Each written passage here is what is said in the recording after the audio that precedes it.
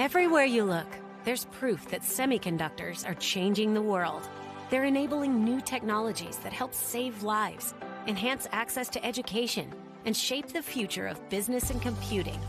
But as semiconductors become increasingly critical to our world, demands continue to grow for them to become smaller, more efficient, and more sophisticated.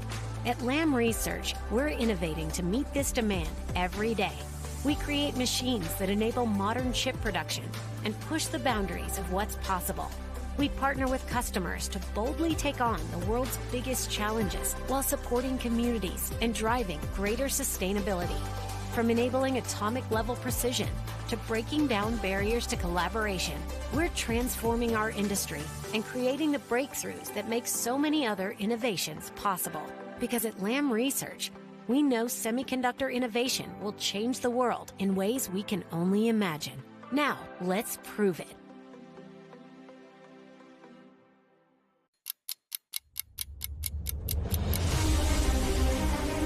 A cultural and scientific crossroads, Athens is a bridge between our ancient past and our sustainable future.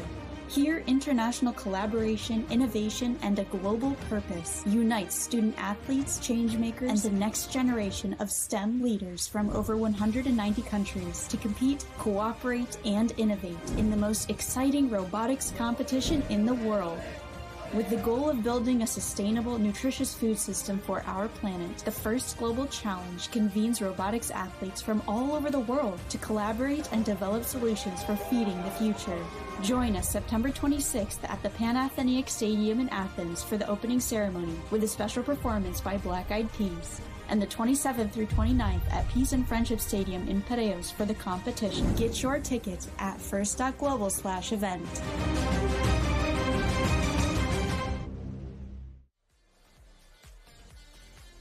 Hello, Kalimera, and welcome back to the Peace and Friendship Stadium for this final day of competition at the 2024 First Global Challenge in Athens. After an intense second day of matches, our athletes are back for the final showdown, folks. My name is Tim Dodds, and I'm glad to be with you again for today's events. My name is Manisha Rajagatta, and I'm so excited to be back here with you. Yesterday, we saw teams put on their innovative talents, displaying a rousing day of robotics here behind us. We're starting the day with Team Kazakhstan, Team United Arab Emirates, and Team Greece at the top of the rankings. Yesterday, we saw teams make a name for themselves as they cranked through their ranking matches. But the matches are really going to heat up today as we head into the competition playoffs and finals later today. That's right, Manisha. Today, the stakes are elevated and every single point counts. Several months of preparation have all led up to this final day. We'll be keeping an eye on the teams that will leave the Peace and Friendship Stadium this afternoon with the top prizes. But first, here's a look back at some of the highlights from yesterday.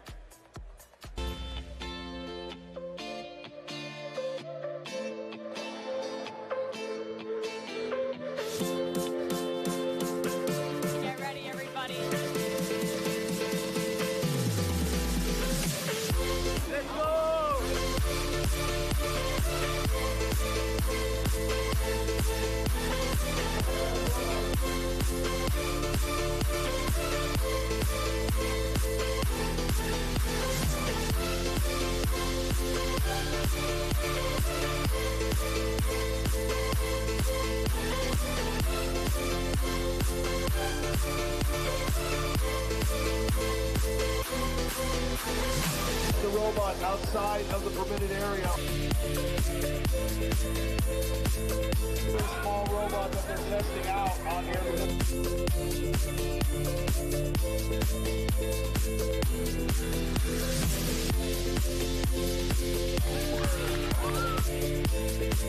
Welcome everyone to Athens.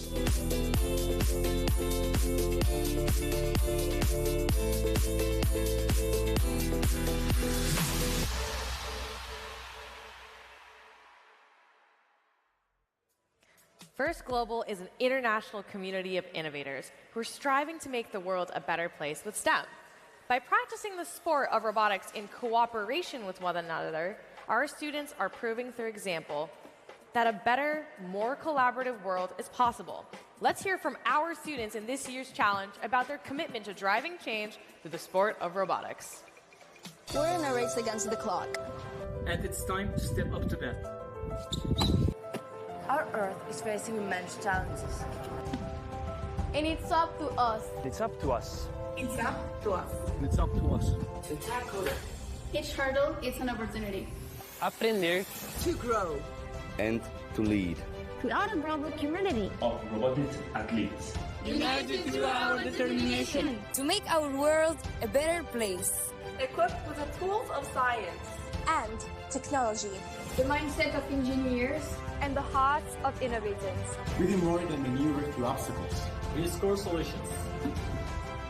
The sport of robotics coaches us in more than technical skills. It's a training in the value of collaboration.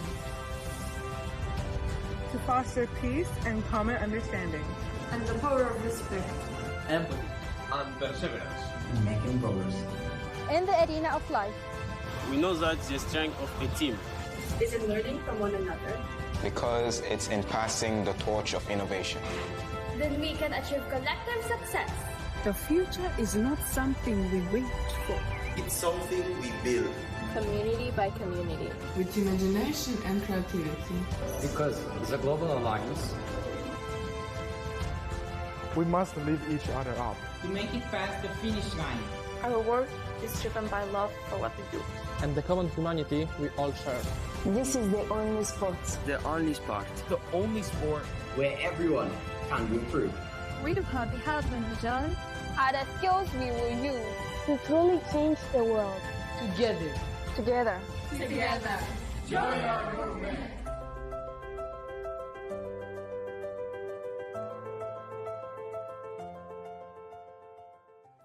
Our first guest in the day with us today, folks, is First Global personified. He is an entrepreneur who, for decades, has used his inventions and tireless advocacy for science and technology to pave the way for future generations to rise to the challenges of today.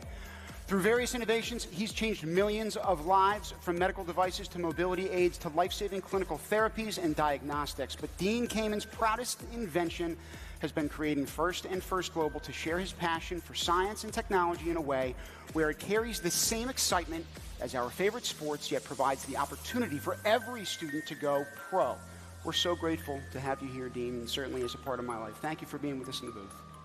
Thank you for being here, and your energy is so contagious. This whole event lives off the energy and the pace that you people are using to show the power of technology to bring people together, the power of sport to bring people together, the power and the energy here of looking forward is just something the world desperately needs. Listen, it's a two-way street, right? And we need that energy from the top down, and you've been given that since day one. I still remember being in that pitch room with you up in your place in New Hampshire. Was grateful for the opportunity then and to see where it's built itself now. We've now been in this, boat for 7 years, right? 6 different in-person events. We're talking about getting through COVID where you've got no previous playbook with pages, right? The number of things that you've done specifically to build this over the years. What does it mean for you specifically and personally to see this happening in Athens right now, right? This center of convening when we're talking about the Olympics and the ancient history that exists here. So I think the fact that we are at the most iconic spot on planet Earth, that what the original theme of the Olympics, the Greek Olympics, 700 BC was, let's bring the world together in a positive way to celebrate competition, not conflict, competition. There's a difference. These teams are showing that they're competing, but they're not conflicting.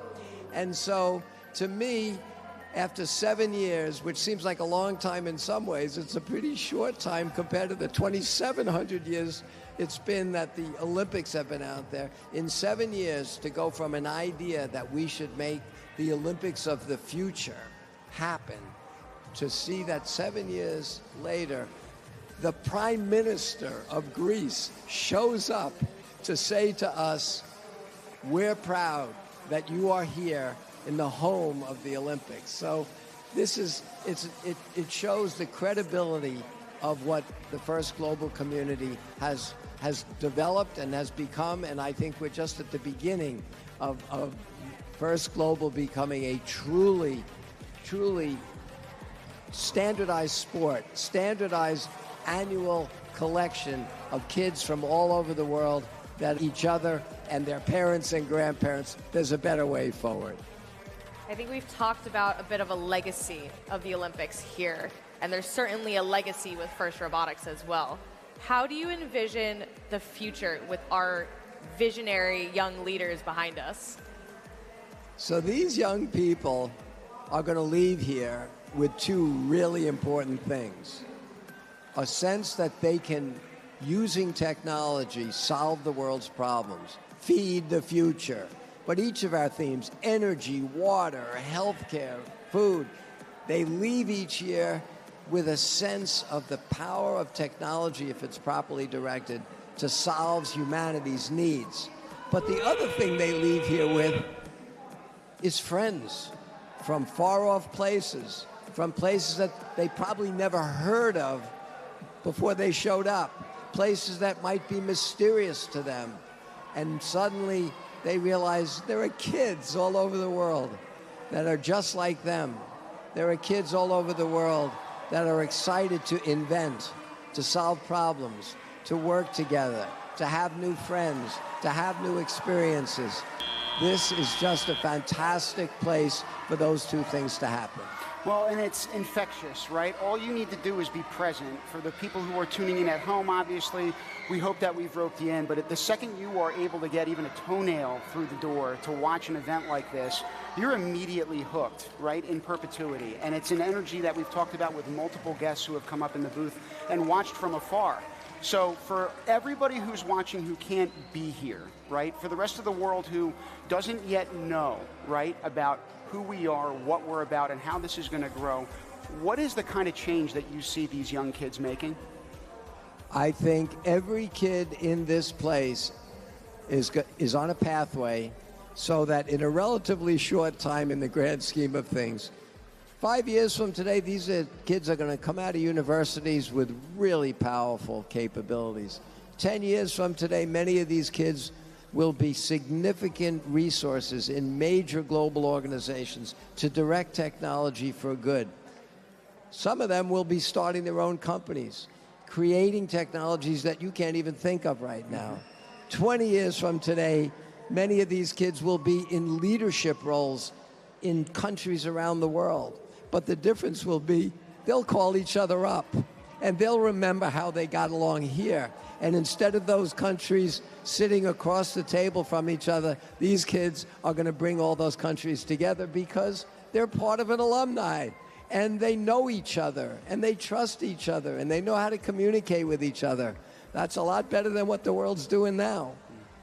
Speaking of, I think we're talking about unity as a core concept here. Through robotics, through communication, through having fun with each other and just growing together. How do you think First Global is helping break down barriers around the world and promote peace? I think the most obvious barrier that we're breaking down is communication and awareness.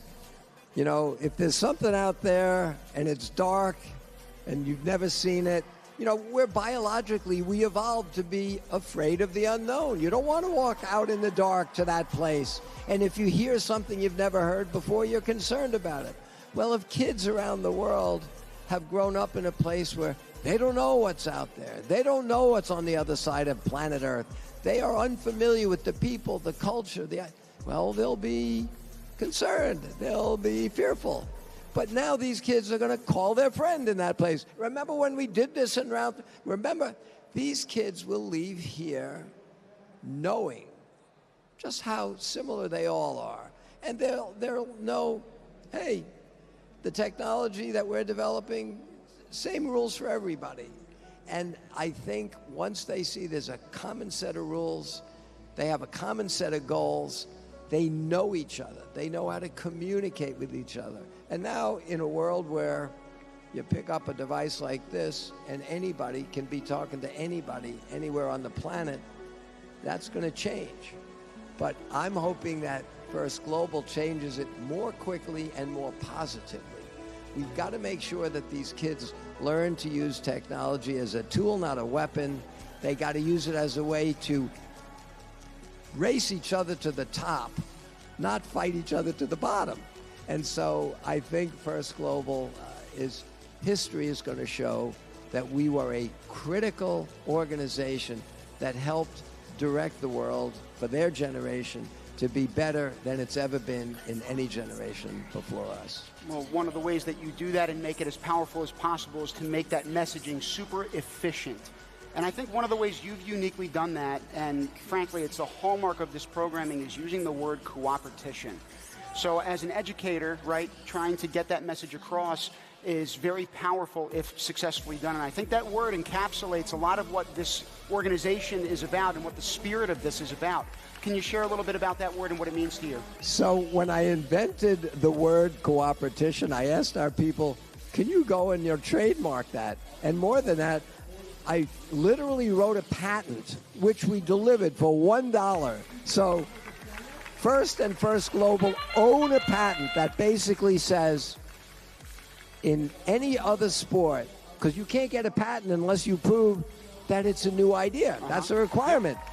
And so we went out and we said, our scoring system is going to encourage both teams to end up with the highest score. Our scoring system says you're better off winning 50-49 than 50-1. And we want a cooperation. We want these kids all to try to, compete, to show the best idea. Compete because it's fun and it's exciting. That's why people do sports. But we want them to compete in a way that they're showing a great idea. They're not competing by stifling or hurting the other idea or defeating the other idea. You don't win by defeating the other guy. You win by showing they did a pretty good job. I did an even better job. And we want the world, we want all of the people that come to watch, the fans, to see all these different ideas, to get excited. And in the pits, the kids even share their ideas. We did it this way. You did a climber. We did a jumper. We like what you did here. So we think that the spirit of cooperation, and even right down to how we create the objectives of the game, the incentives of the game, are every team will do better if all the teams do better. That's why it's a cooperation. You need the tition. You need it to be exciting. You need in that last 30 seconds to see who will win. But the way they get all the extra points in the last 30 seconds is the red team's 3 bots and the blue team's 3 bots all want to get on that multiplier stage. So right down to the last second, all the teams are incentivized to help each other, to help themselves. That's cooperation. I think you hit it right on the head there. Like, this game is so unique, especially the whole aspect of scoring everything in the warehouse, the platform, the ramp, balancing together at that buzzer beater. We're seeing the excitement with all of our students, what the power of working together. As they continue to carry that with them moving forward, do you have any advice for them? Anything that they should really remember? Go talk to the kids. Talk to the kids on the field. Talk to the kids in the pits. They are not trying to defeat each other. They're figuring out how to work together, support each other, and we are confident they're going to take that spirit and that attitude home with them. And they are going to create a generation of global leaders that realize we'll all do better by helping each other. Well, we've been made the better, obviously, with all of the vision and not just the ideation behind this, right, but the fortitude to keep your feet moving to actually execute it. That's different than what most people do, and you are different than most people. Thank you for joining us in the booth. Thank you for giving us this distinct pleasure and opportunity, Dean. You said talk to the kids, and we are going to, in fact, start getting back to the field to talk to them. So we appreciate your time with us in the meantime. Thank you, Dean. Thank you both, and thank you in your day job for being a great teacher. Thank you for donating so much time and energy here. This whole place is driven by passionate people that are volunteering their time and their energy to help these kids, and it's fantastic. Like I said, my friend, it's a two-way street. We're just pleased to be a part of it. We're going to try to get to those match scores in a second. It looks like they're up right now. Match 291. Looks like some bonus multipliers ×2, meaning 5 robots made it to the platform at the end of that match. 20 food secured points on the table for both of our alliances, with an extra 15-point Coopertition bonus. Again, it's a revolving door of action. That's not just up here in the booth, but with the 5 fields that we've got of play in front of you now. We've gone through about 280 matches thus far. We've got 300 plus in total for rankings. We'll talk about the playoffs later on, but in the meantime, we've got an interview ready to rock for you in the pits. Who do we have? Thank you from the booth. I'm here in the pits. It's exciting. It's the final day. It's the morning. I'm here with Team Colombia. What's your name? No, my name is Dana. Okay. It's the final day of First Global. You've had a week of just here, preparation, meeting with our teams. What's your favorite memory so far? Well, my favorite memory is that we can know each other, and it's not just about the main competition, which are the match. No, we can just talk with other countries and other people, and that's really fascinating for me. So it's a living memory. It's a memory that will stay alive. Now, you're a long way from home. You're from Colombia, South America, but you brought a little piece of home with you. Tell me about this jeepa.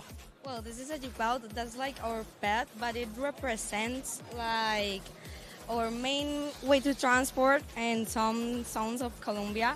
So that's like a lucky charm for us. It's your good luck charm. Yeah. Look at that. That thing is amazing. Yeah, that's something that we really love to make, and it was a really wonderful moment. All right, well, enjoy the final day of First Global in Athens, and good luck. And thanks for the interview. And now we'll send it back to the booth with Manisha and Tim. Thank you, Blair. I was going to say we're working on that parallel park, and good luck with the practice that remains. The pits, again, are nonstop action. We're going to get you to more games in a couple of seconds. But in the meantime, representing a country at the crossroads of ancient history and modern progress, Tunisia's team brings both creativity and technical expertise. They're ready to show how Tunisia's innovative spirit drives them to excel in the sport of robotics. Let's take a gander. From humble beginnings, it all started with a dream to make a difference. And today, after 7 years of dedication, we proudly continue to represent Tunisia in the 8th edition of the First Global Challenge.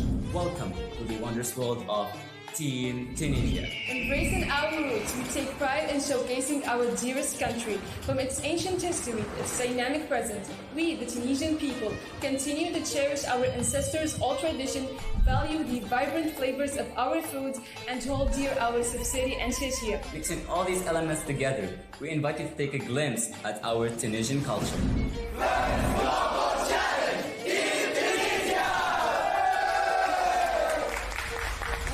Enthusiasm, 13 members divided into 7 sub-teams gathered all together to honor Tunisia. Driven by Olympic values and cooperation, every team member is committed to push beyond their limits and bring their unique talents to the table. As coaches in the First Kiss Club, we take STEM as a promising path to create innovative solutions, and with that, we believe that we can feed the future and achieve a sustainable tomorrow. Join us as we unfold the upcoming chapters of our story. We are ready to be the change, and together we will change the world into a better place to live. Salame in Greece.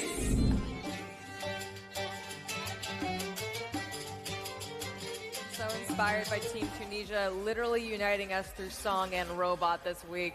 We're now going to take a look at match 294 in 5, 4, 3, 2, 1. Go! On the field right now, we have the home nation, Greece, Ireland, Mauritania, Netherlands, Cuba, and the Solomon Islands. This is our last day, folks, competing here in Athens, and yet I can't say enough good things. If you have not yet had the privilege or pleasure of coming over to this country, they have been open and accepting. It has not only been a terrific experience here in Harbor Town and at Peace and Friendship Arena, but elsewhere. I was fortunate enough myself to get to the islands for a little bit of time, and I can't say enough good things, everybody. Speaking of good things, Greece just depositing 4 game pieces in that Nexus goal adjacent to the platform. They're going back for more. 1 food production for blue, 1 food production for red over on the platform. Meanwhile, in the back of the field, we've got some energy raising by a couple of teams here. Red Alliance already starting to complete a couple of Nexus goals with 2 more on the way by looks like the Greek team as well. In terms of Ireland, they've produced a lot of famous writers like James Joyce, W.B. Yeats, Samuel Beckett, etc. There are a lot of athletes here in attendance making poetry in motion today with that robot. We're halfway through this match. It's the first of the day for them, but a couple more ranking matches potentially in store before playoffs are seeded. 1 minute and 10 seconds on the clock and counting down. Look at that solidarity in the crowd right there. My goodness. Our teams are so supported here and online. We're happy that everyone's tuning in at home to cheer on these teams and figure out what's in their heads. What's going on in this, I was trying to make a Cranberries reference. Head. Yeah, thank you. It didn't work. Yeah, nice. I'm with it. 41 seconds on the clock yet. No hesitation from any of our teams, unlike me in the booth up here. They're working on filling up that food warehouse and every Nexus goal for the red side under it. Look at that. Blue Alliance looking to do the same in the back area of the field. Home team off to that strong start. It looks like Greece is about to unload 4 different particles in the backside of those 2 Nexus goals. So the Red Alliance, to a resounding applause, is going to bank out, it looks like, a total of 8 points for that. Again, it's going to be 4 per Nexus goal with those 2 elements and then the 1 food element that's also released. Now it's a scramble to that ramp. Purple means let balance. I would look forward to the referees seeing that final score, making their judgments. We're entering the last set of matches here, with this being match 294 out of 360 total. I cannot wait to see how the rankings shake up today.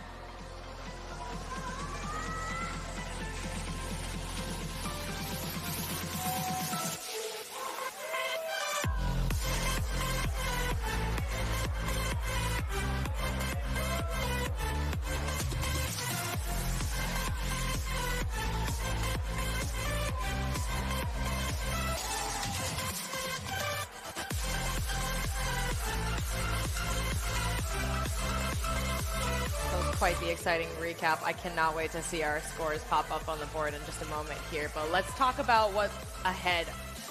Our scores, actually. 123 points to 81 points. The Red Alliance securing a win as well as some ranking positions. Greece stands in the 4th position. Ireland and Mauritania elevating to 24 and 160 respectively. Blue Alliance also rising in the ranking action here. 2 points of bonus multiplier means 5 robots were on the platform, balanced at the end there. Great work for all of our teams. We'd now like to take a moment to recognize a really important supporter here. Last year, First Global introduced the Women in STEM Award, originally sponsored by Singapore's Temasek Corporation. Let's hear from the winners about how they plan on making a global impact moving forward.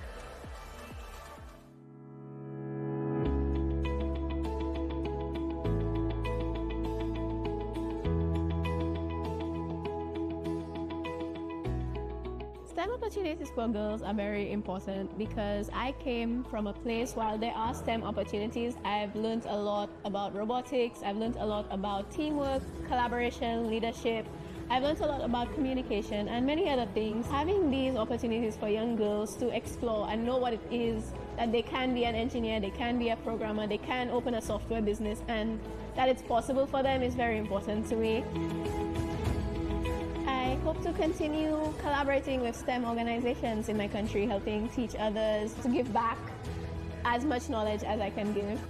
First Global helps open opportunities. We are able to solve different problems that we are facing using robotics, using STEM. I couldn't imagine myself making a robot with my own hands, but First Global has really enabled me to do that. And it shows that every girl has the ability to do so. A large part of those brilliant minds that surround me in this event are girls. And I feel confident, I feel supported, and I feel proud because I became part of an important community, which then you can go on to convey to other women back home. It's showing them that you can, telling them about your experience, and supporting them in their journey. Every individual, not just girls, have the duty to provide the right conditions for women to represent themselves in STEM through supporting them and through acknowledging that women can do anything.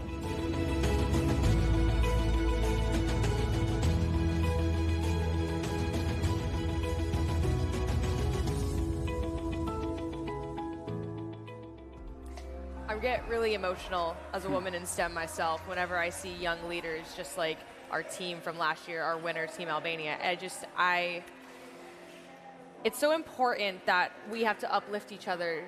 And I think one of the things that's being uplifted today is our rankings.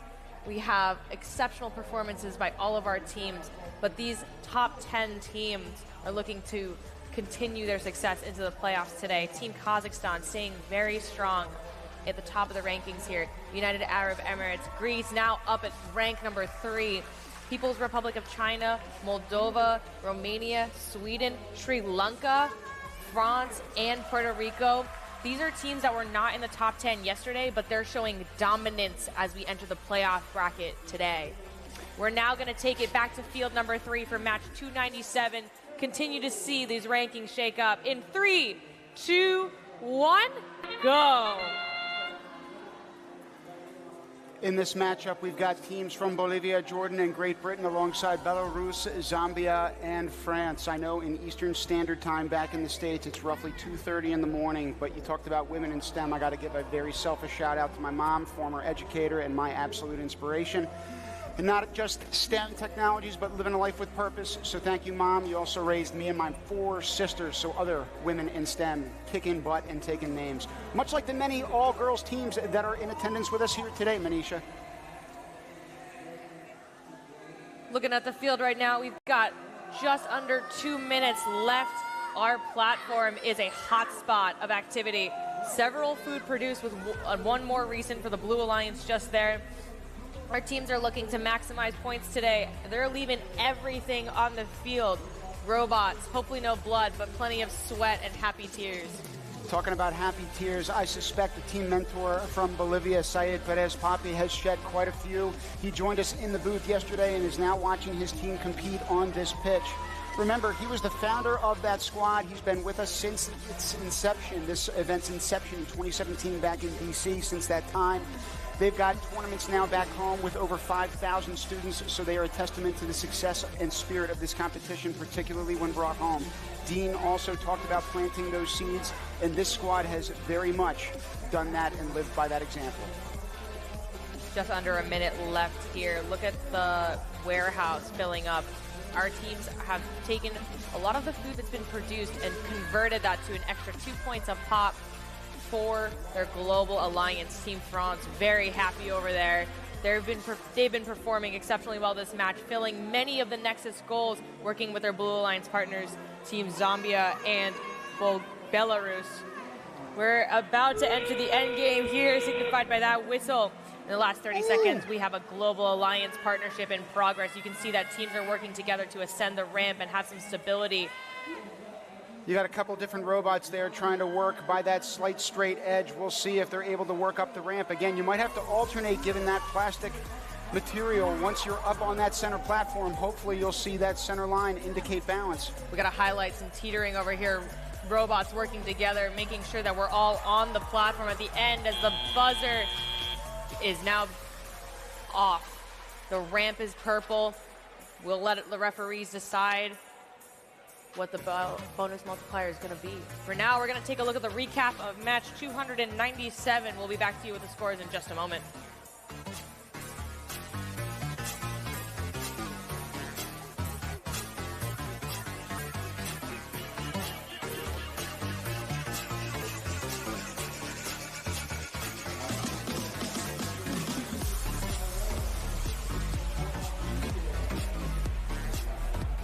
Congrats to both of those alliances. We'll see how the scores shake out in just a few seconds, and we've got them up now.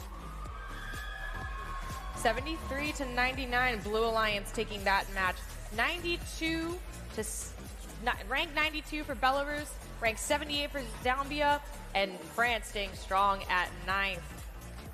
Staying in the top 10, we'll see if that holds throughout the day and they make that playoff run. We'll talk about playoffs shortly, but in the meantime, we got to talk about the next 2 teams that will play back-to-back. First up is going to be Cyprus, followed by Team Australia. Let's take a look in. We are Team Cyprus, and we have been participating since 2017. Hello, my name is Yoros Padis and I've been participating in robotic competitions for the last 7 years. Hi, my name is Dimitris and I've been interested in robotics since I was 7 years old. My name is Nicolas and I have been doing robotics for the past 6 years. I'm Stas and I've been interested in robotics for the past 5 years. I think STEM allows you to create the machinery that will unlock you the time to do whatever satisfies you in a spiritual level. I would probably like to become a robotics engineer so I can build and manufacture robots that will help the world move forward.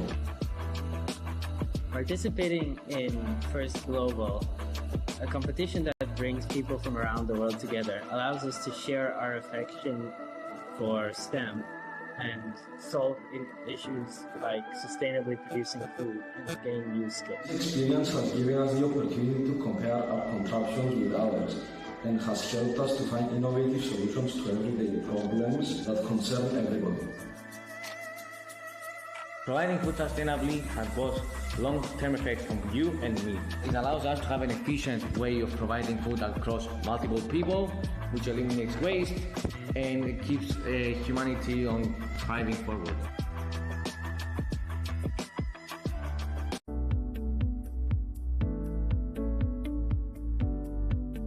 Hi, my name's Dex. My name is Dana. I'm from Artemis. Hi, I'm Jess. Hi, my name is Vera. Hi, my name is Viana. Hi, my name is Mia and I'm the head mentor. My name is Eleanor.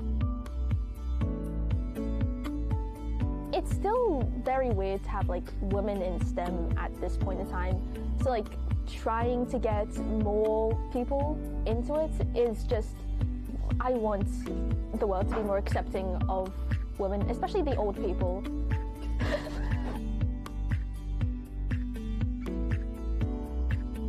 I think the First Global Challenge is a really amazing opportunity where we get to both test our skills as individual team members and communicate with other teams around the world. Feeding the Future is definitely a very important part of modern society in general. Australia, we're very fortunate to be a developed country with a large agricultural industry, and I believe First Global would be an excellent forum to discuss with other countries about ideas.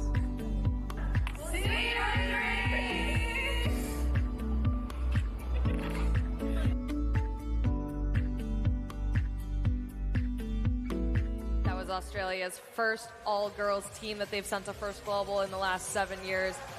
I look forward to their bright future ahead, as well as on our field, number 3. We're going to kick things off with match 300 in 5, 4, 3, 2, 1, go!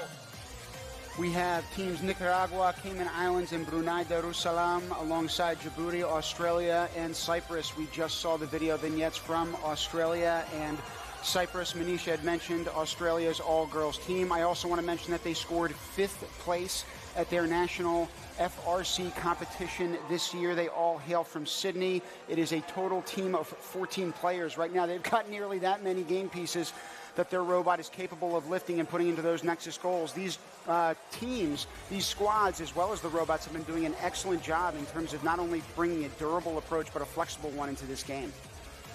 Split screen that you see on those bottom left and right corners are going to be the sidelines for those respective regional alliances. The objective is trying to fill those Nexus goals with water and energy elements. That's what's required, as well as time, in order to then produce food that's indicated by those orange pieces. They can then be delivered and stored to the warehouse in the back where you see that metal V-rack and that energy element being hoisted using a fork. Your robots or human players can do this. So again, there's a synthesis between that human and machine element that makes this quite a unique competition. We're halfway through this match and only 2 points separating these two alliances. Let's take a look at the game piece distribution on the field here. We've got energy ready to be accompanied by water on the blue alliance side of the field under the food warehouse. You see those rails above. Already got 1 food contributed to this Global Alliance goal of storing the food produced for futures to come. In the middle of the field, we now have got some action. Red Alliance working to complete as much food as possible. My guess is they want to clear the food produced before the end game. See our robots are going to be heading over to this platform and the ramp in the middle, and with food in the way, it adds extra difficulty when our teams are trying to balance with each other. We now have 2 pieces of food. While they're each 2 points a pop, it's going to make things difficult and a little more crowded as all 6 of our robots seem to be on this platform and the ramp in the last 18 seconds here. Looking like a little bit of the traffic jam that is starting to build, as does the anticipation here. You see in the bottom left corner that Red Regional Alliance trying to wheel that robot up the ramp. Really hard to do when you're trying to balance multiple robots on what is a movable object. So again, the manipulatives on this field get more complex every single year. They get more engaging every single year. And the judges' jobs, I'm sure, get harder every single year. We'll take you back to some replays of that previous match.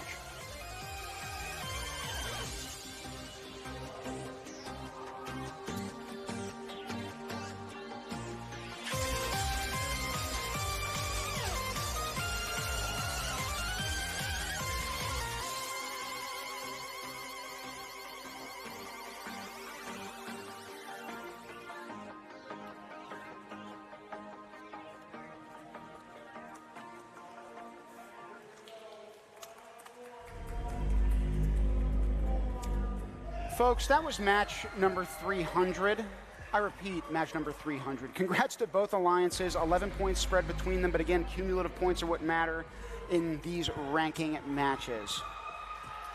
We're now going to take it down to the field, gain some insight on what happened during that match.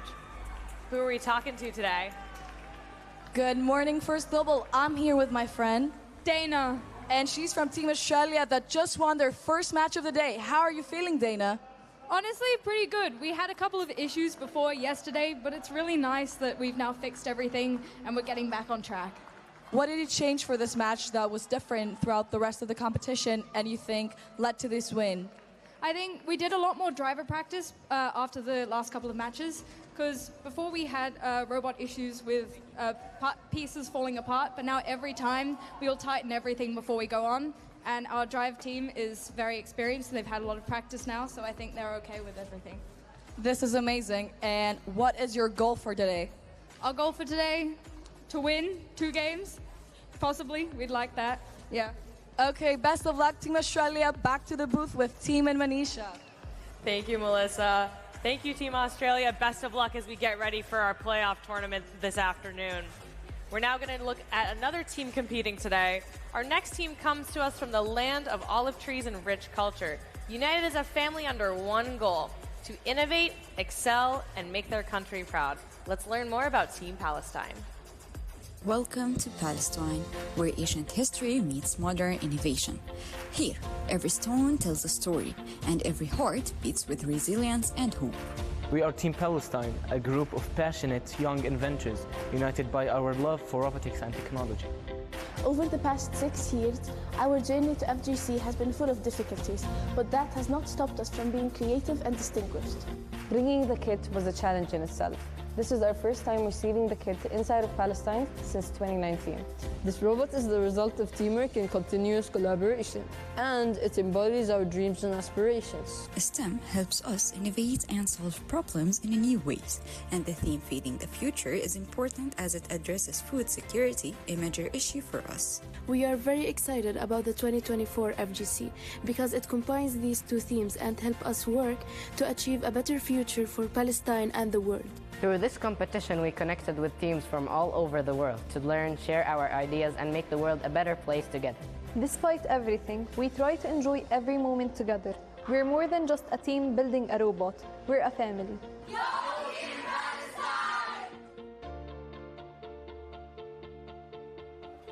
We're going to have the distinct privilege and pleasure of watching that team compete here in just a few seconds. Again, 5 fields of play. We're giving you action from field number 3. We start this matchup in 3, 2, 1, go! Joining Palestine on the field is Sudan and the United States of America for the Red Regional Alliance. On the blue side, we've got the United Republic of Tanzania, Republic of Korea, and Nepal.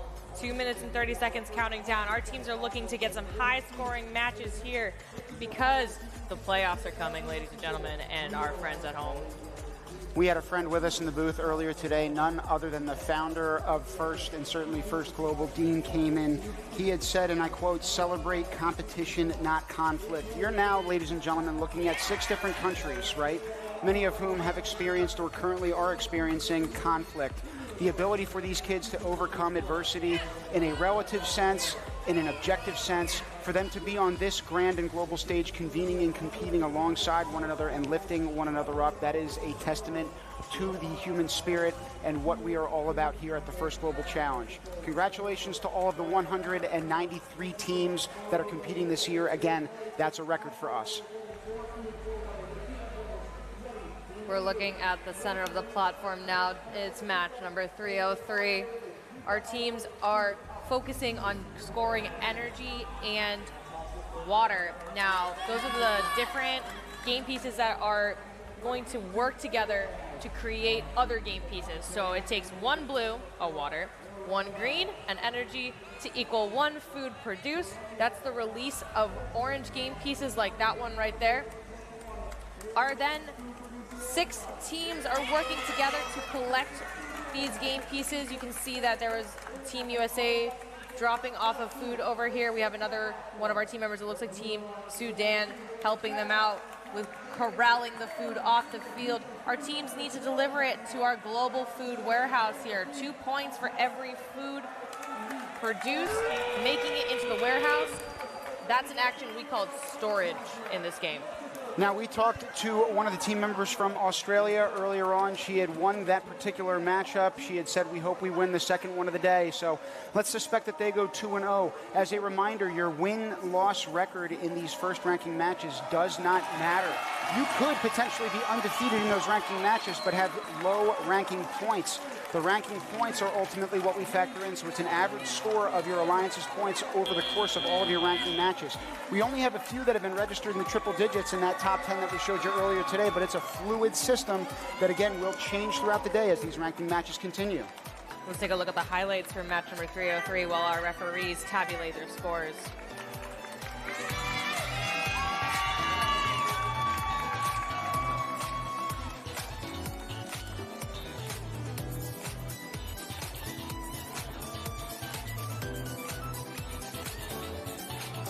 Scores are on the board for match number 303 here on field 3. It's 95-71. Red Alliance driving away with that one. Bonus multiplier of 2.2, adding an extra 30 points to this Red Alliance score. All 6 robots were on the platform and the ramp at the end of the match here, which earned both alliances an extra 30 points. Extremely important as we enter the playoff era of this competition here. We're now going to take it to the pits to see how teams are preparing for this afternoon. Thanks. I'm here in the pits.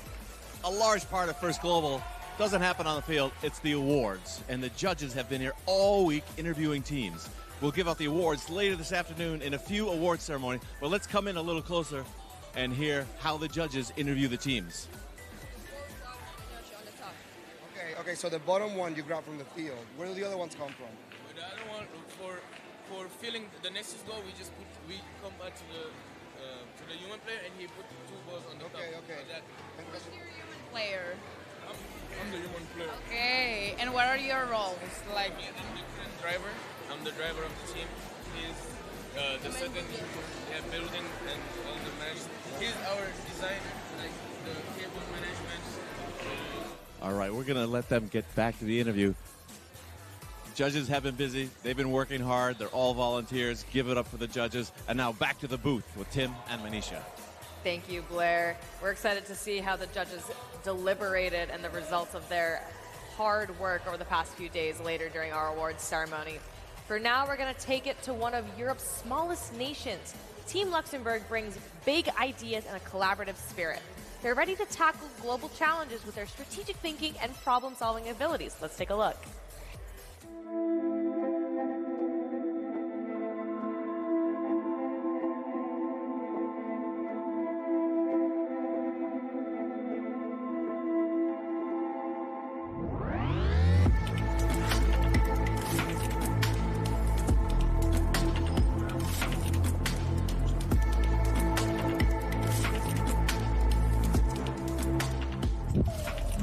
Martin. I am 16 years old. My name's Sally. My name is Leah and I am 16 years old. Hello, my name is Sued. I'm 17 years old. I am Ian. I'm 18 years old. First Global represents a new level of challenge and excitement for me. It is a way to train the future generation of engineers. The main reason I like robotics is that it includes many subjects that I like, such as mathematics, physics, engineering, and computer science. First Global for me is about meeting new people, exchanging experiences, overcome challenges, and just overall have fun. I love robotics because it combines creativity and logic and helps to solve real problems. I take the First Global competition as a challenge for myself and also a great opportunity to improve my skills or even learn new ones.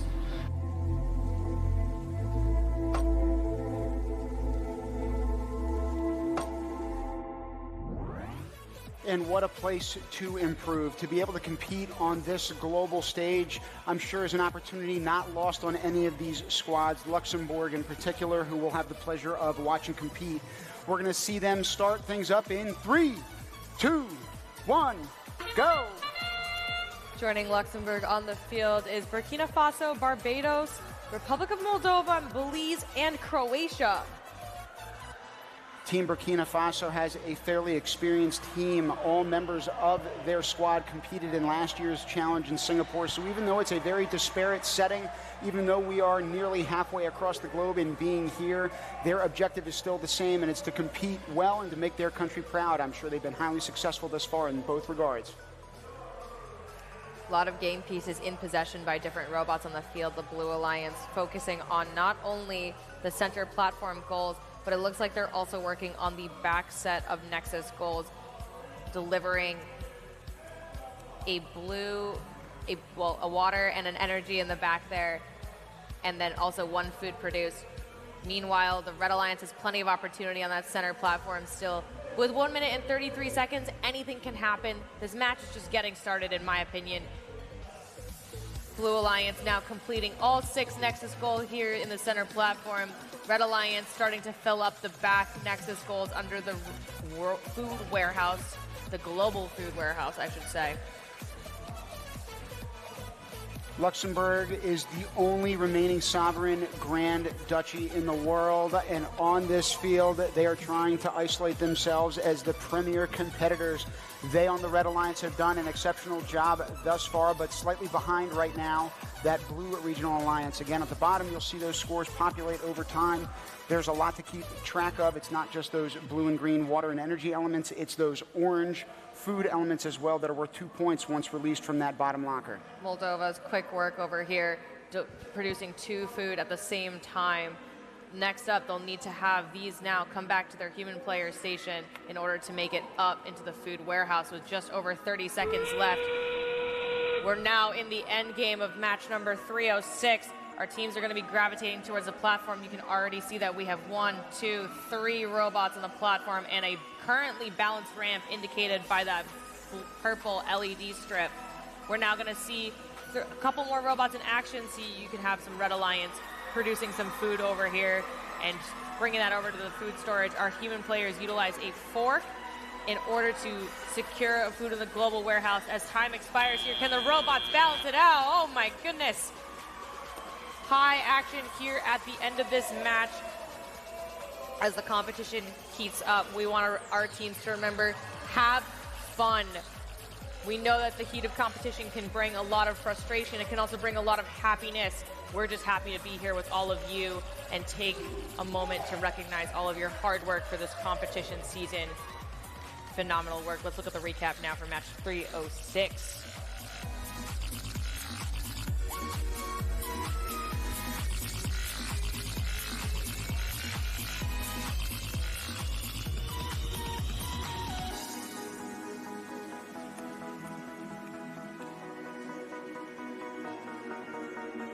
Scores are up on the board for match 306, 84-26. Republic of Moldova still in the top 10.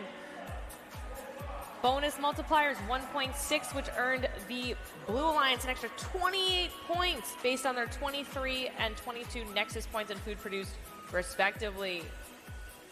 Things are just getting more and more exciting here on Field 3. And if you're watching at home, make sure to tune into our other 4 fields of competition that we have running. It's First Global /live. Don't miss any of the action today. We got 4 of those other fields, and we've got more video vignettes. We're going to double up, so giving you 2 back-to-back. Next up, we've got teams from Argentina and Cambodia. Let's take a look. Cuando mi familia se enteró, estuvo muy contenta por mí y me dijeron que estaban muy orgullosos de que fuera parte de esta oportunidad.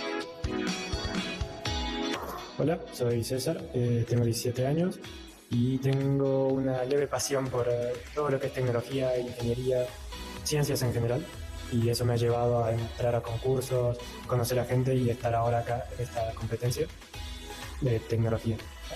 Hola, soy Simón Mucatar, tengo 16 años, soy integrante del Colegio San Marcos y nada, me dedico a jugar al handball y a estudiar.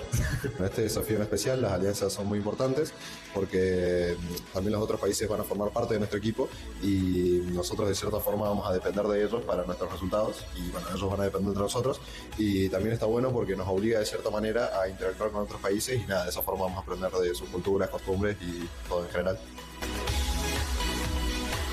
I'm excited about participating in the First Global Challenge because it's a great opportunity to meet people and make a better world.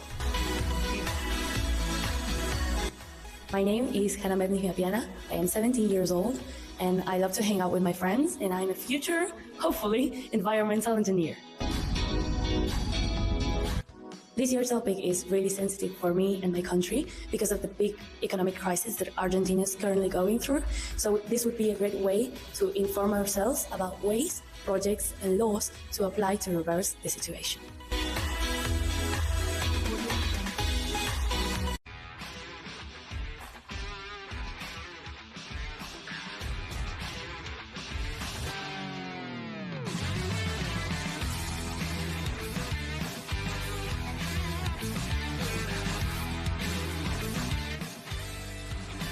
I joined FGC because I wanted to gain more experience, find solutions to global challenges, collaborate internationally, and build a robot.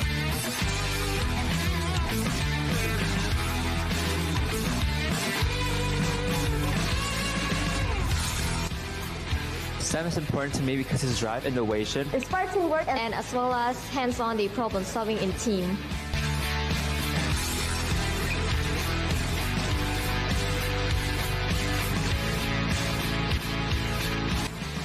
This year's theme Feeding the Future is important to me because it focuses on sustainability, addressing global food security, and ensuring a healthy future for all.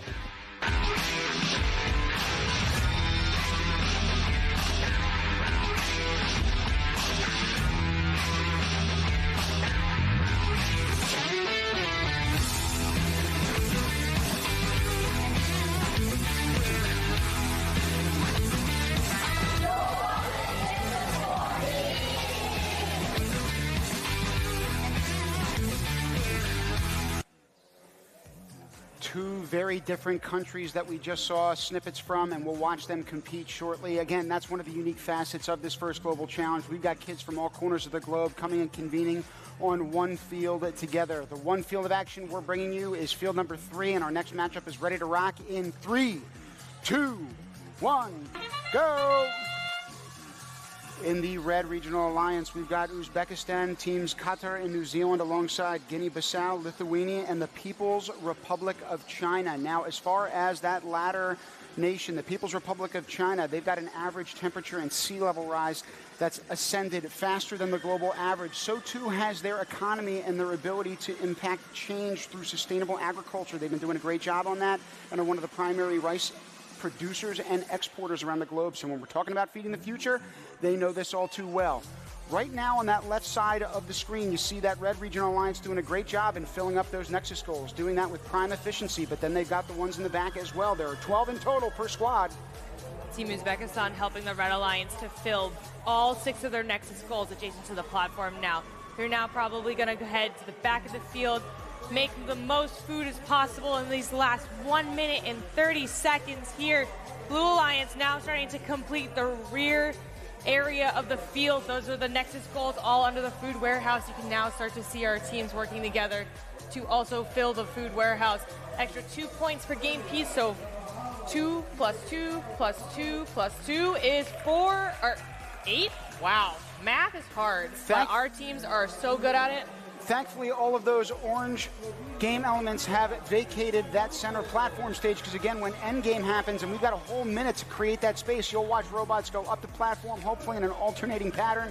That way they're not making that manipulative tip anybody over. We've seen that a few times. They're trying to move to the sides in order to create space for those following robots to then fill. So again, it is a complete cluster out there, only 2.5 minutes to try to sort through a literal and figurative traffic jam. We already have 2 robots on the platform ready and parked, a third joining them. That looks like Team Guinea-Bissau, with now the end game phase of this match starting. 30 seconds for our remaining 3 robots to head to the center of the field, ascend the platform, and make that ramp balance in order to get as much of the bonus multiplier as possible. So a lot of these teams are leaving those food particles out, but again, this might be a strategy that about 30 seconds, most of those robots made it onto the platform. They're fine having that food produced, but not necessarily stored. This might be one of the highest scores we've seen thus far. I think the top thus far has been about 170, close to. The scores are tied up at the end there, but it's all up to the referees now. They'll let us know what this final score is going to be in just a moment. For now, we'll take a look at a recap of that high-energy match 3-0-9. We'll be back to you with the scores in just a moment.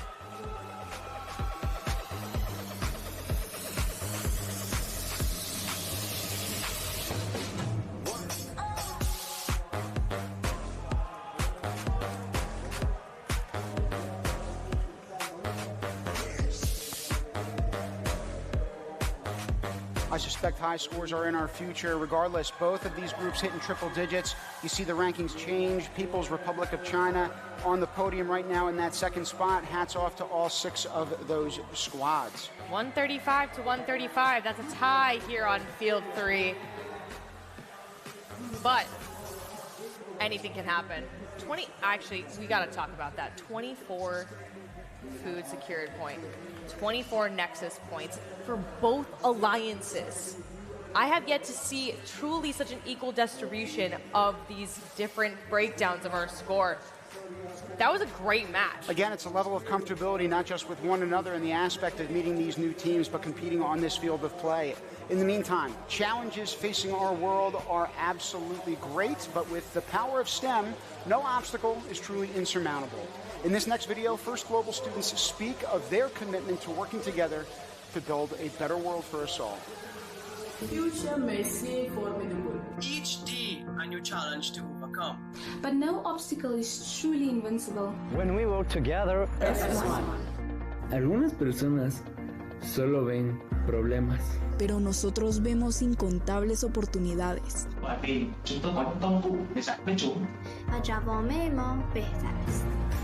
We may be young, but our paths are clear. IT specialist.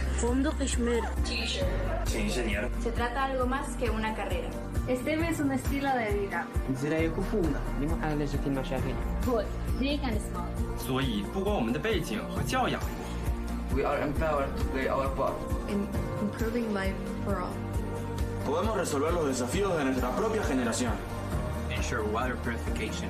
Enhance energy creation. تسهيل الحفاظ على المحيطات. Revolucionar a educação. Develop sustainable urbanization. Nature conservation. Further transportation. And many other innovations. And in the process, transform the lives and well-being of people from all nations. And now it starts With me. with me. With me. With me. Y contigo.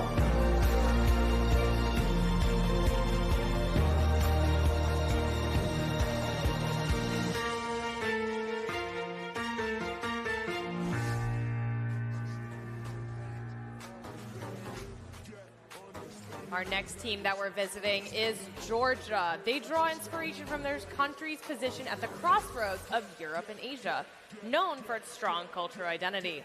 They're eager to showcase their innovative solutions to the global challenges at this year's competition. Let's take a look. Georgia, stretching from the Caucasus Mountains to the Black Sea coast, is known for its stunning landscapes. The country, rich in history and culture, boasts unique traditions, delicious cuisine, and vibrant wine culture. To select members for the traveling team of Georgia, we organized a competition using Give3 software. The winners became the team members, but the event was fun for everyone regardless of the outcome. We find this approach necessary as it not only helps us choose our team, but also attracts more people to engage in STEM activities. Hey there, I'm Tamiko. Hi, I'm Natalie. Hello, my name is Geda. Hi, I am Alexander. Hi, I'm Nia. And we are Team Georgia! I've been participating in various team competitions since I was 6. It's been almost 8 years. Actually, working on a fun project with my friend is one of my favorite pastimes.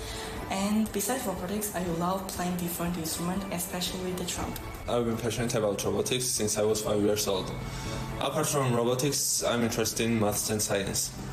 In my free time, I enjoy fencing, programming, and playing piano. I am eager to participate in the first global challenge because of my keen interest in engineering. I'm excited to test my skills in a new environment and can't wait to dive into competition. I'm participating because it provides a unique platform where I can collaborate with peers from around the world to tackle global challenges. Since my early years, I was inspired by the marvels of Formula One. That has sparked my passion for competitive engineering, and First Global Challenge allows me to pursue that side of me and challenge myself in different and exciting ways.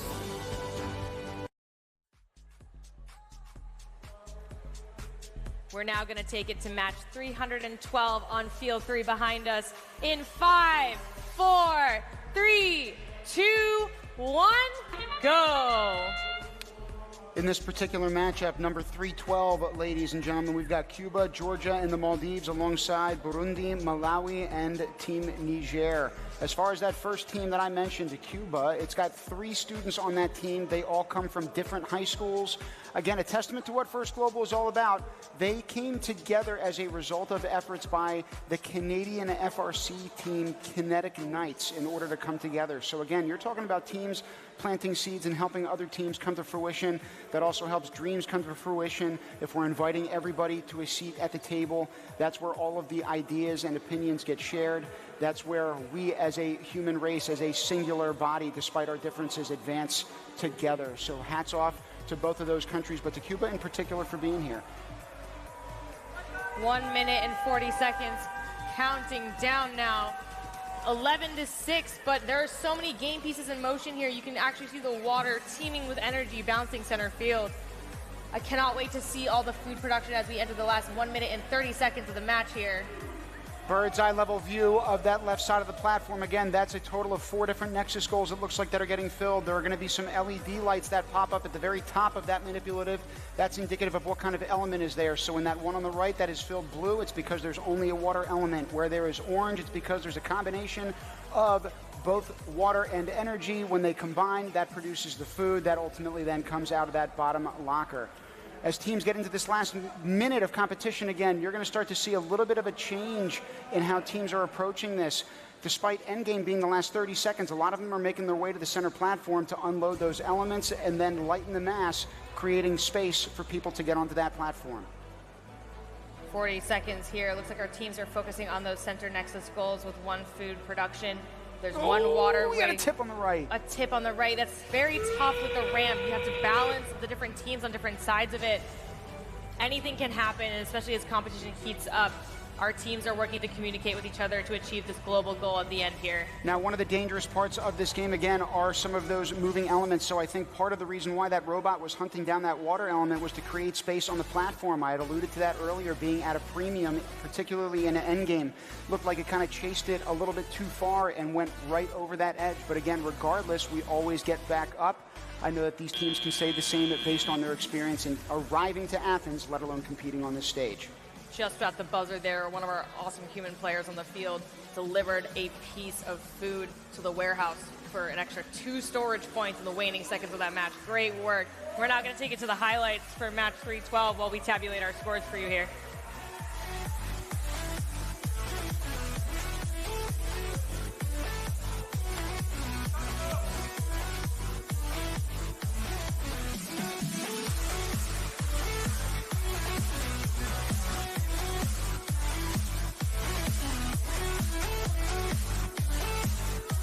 Scores are up. Congrats to both alliances, again, not just for being here, but for competing at your best towards the very end of these ranking matches. Cuba, Georgia, and the Maldives are separated by 6 points. The separation looking like it came out of the form of that bonus multiplier, the Nexus points, and those food-produced points. We're going to be getting you down to the field in just a couple of seconds with one of those teams. Blair, what's up, Buttercup? Who do we have? Hello, I'm here with Daha. And you're from team Maldives. So how do you feel about this match? What do you think about it? It was very exciting, I think. There was a lot of tension, and I felt very nervous. And I was really trying to control myself not to jump up and down and cheer for my team. So what were you the most nervous about in this case? Dumping the food and the energy balls into the Nexus goals. We were in charge of that, and for some reason we couldn't do it. But in the previous matches, we usually do it successfully. Okay, so what are you looking into changing in further matches in order to ensure that you're not exactly stressed about it? Being more careful about dumping the balls and communicating well with the other teams, working together with them, and making sure they have the same mindset as us so that we can successfully gain more points. Great, thank you so much, Dana. We're back to you. Thank you, Melissa. Much appreciated. And it looks like you and Blair have flipped spots today, so we'll see you both in the field and the pits. In the meantime, hailing from the heart of Africa, Team DRC embodies resilience and determination. With a passion for engineering and a deep connection to their homeland, they're ready to contribute their unique perspective to the competition.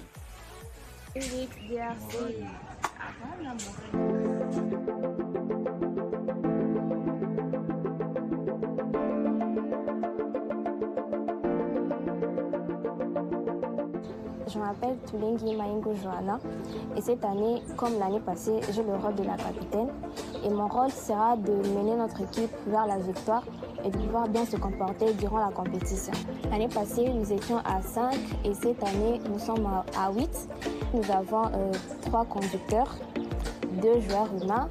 Je reste la seule capitaine et je crois que nous serons 2 aussi à la maintenance. Moi, c'est Chitomba Michel. Je fais partie du groupe SpringX DRC. Au-delà de la compétition, nous avons d'autres objectifs. Premièrement, élargir l'apprentissage de l'STM en République démocratique du Congo en organisant des campings, des formations, mais aussi des festivals dans notre pays. Mais aussi, au-delà de cela, nous aimerions que tout le monde puisse se donner à fond dans le STM, surtout les jeunes de moins de 18 ans, mais aussi les jeunes filles, pour promouvoir la technologie dans notre pays.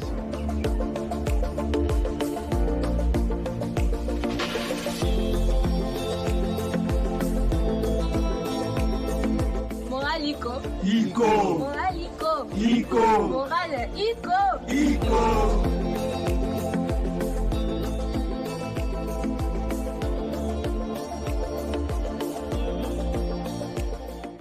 I'm feeling energized and ready for our next match thanks to that video from Team DRC. We're now going to take it to Field 3 for match 315 in 3, 2, 1, go!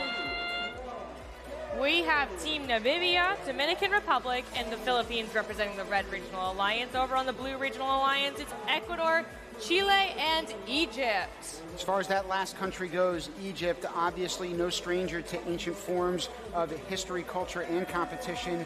In the ancient world, Egypt produced so much food that it was known as the, quote, breadbasket of the Mediterranean, pertinent to feeding the future, but also with the fact that they themselves are doing a phenomenal job taking those water and energy elements and putting them in the breadbasket that is those Nexus goals. 1 minute and 55 seconds, and we're counting down here. Our teams have 2 minutes and 30 seconds total to make their moves. What kind of moves, you ask? I'm so glad you did. We have water and energy game elements signified by the blue and green game pieces you see in the robot here. They come together and equal 1 food produced. That's the food that's being stored in these Nexus goals here next to the platform and in the back wall. You can see we have a Red Alliance robot working to deliver an energy in that lower level of the Red Alliance Nexus goals there. On the blue side, they're doing the same thing. They have a green already scored, one more set of blue and green as well. For each food produced, they have 2 points on the board for their regional alliance. Converting those points, you can see we have human players already working in the first minute and a half here to secure our food. That's an extra 2 points a pop for our global alliance here. Now we've got 2 different entry points on that ramp, but one of them right now looks like it's slightly blocked off by an immobilized robot. Looks like that arm has also extended fully. Can't tell if it's locked up with another robot or not. In the background, we've got the rest scrambling to try to pick up those elements. We'll see how endgame ends up. Again, trying to navigate this space is quite an added challenge, particularly when the time crunch is on. That train whistle signifies the last 30 seconds of the match, where all of our robots are gravitating towards the field. There's an added challenge this match as we have a robot down on one side of the ramp. All the other robots are going to be looking to ascend from this side of the field with 1, 2, 3 robots on the platform already. A last-minute energy score beaten in the last 10 seconds here. We've got one robot that looks like Team Chile on the ramp. Oh, no. We've got another robot, Philippines, trying to balance it out. In the buzzer beater, look at those 2 robots in harmony here. Referees, tell me what's going on with that score. I love the communication across both of our alliances here, especially in the last 10 seconds of that match. We're going to take it to the replay, gain some insights on how that match score really broke down. We'll be back to you with the scores.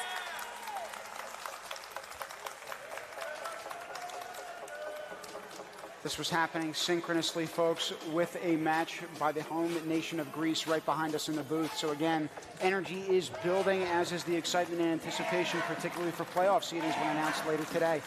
Waiting on announcing these scores, though, shortly.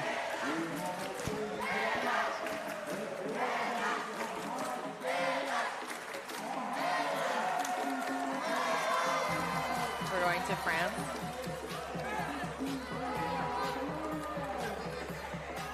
Squeeze some time.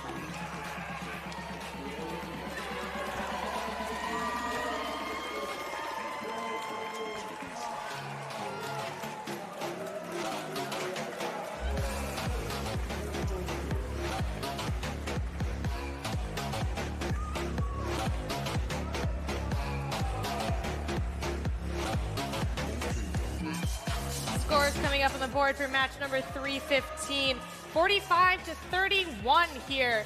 A little bit of a shake-up in the rankings. Bonus multiplier at 2 times 2 means that 5 robots were secured on the ramp there. So the effort between the Chile and the Philippines to make that ramp bounce in the last few seconds there really did pay off for our global alliance here. An extra 15 Coopertition bonus points on the board. Our next country, bienvenue à France, a nation known for its contributions to science et l'art, brings a blend of creativity and engineering prowess. They're ready to showcase the innovative thinking that has built monuments like Notre Dame and the Tour Eiffel. Let's take a look. Once upon a time in France, the national junior robotics team. It wasn't based in Paris, neither in Marseille or any other major French city, but in Guyana.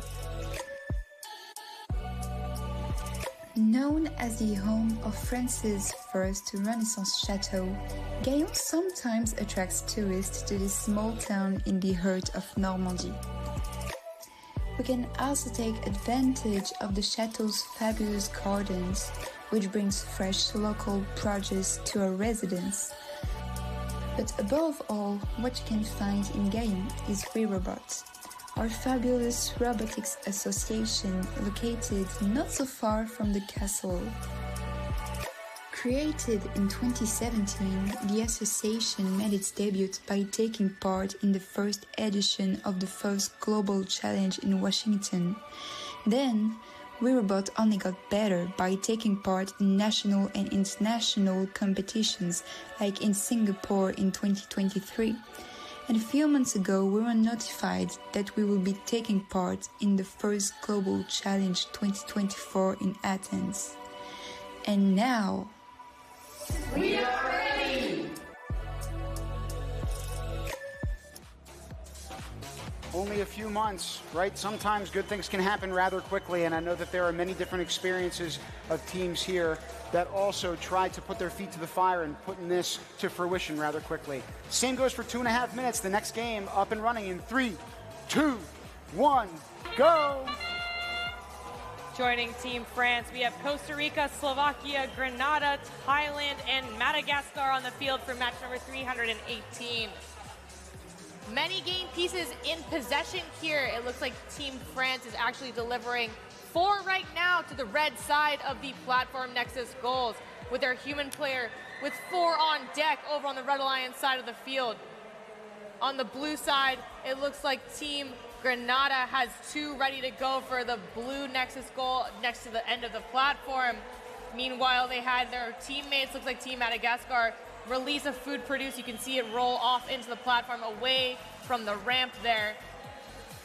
Costa Rica on that red regional alliance is home to a quarter of the world's 300 different hummingbird species in man. Are they buzzing around the field of play right now, helping France again with those quad pickups on the side. Again, you see it on the left side of the screen, doing a very, very efficient job of loading those elements onto those robots to store them in those Nexus goals. We've seen a couple of teams fill out all 12 on their alliance with plenty of time to spare. We'll see if they are in that same position right now, doing a great job. Our teams have 24 opportunities for food, and that's for the Global Alliance converging into the warehouse. Each alliance has 12 that they need to try and produce over the course of the 2 minutes and 30 seconds match, with just 1 minute of which remaining. Our Blue Alliance in the back of the field now. Looks like Team Slovakia delivering 2 game pieces, 1 energy, 1 food, to maximize that time it takes to go from your human player station to the back of the field. Excuse me, that was Team Thailand back there completing that row of Nexus goals. 38 seconds left. We have a few teams midfield. It looks like we've got a bit of a queue with game pieces in box, so to speak. Now approaching the ramp, it's Madagascar and another team ready to go, trying to fill out the Nexus goals next to the platform with these waning 20 seconds here. France with their robot Wemby looking to get 4 more points of food in addition to the 4 points of water and energy right there. With 7 seconds on the board, plenty of time. Très bien. Wemby definitely using that wingspan. In the meantime, a lot of food produced that's still sitting there on the field. So 2 points for each one of those. However, not stored means that there were some points left on the board.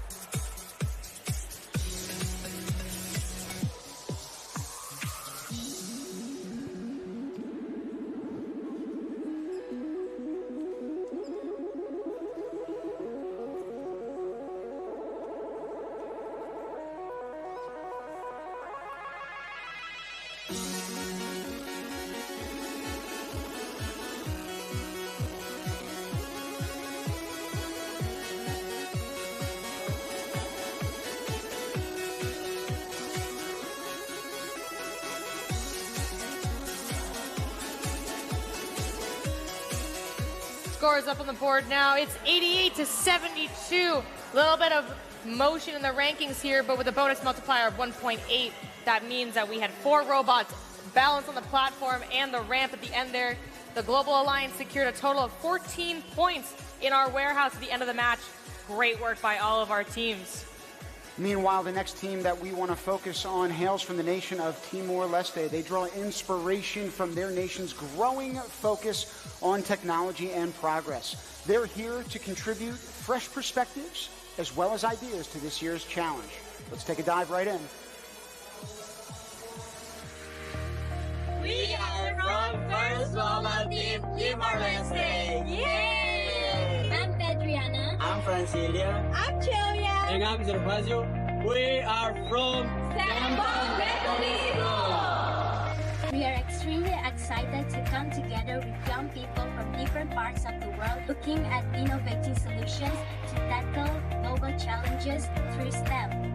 Through STEM, we can come up with our own innovation and solution to solve a big problem that we are facing in these daily lives, especially in this advanced world that we are living in. So now we are looking forward to be a part of this unity where everyone comes together no matter which country we are from. We're looking forward to coming together to create a better world.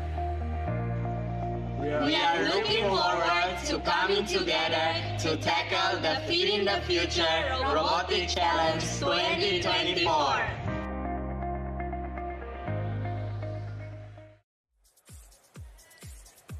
I'm really excited about this next match because it's match 321. Similar to our countdown here, we're going to get things kicked off on field number 3 in not 3, 2, 1, not yet. I'll be patient. I'll wait. It's hard to be patient when the games are 2.5 minutes long. It's a rotating assemblage of teams that you got to compete with. Some tweaks to your robot you got to make from round to round. No doubt every single kid here wants to improve every single time. It's human nature, right? So you've got a lot of different things that are probably still happening on the pits, especially as we hit the feverish pace of getting to the very last ranking matches before playoffs. We're now going to kick things to match 321 in 3, 2, drum roll please, 1, go. For match 321, it's Rwanda, Chinese Taipei, Bosnia and Herzegovina, Azerbaijan, British Virgin Islands, and Belarus. As far as that last nation goes, from Belarus, this team consists of 12 different students. They're aged 15 to 18 years old, and not every team is. Again, a different team has a different assemblage of kids.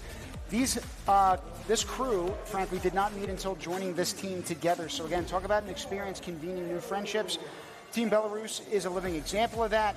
As well as back home, talking about feeding the future, there are new technologies for production and processing of dairy products. I think I alluded to this the other day that have had huge economic implications, and positively so for that country. It's increased some of those farmers' income by 30% in recent years. Speaking of increasing percentages, we're increasing the percentages of game pieces scored right now. We've got 1, 2, 3, 4 game pieces making it into the Nexus goals over the Red Alliance, with that last energy making it into the extra Nexus goal there. It's all right that there are 3 game pieces. A lot of our goals on the field can actually accommodate multiple game pieces outside the 2 required to have 1 food produced. You can see the Blue Alliance doing just that next to the platform. As long as there's 1 of each game piece type, a food will still be produced, earning each alliance for food produced 2 points. We got to take a point to also highlight the British Virgin Islands, who are on that Blue Regional Alliance, only 2 points down right now, but that will not diminish the spirits of this squad.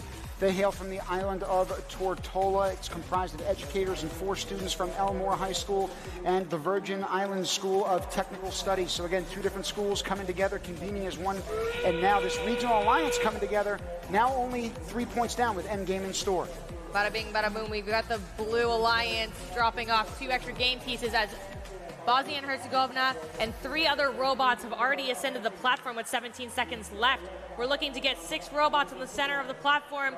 5 made it on there, but can we get a 6th on the ramp with just 10, 9, 8, 7, 6, 5, 4, 3, 2, 1. The score is currently tied at 35-35. We'll see how our Global Alliance works together to finalize those scores here. Referees, take it away. We'll be back after just a moment.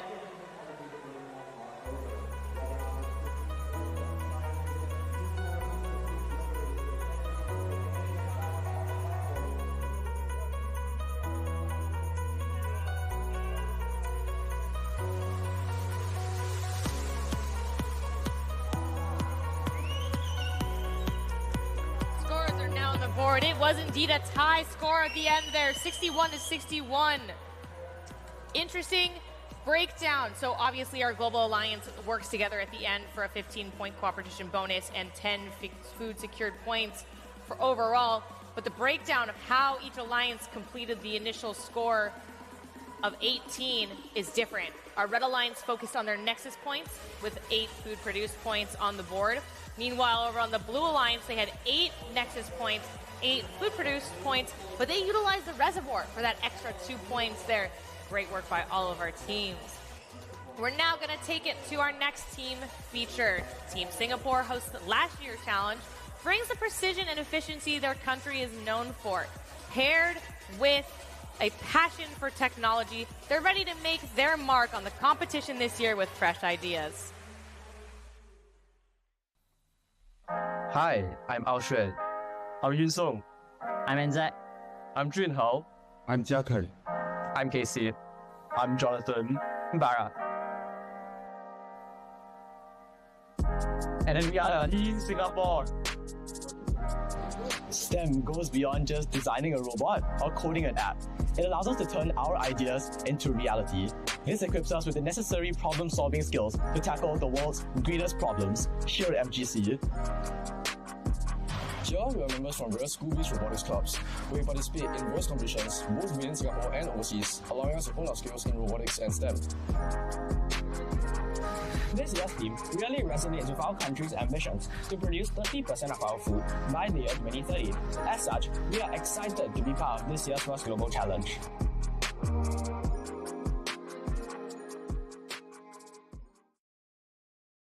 From the youngest nation in Europe, Team Kosovo represents the bright future of their country.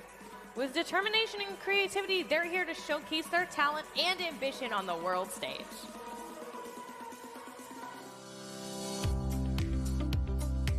My name is Joana Erize. I'm very much into Formula 1. And one thing about Formula 1, it has pit stops. And sometimes when I'm changing the wheels of the robot, it's like I'm in a pit stop. Let's hope this year goes well. I'm Harisa Aziri. I'm 18 years old. Right now, we're at the Palace of Youth and Sports, where I used to practice my hobbies, volleyball and dancing. But I'm also very passionate about robotics, which is one of the reasons why I decided to participate in this challenge. Hello, my name is Amar Rama. I'm one of the participants in the First Global Challenge. I'm very interested in this race, but nonetheless, I'm also interested in other activities such as basketball, but also astronomy. I'm Eran Noura. I have a strong passion about tech and robotics, and I also love math, which is exactly why I joined First Global Challenge. So STEM is not just a term, STEM is generally a way of life for me, as I constantly come here every day trying to build a robot. But I'm not just only engaged in robots, but I also very enjoy the STEM applications in digital world. Why am I excited? This is one of the reasons, and this is also one of the reasons. I get to meet my international friends that we've been having meetings with all our journey. I will use my experience in First Global Challenge to help make Kosovo and the world a better place by using the resources that First Global Challenge provides for us. This year's theme, Feeding the Future, is highly important for Kosovo because it ensures that all of our citizens have access to safe and nutritious food.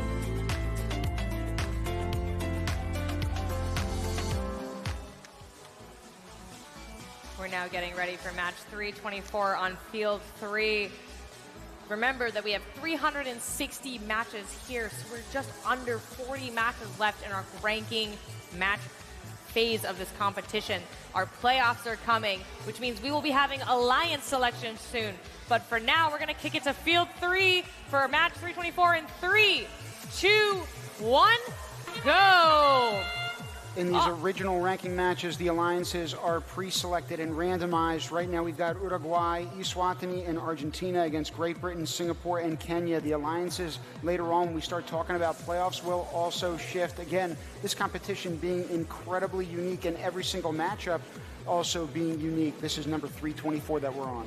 Speaking of unique, we want to highlight Team Great Britain for a second.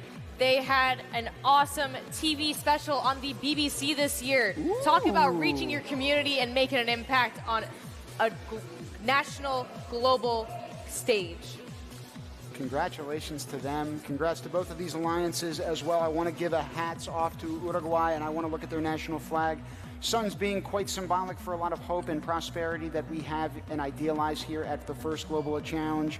The team from Uruguay hails from a nation that's actually had 3 different national flags over the years. It shows how the formation of the country has evolved and changed. I could say the same for us as scientists. We're always trying to evolve in our understanding of the world and in practice as well. That sun that you see on the current and most modern flag that was developed in the late 1800s is the Incan sun god Inti. So talk about pointing to their ancient culture and embracing that history as we pave the way, as we feed the future. We've got Team Singapore in the back there trying to deliver a blue game piece. Excuse me, I think that's Team Kenya actually. Meanwhile, in the last minute of this match here, Uruguay has already secured a spot for the Red Alliance right now in this endgame phase. We've got 4 robots. That looks like Team Great Britain as well, joining them from the blue side. Team Kenya now also, look at all 5 robots perfectly aligned in a row. Talk about global synchrony here in the last 36 seconds of the match. Endgame hasn't even started, and we're seeing Team Singapore score as many game pieces as possible in the end. They're trying to produce that last bit of food over on the back wall of Nexus goals for the Blue Alliance. Can they score even more? They're looking to do just that. Their human player was ready to go. They're going over to the ramp now. 13 seconds to get that ramp level. Oh my goodness. Look at the time management of our teams here on the field with 5, 4, 3, 2, 1. 6 robots poised at the end of that match. We're going to fire you some instant replays shortly, but I'm sure that Blue Alliance in particular wants to see some of those highlights. They had a triple-digit score before factoring in endgame. We'll see how the judges side with it, but in the meantime, some instant replays.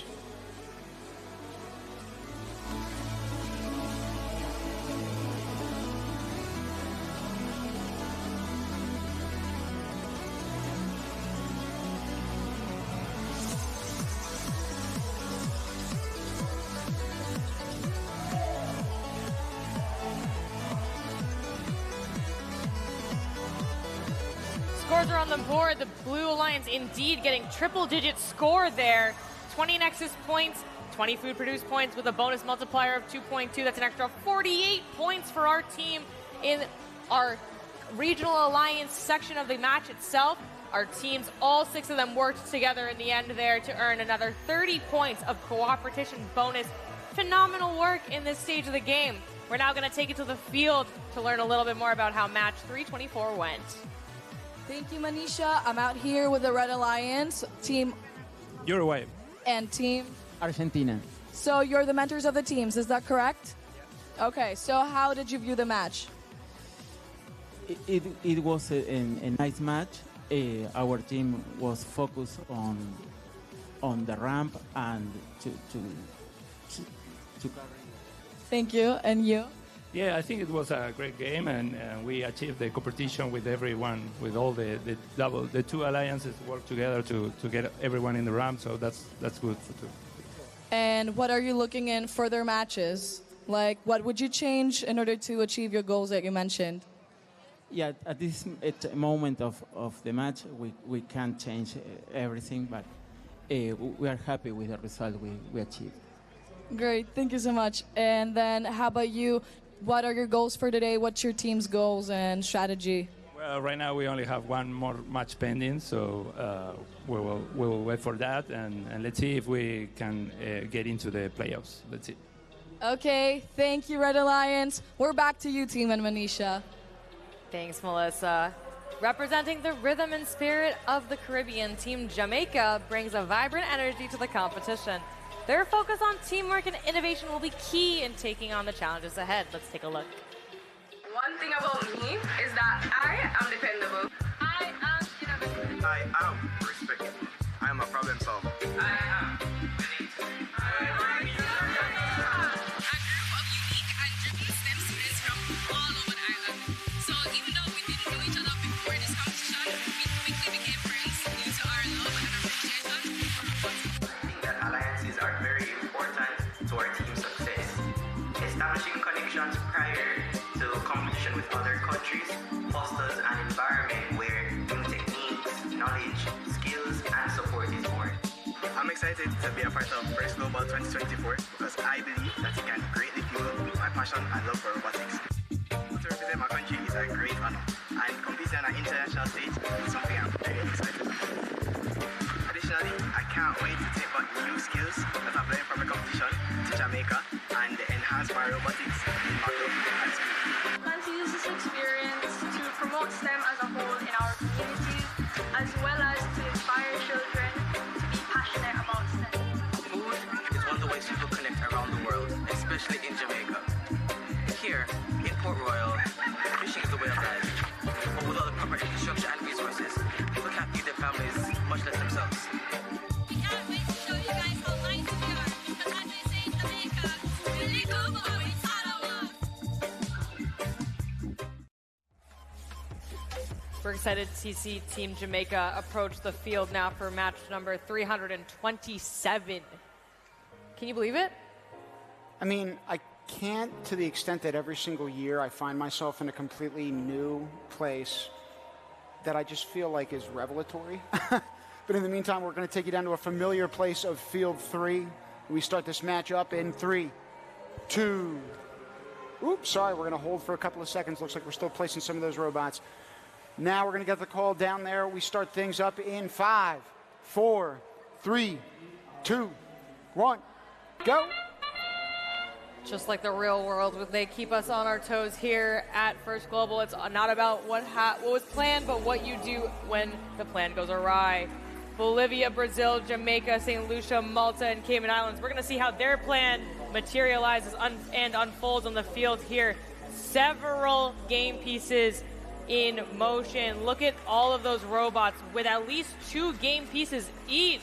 Cayman Islands has 2. They're delivering to the blue Nexus goal right now. 1, 2, there we go, food produced. Now they're going to swivel around and complete a set over at the Nexus goal at the edge of the platform. Red Alliance already having filled in 2 sets of food production pieces here. We've got plenty of people, I'm sure, that also tuned in to the most recent Summer Olympics, and I know St. Lucia has, as well as supporters of that squad. Need to highlight the star sprinter Julian Alfred. They won their very first gold and silver Olympic medals in the 100 and 2-meter women's races, respectively.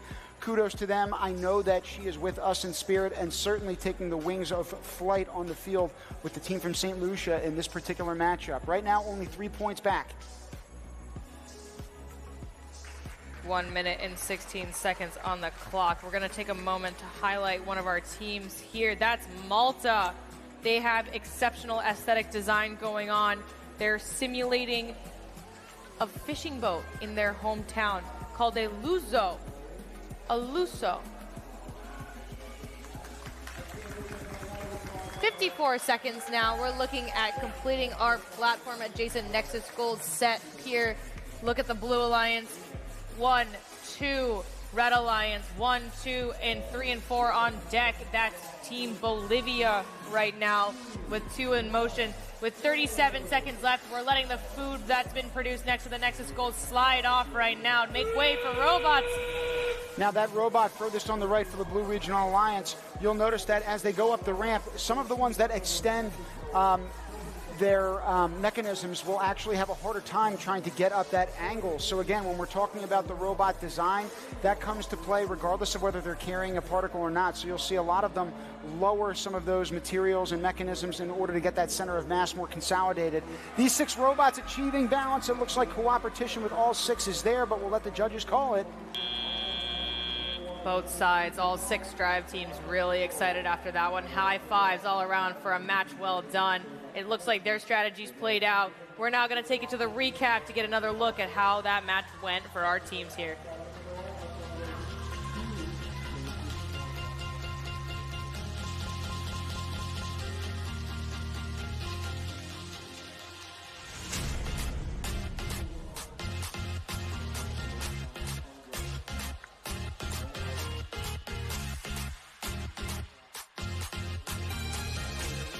We have our scores on the board here. All 6 robots rising in the rankings, really important as we enter the playoff phase of this competition. Let's look at the breakdown of the points. Each alliance had a 1-point differential between the Nexus points and the food produced for that respective alliance. But with 6 robots on the platform and the ramp at the end of the match there with a bonus multiplier of 2.2, Red Alliance got 40 points added to their cumulative score. Blue Alliance got 30 points, 30 extra points for the Coopertition bonus for both alliances there. Incredible work by our 6 teams. We're now going to take it to the field, gather some more insights, see how teams are preparing for the next phase of competition. Thank you, Manish. I'm here with a member from each of the 3 countries of the Alliance. So first up, we're with Team Jamaica, Team Brazil, Team Bolivia. So I want to ask you guys, first of all, congratulations for your win. How did you strategize to work together this well? Okay, so in this game we need to work together. We need to do a global alliance. For that, we talk to the other teams to go to the ramp with a lot of time to get the multiplier points and to have a lot of foods produced too. So it was very nice. Great, I'm so happy for this. And then what was the strongest part and winning point, defining factor of your alliance? So after working together, we believe that we should go on to the ramp at the earliest time. So after that, we met with all the teams, even from the opposing alliance, and we decided that go early so that we can get the multiplier points. That's great. And what kind of advice would you give to other alliances to have the same win as you? Well, we work together as an alliance because we have to clean the ramp, and that is very important, not just for us, for the red team, for all the teams, and that's why we have to work together. That is amazing. And then anything that you might want to add on your cooperation? Did you enjoy playing with them? Yeah, like that's a huge competition. I never seen nothing like that, and I'm enjoying so much. That's very, very nice. Thank you. Thank you so much. Let's go back to the booth. Thank you, Melissa. That was some great insight into the strategy as things pick up here, clearing that platform for all 6 of our robots to work together. We're now going to take a look at one of our robots in the next match, Team Guyana. From the land of rivers and rainforests, they're ready to chart new courses with their inventive ideas. Their participation reflects a deep commitment to pushing technological boundaries.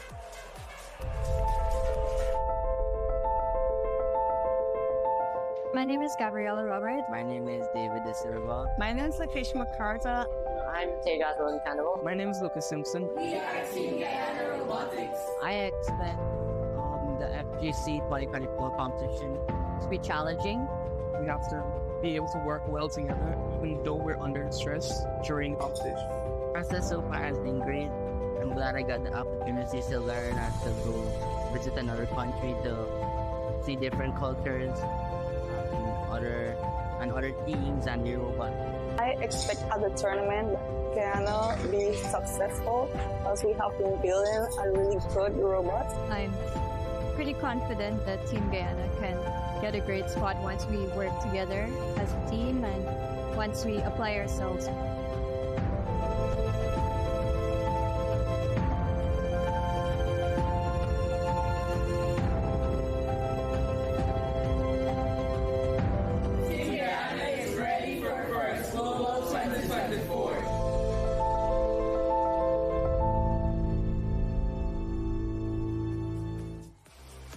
Hours of footage compiled over the course of an entire year getting prepared for this event. So hats off to our production team as well as all these squads for putting it together.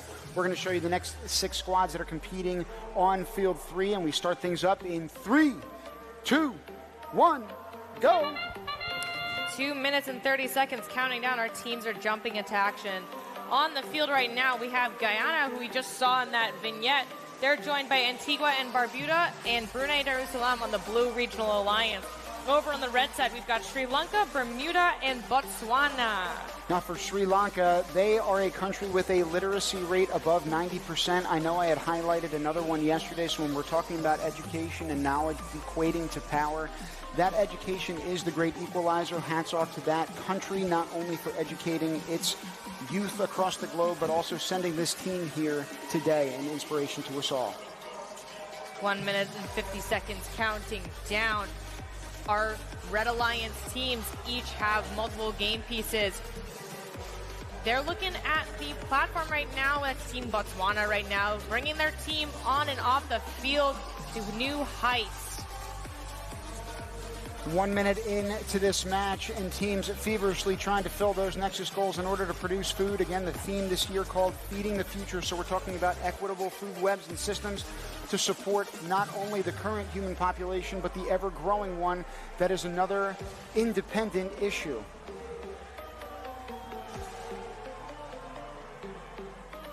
also is an issue is trying to get these elements, which are quite bouncy and pliable, into those nexus goals. A quite dexterous job on the platform from that Red Regional Alliance. I know it came out with 4 elements. It landed 3 of them, so they still need to get one of the energy elements in that middle nexus goal.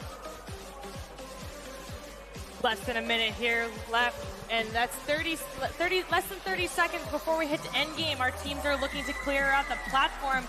Can't have any food in their way, we're learning. A lot of our teams, it makes sense now. Early on we noted the platform was where people were starting. Our different teams were strategizing. But now it makes sense. They mentioned that they want to get the food out of the way. We see Sri Lanka has this perfect slot for them to fit in, and they've got a omnidirectional drivetrain to help them line up just right. With 20 seconds left on the clock, we've got Team Guyana trying to score at last minute 2 points a pop. Can they make it to the ramp for that 6-team Coopertition bonus on the table here? Looks like they're having a little bit of drive trouble, but 2 points are 2 points with 1 seconds left. Yeah, that back right wheel in particular looked like it was stuck in a little bit of a sticky wicket. Now the judges will come out onto the field, look at every element of gameplay, and then tabulate our scores. In the meantime, here's some replays.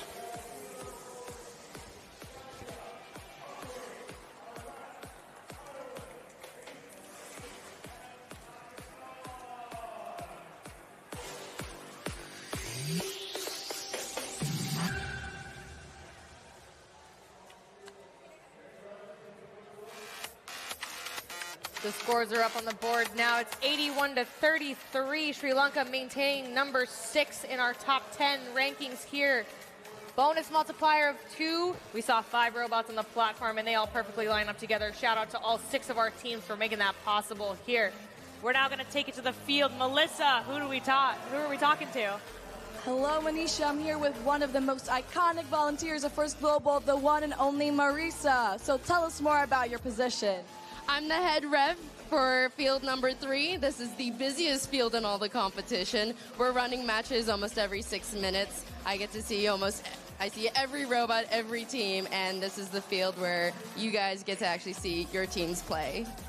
So you've been a referee before in First Global? I've been a referee for First Global since 2019, so yes.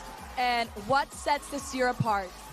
This year, I have to say it's just the ability to do different things. Robots here, they can do 2 elements, 4 elements, 12 elements, and it's the fact that even if you can't lift anything, you see the robots that just can collect the food and bring it to the human players. That's a very necessary part of the competition, so you can do anything. For sure. And then another question, like from 1 to 10, how tired are you and how excited are you? Oh, if anybody sees me on the field, I'm a 10 level energy. I'm always dancing. Okay, thank you so much, Marisa, for everything. Back to the booth. Thank you, Melissa and Marisa. You are keeping our field in the height of competition as things heat up. We're keeping things fair for all of our teams. Thank you for all of your hard work. You're talking about having 10 energy level. You've been doing a bang-up job on that field number 3, a 10 score to you as well. In the meantime, we got to focus on Nigeria. They represent a country known for its creativity and rapidly growing tech industry. They're ready to showcase their skills and ideas on the global stage with us with confidence and determination. Hi, my name is Suleiman Kashiras, and I'm a member of FGC Team Nigeria. FGC Team Nigeria is a group of students who come together to represent the country in the First Global Challenge. In Team Nigeria, members tap into their curiosity and explore their creativity to solve engineering problems presented by the First Global, thereby showcasing the country's potential and talents.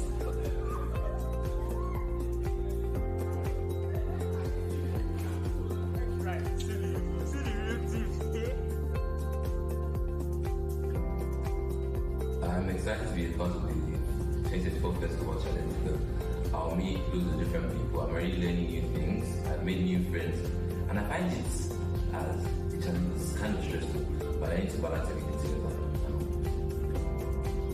This year's theme, being the future, is important to me in my country because it addresses a critical issue of food security. In Nigeria, we face challenges regarding food production and distribution. So this challenge will allow us to come up with novel solutions to solve this problem, which ultimately gives more people access to nutritious food. It also allows us to use our STEM skills to promote a sustainable future for our country.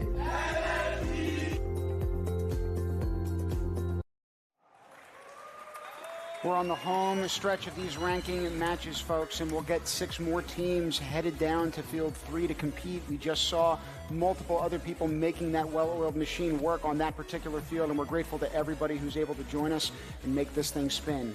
In the meantime, we're down there for this game. We start things up in 3, 2, 1, go! We just saw Nigeria in that team video. They're joined by Norway and Syrian Arab Republic on the Red Alliance. Over on the Blue Alliance, it's Barbados, Mexico, and Mauritania. Barbados is the home and birthplace of none other than Rihanna, but that is just one of many stars from that nation. We've got them in attendance with us today. We're very proud of that squad. It consists of 9 stars, aged 14 through 17. They've received support from the Ministry of Youth, Sports, and Community Empowerment, so they've got quite a squad back home celebrating their attendance here with us. Just under 2 minutes left now.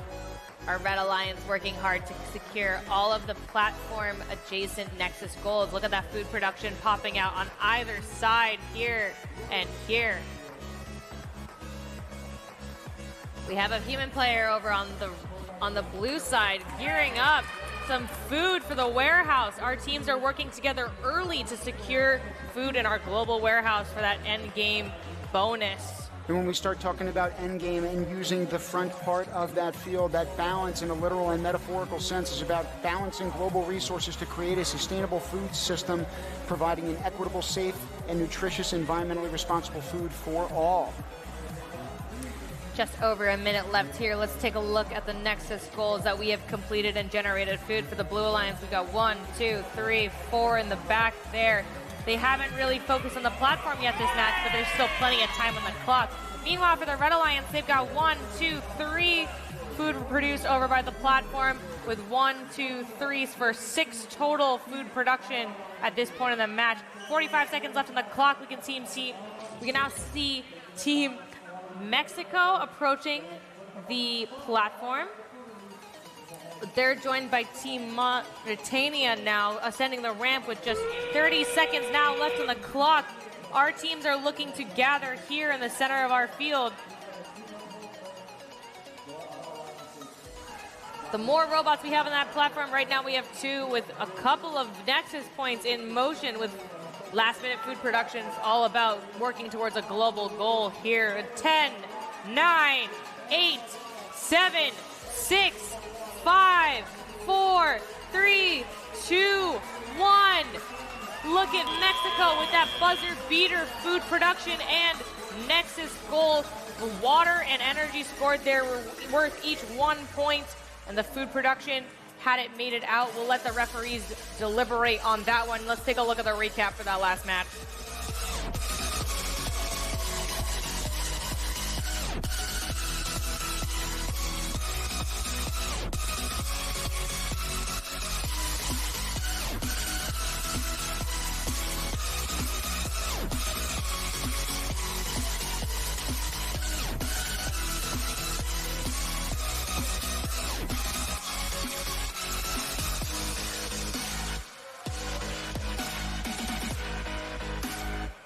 Scores are up on the board for match 333.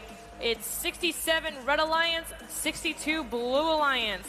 With a bonus multiplier of 1.8, that means 4 robots were balanced according to the referees in that match, earning the Red Alliance 26 points bonus and the Blue Alliance 24 points.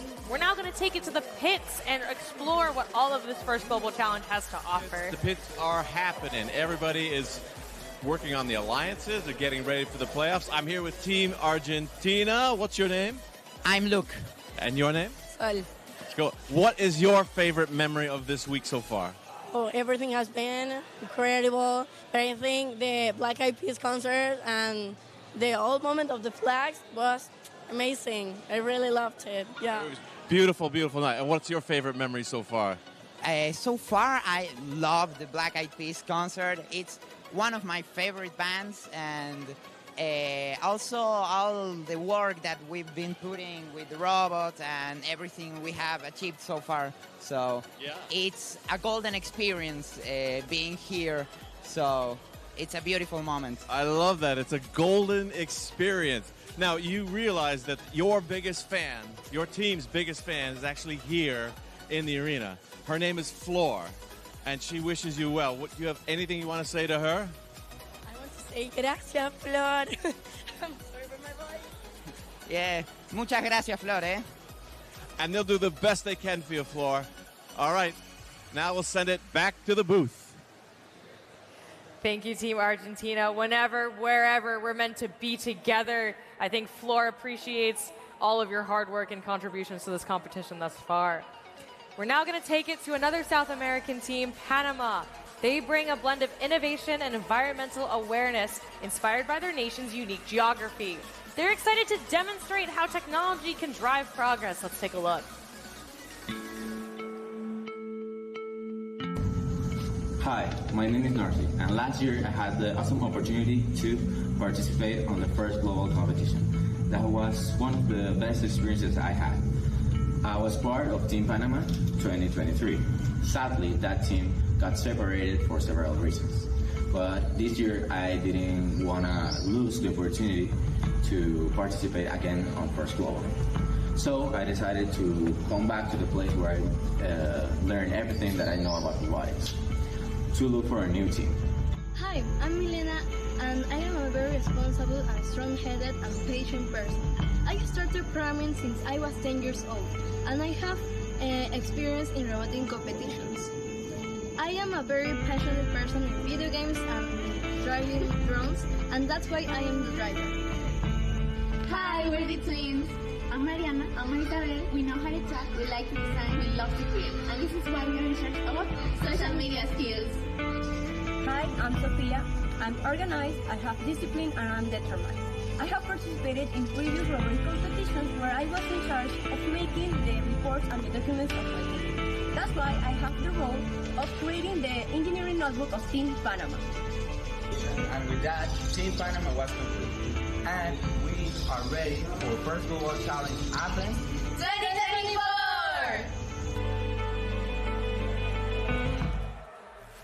Another component of these videos that we appreciate is the fact that they're able to speak for themselves, right? Only 2.5 minutes to compete with their robot. That's only one way to articulate the action, but it nevertheless is action. We're taking you right back to it. This next match starts in 3, 2, 1, go. Hannah representing the Blue Regional Alliance here. They're working with Sudan and Oman on the blue side of the field. Over on the red side, we have Burundi, Trinidad and Tobago, and Romania.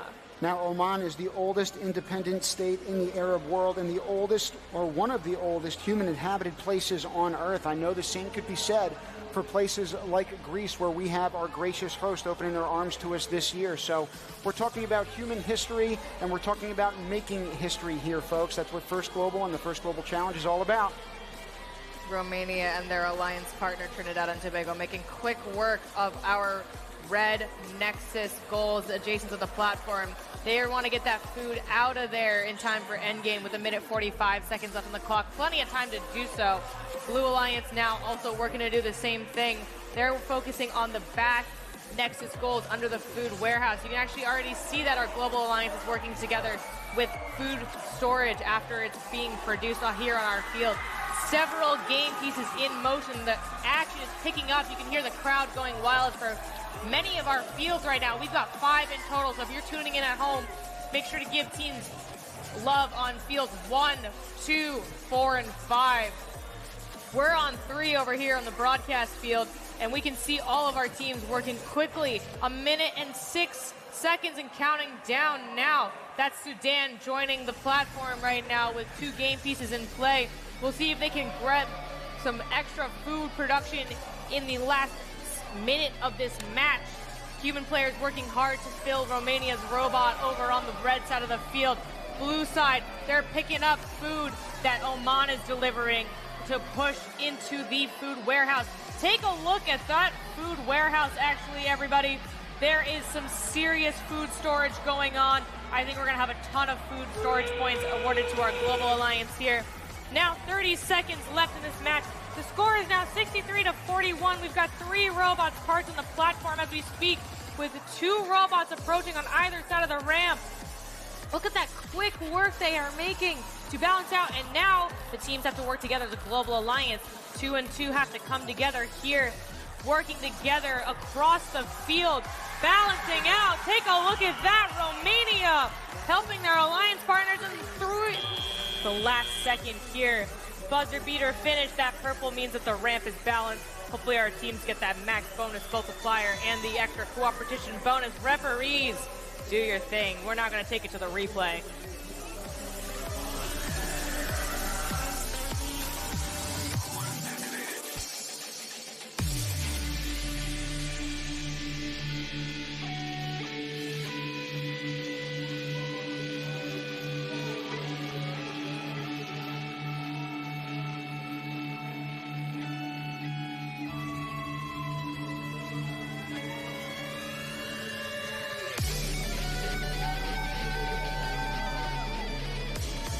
Scores on the board. We got a triple-digit match for the Red Alliance, taking the win, 151-98. 22 Nexus points, 22 food per dose, with a bonus multiplier of 2.2. That's an extra 54 points for our Red Alliance, prior to the 22 food secured points and the 30 Coopertition bonus points for both alliances. Phenomenal work. You're looking at rankings that are maintaining status as well as elevating even in these final matches here. We're now going to take it to the field as we get ready for our playoffs. Who are we talking to, Melissa? There is a lot of excitement in Field 3, and I'm here with 2 members of opposing alliances. They managed to get the Coopertition bonus, which encapsulates the symbolisms of First Global. So please tell me, why is it so important to get the Coopertition bonus? Well, I think that, one of the main parts of this competition stresses on the symbolism where countries have to work together to cooperate to create a better future. And I think that, part of the Coopertition points with the food and the ramp and everything just shows that, when you work together, even with opposing sides, that you can do anything you want to. Like when at the end, Romania and Oman, they had to balance each other and they coordinated and they told each other what to do and everything. And it just shows how much teamwork and friendship could really help no matter what the competition is, That is a beautiful message. How about you? What do you think? Well, I think it's awesome that there are competition bonus. Like, for instance, last year, I don't remember needing to plan a strategy for anything to do something on the field with the other teams. But this year, we have to organize ourselves with the food and then the ramp that is very important and also very complicated sometimes. And sometimes there are robots that can't get up, but then you can push them, and that's so epic. I love it. This is the message of First Global. Back to you, Team and Manisha. Thank you, Melissa. It's very cool to see our teams working together with such enthusiasm. It's not just about the competitive advantage here, it's about the collaborative advantage with First Global Challenge. Team Republic of Korea comes from a nation renowned for its technological advancements and innovative spirit. With their passion for robotics and a deep sense of pride in their heritage, they're here to leave a lasting impression. Dynamic city, vibrant culture, advanced technology. This is Korea. But division, disparity, resulting in North Korean defectors, this is also a side of Korea. And we won't just stand watching, because we are here to make change. Introducing United Team Korea, with our country's very first North Korean member to join the First Global Challenge. 안녕하세요, 방주영입니다. 탈북학생 세계 최초로 국제 로봇대회 무대에 참가하게 되어 긴장도 되고 설레기도 합니다. 저의 참가를 통해 너희도 할 수 있다. 그러니 꿈을 꾸고 세상에 나와 도전하라는 메시지를 전달하고 싶습니다. Learning STEM helps us develop solutions to a more sustainable and prosperous future for everyone. While Korea remains to be the only divided country in the world, we hope our solutions could one day develop into bigger ideas to contribute to peace for our community and the whole world. Being a part of the First Global Challenge provided us a unique opportunity to learn about other cultures, fostering a spirit of global unity and understanding. This year, we feel even more special and proud representing Korea as a meaningfully united team.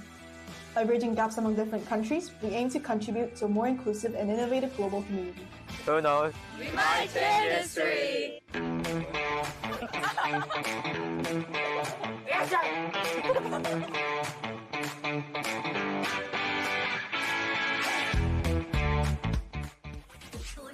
We got fans from all over the place coming in droves today. As it's the last day of competition here, we're finalizing our ranking matches, and the next one is coming up for you on Field 3 in 3, 2, 1, go! 2 minutes and 30 seconds counting down. Joining the Republic of Korea on the Red Alliance is Croatia and Cote d'Ivoire. On the blue side, we have People's Republic of China, Indonesia, and Afghanistan. I had the pleasure of introducing that team from the NC booth in the first Parade of Nations back in 2017 at DAR Constitution Hall. And trust me, I grew up in Philly where it was the Vet, it was the Link, and some of the loudest places on earth. And the rousing applause that they received back then and now is still not lost on me. Congrats to that team. They've been with us every single year since the founding of First Global. Most of that team now resides in Toronto, Canada, since fleeing Afghanistan after the fall of Kabul. One team member lives in London as well. It's difficult when teams are split across different country borders, especially ones that are not their own, but the way that they all come together here, and despite this adversity, despite this challenge, they not only overcome, but they seem to thrive, Tim. And I feel like that's just such a powerful message that no matter what life throws at you, you take it in stride, you work together, and you still find happiness, joy, and success. And they are, in fact, thriving because they have filled what it looks like all of the Nexus goals on that platform section. They're doing the same in the back section, so off to a very strong start. Now, the national sport of Afghanistan is buzkashi, which is goat pulling, but we are looking to make robotics one of the national sports of many of these countries as well. Hopefully they can follow suit to the couple who have already declared it a sport. Team Indonesia, one of our robots that can have 12 game pieces in their robot, already in position on the platform. They're leading the charge here. Republic of Korea joining them for their Red Alliance side. Now we've got Team Afghanistan joining them as well. All of our teams, Cote d'Ivoire approaching the ramp with 42 seconds left. That food that was produced earlier in the match is proving to be a little bit of a tricky challenge. Maybe they can get out of the way, let it go, let it go. We went with Shakira, and then we pivot to Pixar. Is it Pixar, or is it just Disney Pixar? Disney. My goodness gracious, I can't believe that you're all over the place today, but you are on the mark. I need to be able to try to sing, though, so I got to warm these vocal pipes up. Give me a few seconds. Our teams are frozen in time here now with 12 seconds left on the clock. All 6 robots already in the center of the field. 3, 2, 1. They don't even need the countdown. Look at that, just absolute celebration. They're excited. They're getting ready for the next steps. It's almost like that match was just in the bag for our global alliance here. Love to see the confidence on all of our teammates' faces. All business here, ladies and gentlemen. Let's show you some replays from this match.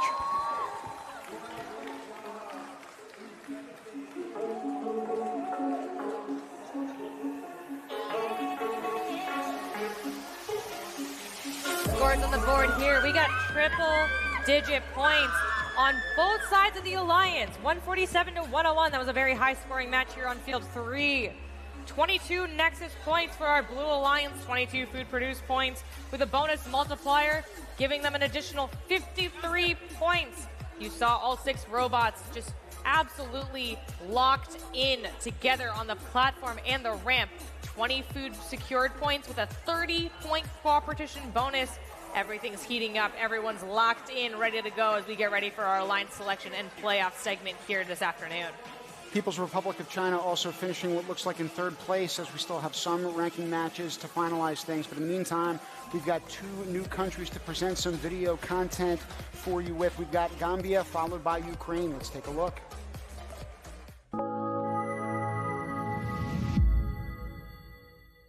My name is Keba Toure from Team Gambia. STEM is important to me because it is a crucial part of our modern society, and without it, we won't be able to come up with very important solutions or very effective ways to come up with solutions to our modern day problems. I am very excited to join the FGC 2024 because it introduces me to new people, new relations, and learn about different people's cultures and backgrounds. FGC has given me the opportunity to enhance my skill in engineering, coding, problem solving, which are valuable in both my academic and professional settings. So far, we have some few obstacles. One is the rate arrival of the kit, and the second one is traveling logistics. And the third is we have less materials for training, so which makes it difficult for us to build some prototypes that we are really thinking of. I will use this experience to inspire other people to go into robotics, and also I will think of innovative solutions to problems in the world.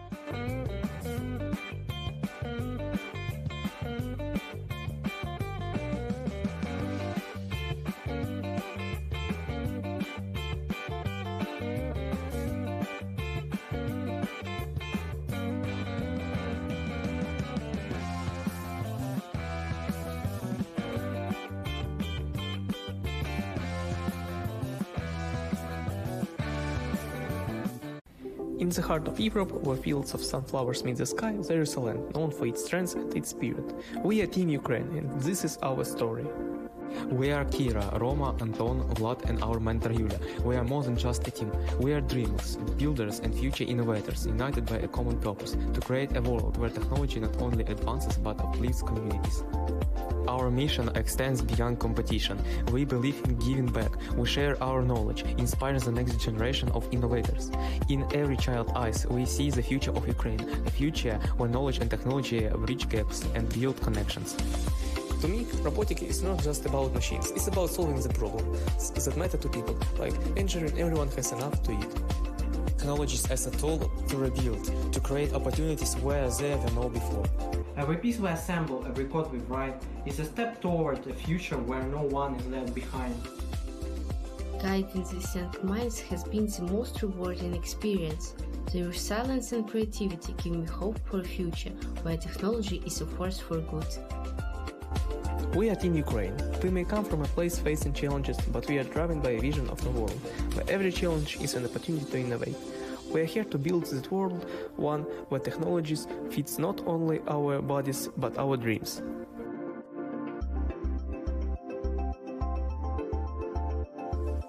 Feeding not just our bodies, but our dreams. If you think about that intangible, seemingly nebulous thing, this is where it concretely comes together, folks, along with 192 other countries that are also convening and coming together. We've got 6 more that are squaring up on field 3. We are ready to rock in 3, 2, 1, go! It's match number 342. We've got Paraguay, Bulgaria, Malaysia, Mauritius, Egypt, and Lesotho all working together to secure as much food in that warehouse by the end of the match.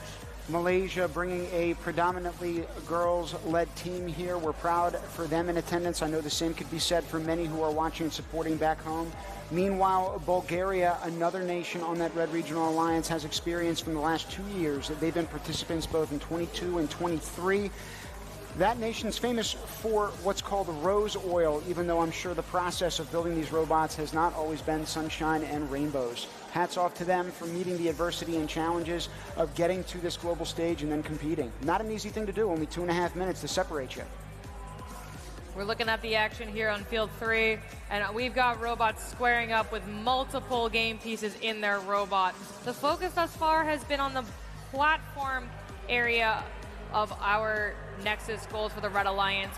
We have one team over here already having 4 pieces in their robot ready with 1 minute and 22 seconds left to contribute to that back wall. You can see that with this red, orange light loading bar type of thing, the food then is getting produced and popping out of their Nexus goals respectively.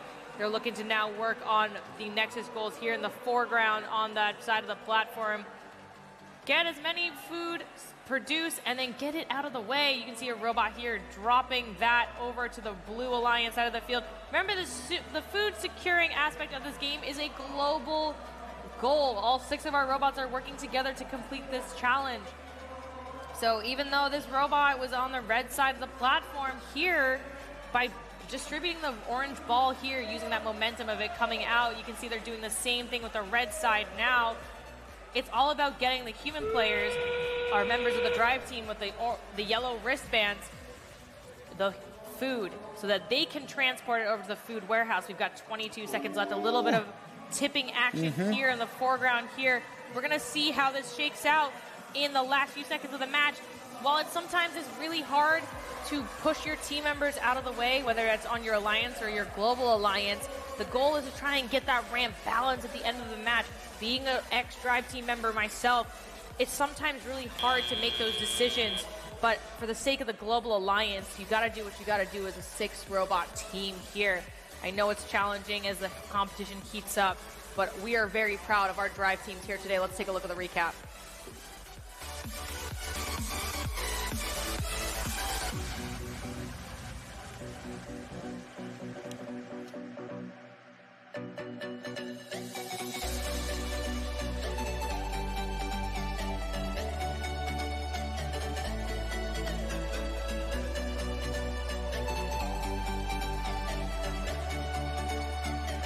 Scores are now up on the board, 46-17 for our 6 teams here. We had a 1.2 bonus multiplier, meaning only one robot was able to secure the balance in the end. It's a tough challenge. Not every match can result in a high-yielding score, but what matters most is our teams persevering through all these challenges, still making the most of the competition. We'll see them back on the field in a little bit. For now, we're going to take it to the field in just a moment, and I'd like to highlight this individual. His name is Vince. He's amazing, and I'm really excited for all of you to learn a little bit more. Melissa, take it away. Let's meet Vince. Thank you, Manisha. We have a visitor here in Field 3. We're here with... Hi, Melissa. I'm Vince Wilczynski. Officially, I'm with Yale University, recruiting the best talent on the planet to come to Yale Engineering. But with First Global, some people say I'm the doer of whatever needs to be done. Okay, and then how about this event? How has your experience been in this past few days? You know, every moment in time is a once-in-a-lifetime experience, but some of them you just remember for a little bit longer. This is one of those times because this experience has been with the best people on the planet. Wow, that's amazing. And then how about the students? What do you want them to take from this event and learn? Yeah, for all of the students, I think each of you has a personal responsibility to make the best of this as you go forward and create an opportunity for everyone else. So you have the responsibility to make this available for everyone else on the planet. A little bit of a job ahead of you, but I think you're up to it. And then how do you guys plan to do what Vince just mentioned? How are you planning to spread the word of First Global? We plan on spreading the word by going to TVs and trying to make our country and maybe the world a better place. And then how about you? Personally, I think First Global is an opportunity that should be shared with not only people who are already embracing STEM, but also people who haven't embraced STEM. Talking about people in rural communities and people with special needs. They as well should be involved in STEM, and I think we should have an all-inclusive education program for them when it comes to STEM. That is a great message. And then how about going forward in this event? What is your biggest lesson that you've learned from this? Can you repeat? What is the biggest lesson that you have taken from this event and you want to share?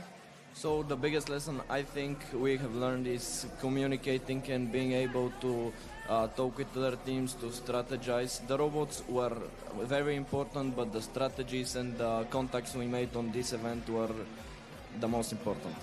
Learning is very, very important, but are you having fun? Yeah, I'm fine. Thank you so much for this. Back to the booth. Thank you, Melissa. I want to shout out Vince real quick. He's talking about recruiting the best of the best for Yale Engineering, but he's also doing that very same thing for First Global. Back in New England, I was volunteering at an event. Vince recognized me and wanted to give me the opportunity to grow and come here, so I have to thank him for bringing me here with all of you. He's done the same for countless volunteers. The inclusivity that our team members were talking about, I think it's what makes First Global get better and better every year, and I cannot wait to see where this program goes with our young leaders leading the charge. We're going to take it to Field 3 now. It's match 345 in 5, 4, 3, 2, 1, go! In this matchup, we've got Netherlands, Gambia, and Ghana alongside teams Costa Rica, Saudi Arabia, and the Cayman Islands. Now, Gambia's team is a dynamic and diverse group of 14 students. They come from 6 different high schools across that nation. Women are over half of the agricultural labor force back home, and they produce around 40% of the country's total agricultural input. So when we're talking about feeding the future, this is a place that knows all too well some of the problems that we are facing as a global community and where some of the solutions may lie. 1 minute and 56 seconds and counting down. Plenty of game pieces in motion here from our red and blue alliance. We've got food production over on the blue side next to the platform. Meanwhile, in the back of the venue, we have 3 blue robots working to secure game pieces around while the red robots are on the alliance wall. Look at that, double food production over on the back wall here. 1 minute and 30 seconds left.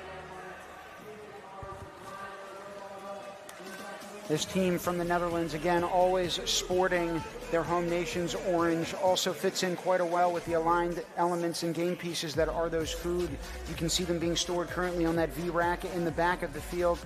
Each one of those are going to be points that are shared by both of these alliances, and each one of these points matters because, again, these are cumulative points that we are totaling up for an average score over their ranking matches. We're now looking at Team Gambia in view right now. They're working on the tallest level of our Nexus goals in the back of the Alliance wall. They've been working really hard to ensure that they can meet every level of this competition, including those 6 Nexus goal opportunities in the back of the field. With 42 seconds left, our Blue Alliance hasn't really been focusing on the back wall here, but the platform adjacent Nexus goals is where their attention has been really gearing towards Cayman Islands right now, dropping it like it's hot and heading over to the platform and the ramp. You can see the Netherlands quickly scooting over the ramp to bring it down for Team Ghana. That's teamwork for the Red Alliance in these last 16 seconds of the match. They roll the best wheels because they got it going on. They're getting up that ramp and onto that middle platform as we speak. It looks like balance is achieved. Remember, we need at least 5 robots, 5 to 6 in order to achieve that Coopertition bonus, and every point matters. Those bottom split screens show you where the emotion is. Hands are on their heads and off those controllers because, again, it's out of their hands now and in that of the judges. We'll wait on their scores, but in the meantime, send you some replays.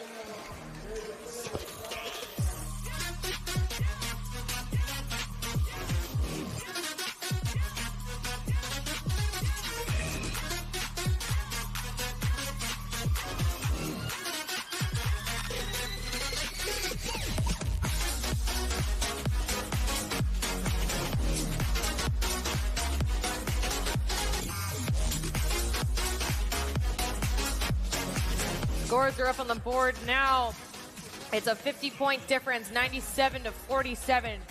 Red Alliance taking that one. 17 Nexus points, 16 food produced points. When you multiply that by 5 robots being on the platform and the ramp, a times 2 multiplier, an extra 35 points for our Red Alliance. We're now going to take it to the pits. Blair, where are you? I'm in the pits here with Team Switzerland, and everyone wants to talk to them. How you guys doing?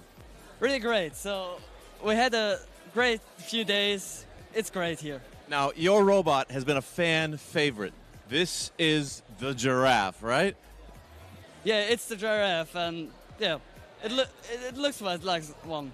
But not only is this like artistic, there's some real art underneath the hood. Let's show how well designed this robot is and how clean that is as well. Unbelievable. That is machine art right there.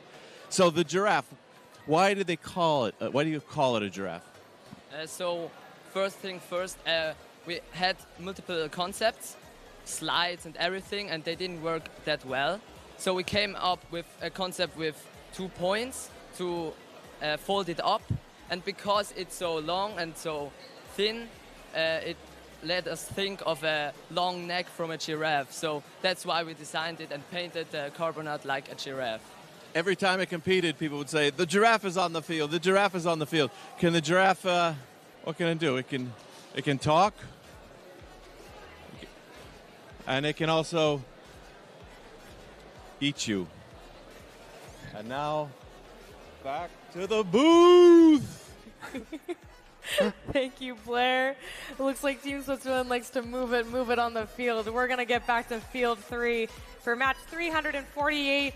It's the last 5 matches here for our ranking match portion of the competition. We're going to kick it to field 3 in 5, 4, 3, 2, 1, go!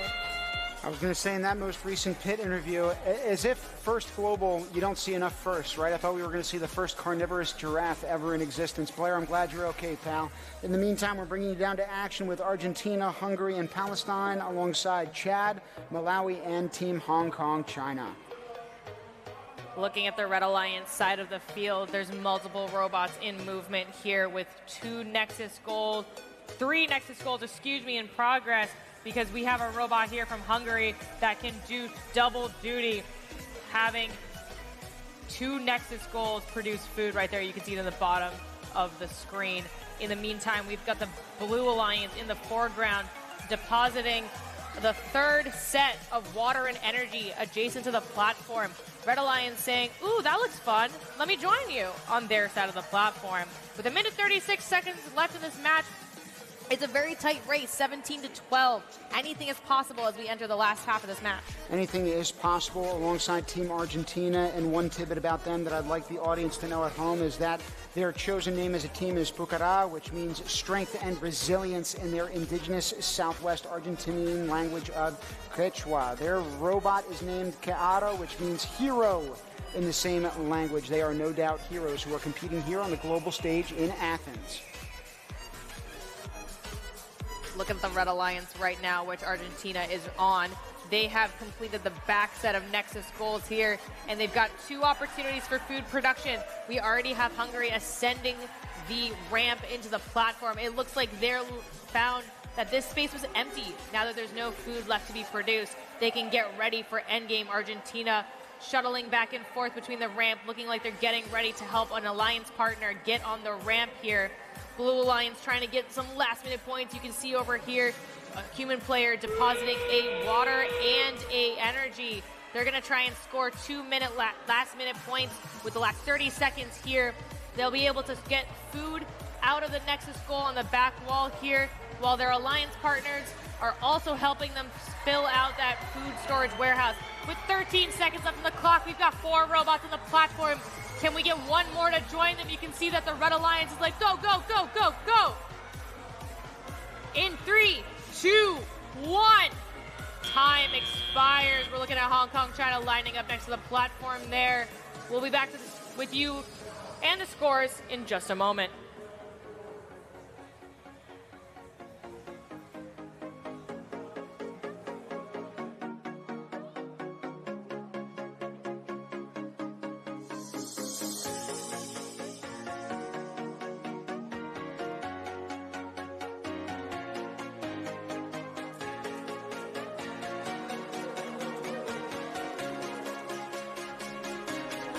Scores on the board now, it's 86-57. The Red Alliance all ascending in the rankings. Malawi and Chad staying strong in the rankings, while Hong Kong, China elevates to 127th position.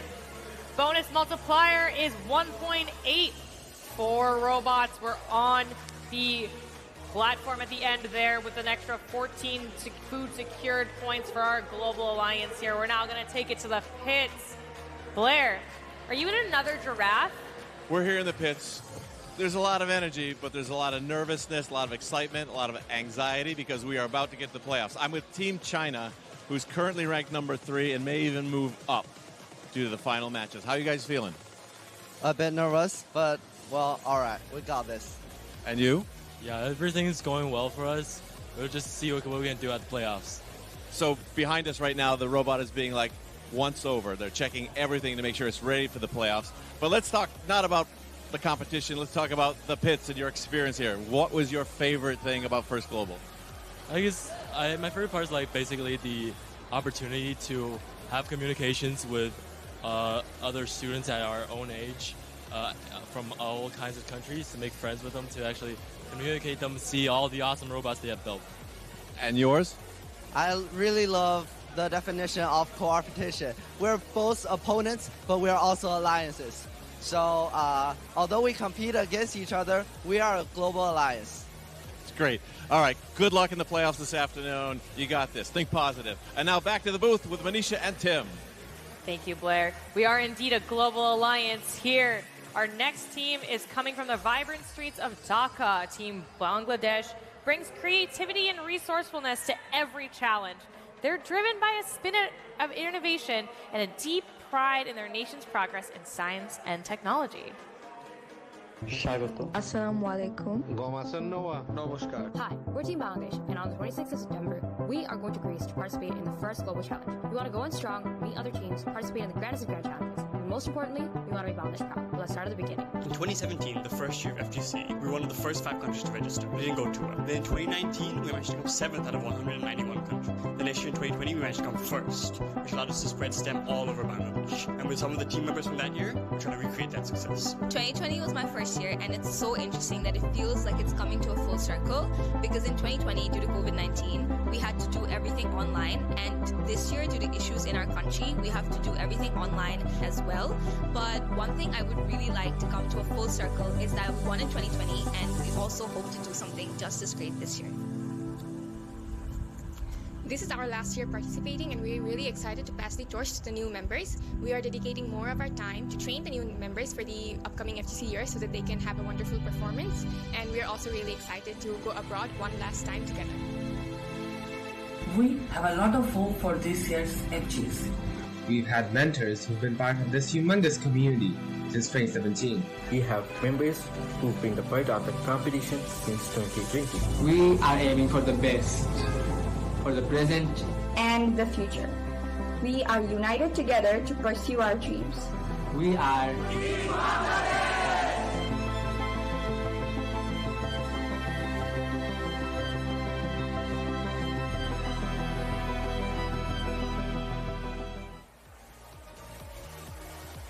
$17 students on that team in total, and we're going to take you down to 5 other teams that are going to compete with them. Again, 6 per game that are entering their final ranking matches of these first 2 days of competition. It sets the stage for the playoff seedings that we'll talk about shortly. 5 different fields of play that have been non-stop here in Peace and Friendship Arena. Manisha, how have you felt about it so far? I have been absolutely energized by all of the students and their accomplishments over the course of this season. To see it play out right now on Field 3, we're going to go there now in 3, 2, 1, go! I am truly inspired by all of our teams, and I think it's why I keep coming back year after year. If I feel like I've heard or learned something from a team in 1 year, I come back and learn 10 more things the next year, and it's just the energy, the inspiration, the motivation is infectious. Speaking of bringing things back year after year, Team Bangladesh, I know they're not competing right now, but we just had a video on them. They have an alumnus from First Global Challenge 2017. Again, this was back in Washington, D.C., back in year 1. It was the inaugural year of this challenge. They have returned as a mentor for the 2019, 21 versions, the 22 version, the 23 version, and even this year. So again, talk about lather, rinse, repeat. We're so happy to see these mentors coming back every single year. Speaking of lather, rinse, repeat, we're looking at Brazil right now, and they've been absolutely consistent in delivery of multiple game pieces across the field for every alliance they've been a part of. Right now, we're looking at Brazil, Guinea, United Republic of Tanzania, Australia, Sri Lanka, and the British Virgin Islands on the field right now with just a minute and 20 seconds counting down. Now Brazil's squad slightly larger, as is its country's size and volume. They've got 23 different kids coming from 4 different regions of that nation. They are all students who are either enrolled in public school or they've received a scholarship to attend private schools. So again, when we're talking about equity and access to education, that is a primary weapon in combating some of these global challenges. This year, we're tackling Feeding the Future.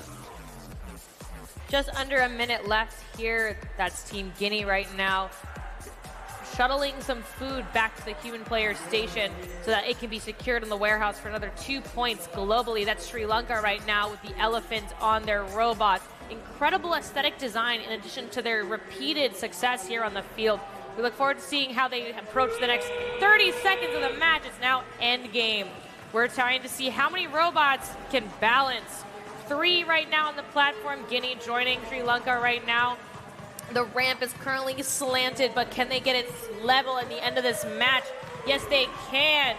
We've got 5 robots. We're looking for one more now. And 10, 9, 8, 7, 6, 5, 4, 3, 2, 1. Time expiring for match 351. The warehouse looks really full. Great work by all of our teams. We're going to be back to you in just a moment with our scores.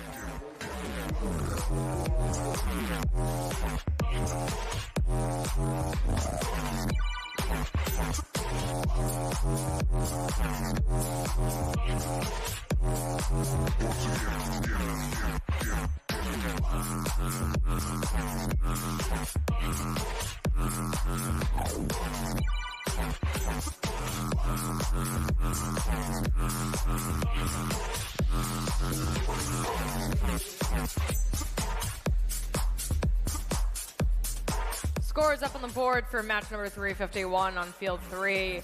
Australia, Sri Lanka, and the British Virgin Islands taking 99 points to the Red Alliance 75. With a bonus multiplier of ×2, that meant 5 robots were balanced on the platform there at the end with 16 points of food secured, 15 Coopertition bonus points for our teams. Exceptional work. We're now going to take it to the current ranked 23rd team. They're looking to be number 1 in their home country. They provided us an excellent example of what happens when a small team with a dream focuses on all their efforts on making change in their nation. After founding the nation's first ever robotics team to compete in the 2017 First Global Challenge, Venezuela has transformed their country into a robotics powerhouse. Let's see what that looks like in action with a recap of their 2024 National Selection Tournament, the Copa Kai Invitational.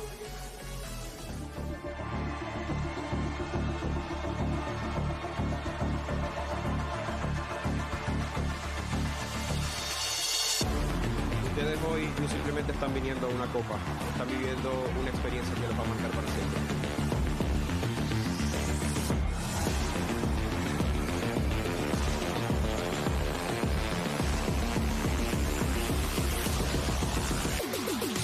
Copa acá y comienzan a correr a continuación. La Alianza Azul busca una segunda victoria al hilo para entonces estar en la gran final.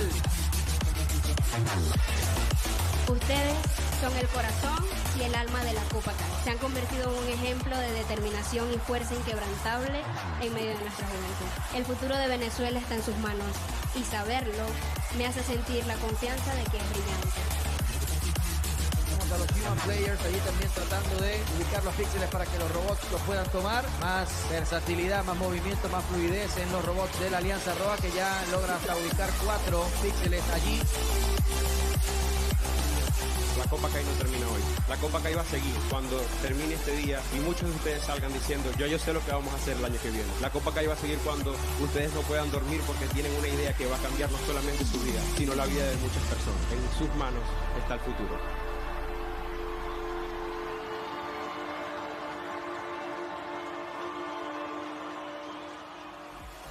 And your future at home is in our hands right now. We're taking you down to field 3 for one of the final ranking matches of this competition. Cumulative points all leads up to our playoff seedings, and right now those rankings are up.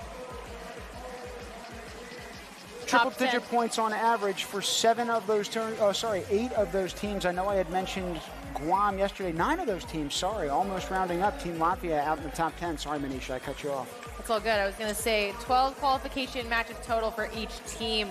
So now we're taking a look as the last few matches trickle in, if anyone can shake things up with these top 10 teams here. I'm excited to see how Alliance selection goes. I think it'll be such a blast. Again, on the right side of that platform, you saw a total of 12 matches. We had a few that were at 11, so they're going to be in one of those final matches that are going to be up on field 3 behind us and in front of you shortly. Now, regardless of whether you win or lose in these ranking matches, again, it's that cumulative score that matters, and we'll talk to some of those points later on. In the meantime, we've got our next match lined up in 3, 2, 1, go! It's match 354 on field 3. We've got Iraq, Cuba, Angola, Eswatini, Guyana and Togo. I have not mentioned Angola yet on the telecast, and I've been remiss in my duties as such. So on them, they consist of 7 students from 4 different high schools. They were chosen through a national selection tournament, showing the huge increase in Angolan robotics specifically compared to the founding team that was created in 2017 after the first global challenge. So again, sport has organically grown in that country, as has awareness of the power of STEM. Hats off to that nation and the teams that they've been bringing year in and year out. We're looking at the team with hard hats now. That's Team Eswatini. They have lined up 4 different pieces in their robot, and they're approaching the back nexus wall here.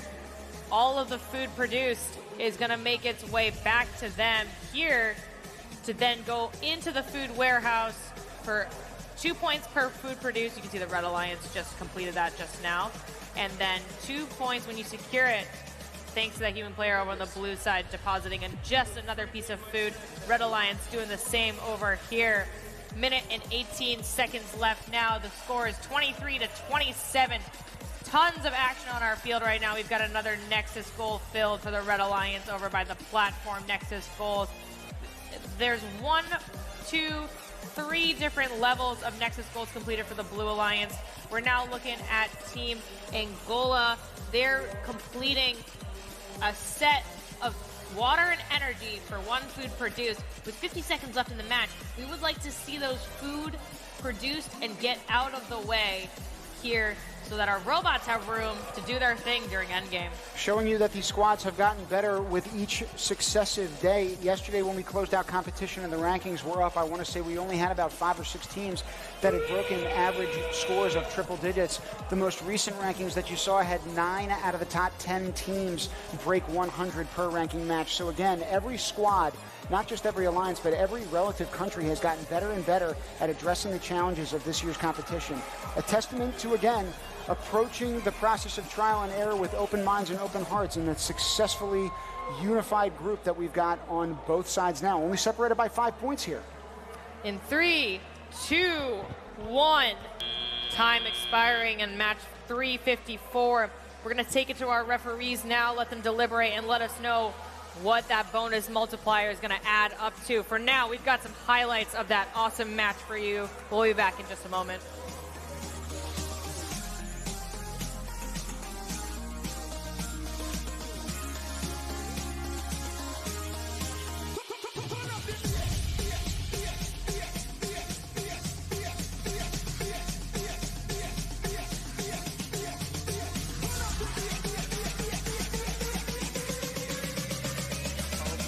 Who did this? Who the freak ate my snack bag?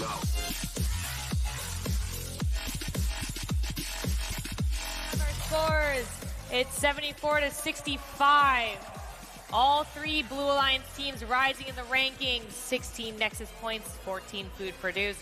A bonus multiplier of 1.8. There were 4 robots balanced on the platform at the end of the match, earning an extra 25 points for our Blue Alliance. We're now going to take you to a couple of videos highlighting some teams' journeys and their seasons thus far. Let's take a look.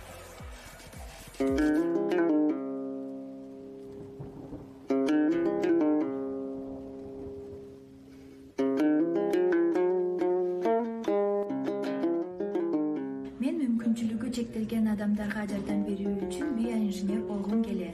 Бул тажрыйба мага келечекте адамдардын жашоо сапатын жакшыртууга жардам берет деп эсептейм. Мен эки нерсеге кызыгам: футболго жана программалоого. Экөөнү бириктирип, футбол боюнча оюндар чыгаргым келет. I'm so excited because I will gain precious experience and memories along with making lots of new friends. STEM and particularly the first global are especially important for me as I'm planning to become an automotive engineer. In this competition, the process of designing a robot is closely related to the real-life process of designing a car and will allow me to receive hands-on experience. This year's theme, Feeding the Future, is especially important to Kyrgyzstan, as we must ensure that our future generations benefit from our agricultural wealth. To do so, we need to take decisive actions to improve and sustain our farming practices.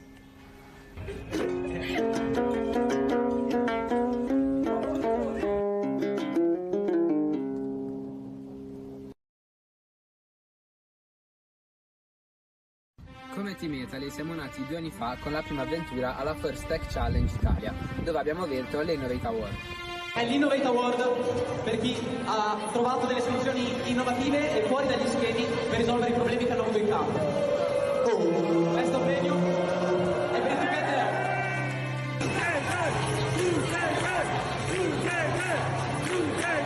Okay. Sempre nella stessa competizione ci siamo classificati al primo posto tra le squadre italiane.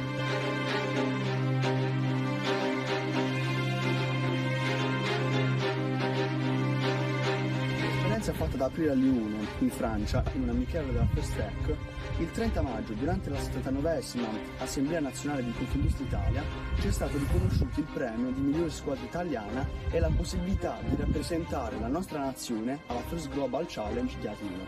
Il team che stacca il biglietto per Atene e rappresenterà l'Italia in questo importante challenge è To Get There. A voi.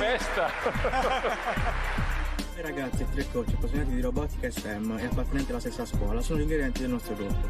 Speriamo di dimostrare quanto abbiamo imparato in questa esperienza e di portare la nostra italianità da far conoscere a tutti gli altri paesi che partecipano alla First Global.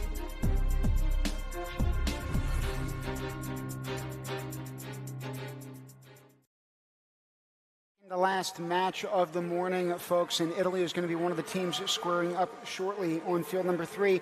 It's home to the most UNESCO sites of anywhere else on the planet, but in the meantime, Peace and Friendship Stadium is a sight in and of itself to behold. Manisha, it's been great to be a part of this experience. I can't believe we've already come to the last 2 qualification matches here at Peace and Friendship Stadium, and I'm excited to take you over to Field 3 just for that reason. Now, in 3, 2, 1, go! Match number 357, it's Belize, Great Britain, Seychelles, Chinese Taipei, Italy, and Honduras. For Team Honduras, their team has grown from 6 members last year to 20 plus this year. So they're fortunate enough to have support from last year's participants as mentors. But we additionally had in the booth with us yesterday was none other than Ana Maria Cardona. She has been a mentor for them, and this is her 2nd year with them. Remember, we talked about El Hogar back home, which is a partnership that's been trying to present education to people in vulnerable situations. That's talking about equity and solution building in terms of tapping into our youth to solve problems, such as Feeding the Future, the theme of this year's game. 1 minute and 40 counting down. There's so many game pieces in motion, just like all of our teams back in their home nations. We've got Seychelles in the back delivering an energy to the middle area and a water in the middle area. So one of our teammates will have to then pair a water in this green LED area and then a energy in the blue. Food is now making it into the warehouse. Our teams are working globally. It looks like there's a group of 4 food over on the side of our field. Remember, our teams cannot enter their hands into the field. We want to keep our human players safe, and so they're only allowed to retrieve food from the designated areas you can see in the red and blue corners of the lower part of the field. Now on the right side of the field, that Blue Regional Alliance was just trying to fill those Nexus goals. Right now you see one green energy element indicated by that green light that is there. That is an indication of the fact that it's only got energy in that Nexus goal. You need a combination of that blue and green to make that orange. That's indicative of food produced. Food exits that back locker and then is on the field. Then you'll see robots trying to store it, bring it over to the human players. They'll then bring it over to that food storage station where the fork will lift it up and put it in the warehouse. Great job and a lot of moving pieces and parts on this field. All of our energy and water for this match has been mostly focused on the platform adjacent Nexus goals. Our teams are now looking to join the ramp and the platform robots already. The purple light means that it's balanced. 6 robots making serious work of this match. Great job to all of our teams. We'll be back to you with the scores in just a moment.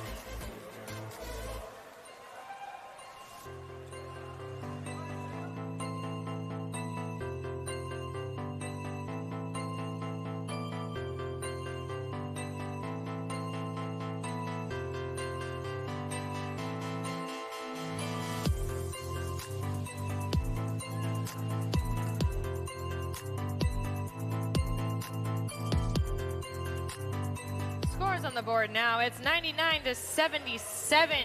15 Nexus points for the Red Alliance, 12 food produced points with a bonus multiplier of 2.2. That means 6 robots were on the platform and the balance ramp at the end there, gaining the Red Alliance extra 32 points. And then the Blue Alliance got 20 points out of that bonus multiplier. 30 points of Coopertition bonus. We're going to take it to the field now, learn a little bit more about that match. So I'm here with the 2 captains of the alliances. Tell me, how was the experience? It was really thrilling, honestly. This has been our best match of the day out of the 2. It was really great to work with our alliance. We all cooperated really well together, and as you can see, we celebrated really well. So it was great. And how do you manage your position? What do you do in order to be captain and make it through? I think for me, it's mainly about the motivation. I always work hard and work always for my team. I try to push them forward and push them as much as I can, and I think that's what got me here to be captain. My spirit and the enthusiasm that I have, and just basically the strong voice that I can have for my teams. Okay, great. And what kind of qualities do you think that a person needs to cultivate in order to be able to do this role?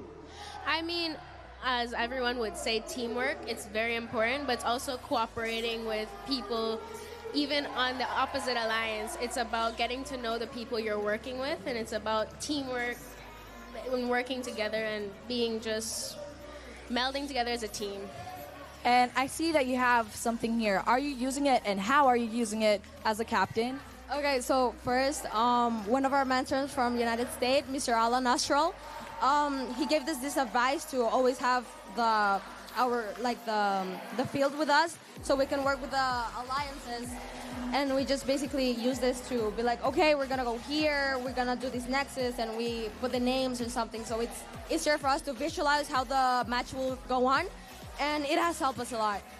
And how do you strategize exactly? So for our team, it's really been a cultivation of past years and this current year. So we came up with some simple strategies with working with opposite alliances. So in this case, we use the 1 minute mark. And if you heard me earlier, I shouted 1 minute as loud as possible, and that's to give everyone, even on the opposite alliance, a warning that there's 1 minute and start making your way to the ramp. And that way has been really efficient for us, as 2 rounds out of how many we've gotten have been, and most of them have been 5 or 6 robots on our ramp. So great, thank you so much. Back to the booth. Thank you, Melissa. I think that's so important that you're communicating with your different drive teams in addition to communicating with your drivers and human player within your own country. You know, it's all about that global collaboration, keeping each other on time as we work towards a common goal. I love to see the strategy, especially having that layout of the field. So smart. We're now going to cut to a really smart team. They have a cutting-edge approach to education and technology. It's Finland, bringing precision and innovation to the global competition. They're excited to show how a small but mighty nation can make a big impact in robotics. Hei, olen Wilmer. Suomi on jo 7 vuoden ajan voitti maailman onnellisimmat maat.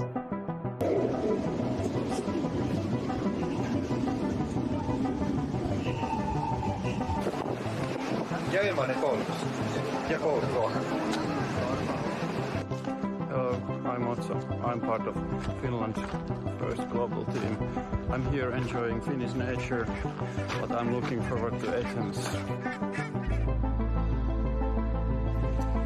Hi, I'm Oiva, and we are Team Finland. Nähdään Ateenassa.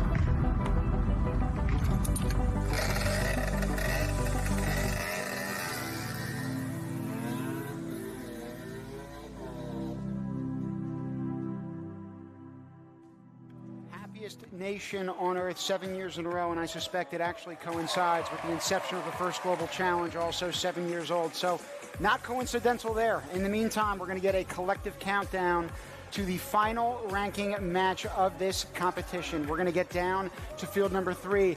Everybody in the house, I know that you're watching the other matches. Let's get this countdown down in 5, 4, 3, 2, 1, go!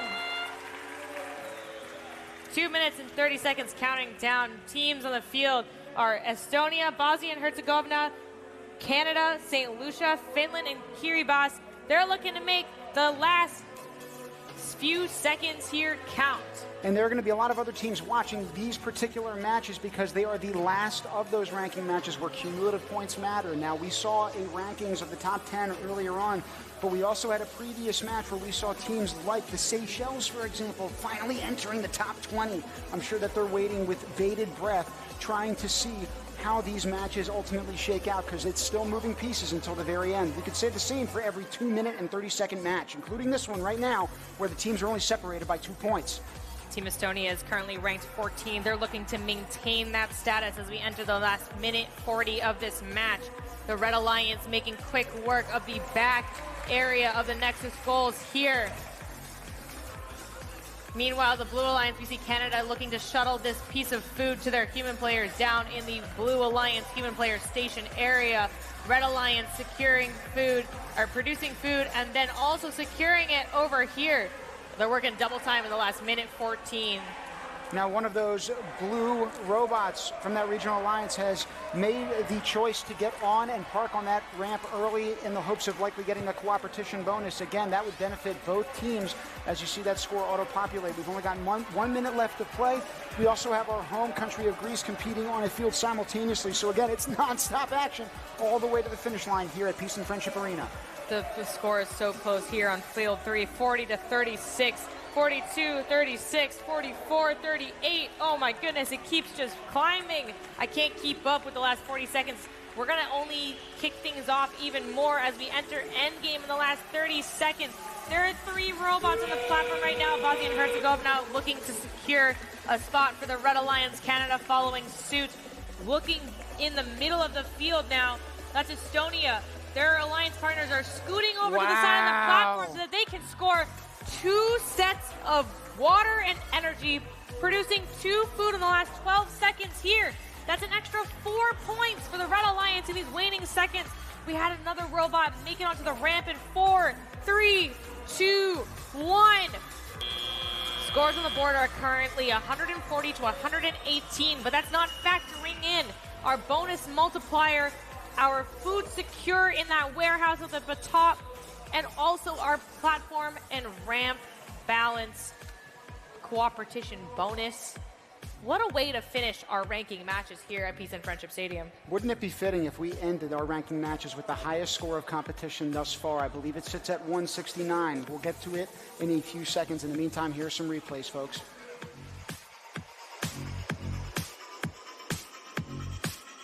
Scores on the board, 140 to 118. 18 points secured across both of our alliances here, and a 30-point Coopertition bonus. The rankings, take a look at that. Our 6 teams made the most of this last match, all 6 elevating in the rankings. Estonia now jumping up to rank number 8, securing their place in the top 10 at the end of the matches here. We have top 10 teams that we're talking about, but first in our hearts, we've got our field interviewers, both Blair and Melissa. But Melissa, who do we have down there right now with you? So I'm out here with Team Greece, the biggest crowd in this competition. Woo! Team Greece, the home nation, seems to have a lot of supporters. How are you feeling after win and win and win? We're feeling amazing. We're here to support our team for our last game. We cannot wait to see our results. And yeah, we're feeling amazing. And have you come from different parts of the country? Yeah, we have come from all around Greece. We're here to help our team, to give them support, and to feel amazing, to have a great time. What is your best memory so far from a game, from the competition entirely? We have a great time. We've come here to the field. We've gone exploring the elephants. It's great. We have made many friends here. We have made friends from all over the world, like 180 countries here. We all love the cultures and the religions we have seen. And the friendships here are amazing. We have made many friends. And what are you hoping? You know, awards are coming soon. Do you have high expectations? Yeah, our team has gone very good so far. So we're expecting the best. So let's go back to cheering, which is what you have been doing best.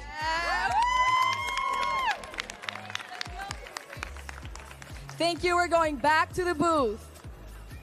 Thank you, Melissa. I was going to say we need to save those voices as much as we can for the back half of the day because we're going to start talking about our playoff seedings. Manisha, take it away. Here are the top 10 after the conclusion of our ranking matches here. Kazakhstan secured their place very early on at number 1, and they maintained over the course of competition. We now have United Arab Emirates, People's Republic of China, Greece, Romania, Sri Lanka, Uzbekistan, Estonia, Puerto Rico, and France, all securing a place in the top 10 as we enter our final stage of the competition here. Alliance selection is coming.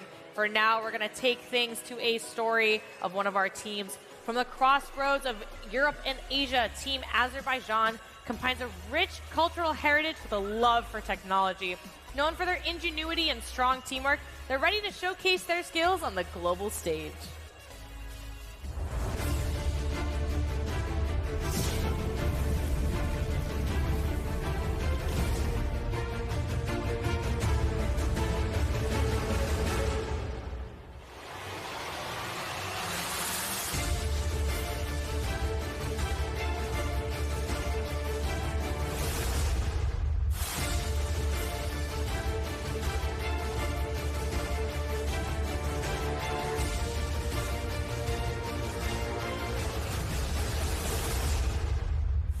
Əsrin ortalarından bəri insanlar yer kürəsinin iqlim sisteminə misli görülməmiş dərəcədə təsir göstərmiş və qlobal miqyasda dəyişikliklərə səbəb olmuşdur. Ölkəmiz iqlim dəyişikliyi ilə mübarizə istiqamətində müxtəlif addımlar atır. Yaşıl enerjiyə keçid, külək, su, günəş, yaşıl hidrogen. Azərbaycanda keçiriləcək COP29 tədbirinin çərçivəsində ölkəmiz onun qlobal problemlərindən biri olan iqlim dəyişikliyinə qarşı bütün səylərini səfərbər etmək və mübarizəyə töhfə verməklə dünyanın diqqət mərkəzində olur. Azərbaycan bərpa olunan enerji sahəsində qabaqcıl ölkələr sırasında yüksəlmək əzmidir. Bu məqsədlə zəngin külək və günəş potensialından istifadə edilir. Qlobal istiləşməni 1,5 dərəcə Selsi səviyyəsində saxlamaq öhdəliyinin təmin olunması hər birimizin mənəvi borcudur. Yaşıl dünya naminə həmrəy olaq.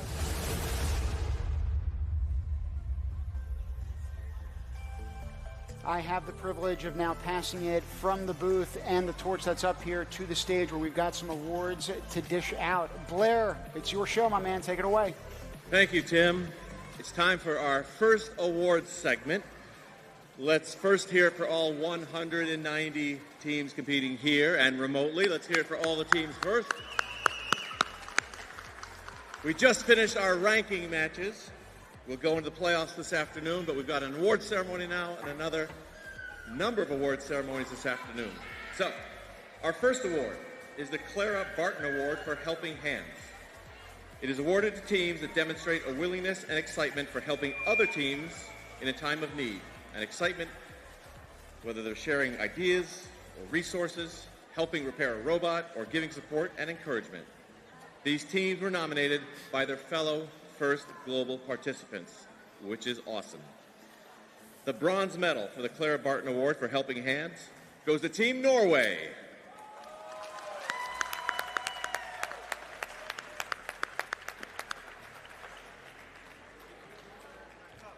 Oh, no, we're good. Thank you. The silver medal for the Clara Barton Award for Helping Hands goes to Team Qatar. Floor, can I check? Are we done now for lunch?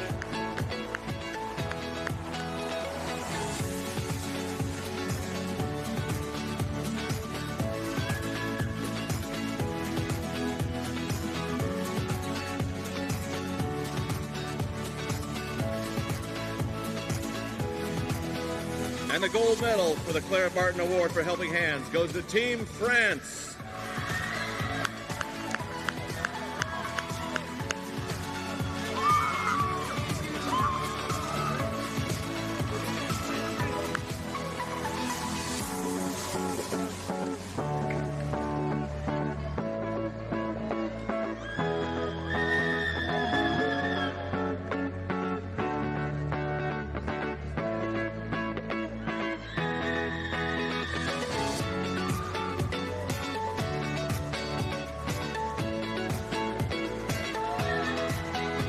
Let's hear it for the winners of the Claire Barton Award for Helping Hands.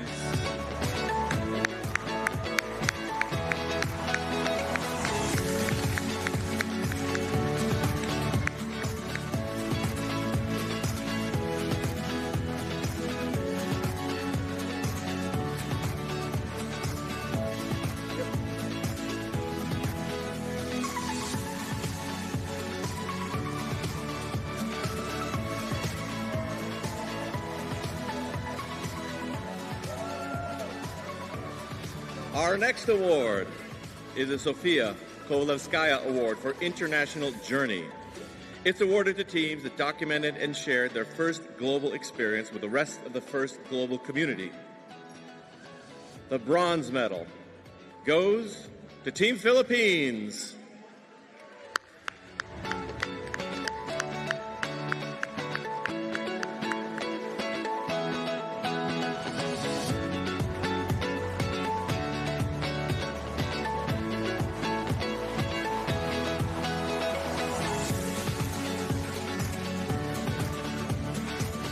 And the silver medal goes to Team Ireland.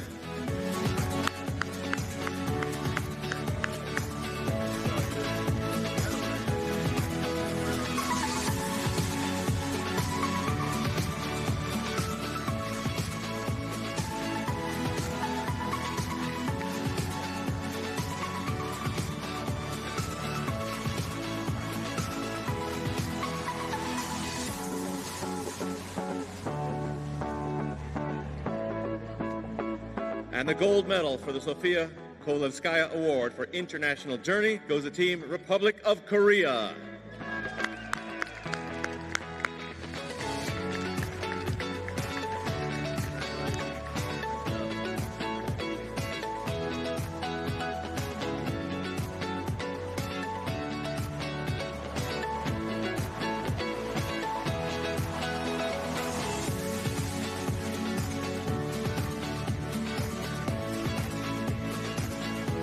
Let's hear it for all the winners of the Sofia Kovalevskaya Award for International Journey.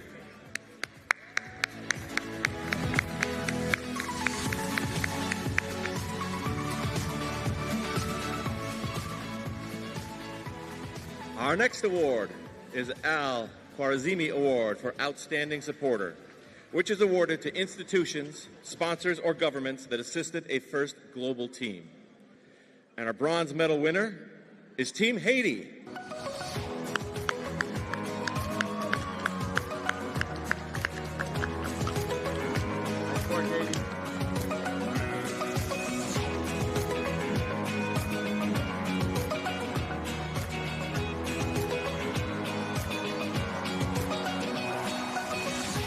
Our silver medal goes to Team Kazakhstan.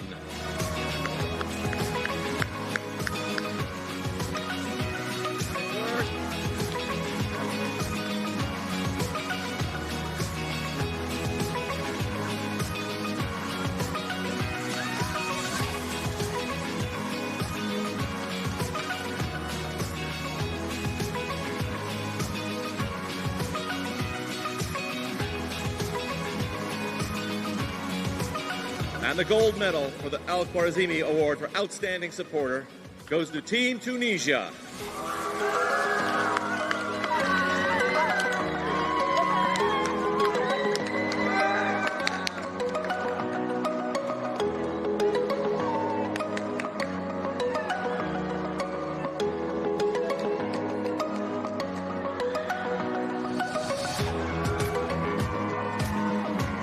Let's hear it for all our winners.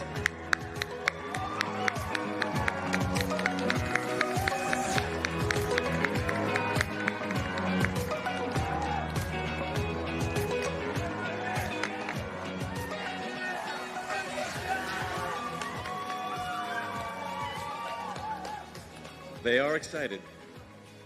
Our next award is the Outstanding Mentor Award. It recognizes mentors who are committed to their team and inspired them to keep going despite any challenges. This is a team-submitted award, so these mentors were nominated by their own students. In alphabetical order, the winners are Nu Hamek from Team Algeria,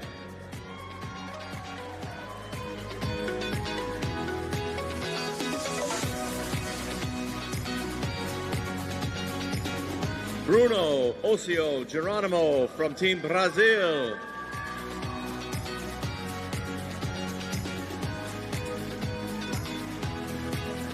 Freddy Cojamarco Cardenas from Team Colombia.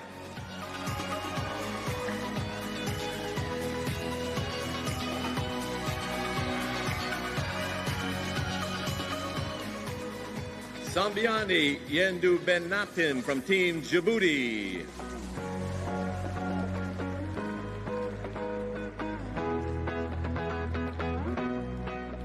Norez Arif from Team Iraq.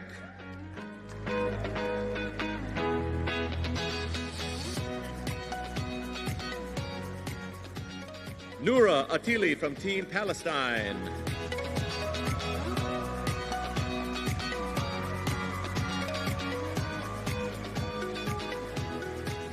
Shuang Fang from the Team's Republic of China.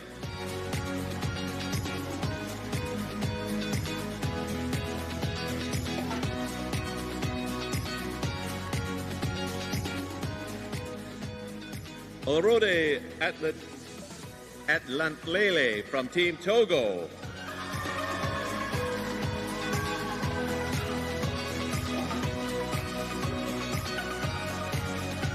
Raba Hamouda from Team Tunisia.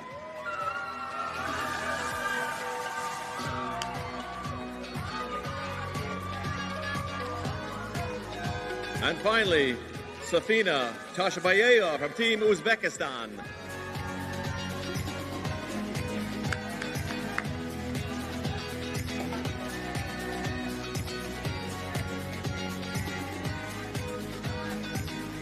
Congratulations to all the winners of the Outstanding Mentor Award.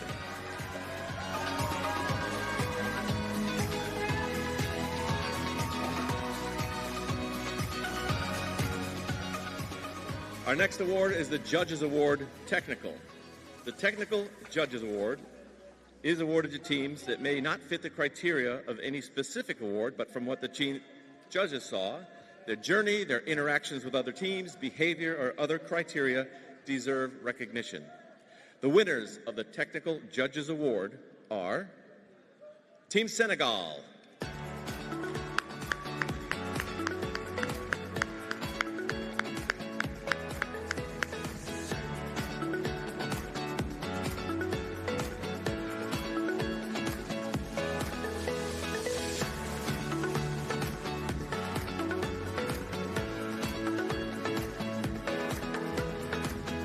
Team Spain,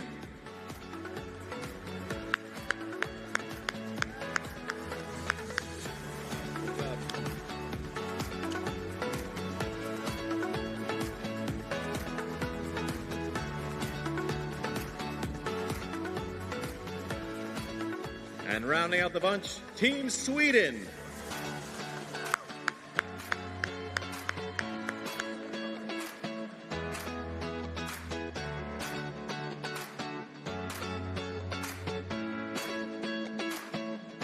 Let's hear it for the winners of the Judges Award, Technical Division.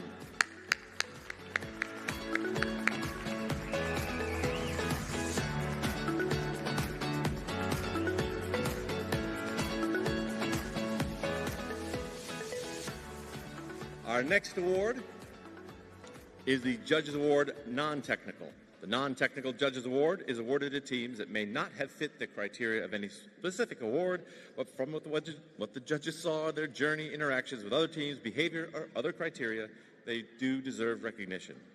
The winners of the Non-Technical Judges Award are Team Ghana.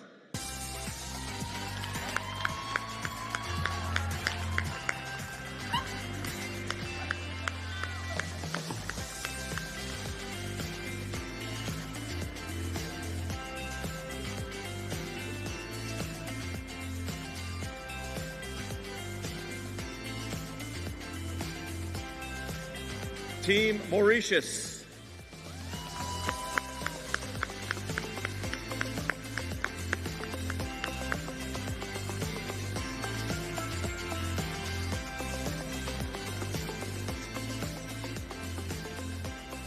And finally, Team Nigeria.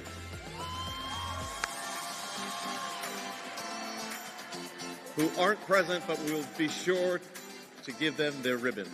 Let's hear it for all of our Judges Award non-technical division winners.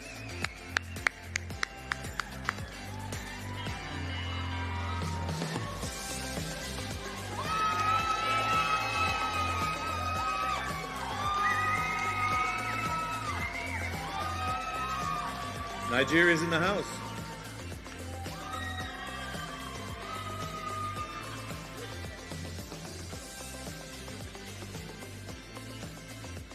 Our next award is the Skills Challenge Award. It recognizes the top scoring teams participating in the Skills Challenge, which consists of actions a robot performs in the course of playing the Feeding the Future Robotics Challenge. Third place in the Skills Challenge goes to Team Hope.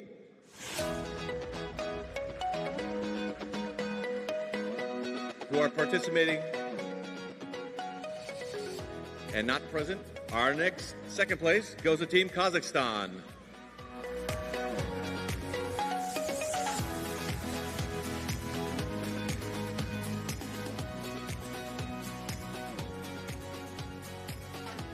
And third place goes to Team United States of America.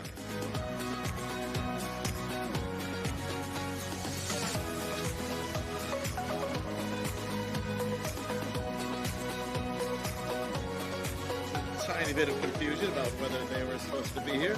We'll make sure they get their awards.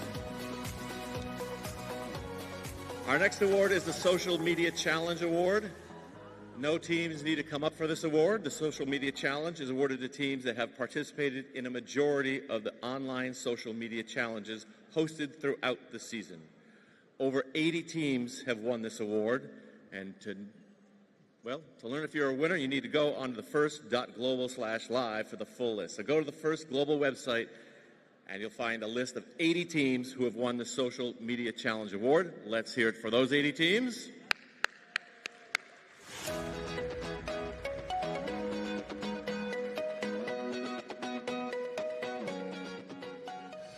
Our next award had over 50 winners. It's the Video Storytelling Award. Again, this is on the website. The Video Storytelling Award recognizes teams that impactfully told their story through their team profile video. With over 50 teams winning this award, they can check out first.global/live for the list of winners. Congratulations to them. Let's hear it for our Video Storytelling Award winners.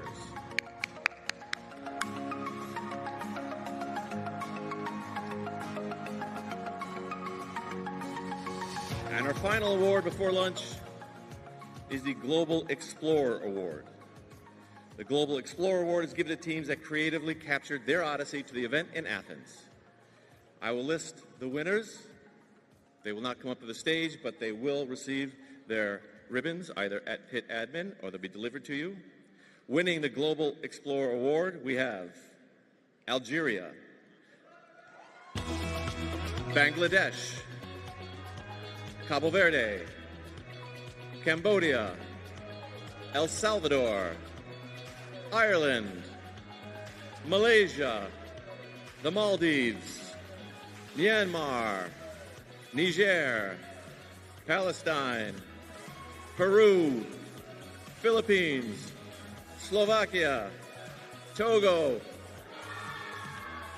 Tunisia, Uruguay, Venezuela, and Yemen. Let's hear it for them.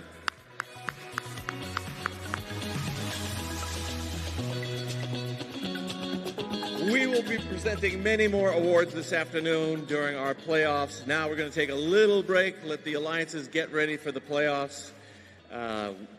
Please come back here and join us when we resume at 2 p.m. Eastern European Summertime with the start of the playoff matches and more awards. Let's hear it for all our award winners. Have a great break. We'll see you back here at 2 p.m.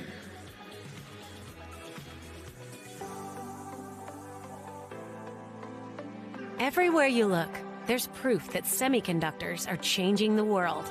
They're enabling new technologies that help save lives, enhance access to education, and shape the future of business and computing. But as semiconductors become increasingly critical to our world, demands continue to grow for them to become smaller, more efficient, and more sophisticated. At Lam Research, we're innovating to meet this demand every day. We create machines that enable modern chip production and push the boundaries of what's possible. We partner with customers to boldly take on the world's biggest challenges while supporting communities and driving greater sustainability. From enabling atomic-level precision to breaking down barriers to collaboration, we're transforming our industry and creating the breakthroughs that make so many other innovations possible. Because at Lam Research, we know semiconductor innovation will change the world in ways we can only imagine. Now, let's prove it. Bring rings to beach wedding. FedEx presents Tall Tales of True Deliveries. Just another day on the job. We did this for love. See what we can do for your business. FedEx.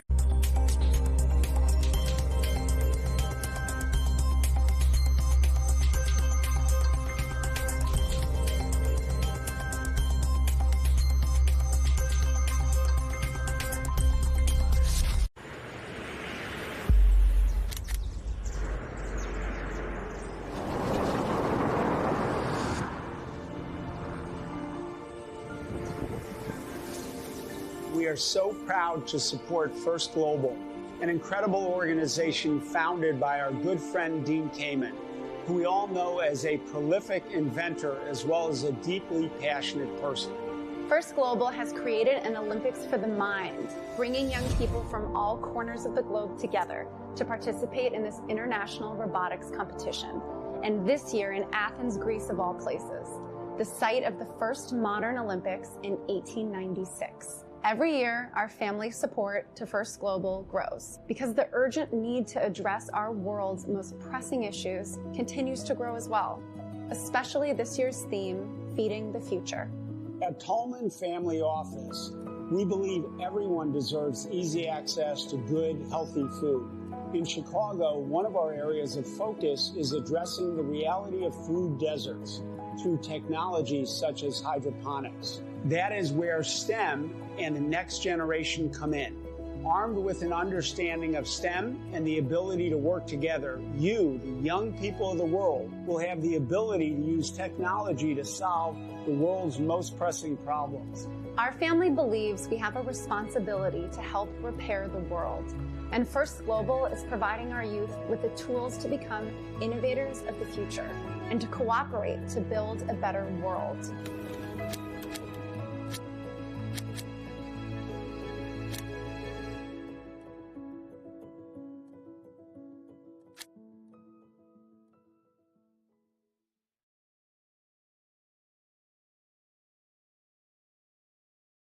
Cuando mi familia se enteró, estuvo muy contenta por mí y me dijeron que estaban muy orgullosos de que fuera parte de esta oportunidad. Hola, soy César, tengo 17 años y tengo una leve pasión por todo lo que es tecnología, ingeniería, ciencias en general. Y eso me ha llevado a entrar a concursos, conocer a gente y estar ahora acá en esta competencia de tecnología.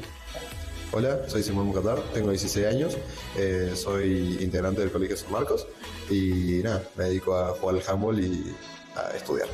En este desafío en especial las alianzas son muy importantes porque también los otros países van a formar parte de nuestro equipo y nosotros de cierta forma vamos a depender de ellos para nuestros resultados y bueno, ellos van a depender de nosotros y también está bueno porque nos obliga de cierta manera a interactuar con otros países y nada, de esa forma vamos a aprender de sus culturas, costumbres y todo en general. I'm excited about participating in the First Global Challenge because it's a great opportunity to meet people and make a better world. My name is Hannah Mednihiapiana. I am 17 years old and I love to hang out with my friends and I'm a future, hopefully, environmental engineer. This year's topic is really sensitive for me and my country because of the big economic crisis that Argentina is currently going through. So this would be a great way to inform ourselves about ways, projects, and laws to apply to reverse the situation.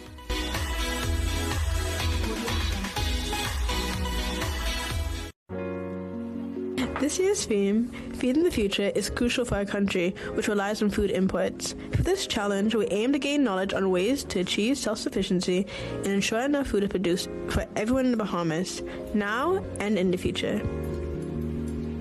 STEM is important to me because it allows me to innovate, solve real-world problems, and continuously learn and grow. I'm excited to be a part of the 2024 First Global Challenge because it offers me the opportunity to meet new people and experience new cultures. Understanding sustainability is vital for the Bahamas. By harnessing our abundant sunshine and producing solar power, we can support sustainable agriculture and ensure food production for everyone in the country.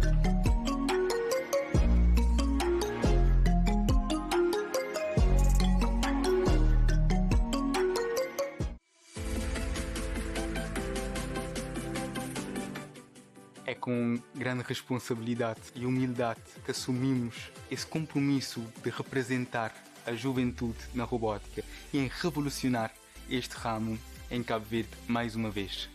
Cabo Verde é um pequeno arquipélago situado na costa ocidental africana.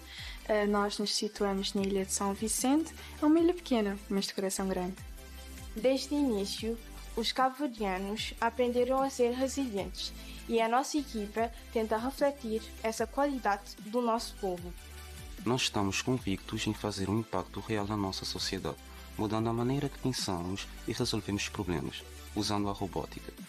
A robótica e a FGC mudaram completamente o meu modo de pensar e de viver. Conheci aqui a minha segunda família, que sempre levarei no meu coração. Este ano, enfrentaremos o desafio Feeding the Future, que desafia-nos a desenvolver soluções para a produção de alimentos de forma sustentável. Apesar dos desafios, a nossa equipa sempre manteve com uma grande união. Com o apoio inestimável dos nossos mentores, conseguimos alcançar os nossos objetivos sem nunca perder o foco ou nos desinteressar. Estamos entusiasmados em competir em Atenas e esperamos entregar o desempenho que o nosso país merece.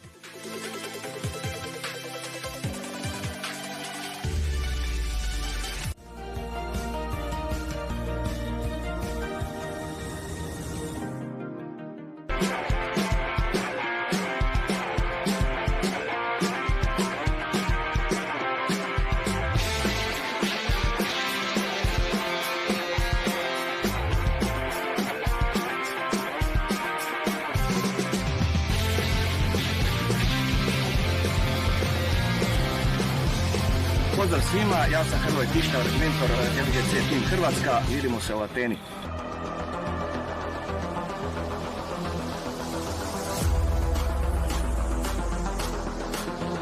Pozdrav svijete, ja sam Mario, ovogodišnji mentor ekipe Hrvatska, vidimo se u Ateni. Pozdrav svima, ja sam Marko, dio hrvatskog tima za FGC, vidimo se u Ateni. Pozdrav, ja sam Stela Jelašičić, vidimo se u Ateni. Pozdrav svima, ja sam Marin Kurešić i vidimo se u Ateni. Pozdrav svima, ja sam Fran Mance i vidimo se ove godine u Ateni.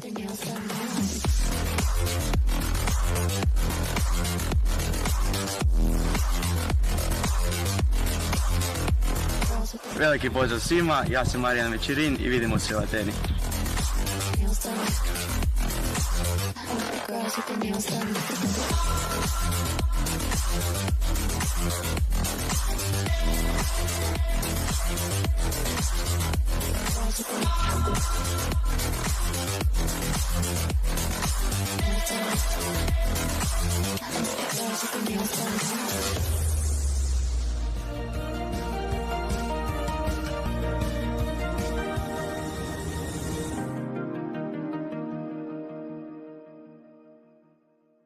We are Team Cyprus and we have been participating since 2017. Hello, my name is Yoros Padis and I've been participating in robotic competitions for the last 7 years. Hi, my name is Dimitris and I've been interested in robotics since I was 7 years old. My name is Nicolas and I have been doing robotics for the past 6 years. I'm Stas and I've been interested in robotics for the past 5 years. I think STEM allows you to create the machinery that will unlock you the time to do whatever satisfies you in a spiritual level. I would probably like to become a robotics engineer so I can build and manufacture robots that will help the world move forward.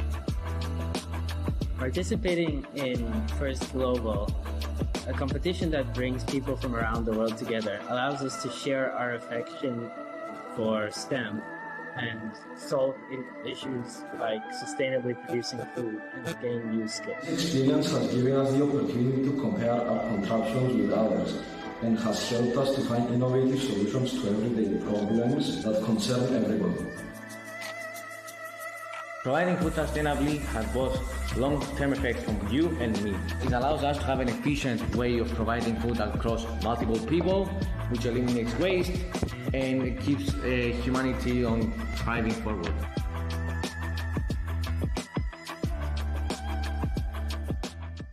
Hi, I'm Maripaz. Hi, I'm Brody.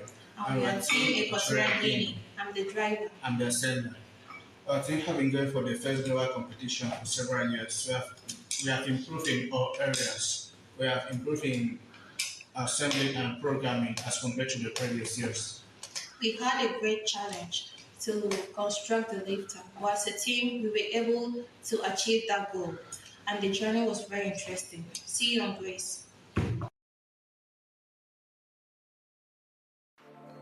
Oh, hei!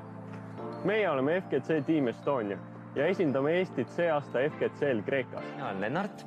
Ma olen robootikaga tegelenud juba esimesest klassist saati. Tere, mina olen Robin. Minu nimi on Jasper. Mina olen Pärtel. Olen Gregor. Mina olen Ralf. Ma olen Roland, ma tulen Põhja-Eestist. Mina olen Eiki. Minu FGC meeskond on parim FGC meeskond, mis üldse on. Meie meeskond suudab väga hästi kommunikeerida üksteisega ning delegeerida ülesandeid, mistõttu meie töö tegemise kiirus on väga suur. STEM on minu jaoks oluline, sellepärast et mulle meeldib asju luua, ehitada. STEM rahuldab seda uudishimu, mis mul on maailma vastu ja igasuguste vidinate vastu. Ma olen see aasta esimest korda ehk ma olen väga elevil osalema ja uusi teadmisi saama. Me oleme see aasta väga palju tööd teinud juba enne hooaega, et meie robot tuleks parem kui eelmine aasta ja aasta enne seda. Toiduturvalisus on minu jaoks väga oluline teema ning Eesti jaoks eriti, kuna me oleme riik, mis Cuando mi familia se enteró, estuvo muy contenta por mí y me dijeron que estaban muy orgullosos de que fuera parte de esta oportunidad.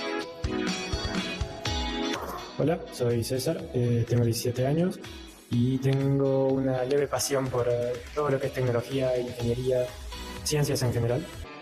Είμαστε day team Greece. Η ομάδα μας αποτελείται από περίπου 100 άτομα από όλη την Ελλάδα και φέτος είναι η έκτη συνεχόμενη δουλειά στην οποία συμμετέχουμε στο First Global Challenge. Το εκδοσιώστε κόμμα και ενθουσιασμένοι καθώς έκαναμε το διαγωνισμό στην πρωτεύουσα μας στην Αθήνα. Μέσα από τη συμμετοχή μας στο First Global Challenge είχαμε την ευκαιρία να επιδράσουμε με ανθρώπους από όλο τον κόσμο. Γνωρίζοντας έτσι τις κουλτούρες τους, τις διαφορετικές τους παραδόσεις και τις νοοτροπίες τους.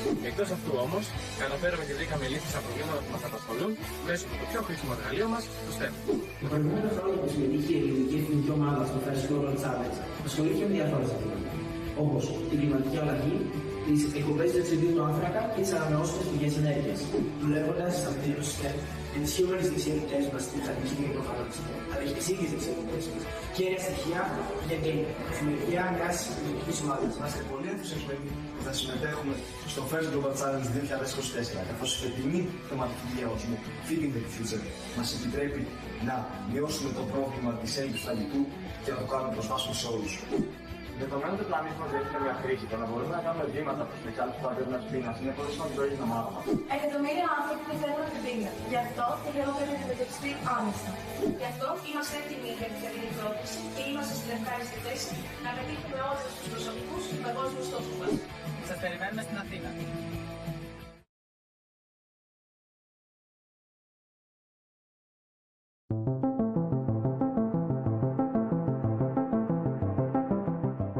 Map saluer First Community. Non pam se Merli, moi c'est driver équipe là. Moi me STEM parce que li apprend moi avec ti équipement nous gagne nous ka faire des bagages qui extraordinaires. Yon nan bagage qui plus important li apprend moi c'est partager connaissance. Et si en connaissance qui pas seulement utile moi mais capital avenir demain. Moi c'est Roosevelt, moi c'est driver équipe là. Mais nous te fait commencer, nous pas d'espace pour nous travailler, nous pas assez matériel et nous t'a utilisé un ancien robot qui te fait nous cargo. Manque de ressources pas de j'aime camper travail là parce que nous t'ai une détermination avec créativité. Moi c'est Jonanda, moi fais partie mécanique et programmation. Là nous te fait commencer, je vais prendre nous au sérieux, mais nous te prendre en tête nous avec une note. Nou te kwe, depi travay di ak persevere, nap realize an pil gros bagay. Mwen se Stanley, mwen parti mécanique équipe là. Non pa se Faika, mwen fè mécanique dans équipe là. En plus de robotique, nous apprenons leadership. Mwen reme mécanique ak électronique. STEM mette passion sa yo ensemble et permettre moi innover, li encourager nous pour nous porter solution à des problèmes. M'a travaille plus que possible pour me capable bâtir un Haïti qui plus fort. Nous joignons plusieurs obstacles chaque jour, mais nous toujours kembe moral nous et ça c'est une force nous joindre dans culture nous. Anéa, nous très excités pour nous aller en Grèce et nous souhaiter apprendre plus toujours. We are Team Haïti.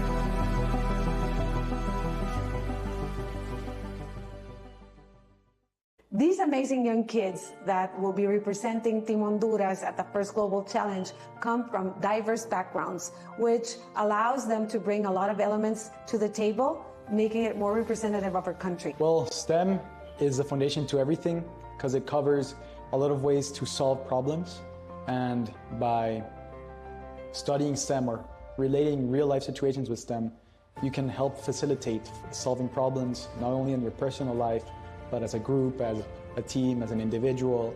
I know that this experience is going to be one of the best I'll ever have.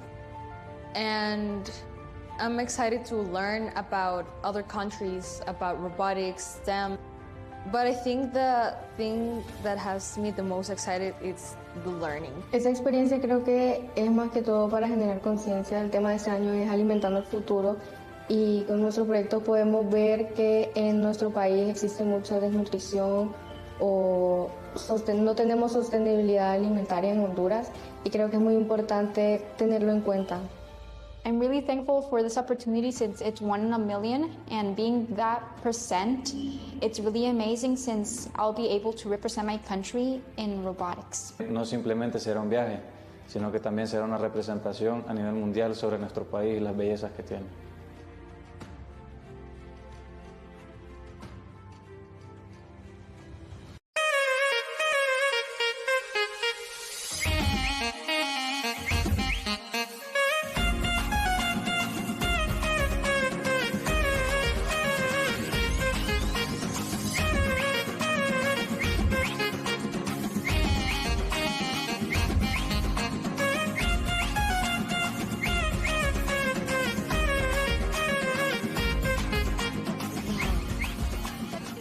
Participated in FGC 2019. Since then, I've been waiting to experience this opportunity myself. I'm getting a chance to showcase my programming skills in front of the world.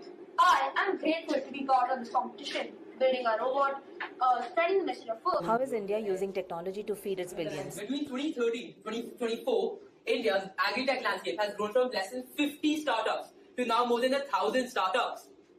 Using technology, India has developed a B2C program to directly sell farmers agrochemicals, fertilizers, and seeds. India has finally started to create market linkages directly in the supply chain to directly connect with the farmers. We are excited to contribute our unique strengths to this challenge and also inspire others to join us.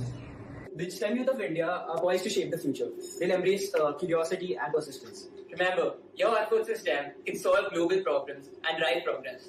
Stay passionate and don't underestimate the impact you can make.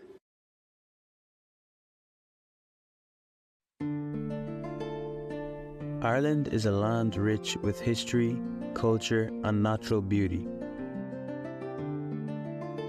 Here, in the heart of this ancient land, our robotics team is forging the future. Our team has been molded by years of hard work and dedication. We've been shaped by both our losses and our success. Our journey has taken us from the FLL to launching our own satellite, making national headlines, presenting at the President's House, and eventually to representing our nation on 6 different occasions. Green STEM is a powerful tool that equips us to solve real-world challenges, paving the way for a better tomorrow.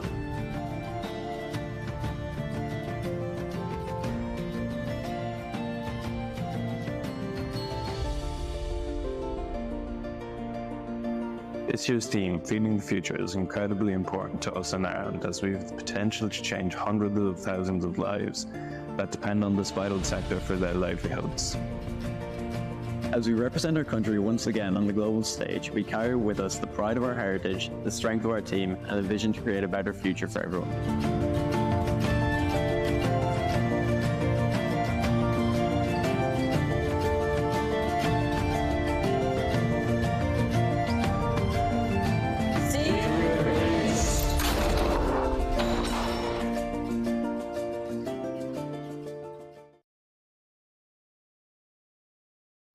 Come Team Italy siamo nati 2 anni fa con la prima avventura alla First Tech Challenge Italia, dove abbiamo vinto l'Innovate Award.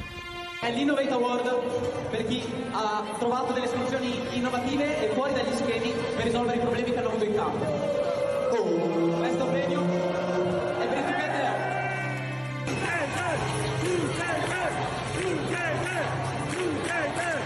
Siamo sempre nella stessa competizione, ci siamo classificati al primo posto tra le squadre italiane.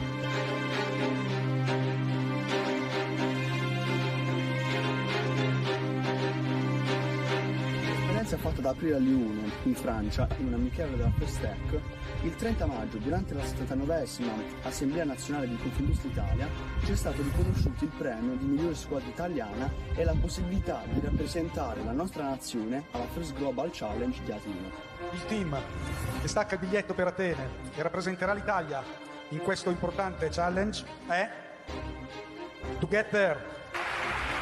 A voi! Festa! I ragazzi e 3 coach appassionati di robotica e STEM e appartenenti alla stessa scuola sono gli ingredienti del nostro gruppo. Speriamo di dimostrare quanto abbiamo imparato in questa esperienza e di portare la nostra italianità da far conoscere a tutti gli altri paesi che partecipano alla First Global.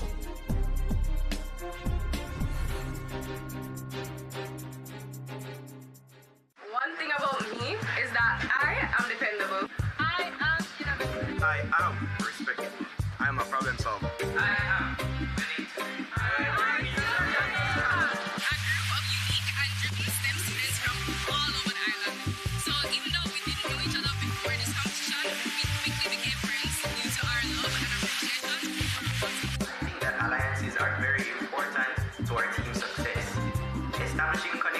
prior to competition with other countries fosters an environment where new techniques, knowledge, skills, and support is born. I'm excited to be a part of First Global 2024 because I believe that it can greatly fuel my passion and love for robotics. To represent my country is a great honor, and competing on an international stage is something I'm very excited about. Additionally, I can't wait to take back new skills that I've learned from the competition to Jamaica and enhance my robotics in my local high school. I plan to use this experience to promote STEM as a whole in our communities, as well as to inspire children to be passionate about STEM. Food is one of the ways people connect around the world, especially in Jamaica. Here, in Port Royal, fishing is the way of life. But without the proper infrastructure and resources, people can't feed their families, much less themselves. We can't wait to show you guys how nice we are. The country is Jamaica. Really global, it's all about.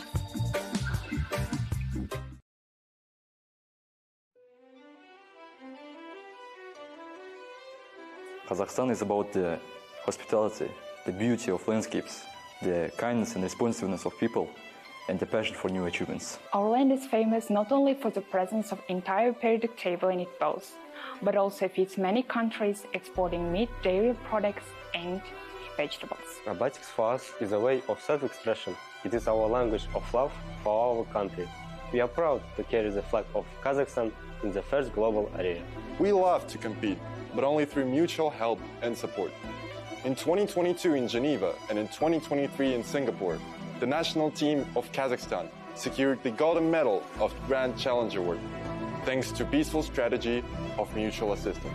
This year, with a new lineup being the winners of the national competitions, we want to write a new story, a story of a victory over the global hunger.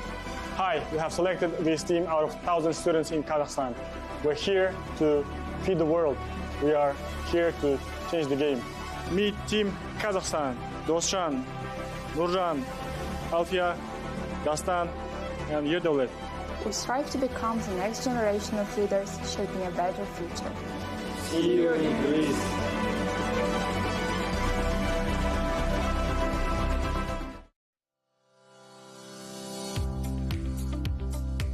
My name is Leona Arize. I'm very much into Formula One. And one thing about Formula One, it has pit stops. And sometimes when I'm changing the wheels of the robot, it's like I'm in a pit stop. Let's hope this year goes well. I'm Harisa Aziri. I'm 18 years old. Right now, we're at the Palace of Youth and Sports, where I used to practice my hobbies, volleyball and dancing. But I'm also very passionate about robotics, which is one of the reasons why I decided to participate in this challenge. Hello, my name is Amar Rama. I'm one of the participants in the first Global Challenge. I'm very interested in this race, but nonetheless, I'm also interested in other activities such as basketball, but also astronomy. I'm Eiran Noura. I have a strong passion about tech and robotics, and I also love math, which is exactly why I joined First Global Challenge. So STEM is not just a term, STEM is generally a way of life for me, as I constantly come here every day trying to build a robot. But I'm not just only engaged in robots, but I also very enjoy the STEM applications in digital world. Why am I excited? This is one of the reasons, and this is also one of the reasons. I get to meet my international friends that we've been having meetings with all our journey. I will use my experience in First Global Challenge to help make Kosovo and the world a better place by using the resources that First Global Challenge provides for us. This year's theme, Feeding the Future, is highly important for Kosovo because it ensures that all of our citizens have access to safe and nutritious food.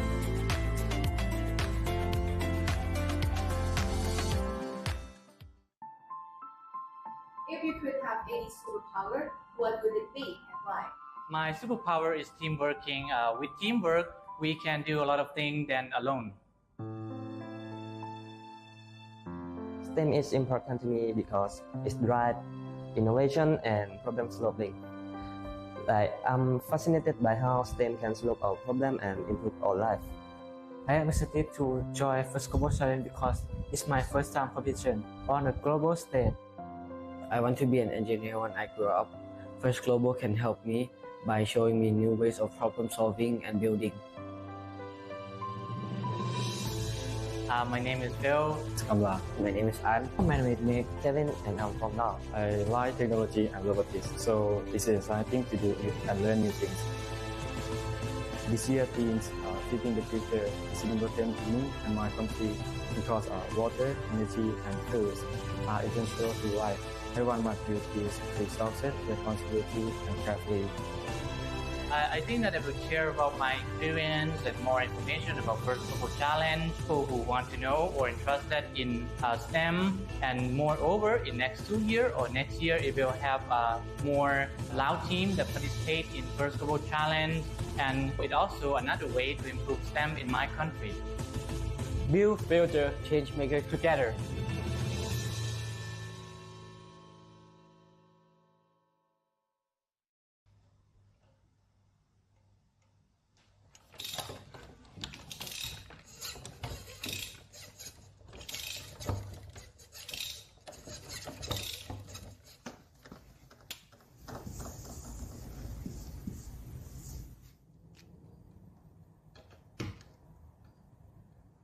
Okay, let's test it.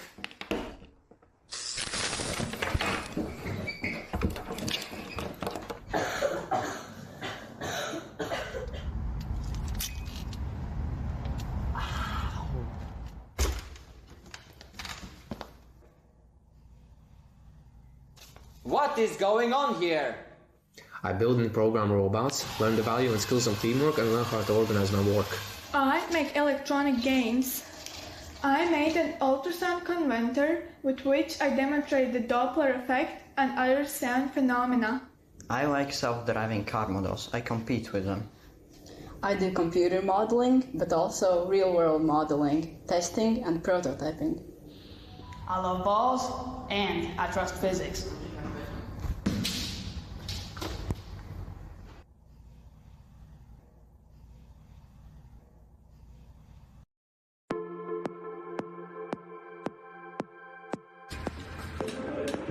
Hello. Hi. Welcome to Liberia. Our country, Liberia, is located on the west coast of Africa. In its region, its natural resources and have a large forest.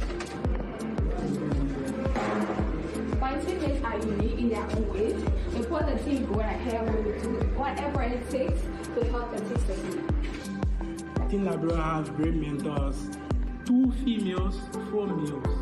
This year, Team Feeding the Future brings together thousands of young people from around the world to cooperate and find solutions to feed the future. I'm excited about this year's competition because First Global has given my team an opportunity to explore, network, and contribute to a problem, which is still the future of robotics in the world. This year's experience has been really fun and amazing. We got to meet new people, we learned a lot, and we had lots of fun. We went to work on for a future which was fun and we got to learn new things about each other. We expect innovation, collaboration, and impactful solutions for this year's challenge. In 2019 to promote creativity, technology, innovation, resources across Nigeria. Thanks to our supporters, Argentina Senator Joseph Jara, State Senator K. Brown, first global team Liberia is a success. This year's competition will benefit my country greatly because it showcases new ways to integrate STEM into agriculture.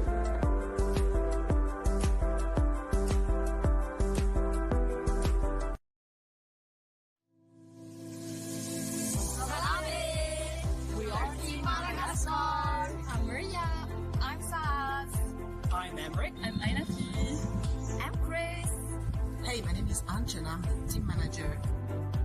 Team Madagascar is driven by more than the pursuit of victory. It's about innovating, collaborating, and inspiring others to share the passion for the things we do. I joined the First Global Challenge 2024 to unite my passion for technology and to make a real impact, because it's not just about building robots, it's about building a better future together. Feeding the future is a very potent term for us, since it's really concerning our country. Although we have all the needed resources here, the system isn't able to feed all the people in the nation. So I believe we could change the situation here through science and technology. The First Global Challenge is given transformative experiences. I've learned the power of teamwork, innovation, and STEM education. With all these lessons, my mission is to integrate advanced technology in Madagascar and inspire the next generations to pursue their careers and dreams in STEM fields. I am really excited for this year's First Global Challenge. It is an opportunity for me to meet young people with the same passion as I do. It is also an opportunity for Madagascar to show its technical prowess on their international stage. Makasih, Jade!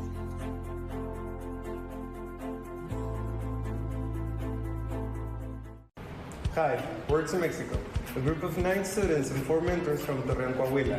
A few weeks ago, we competed against some of the best teams in the country to represent it at this year's First Global Challenge. After winning the tournament, we started meeting with different teams to share about their countries, and also develop different projects seeking to celebrate Coopertition and gracious professionalism. Having the chance to represent Mexico at an international event opened doors for us to collaborate with our community. We gave expositions in different places from our city, worked together with some local organizations, organized a summer camp, and also appeared in newspapers, radio, and TV programs. These opportunities help us spread the impact First Global is having both worldwide and in our lives. As kids, we never imagined ourselves representing our country among other nations in a competition like this. We feel truly honored to have such an opportunity, and we are pretty excited to see what the season brings. Best of luck to all teams, and see you in Greece.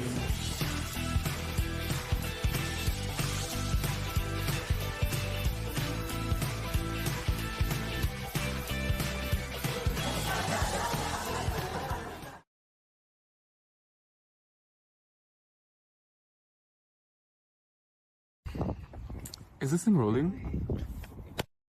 Hi guys, my name is Robert Palomo. I'm Rejoice Teka. My name is Heide Valiers. My name is Robert. My name is Jaden Yoster. It's your girl Christina Mawongo here.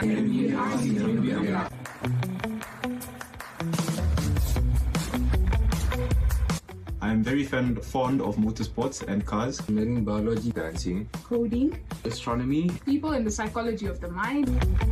How this year's theme resonates with me is that there's so many countries in the world facing a food crisis, and this theme is just the perfect opportunity to bring us together.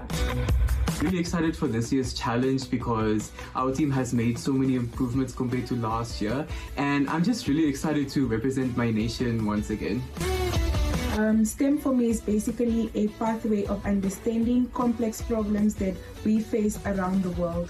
I would really very much like to use my GRC experience to further bring more recognition and initiative to the robotic world.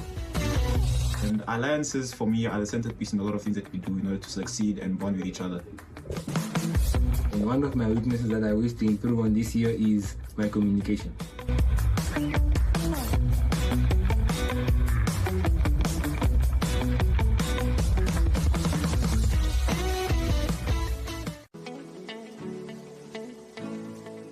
We are Team Oman.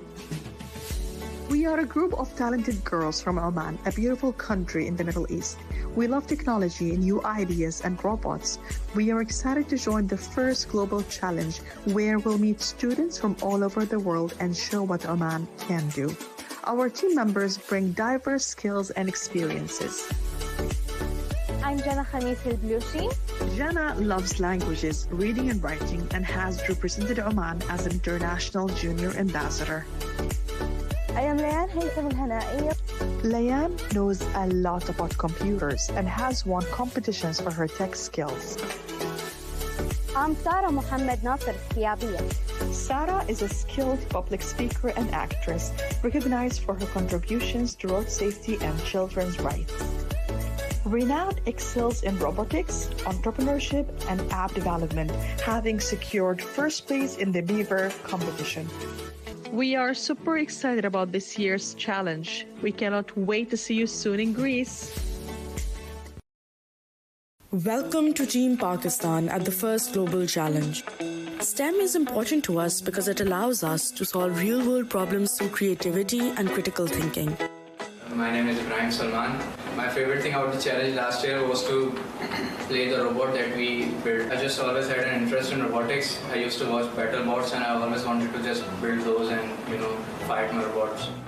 Our team's strength lies in creativity, diversity, and teamwork.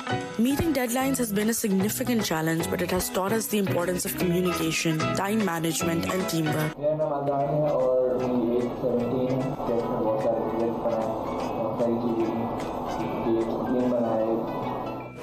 So I'm 14 years old and I'm homeschooled. And I participated in the first global competition last year. You're building stuff? I also used to do Scratch when I was younger. In relation to building stuff? This year's theme, Feeding the Future, is particularly important to us. Sustainable agriculture is vital for our country's future, and we've dedicated to developing solutions that can help address this critical issue. What's your name? I'm 16 years old, and right now I'm doing the job at STEM. I like building stuff on my own. Okay. I used to repair a lot of things in my house. The first day I was here, it was like a dream come true for me. Let's go, Team Pakistan. See you at the challenge.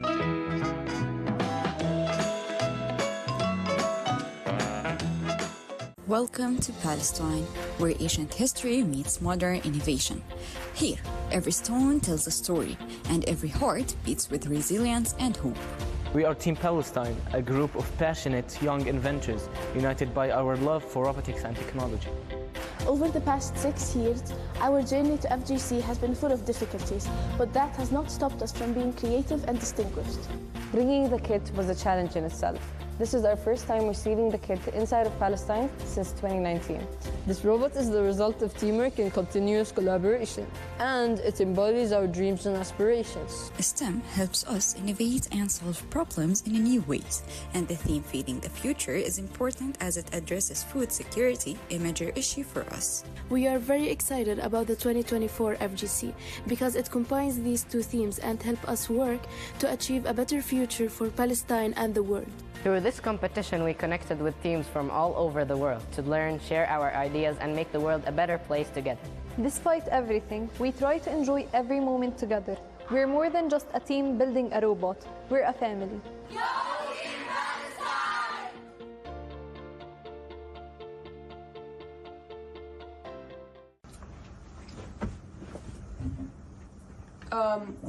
Hello, hi, my name is Ruby. Welcome to the first Team Qatar First Global Meeting. Are there any questions? Hi, I'm Adi. My question is, why is first mission of Feeding the Future so important? First's mission of Feeding the Future demonstrates sustainable solutions to access food and water through robots. These ideas can be implemented in the real world and provide a more sustainable and better future. Hey, my name is Khalid. I had a question. Is it really that hot in Qatar? Not really. Hello. My name is Rutul. So what do you think is unique about the Team Qatar? My name is Zawar Limadi and I'm a part of Team Qatar. So our team is unique because it has different cultures and nationalities, which makes it diverse. Hey everyone, I'm Derek. I'm from Jammu and Kashmir in India. Hello, my name is Abdullah and I'm from Qatar. Hi, I'm Janveen. I'm from the UK. Hello, I'm Nawaf Al-Amari and I'm from Qatar. My name is basketball, Team Qatar Generation.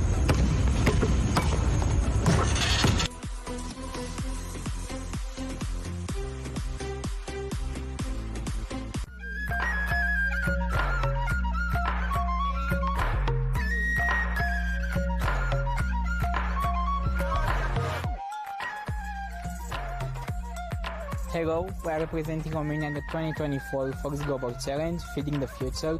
Our team consists of 5 dedicated high schoolers. We stand out not just for our impressive resume, but for our dedication and passion we infuse in every project we undertake.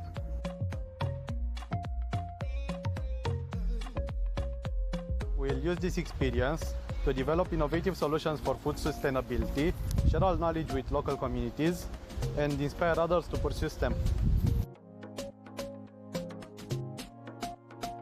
STEM is important to us because it equips us with critical thinking, creativity, and collaboration skills, essential for taking challenges like food sustainability and building a better future.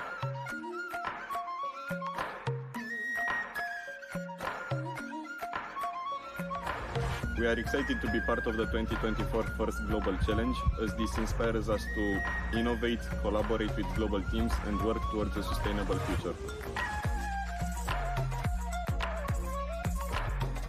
Feeding the future is an important and relevant concept for Romania because the country has a rich tradition in agriculture and food production.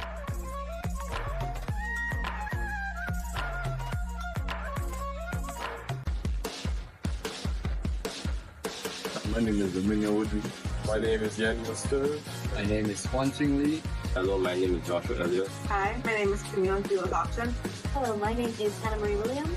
We are the Singers and Nevis Robotics team, and we are thrilled to be a part of the 2024 First Global Challenge. I'm excited to go to this First Global Challenge. I am a little bit nervous, but I believe that the topic Feeding the Future is a great way for us to, find different ways to help, our lower communities or just in general, improve our food storage and water conservation. I truly love robotics because I feel that it not only allows me to tap into the more logical thinking side of myself, but also the more creative side. It's going to be a challenge, but it's going to be a long road to get there. But the more time we spend together, the more we build chemistry. It will become easier and easier to build the best robot and overall win the entire challenge.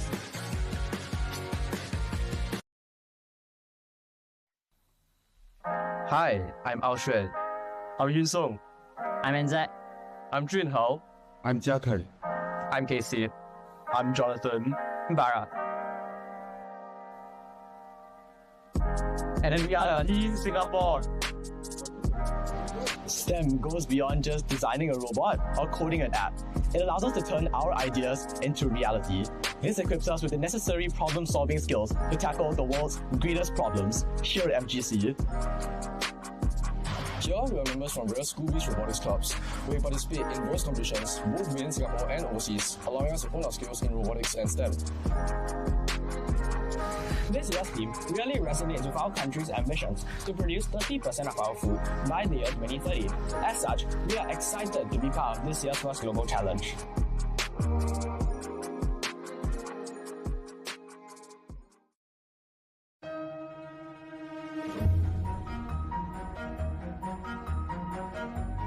Hi, I'm Yanis. I'm the oldest of this team and team captain. Building robots has always been a part of my life. Hello, I'm Lionel, and it's my first time participating in the First Global Challenge. I've always loved to code, so I'm going to focus on programming a robot. Hi, I'm Arn.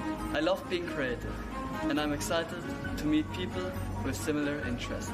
To me, science is very important to improve our lives and to make technological advancements.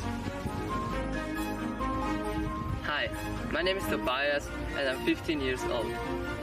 I have been an active member in our school robotics club since 2021. I'm excited to start this new challenge and I'm looking forward to meet new people. Hi, I'm Natasha, and since I'm 18 months old, I love to scuba dive, so I'm very happy now that I can do this in the form of a competition. I'm very excited to meet new people and building the robot. See you guys in that field.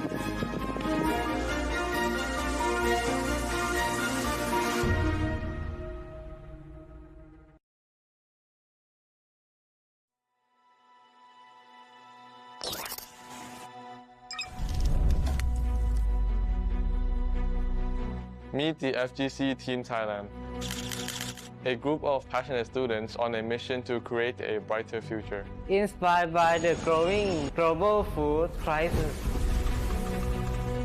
After countless of hours of brainstorming, we came up with a revolutionary concept. Building the robot was a challenging but rewarding experience. We faced obstacles, learned from a mistake, and persevered through countless late nights. Once the robot was built, we put it to the test. We faced challenges, but with each trial, we learned and refined our design. This project has inspired us to continue exploring the possibility of robotics and technology. We believe that innovation can create a better world for everyone. Join us in our mission to build a better future. Visit our website or follow us on social media to learn more about our work.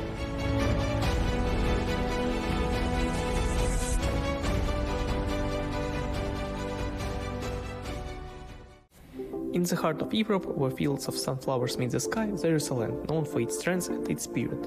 We are Team Ukraine, and this is our story. We are Kira, Roma, Anton, Vlad, and our mentor Yulia. We are more than just a team. We are dreamers, builders, and future innovators, united by a common purpose: to create a world where technology not only advances but uplifts communities. Our mission extends beyond competition. We believe in giving back. We share our knowledge, inspire the next generation of innovators. In every child's eyes, we see the future of Ukraine, a future where knowledge and technology bridge gaps and build connections. To me, robotics is not just about machines, it's about solving the problems that matter to people, like ensuring everyone has enough to eat. Technologies as a tool to rebuild, to create opportunities where there were no before. Every piece we assemble, every code we write, is a step toward a future where no one is left behind.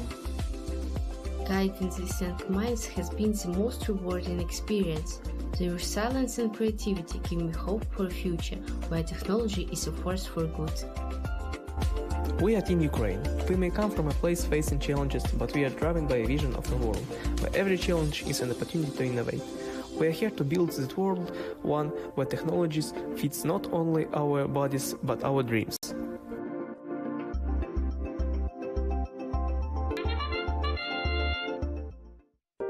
For generations, humanity has witnessed the birth of great stories, filled with strength, determination, and unwavering passion.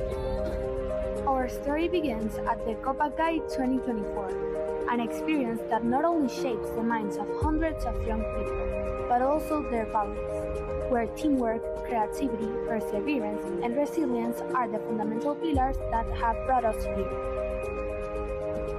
But who are we? We're children of a land of hope and effort, where work and faith are our flag, and the warmth of our people is the sun that guides us. We are people who dream and fight, who rise to the strength of love and solidarity.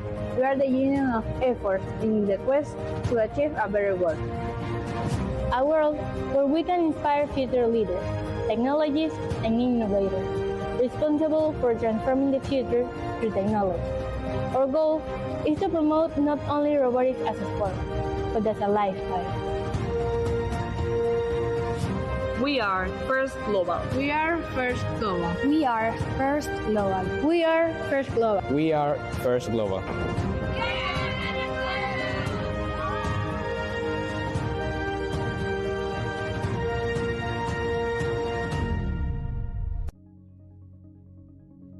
Hi, I'm Harish, and we are First Global Challenge Team United States of America. Our team comprises of 5 members from First Tech Challenge Team 12791 Iterative Intentions from Flower Mound, Texas. Our team is excited for the upcoming challenge in Athens, Greece, where we can meet teams from 190 other countries, learn about different cultures, and have an overall fun and positive experience. Hi, my name is Anish. The culture of the United States is described as a melting pot of different histories, customs, and traditions from all around the world. The United States stands for the pursuit of life, liberty, and happiness. The reason sustainable food sources are important to the USA because of our massive country, our rapidly growing population, and the diversity in diets all over our country. Hi, I'm Tarun. This year, we want to learn as much as we can about how to produce, transport, and consume food in sustainable ways. Our mission is to explore ways to address the challenge of feeding the growing population while ensuring an environment capable of survival for many, many years to come. By working with experts, communities, and students just like us, we hope to create ways to minimize waste, improve resource usage, and provide equal access to nutritious food for all. Robotics is crucial in creating advanced, innovative, and diverse solutions around the world. For example, automation in food processing and packaging can help minimize food wastage. AI, camera technology, and collaborative robots can help increase the ability to deal with variation in raw materials. Essentially, robotics is key in creating sustainable food systems around the world. Hi, I'm Manasi. We hope you will join us on this journey. We believe collaboration is a big factor to this theme. We are very excited to be participating in the first Global Challenge 2024. Support us on our mission to cultivate a future where technology and innovation can create a brighter and sustainable future for us all. Because no matter what, everyone everywhere deserves access to an affordable and healthy diet.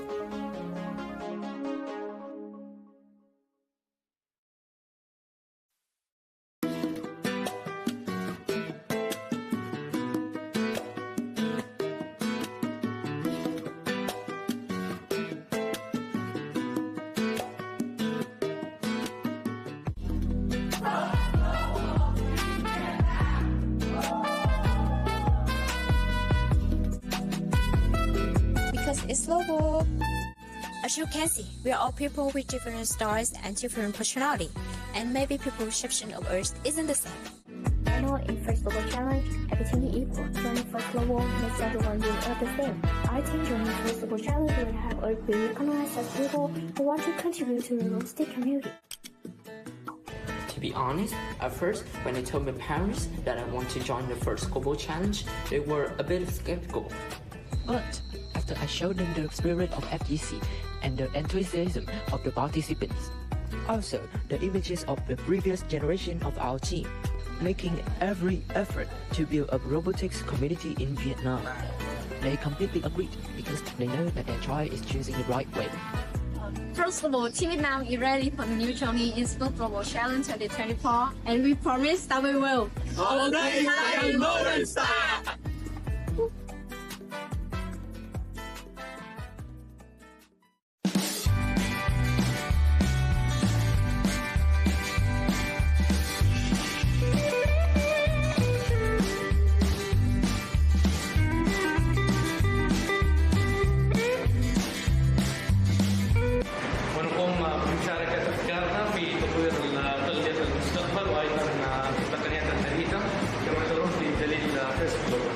ندعم نظام مسابقة فيرس جلوبال للألعاب الرياضية وجودنا مع مؤسسة فلسطين لحل مشكلات العالم في تقنية الروبوت الصناعي. سيكون منتخبنا الوطني هناك في أثينا لكي يشارك الحلول التي وصل إليها لإطعام العالم. بالعلم والمعرفة نبني الأوطان. أضافت لي فيرس جلوبال العديد من المهارات والمعارف في تصميم وبرمجة الروبوتات. شبابنا جاهزون ويحضرون المشاركة في هذه البطولة العالمية. هناك الكثير من الصعوبات واجهتنا ولكن جعلناها تحت أقدامنا لنصعد عليها ونصل إلى الحلم. انتظروا المنتخب الوطني اليمني في أثينا.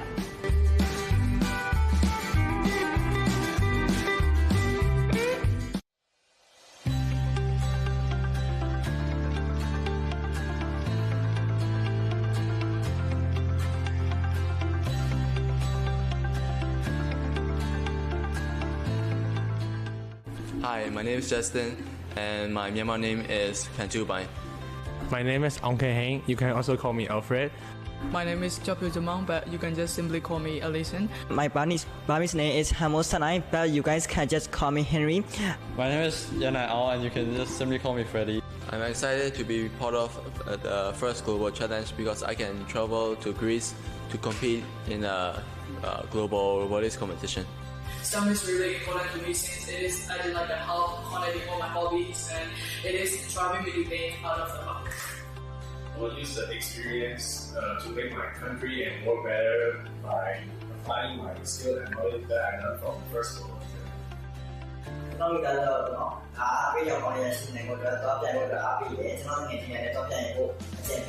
Yes, future is important as it addresses global food security, which is a relevant issue in Myanmar. And by focusing on sustainable solutions, we can help ensure that everyone has access to nutritious food. I participated in FGC. I hope I will able to get to know different people with diverse background around the world.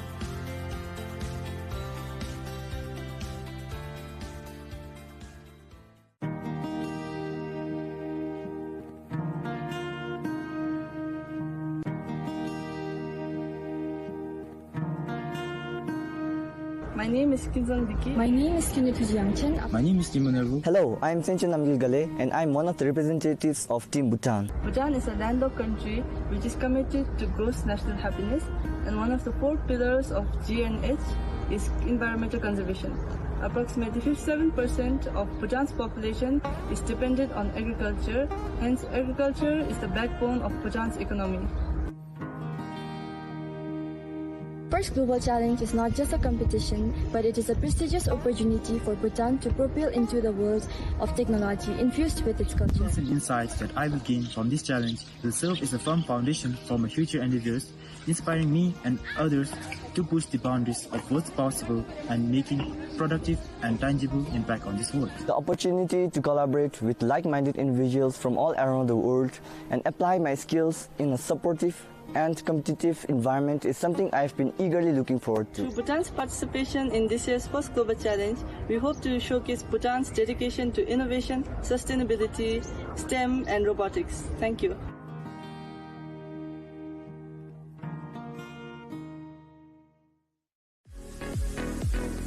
Казвам се Виктор Киселов. Аз съм Александър Алексиев. Аз съм Марио. Аз съм Филомиров. На 16 години съм и харесвам да излизам с приятели, да програмирам и общо взето да се забавлявам. На 16 години обичам да гледам филми, да играя игри. Живея в София, която е столицата на България. Обичам да тренирам кикбокс, да занимавам се с роботика, да излизам с приятели. First Global Challenge ми дава възможностите да се социализирам, да създавам приятелства, да комуникирам, да развивам езикови умения. Това, което ме кара да съм въодушевен и да искам да участвам в First Global, е това, че получаваме безкрайно много неща, като знания, като общуване с хора от различни държави и нации. Видях колко много млади умове и много полезни неща съм научил и ми помага за напред в бъдещето. Възможностите, които ми отваря First Global Challenge, са може би да комуникирам с хора от целия свят, да създам приятелства, да си помагаме, да се забавляваме.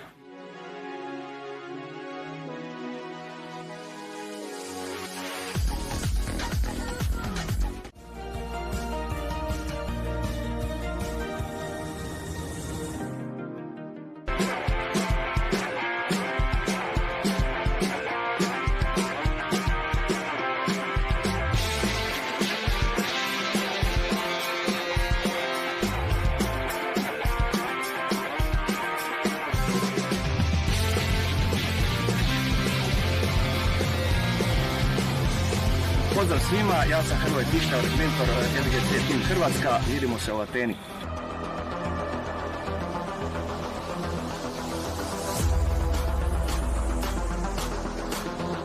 Pozdrav svijete, ja sam Mario, ovogodišnji mentor ekipe Hrvatska, vidimo se u Ateni.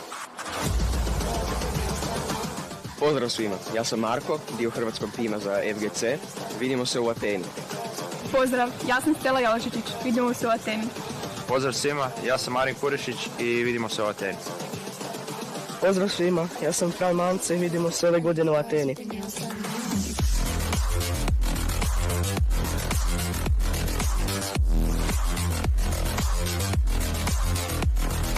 Veliki pozdrav svima, ja sam Marijan Večerin i vidimo se u Ateni.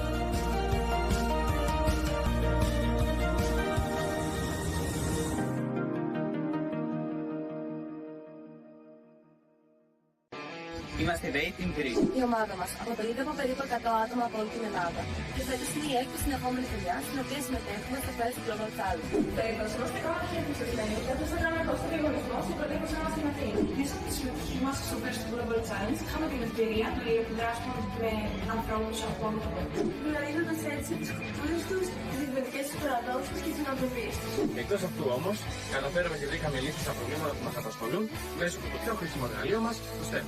Το προηγούμενο χρόνο που συμμετείχε η ελληνική εθνική ομάδα στο First Global Challenge ασχολήθηκε με διάφορα ζητήματα, όπως την κλιματική αλλαγή, τις εκπομπές διοξειδίου του άνθρακα και τις ανανεώσιμες πηγές ενέργειας. Δουλεύοντας σε αυτή το STEM, ενισχύουμε τις δεξιότητές μας στη μηχανική και προγραμματική, αλλά και τις ίδιες δεξιότητές μας.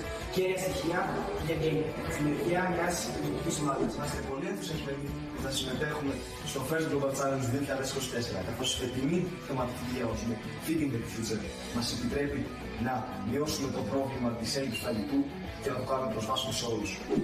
Δεδομένου ότι ο πλανήτης μας διέχεται μια κρίση, το να μπορούμε να κάνουμε βήματα προς την κάλυψη του παγκόσμιας πείνας είναι πολύ σημαντικό για την ομάδα μας. Εκατομμύρια άνθρωποι πεθαίνουν από την πείνα. Γι' αυτό το θέμα πρέπει να αντιμετωπιστεί άμεσα. Γι' αυτό είμαστε έτοιμοι για την φετινή πρόταση και είμαστε στην ευχάριστη θέση να πετύχουμε όλους τους προσωπικούς παγκόσμιους στόχους μας. Σας περιμένουμε στην Αθήνα.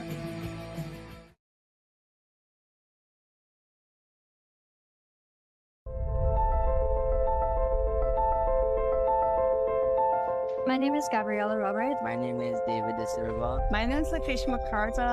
I'm Tejas Cannibal. My name is Lucas Simpson. We are Team Guyana Robotics. I expect the FGC 2024 competition to be challenging. We have to be able to work well together, even though we're under stress during competition.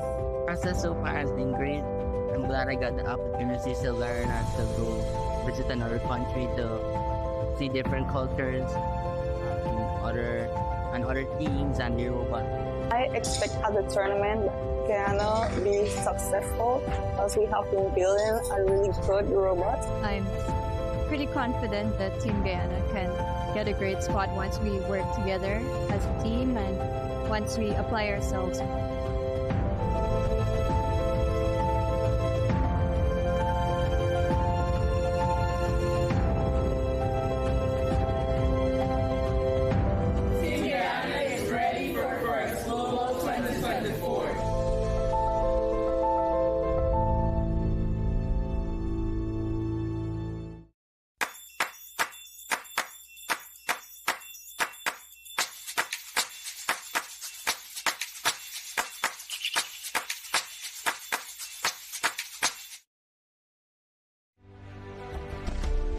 チームジャパンは東京から北海道まで全国各地のメンバーで構成されており、地域や学校など様々なつながりを持っています。全国から各分野のプロフェッショナルが集まっているため、各課題に対して最大限のパフォーマンスを発揮することができます。ロボット制作を通して今回の FGC のテーマでもある食料問題のような世界が共通で抱える問題に挑戦してみたいと思ったからです。テクノロジーを使った問題解決のスキルの向上です。STEM 教育を通じて論理的思考と科学的なアプローチを身につけ、生徒が実社会での課題に対して効果的な解決策を提案できるようになることが重要だと考えています。日本は食料自給率が低く、食料問題は近い未来必ず起こり得るものなので、私たちのような若い世代が興味関心を持ち、積極的に関わっていくことが大切だと考えます。 FGC は技術だけでなく、グローバルな協力や持続可能な未来に貢献する意識を育む場合もあります。そのため、他者との協力、問題解決に対する柔軟な思考、そして学びへの積極的な姿勢を大切にすることが成功につながる鍵だと思っています。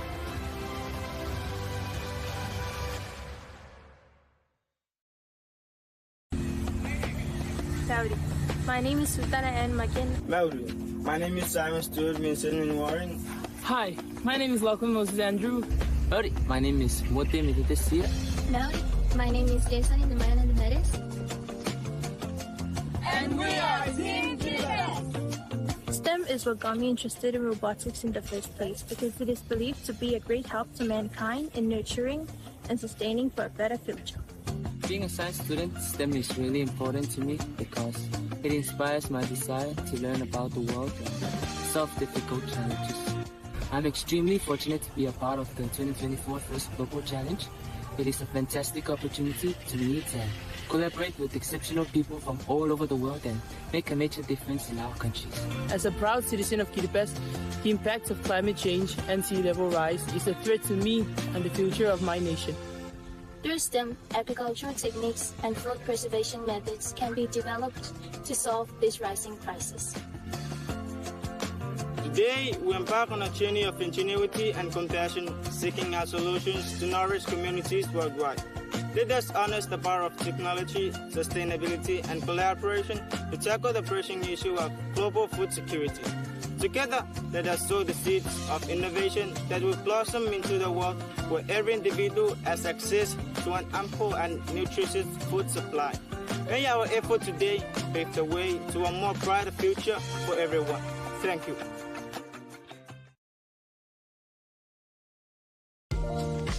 We are coming from a very unique village, which is located in north of Israel. Our village is surrounded by beautiful mountains and 7 water springs. Our village is the only village in Israel that contains 4 religions: Jewish, Muslims, Druze, and Christians. We live together in harmony, peace, and love, which makes it very special. One of our principles is to respect all the people regardless what's their religion and ethnicity. We grew up by these principles which represent our village. Our team maintains connections and meetings with different teams nationally and internationally in order to learn about different cultures and to share our ideas and principles with them. This marks the 8th year of our school's journey in this pioneering project in both First Lego League and First League Challenge programs as we continue our path with boundless creativity and innovation. Our team is made out of 10 members, 8 girls and 2 boys, divided into 4 sub-teams: strategy and building, programming, 3D sketching, and dumplings. The team flying to Athens, Greece is not by accident made out of 5 girls. The reason to that is to spread out education of technology throughout the families in our community because most of them don't choose science topics. We are so proud that 15 girls who graduated from our team have chosen to learn science and engineering topics. Team Israel, First Global!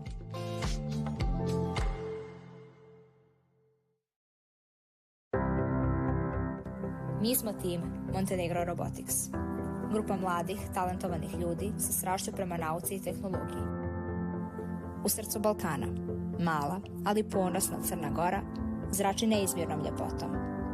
I ponosni smo što možemo da je predstavljamo.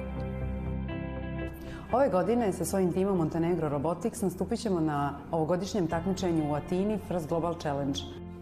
First Global Challenge je međunarodno takmičenje koje okuplja mlade talente iz cijelog svijeta kako bi se takmičili u inovacijama i robotici koristeći svoje STEM vještine.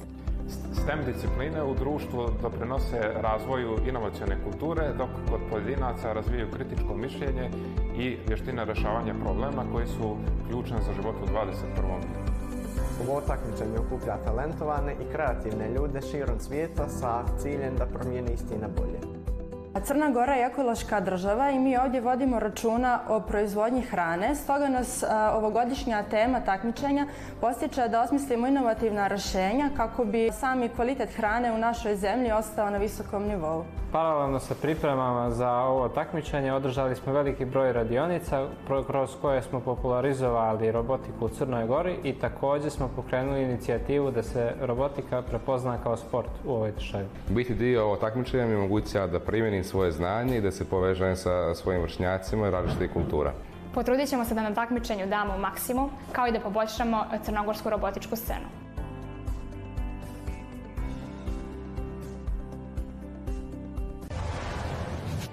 Nepal is a country of breathtaking landscapes rich culture, and deep spirituality, known for its warm hospitality.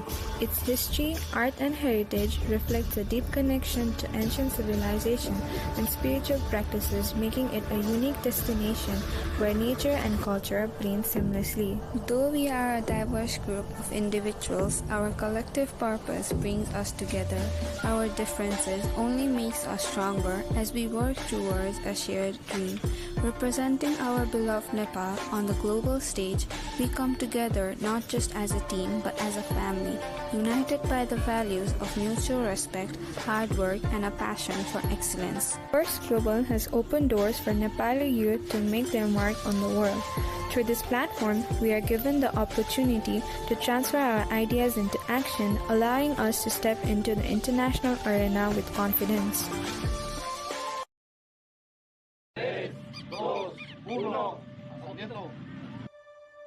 We are Team Paraguay 2024, a group of friends. Our history started 2022. We grew up the Carol Connect 2021-2022 session of sphere level. This experience not only allowed us to run the esteem field but also to establish invaluable friendship with him from around the world.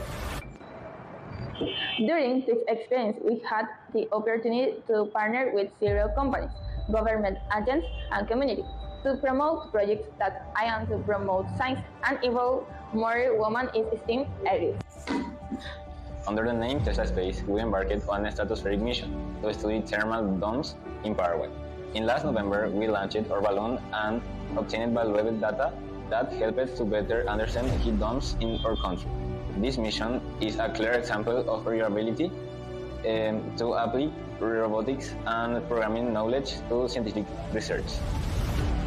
Our history is a testament to persistence, passion for innovation, and deep sense of collaborative participation.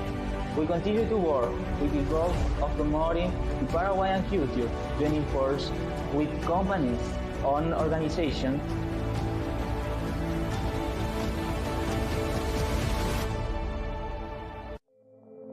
Nikt z nas nie wierzył, że osiągniemy jakiś sukces. Jesteś dziewczyną, przecież to nie dla ciebie. Mówili mi, że jeżdżę do warsztatu na marne. Lecz my się nie poddaliśmy. Jesteśmy Team Forward.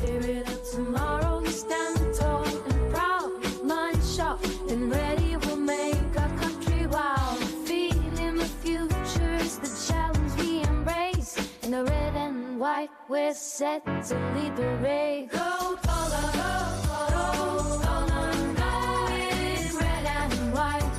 We're ready to show. Go, Paula, go, feeling in the future, we'll make it right. From the Robotics Academy, we've learned to dream and build. With the psycho support, our future is fulfilled. Technology for business, solutions for the people. Together we rise, our dreams are more than simple. Go, Paula, go, Paula, it's red and white. We're ready to show. Go, Paula, Paula, feeding in the future, we'll make it. Hello, my name is Nikita. My name is Aymar. I'm Jaime. My name is Iria. I'm Xavier, and we are Team Spain.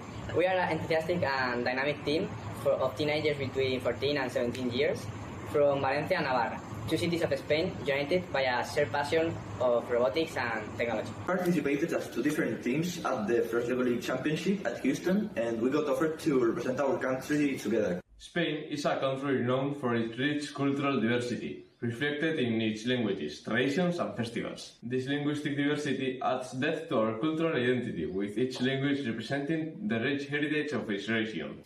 In our team, this cultural diversity is a strength.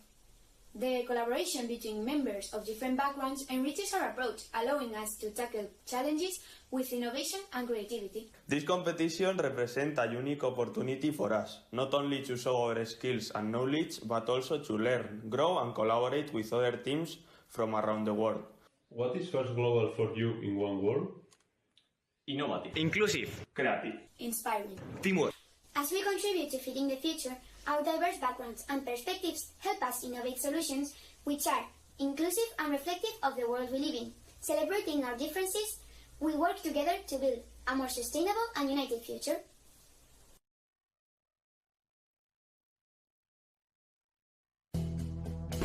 I'm excited to participate in this year's 2024 First Global Challenge because FGC really opens up different opportunities for me, for everyone. You get to make new friends, you get to experience different cultures, and also you get to share your love of robotics with everyone.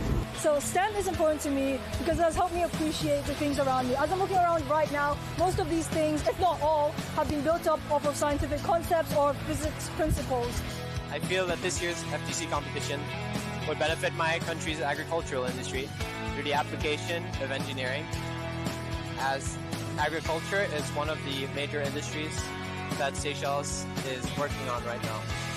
This year's theme is important to me as I'm a strong advocate for reduction of food waste. As for our country, the theme highlights the need for a more sustainable method of food production, especially in agriculture and fishing industries. When I told my family, they were really happy, especially my mom because she loves things like this, so that made me feel really good about this decision. What does competition mean? To me, it embodies a spirit of teamwork while helping and assisting others whenever possible. My favorite part of working with the team is seeing new members gain experience and learn new stuff. My favorite part of working with the team is seeing some of the creative ideas they come up with and seeing them enjoy STEM in a very practical way.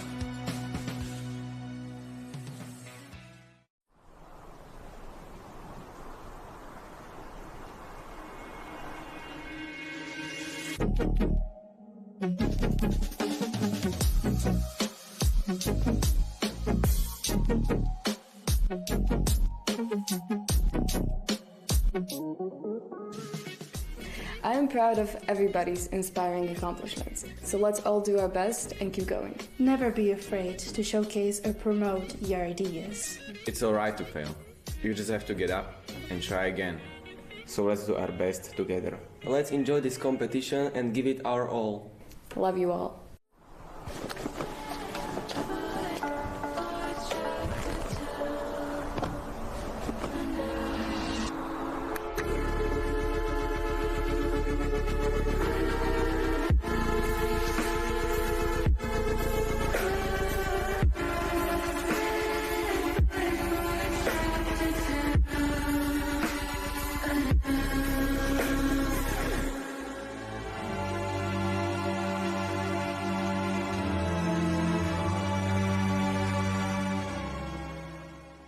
The land of the long white cloud, known for its stunning landscape from Southern Alps to the North Island beaches.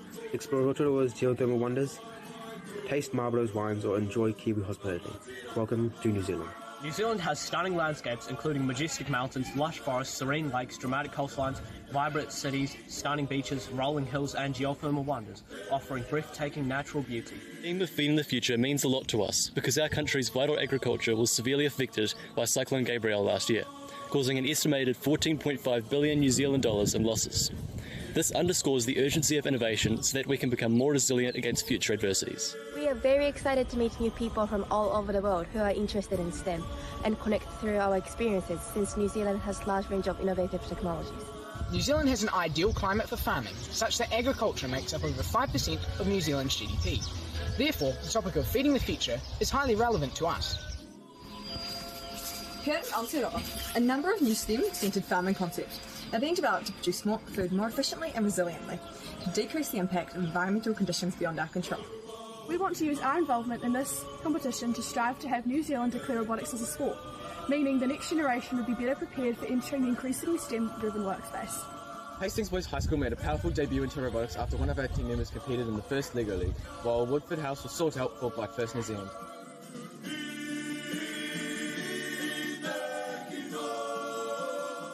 Morocco is located in North Africa.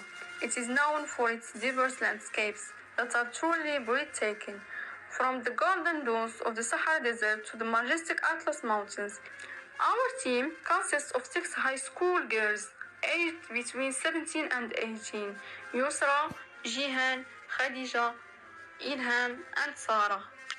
First Global Challenge هذا العام لونسات أنتم اللي هو Water, Energy and Food كما كتشوفوا معايا في هذه الصورة الماء اللي هو داخل قدام واد أبي رقراق اللي هو موجود بين المدينتين سلا والرباط بالمغرب اللي كيحتوي على أكثر من 210 كيلومتر مربع ديال الماء.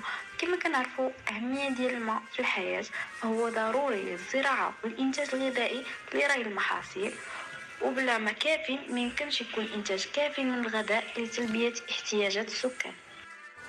As a Moroccan team, we work hard to make our robot the best one during the competition. So we try to create innovative solutions to overcome all the problems we face, whether in programming, in building, or in designing. Then we seek to do all the social media challenges as it should to be. First Global Challenge, Team Morocco 2024.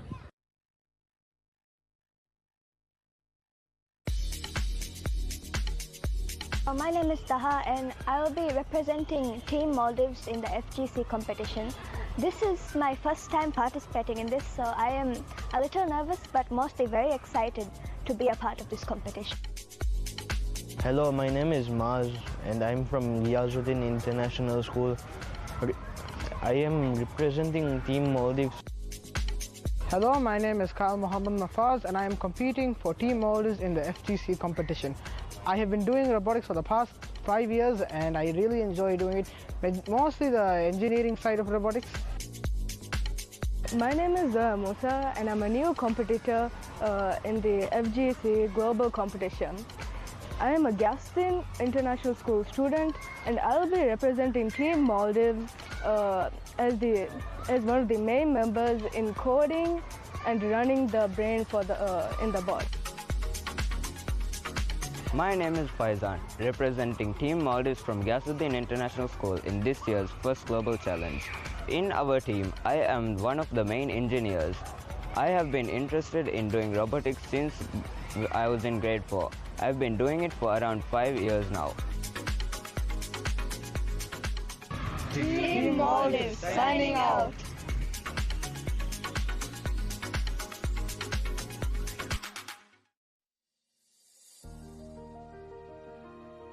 أهلا وسهلا فيكم بلبنان أرض الحضارة والثقافة الغنية.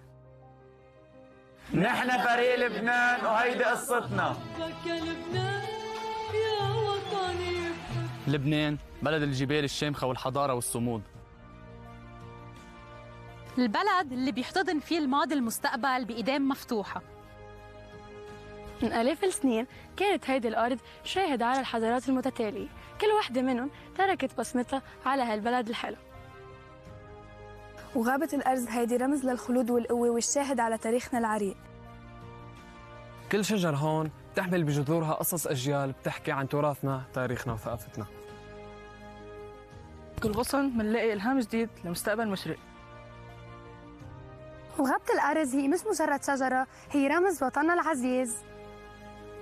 ومن خلال فريقنا نسعى دايماً لنمثل لبنان بأجمل وأروع صورة ونشارك العالم بجماله وروحه.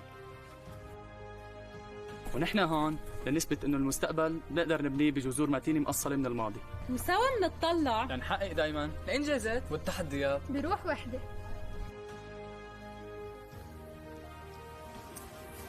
We are Lebanon!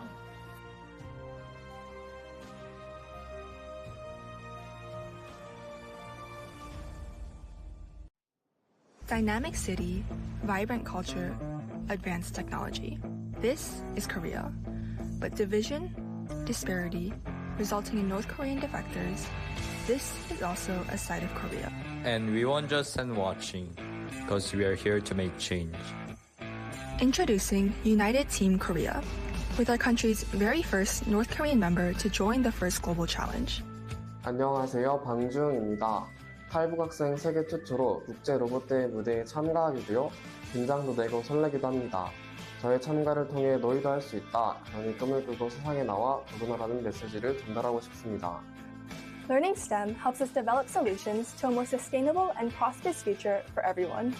While Korea remains to be the only divided country in the world, we hope our solutions could one day develop into bigger ideas to contribute to peace for our community and the whole world. Being a part of the first Global Challenge provided us a unique opportunity to learn about other cultures, fostering a spirit of global unity and understanding. This year, we feel even more special and proud representing Korea as a meaningfully united team. By bridging gaps among different countries, we aim to contribute to a more inclusive and innovative global community. Who knows? We might change history!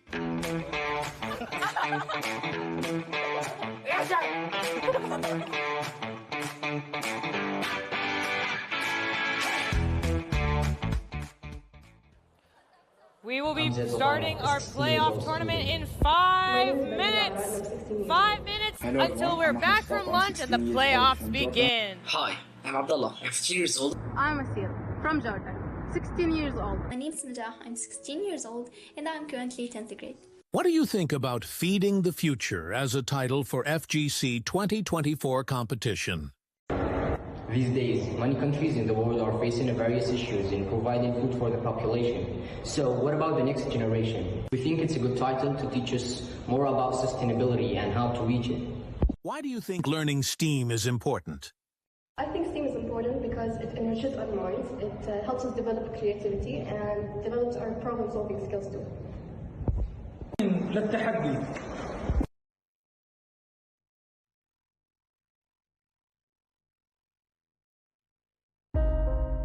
We are the Hub team, representing refugees, striving to achieve dreams through knowledge and creativity. In refugees camp, people usually see refugees waiting for aid, but we see an opportunity for change.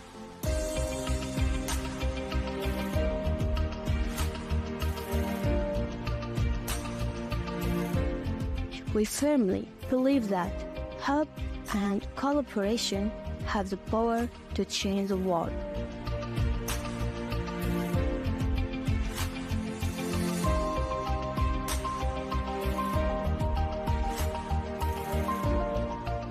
Each member of our team carries a unique story and message.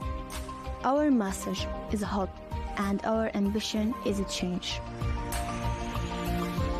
Hub team is uniquely distinguished by two-time victory and the World Robotics Championship.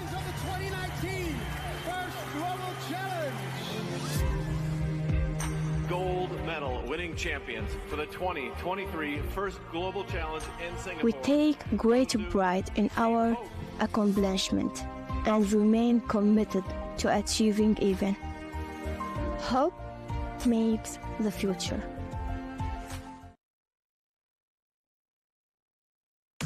Welcome to the journey of Team Iran FGC, where friendship, encouragement, and unity shine bright. We are the only mixed-gender team in Iran, uniting 20 students from 7 cities with unique skills. Despite challenges like sanctions and internet bans, our dedication to STEM and robotics brings us together. For 8 years, we've proudly represented Iran at the first global challenge, earning awards like the Silver Medal in Engineering Design. We've inspired hundreds of Iranian students to explore STEM. STEM empowers us to solve real-life problems and innovate. The 2024 First Global Challenge excites us as it lets us showcase our talents, learn from diverse cultures, and collaborate globally with over 190 countries, which is inspiring. Sanctions delayed our robotic kits, and internet restrictions made research difficult. Despite obstacles and a 10-hour time difference, we persevered with support from mentors, sponsors like Palestine and Snow Attack, and our parents. Most of our team is now in an in-person camp in Isfahan. To us, the First Global Challenge means introduction of our country to the whole world, Gaining experience. changing the world, becoming well known. These words capture our spirit and drive. This year's theme, Feeding the Future, inspires us to create solutions for food sustainability in Iran. We are passionate about making a real impact and inspiring others. Join us as we push boundaries of innovation and teamwork. This is Team Iran FGC, united by passion, driven by purpose, and ready to make a difference.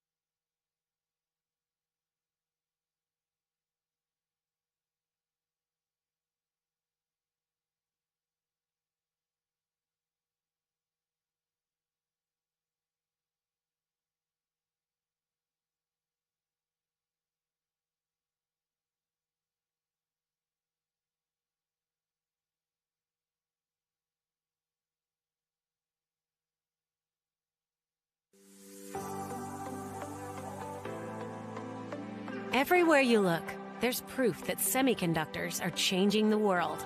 They're enabling new technologies that help save lives, enhance access to education, and shape the future of business and computing. But as semiconductors become increasingly critical to our world, demands continue to grow for them to become smaller, more efficient, and more sophisticated. At Lam Research, we're innovating to meet this demand every day.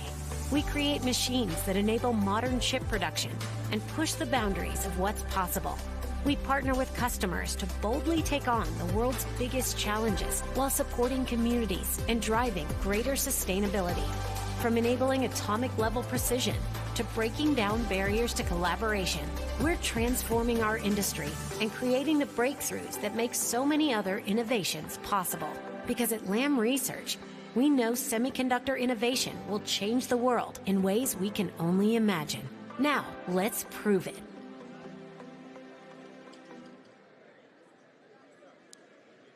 Good afternoon and welcome back to the first Global Challenge Athens Playoffs and Awards Ceremony. Are you ready? We're going to have a fabulous afternoon on the playing field and on this stage, and we're going to kick it off with an award. The award is called the First Global Grand Challenge Award. It highlights teams with the highest ranking score at the end of the ranking matches. And now let's learn more from the following video.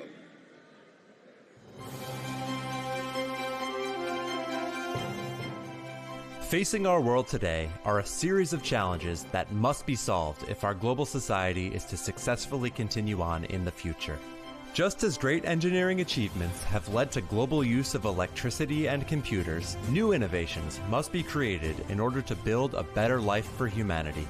Each year, First Global highlights a pressing challenge facing our planet as a way to engage and inspire youth to help solve these global problems and innovate a better future for all. Within these games, the teams that score the most points added cumulatively during each round of the competition are awarded the First Global Grand Challenge Award, recognized with gold, silver, and bronze medals. These teams represent the highest scoring robots of the competition.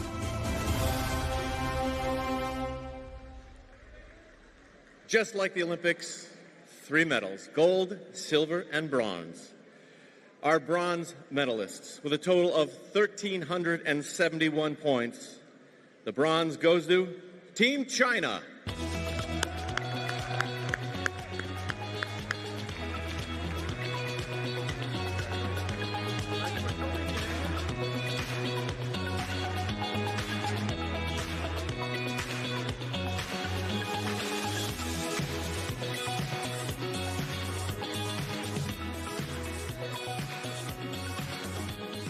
With a total of 1,396 points, the silver medal for the Grand Challenge Award goes to United Arab Emirates.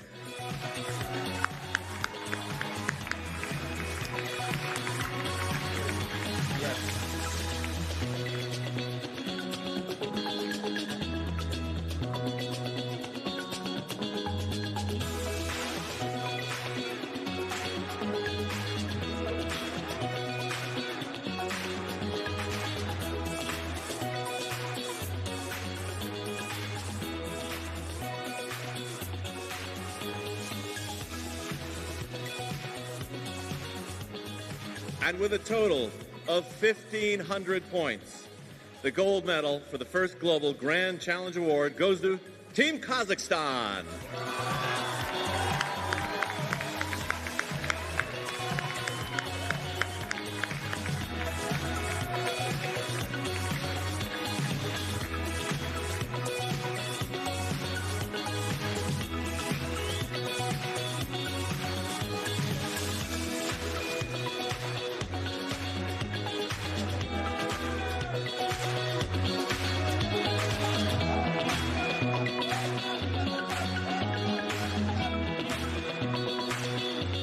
Let's hear it for all our first Global Grand Challenge Award winners.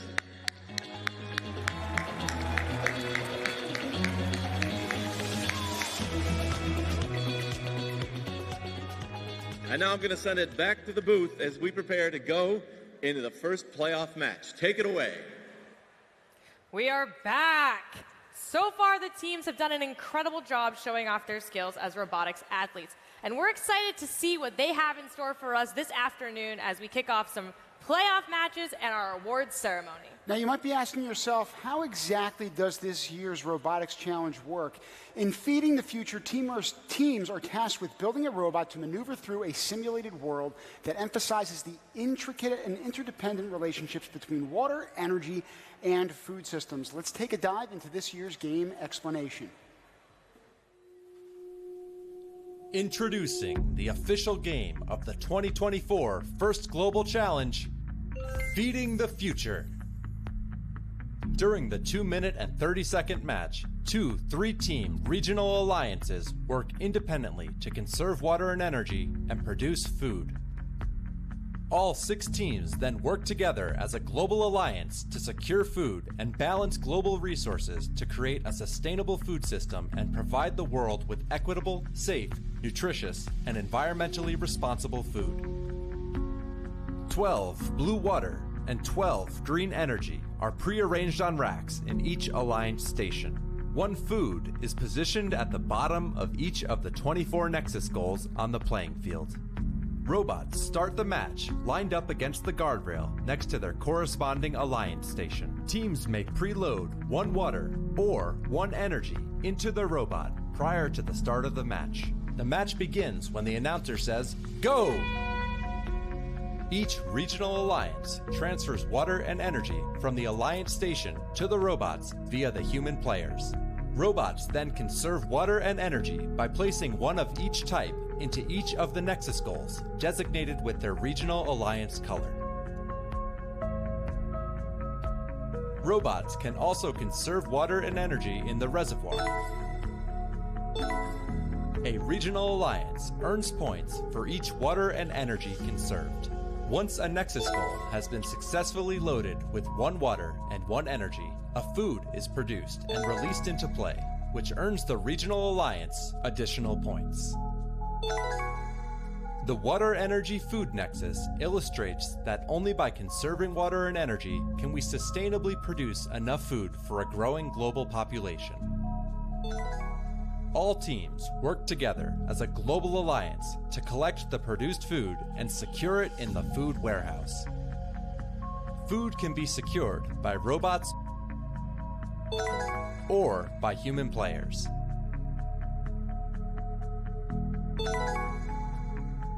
All 6 teams on the Global Alliance earn points for food secured in the food warehouse.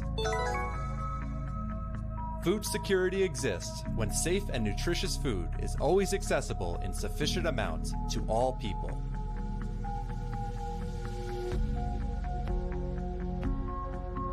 Towards the end of the match, the Global Alliance balances global resources by positioning the robots on the ramp and the platform. This represents the need for all nations to actively balance resources in order to support a sustainable global food system. The total sum of balanced robots equals a balance multiplier that is applied to each regional alliance's water plus energy plus food produced points earned. The Global Alliance earns a Coopertition bonus if 5 or more robots are balanced at the end of the match, rewarding the effort when a majority of nations build a resilient and equitable food system.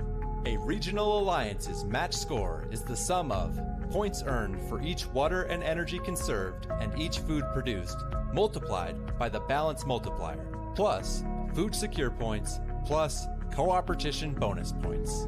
Let's start feeding the future together.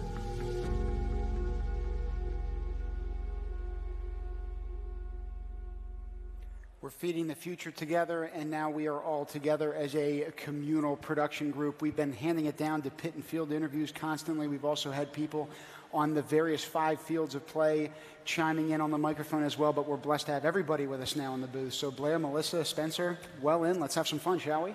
I like this. Let's do it. The energy is palpable in this building from the pits. You have this great view up here of all the fields. It's really exciting. It's fun to be up here, but the energy down there is really amazing. We've been feeling the energy as game announcers on all 4 of the other fields all weekend long. And for the other game announcers, I shout you guys out. We've been cranking, 350 some odd matches we went through the last 3 days, and we've been feeling it. And I think all of us are ready to kick off these playoffs. From us, there's a lot of teams I've seen in all these other fields that are some pretty awesome teams I think we're all excited to see. We've talked to so many teams, both in the pit area and in the fields, and it's so nice because as EMCs, we get to feel their real, raw reactions by the field as they're excited after their match, or if they're not, and we get the real feelings, and this is literally the best thing we can do.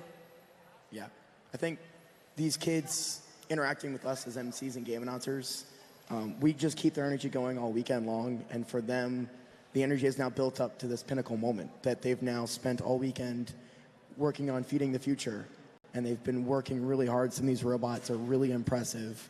We've got some really great alliances that we've seen. I mean, some of these alliances that we're going to break into are pretty spectacular. We've seen tons of different strategies. I think one of the big strategies we're going to see finally come to here are going to be the differences between the 4 loaders and the 2 loaders, and even a couple of the 8 loaders we're going to see in these final matches. One of the teams I'll bring up quickly is Team Sweden. I think they ended up, where are they at? I've got them, they're in one of our matches, which... Match 2. Match 2, thank you. Team Sweden ended up 13th, and they're one of the few 8 loaders that they were really consistent on getting all 8 in there all weekend long. And then you have teams like Romania, who at the beginning of the weekend, their conversation was, we only want to do 2 because we're so quick and efficient. Well, even talking about some of the other countries in here too, right? Yeah. One of the blessings of this competition is the fact that you've got small nations like, let's say, for example, Guam. They're ranked 17th right now with a population of 170,000. Then you got the Seychelles ranked 20th. Yep. There are 120,000 people in total in that country, and yet they're on this grand stage to compete. We haven't even talked about how these playoff alliances are made, but Manisha, we got to get into that too. Yeah, let's break it down. So thus far in all of our matches, the alliances have been randomized. So we're encouraging our teams to think about strategy, think about communicating with these other teams before they get onto the playing field. In one match, you may be with a country, and the next match, you may be working with them just on the other side of the field because they are global alliances, after all, in this feeding frenzy game. So tournament alliances are now created in a process called alliance selection. The total of 32 teams will be competing on the field behind us. It is 8 4-team tournament alliances, and you're probably wondering, well, Manisha, there's only 3 robots on each alliance. How come there's 4? Our alliances have to be crafty over the course of the playoff tournament. You have now 4 robots to pick from, and they have their schedule. They know where they're going next. And it's all about, okay, well, like Spencer mentioned earlier, there are some robots that have 2 game points that they can load at once. Some have 4. Is it about how quickly they can load it, how quickly they can ascend the platform? Where in the field are they focusing their attention based on who is also on the field? So our teams are going to have to get crafty. The top 8 teams are captains of these alliances, and they'll be working with their other 3 country partners to make their way through the rest of the playoff tournament. I'm really excited to kick things off. So I want to build on that. It's not just the machines and whether it's a 4, an 8, a 1. The human players are a part of this game too, and it's been a shooting game in the past, and that you have a good shooter. The consistency of loading quickly is really impressive for me, especially with the Team China. Like it is really every time that human player does it the same way. 4 balls and he's ready to roll. It's really, really good. So I think maybe that was underestimated by some teams, just like how important that was. Yeah. Yeah, this year the game elements are big. It's not like last year's where you could just load them on. They require, to have not strength, but you have to have precision in a system because they can easily slip. We saw that happening sometimes. And except for the loading of the robots with the balls, there's the fork movement, which is not simple. We have seen in many cases the ball slipping, going here and there, and then, that food is lost, and it is unfortunate. So I think there should be some kind of skills to do it, and the kind of being able to just load it, being chill, even though you're in the playoffs, you have to be able to just do the movement and slowly place it steadily, because otherwise, as we saw during the ranking matches, you can lose some food. I think something to note too is you could see the human players get ready to go. and knowing when your robot's coming, what do you need to do? Are you going to be loading? So you can see some human players even have 4 game pieces in their wingspan. Yes. And that's a lot to deal with, especially in such tight quarters in those driver station areas. Knowing space management, like who's standing where. Additionally, earlier when you were on the field conducting one of our field side interviews, they had mentioned strategy and communication with the other alliances, so knowing where the time on the clock is, knowing when, okay, endgame's approaching, where's all the food that's left on the field after being produced? We got to store it as a global alliance. I've seen signs. I've seen teams holding big signs saying, go park as well. Yeah, so like field management, knowing where everybody is in the respective parts of the games. Some teams were approaching the platform early. Now that the competition is shifting a little bit, I'm interested to see where people have focused their attention. Bringing the fact that it's changing a little bit, we've got a bit of a rule change for playoffs we should also talk about too. We've got an additional 3 more game elements on the field this time around. We've got 3 more water elements on the field now that are going to be around that center nexus. There's 2 on the sides and 1 on the back side of the nexus closest to the reservoir. So that way it's an additional scoring element for these teams. It's also a factor these teams have to additionally plan for. So the biggest thing we're going to see is a lot of these teams, their first initial sets of game elements they put into the nexus is right there in front of that on the side. There's now a game element there that they have to think about. Now, if a team's going to tactically think about it, they're going to try to move out of the way quickly. But if they're not, and they go straight for it, it's going to be an obstacle, and they may not score those game elements. So it's going to be another factor that's going to throw a little bit of extra planning into the start of the match. Well, part of the reason why these teams have made it to this stage, frankly, Spencer, to that point, is because they've been adept at handling challenges. And so I'm sure that this next audible is one that they'll be equally able to address. Kazakhstan, who was in the lead and won our gold medal for the most cumulative points in those ranking matches, had an average of nearly 130 points in each one of those 12 ranking matches. I would say that that's unheard of historically speaking, but certainly in this competition, it's set them apart, at least to this point. We'll see if the same holds true for the playoffs, because again, not only do the rules get a little bit more interesting, but the competition level elevates just that much more. I am really excited to kick things off. What do we think over here in the stands? Are we ready for our playoffs? It's time. I think it's time to get some robots on the field. This first match, we have Colombia, Greece, India, and Latvia on the Red Alliance. On the Blue Alliance, we've got Cambodia, Ethiopia, Poland, and Uzbekistan squaring up. The crowd's excited. Are you excited? You're going to join us in for this countdown, everybody. We're starting on field 3 in 3, 2, 1, go!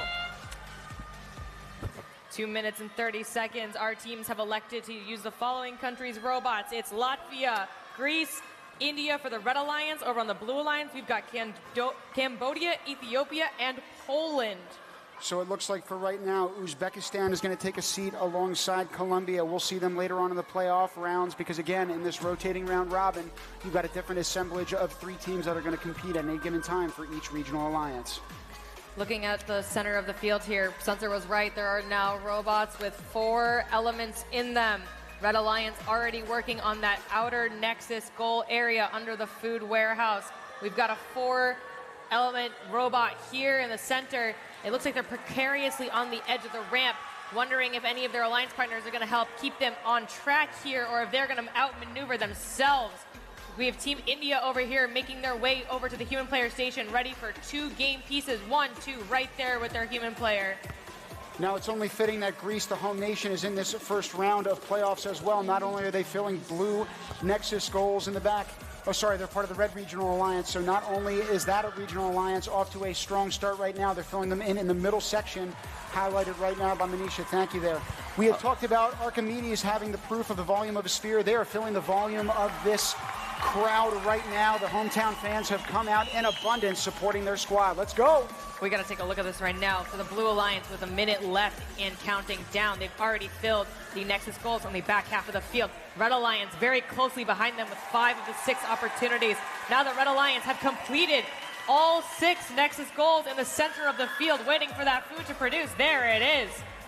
The question is, can they take care of those other food particles that are in the middle of the field? Again, they got to get ushered towards those regional alliance stations so the human players can put them in the warehouse in the back.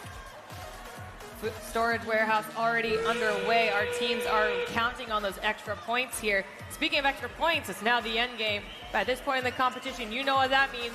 All of our robots are gravitating towards the center of the field. There are up to 30 Coopertition bonus points on the table for all 6 of our robots. And you can see right now, Cambodia, all 6 robots, 10, 9, 8, 7, 6, What a way to start 5, this up, huh? 4, 3, 2, 1. Ow! The crowd erupting. Some human players getting some last-minute food in that warehouse. I cannot wait to see the score on this one. We'll be back to you in just a moment with your scores. Let's take a look at the recap for our first round-robin match 1.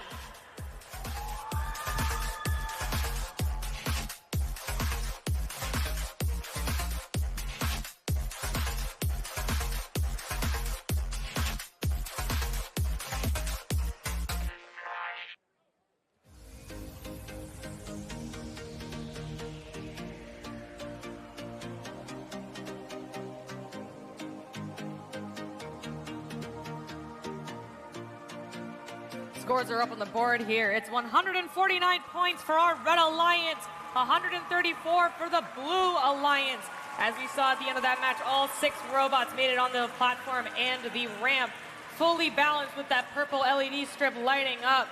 54 points for the Red Alliance, 46 points for the Blue Alliance, with that global Coopertition bonus of 30 extra points on the table. We are so excited to see things heat up. We're now going to take it to the field with Melissa for an interview. Melissa, take it away. Thank you, Manisha. I'm here with... Hi, I'm Arjun. How do you feel on getting your first win in the playoffs? It's pretty exciting. It's the playoffs. It's a big thing to win here. We're really thrilled.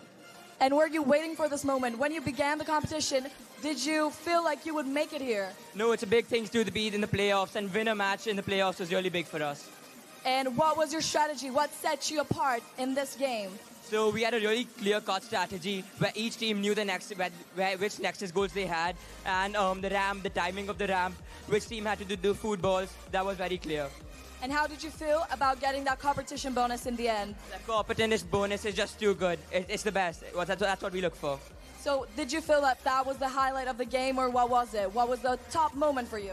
I think, yeah, when all the robots are balanced and the green light comes on, that's what we're waiting for. And how are you going to move forward like this? Are you going to change anything in your strategy with your alliance, or? I think we just missed out that one Nexus goal. We'll fix that in the next match and come back better. Okay, that was amazing. Thank you so much. Let's go back to the booth. Thank you, Melissa. Tim, what do you think? I love how he was mentioning how when the light comes on, that's the most energizing moment. When the light is on, everybody's home. And right now, we are at the home of this style competition that is bringing the human race together. 193 nations in total, everybody. We've had 3 days of competition here. We are now starting our round-robin playoffs. So even though we just spoke to India, quick reminder that they're going to have multiple other matches happening over the course of these playoffs. So even though they won by a delta of 15 points, every point still matters for the remaining matchups. Absolutely. The top 3 ranked tournament alliances at the end of our round-robin. 16 matches, 15 more to go now. The top 3 coming out of this part of the tournament will then proceed to the finals, and I cannot wait to feel the excitement in this stadium when those kick off. So I think other people in the stands have also gotten that same message, because it's getting packed and packed as the day progresses. We're going to be excited to bring you this energy, filling this stadium, and I'm sure at home for people who are starting to tune into these very impactful matches.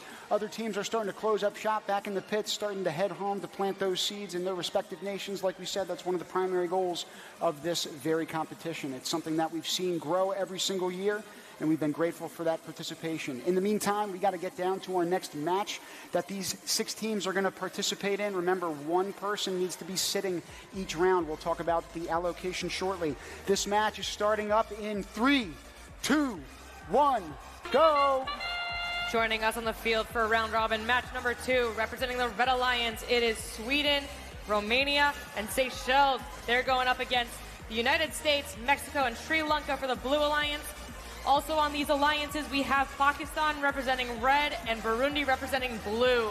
So Pakistan and Burundi will be sitting this round, but again, we'll see them later on as the playoffs develop. Right now in that foreground, you see Mexico raising itself high into the sky, as are other robots sitting on the platform.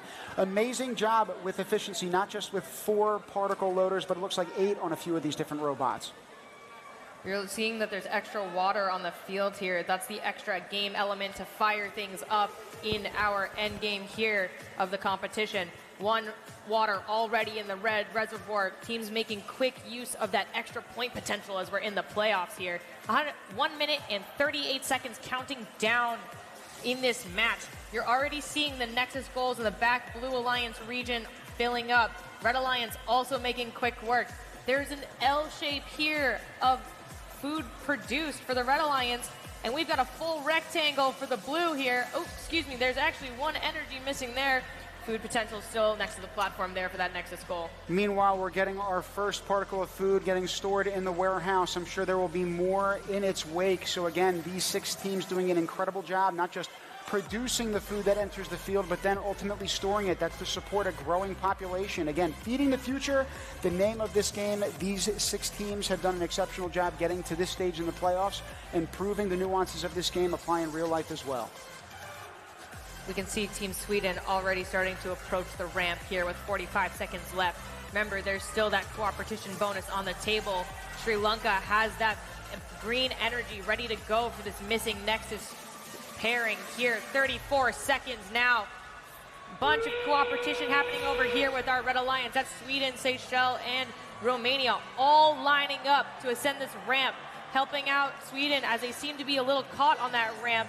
20 seconds left. Still plenty of time in this match for all 6 of our robots to get up there now. You can see the cooperation and the collaboration between the 2 alliances communicating across the playing field just like they communicate in real life across borders and oceans. In that bottom right section in particular, you're seeing hands waving those robots forward, trying to get them onto that platform for the bonus multiplier. The judges have quite a tall task in order as they assess this field of play. Things are certainly heating up here, but we're just getting started. Remember, this is not a single elimination tournament. It's a round robin. Our teams have the ability to come back and get that high ranking score for the entrance into the final matches stage. You can see Sweden right now with their maximum point potential. I'm so excited to see how this plays out. We'll be back to you with our scores in just a moment.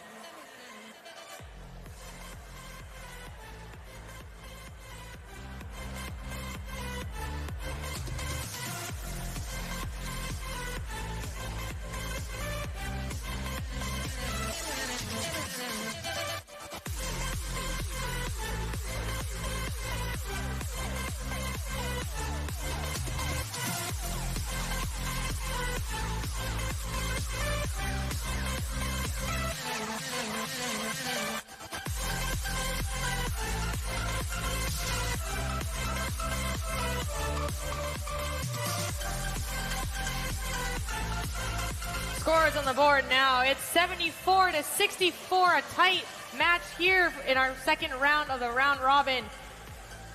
No robots were able to make it onto the platform at the end there, but look at that food security. Even though we didn't have any robots in the air at the end of the match, our Global Alliance still worked to put double digits worth of points in the end there.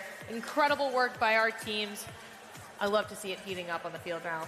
That's 2 matches in to our 4 rounds of playoff matches. So just a reminder in terms of the math that's happening at home, we are 1/8 of the way through these playoffs. In the meantime, we've got our first field interview locked and loaded. Who do we have down there? You're here with the Blue Alliance, the winners of this game. How are you feeling right now?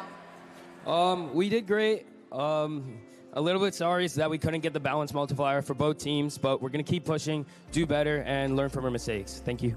And what are you changing in your strategy in order to achieve that? I think it's more important that we go slowly on the ramp, don't rush anything, because you see, if nobody gets the points, it's bad for everyone, and that's something we want to avoid next time so we can all get the points. That's a great idea. And then how did you feel playing this match? What was the highlight of the match for you? I think it was just generally exciting to be in the playoffs matches with so many high-level teams competing at this level. And I think just seeing all the pre-game strategies we discussed with both teams come together and seeing the collaboration between all these global alliances, it was just really a wholesome and interesting moment into the match as a whole. And how are you going to be choosing the 3 out of the 4 robots that are going to be playing in each match? I think that also we're going to look for the opposing alliance to see which robot can complement with it, not only only between us, but like looking for a global alliance for the 6 robots. What do you think will be the most challenging thing throughout the playoffs? I think the most challenging thing is coordinating with your teams in order to synchronize the times you're getting on the balance, because that's the biggest aspect of the game where you need to coordinate with not 3 robots, but 6. So when we were back in the booth, we were discussing how there's little space and you need to manage it. How are you achieving this? So we're making sure that that all the space is utilized in the most efficient manner by ensuring that all the bots are going up on the ramp first, back off into the corner of the platform. So that means that it opens up the platform so we can actually store a maximum of 5 bots on the platform at once, so the largest bots can go up at the end onto the ramp and won't have any difficulties, most likely. That is amazing. Now, a position that needs a lot of pressure is the one of the human player. How did you choose from all the alliances who is going to be the human player? I think the best human player is the one that can move fast, think quick on their feet, because in this game, a lot of things can go wrong, a lot of things can go right, and it's very random. So the ability for them to analyze the situation and the one who has the fastest reaction should be the human player. Okay, great. Thank you guys so much. We're going back to the booth. Congratulations. Thank you, Melissa. What incredible insight. They're already thinking 3 steps ahead. I love to see it. I was going to say, they're playing chess while everybody else is playing checkers, right? So when you talk about elements of the game, they talked about getting the largest robots on the platform first, right, in order to make nuanced room for some of those smaller, more adroit robots towards the very end. That's a strategy that we haven't necessarily talked about, that we only learn when we talk to these kids. I also really love the point from that gentleman on the left who had talked about when you're trying to navigate that platform, you can't just do it all at once. If nobody gets the points, right, nobody wins. Isn't that really what this game is all supposed to be about? I think so. In the meantime, we're down to this next playoff game. We started up in 3, 2, 1, go! Round robin match 3 here on our field. We've got People's Republic of China, Madagascar, and the Republic of Moldova representing alliance number 5. Over on the blue side, it's Estonia, Guam, and Singapore representing alliance number 8. Guam was one of those nations I had referenced earlier on. It's one of the smaller ones in attendance, and yet in the top 20 globally that's allowed it to get to this playoff seeding. It's ranked 17th. It's got 171,000 people. And make no mistake, there are thousands of people abroad watching and supporting them while they duke it out in this playoff round. 1 minute and 50 seconds counting down. We've already got 2 sets of Nexus goals complete on the blue side. In the back, same thing on the Red Alliance side. Red Alliance and Blue Alliance both equal in the platform, but the Red Alliance is looking to switch that up as we speak with the addition of 2 more game pieces. Look at that right here. One of our robots on the blue side, that looks like Singapore, they picked up the extra water element that was added as a part of our playoff rule update, making room for their alliance partners to then drop a full set of Nexus game pieces, releasing food immediately. Part of the playoff update, it adds an extra challenge. The extra point potential comes with a cost. It's in the way of the strategy that we've been seeing thus far, where teams approach the side of the platform. There will likely be a cost to this next statement. I'll get heckled when I head home, but in the meantime, my wife and her mother, my mother-in-law, Nancy Kramer, are watching. I got to give them a personal shout-out. They're tuning in 7 hours earlier, folks. Meanwhile, one of the largest tea producers in the world, while they drink their morning beverage, is the nation of the People's Republic of China. They've done an excellent job, not just with feeding the future, but with feeding and fueling the competition and the spirit in this arena. Only 30 seconds left for them to compete in this playoff match. There you go. 80 points to 75 on the board right now. Look at all of our Nexus goals. A lot of orange across the board, but a couple of green and blue here on the platform with 18 seconds left. Our teams are focusing on getting on that platform. Even at this stage of the competition, the extra 30 points. Wow. Look at that cheering squad on the field. Our teams clearly know that even in the last 5 seconds of the match, securing those 30 points is top priority. Working as a global alliance, even when you enter the playoff matches, you cannot forget that we are coming all together to solve this issue. While these instant replays are there, and we'll show you the scores later on, we might have a tie or a eclipsing of the highest score Wouldn't that be fitting if that happened in these playoff matches?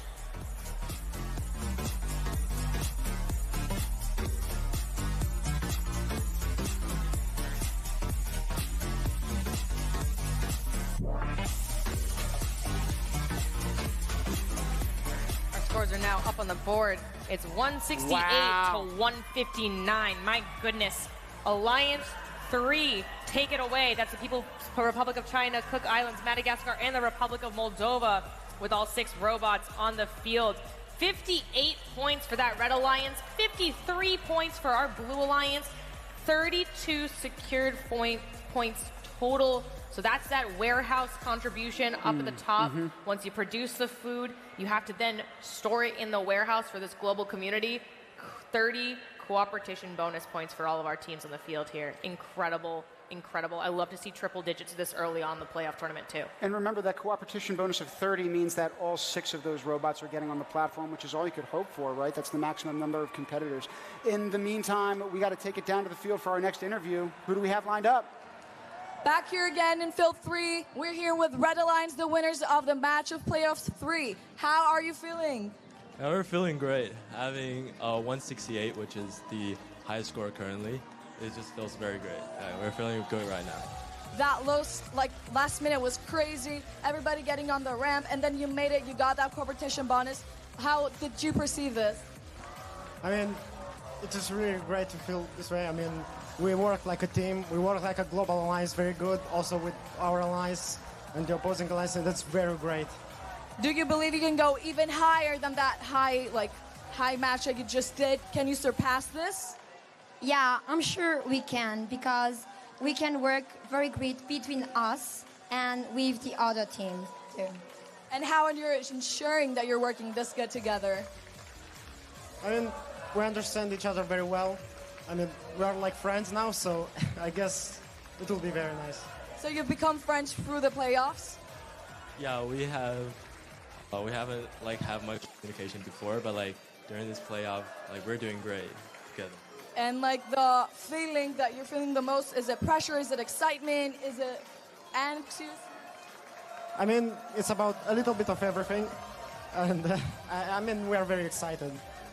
And then how about the next match? Are you willing to change anything, to improve anything, or are you keeping the same strategy for success? I think we're gonna keep the same strategy, because we don't change a thing that already works. We just improve it. Thank you so much. Congratulations, team. Back to the booth.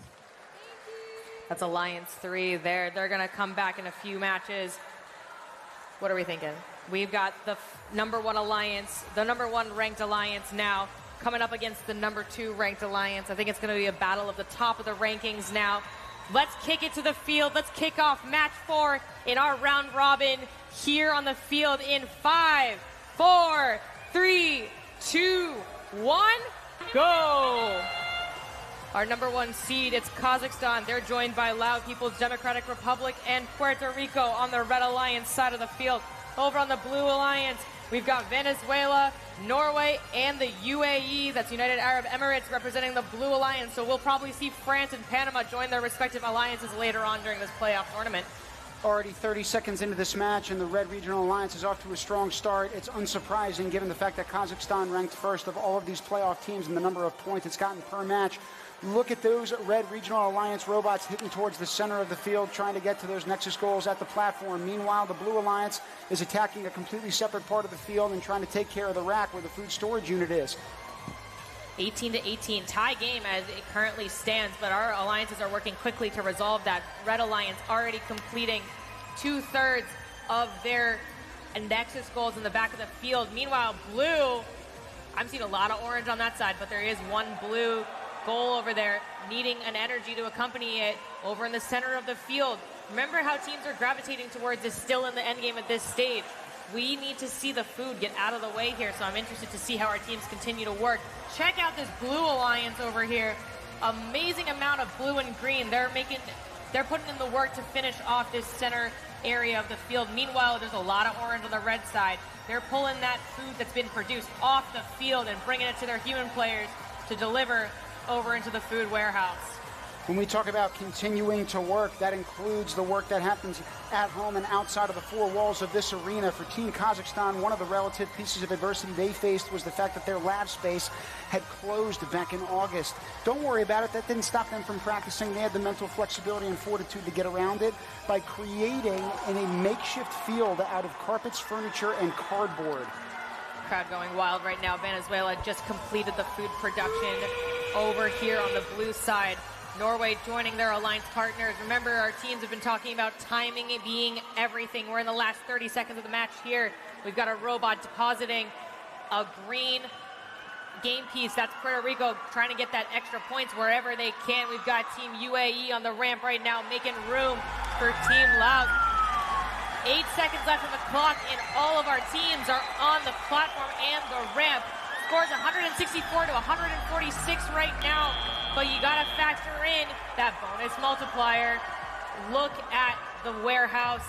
Our global community is eating well tonight. We'll be back with you with our scores in a moment. Check out this replay of that last match.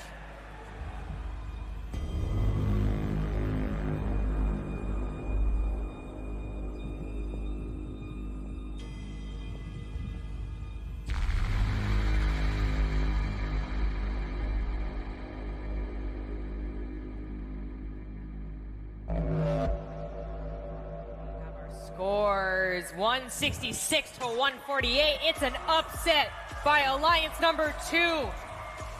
Check out that score breakdown. 24 Nexus points, 24 points produced.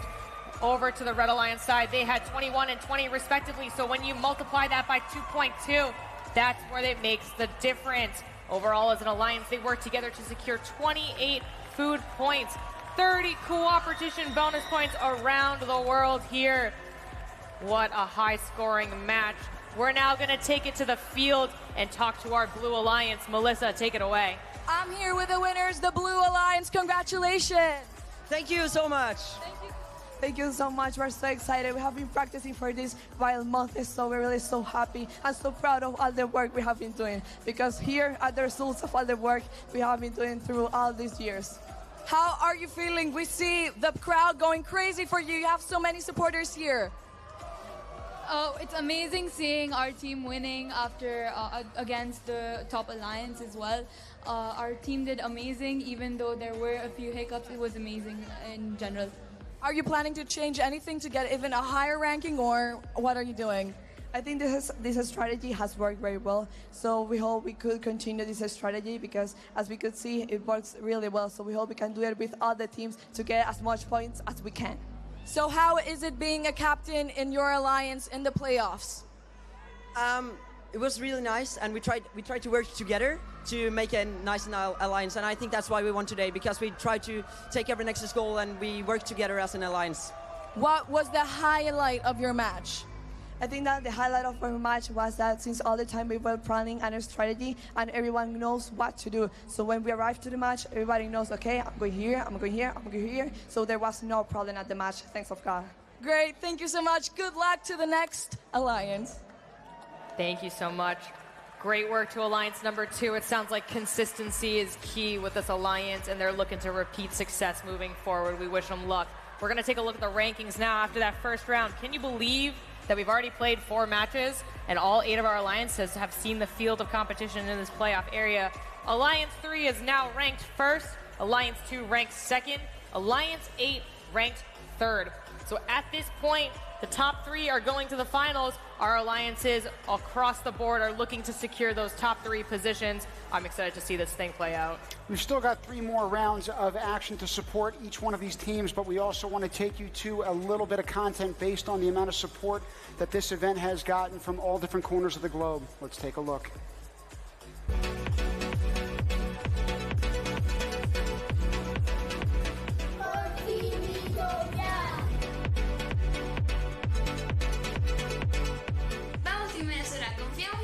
Ustedes son el futuro de este país. Go Team Palestine! ¡Goya Springboks! ¡Vamos, Ticine!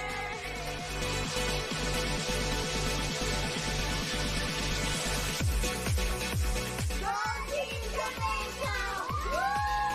Go Go Team Jamaica! Go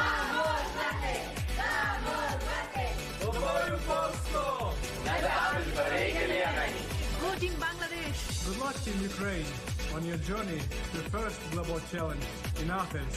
Team Togo, good luck! Go Team Georgia! We support!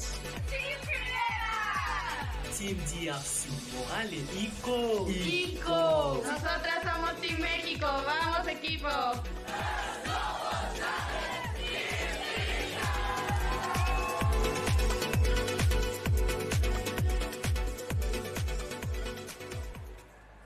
Even though I think we could all definitively say that everybody here at the first Global Challenge is a winner, we nevertheless have some awards to hand out back down on the stage. So Blair, take it away, my friend.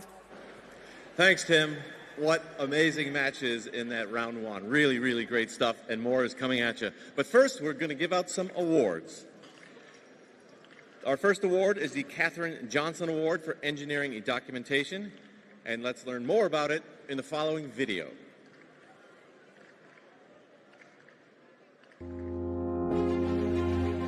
The successful outcome of any journey lies in effectively planning and preparing for it, while at the same time being flexible to adapt to hurdles along the way. Katherine Johnson is an African-American mathematician who calculated the flight paths of many spacecrafts. In 1953, she was hired to be part of the National Advisory Committee for Aeronautics West Area Computing Unit, where she and other African-American women manually performed complex calculations for the program's engineers. Known as a human computer, she successfully helped calculate the trajectory of Alan B. Shepard and John Glenn's historic trip to space. The Katherine Johnson Award for Engineering Documentation recognizes the teams that most effectively used an engineering notebook to document the journey of how they built their robot for the first Global Challenge, from their initial planning, brainstorming, and prototypes all the way through to the final design. This award is separated into gold, silver, and bronze medals.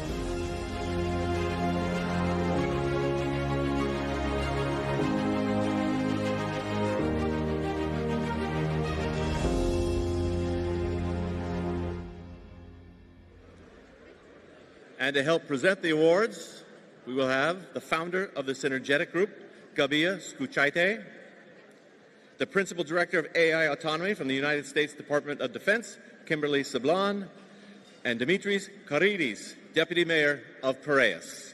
Let's welcome them to the stage. The bronze medal for the Katherine Johnson Award for Engineering Documentation goes to... The bronze medal is presented to Colombia.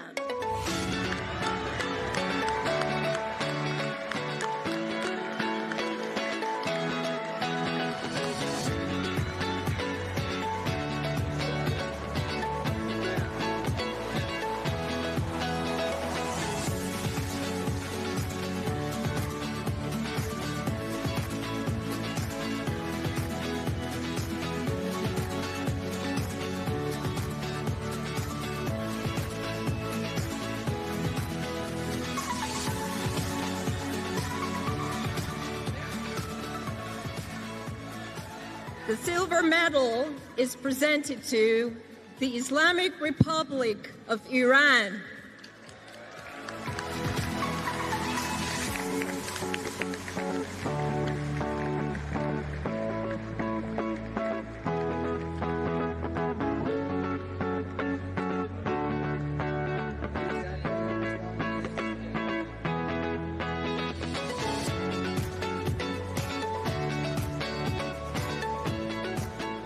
The gold medal is presented to Great Britain.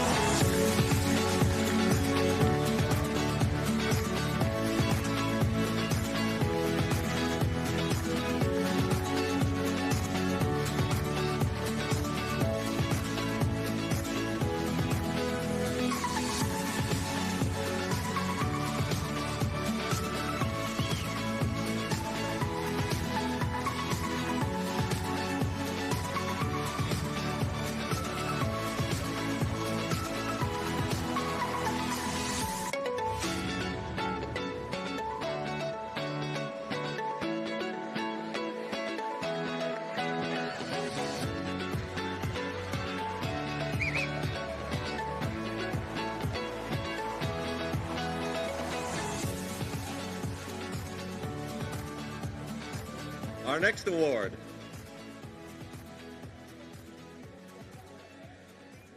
Our next award is the Ustad Ahmad Lahori Award for Innovation in Engineering. Let's learn more in the following video.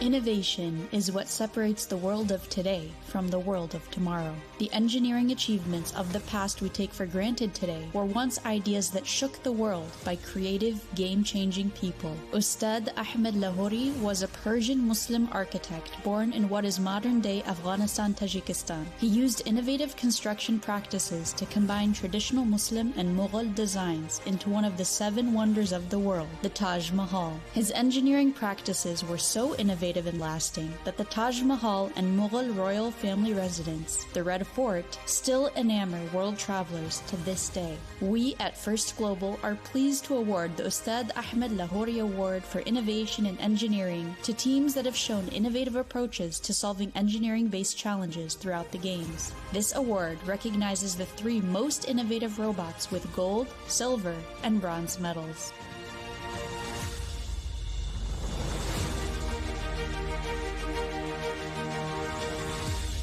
The awards, please welcome to the stage Tassos Economou, founder of iGrow, Stavroula Aronakou, Deputy Regional Governor of Attica, and Monique Miori, CEO of Serum. First, the bronze medal.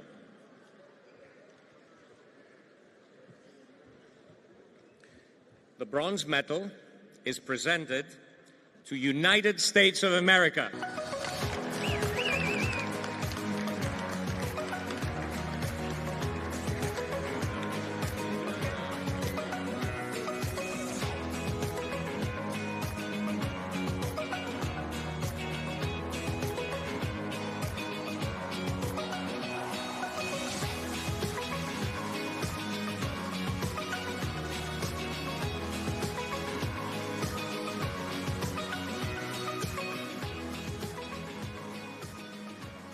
The silver medal is presented to Switzerland.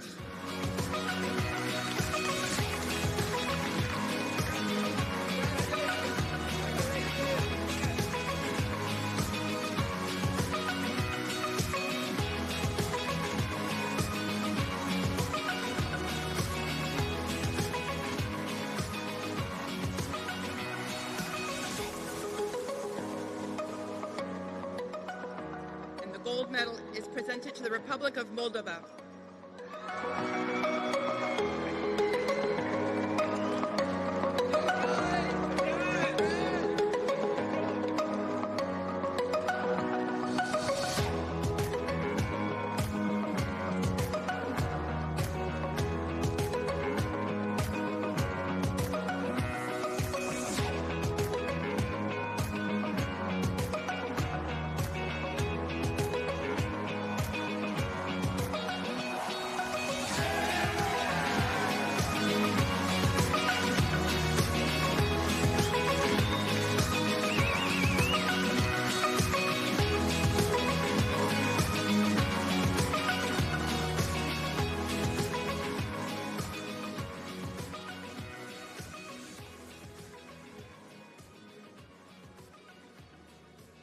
Our next award is the First Global Innovator Award, which recognizes the top 3 teams for their new technology experience projects. This year, teams developed solutions to support sustainable food systems. Of the 78 total submissions, 10 finalists were selected to present their projects to a panel of judges here in Athens. And from these finalists, the following 3 teams were selected. To present the award, you know him as an artist, as a creator, as a musician, but as a huge advocate for FIRST for almost a decade now. He's the founder of the I Am Foundation. Please welcome Will I Am.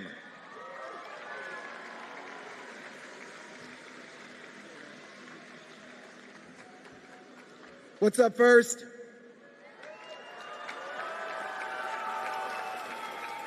The bronze medal is presented to Islamic Republic of Iran.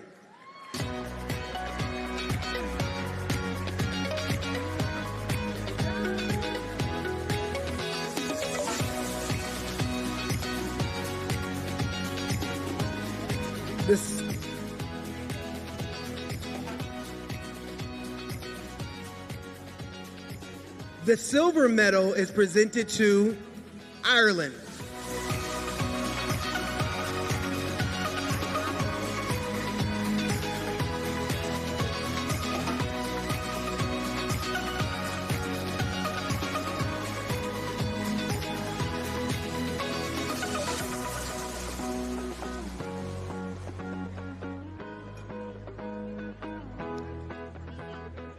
And the gold medal is presented to mi amigos de Spain.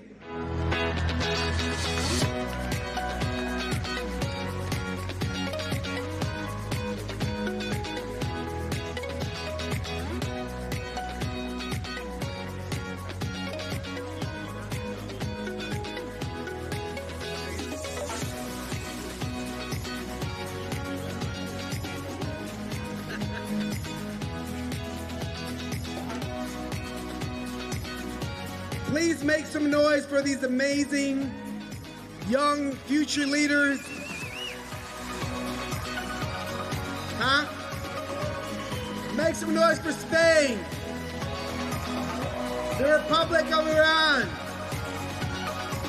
and Ireland.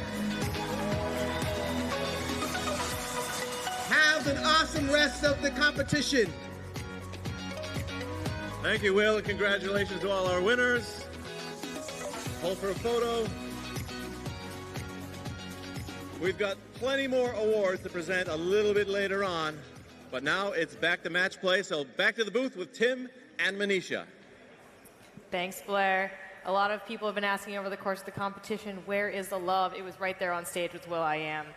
We're going to talk about the round thus far. First couple of matches, Alliance 4 took match 1. Alliance 6 took match 2. And Alliance 3 took match 3. Alliance 2, Alliance 2, there's a lot of alliances, bear with me here. Alliance 2 upset Alliance 1 in that first round. I am very excited to see how the next round of matches play out. All of our alliances are coming back to the field. They're working with different matches. So Alliance 5 is going to verse Alliance 4. Alliance 3 is going to verse Alliance 6. Alliance 2 is going to verse Alliance 7, and Alliance 1 will verse Alliance 8. I'm curious to see if teams are going to switch out robots. Are we ready to find out? Oh, I don't know. Are we ready to find out? Let's get them rolling, huh? We're going to get to the field in 5, 4, 3, 2, 1, go! So we've got Pakistan, Romania, and the Seychelles squaring up what looks like Colombia, our home nation of Greece and India. Now, Pakistan and Colombia sat out in the first round of the playoffs, so now they're taking their first step into this alliance, even though the other two members were in the previous matchup. So again, the chemistry might look somewhat different from match to match. Manisha, I know you alluded to that earlier on. We're already 30 seconds in here. 30 seconds in, and all of the extra water that have been added to the field as a part of our playoff twist has already been maneuvered out of the way. So our teams on the field right now realize we got to get back to business. Moving that water out of the way allows us to approach the side of the platform. You saw the Blue Alliance take care of that right away. Greece, our home nation, about to complete this next part of the Nexus goals adjacent to the platform. Right now we got a there quad it is. drop. Great job. So 2 of those Nexus goals filled up. You see the LEDs indicate that the food has been produced. It'll release those 2 orange elements onto the field of play. Each one of those is going to be worth 2 points. If they're actually collected or they roll down the ramp towards that Alliance station, they can then be ushered towards that food warehouse. Again, all points matter in these playoff matches. Blue Alliance now completing the Nexus goals next to the platform. Red Alliance looks like they've got a few of them already underway. Greece and India both attacking the back wall of Nexus goals. Now food is making it into our global warehouse. Our teams are realizing there's a lot of food on the table and we got to store some for later days. Blue Alliance has some conserved energy, or excuse me, water in the reservoir as well. Just under a minute left, Tim. A minute and 45 seconds into this match, and every single food element has now been distributed onto the field. The question is, can they be collected and then stored? Right now in the foreground, you see it, that V-rack in the back. Both of these alliances adding those food elements. flying elements all around the place. We've got the mechanized components. We've got the human version as well. So that synergy is something that's interesting to see here. Here we go. Blue and red alliances both still have food on the table, but meanwhile, our endgame has begun here with the blow of that whistle. Greece on the ramp right now. They're joined by Seychelles. We're looking to balance this out. India trying to join the foray as well. A couple of robots got on the podium early. You can see here. Can Romania make it up there? We got 6 seconds. 5, 4, 3, 2, 1. The crowd erupts. Talk about photo finish, Tim. I can't wait to see the recap on this one. A lot of really good moments in this. Referees, do your thing. We'll be back with the scores in just a moment. Replays coming your way, folks.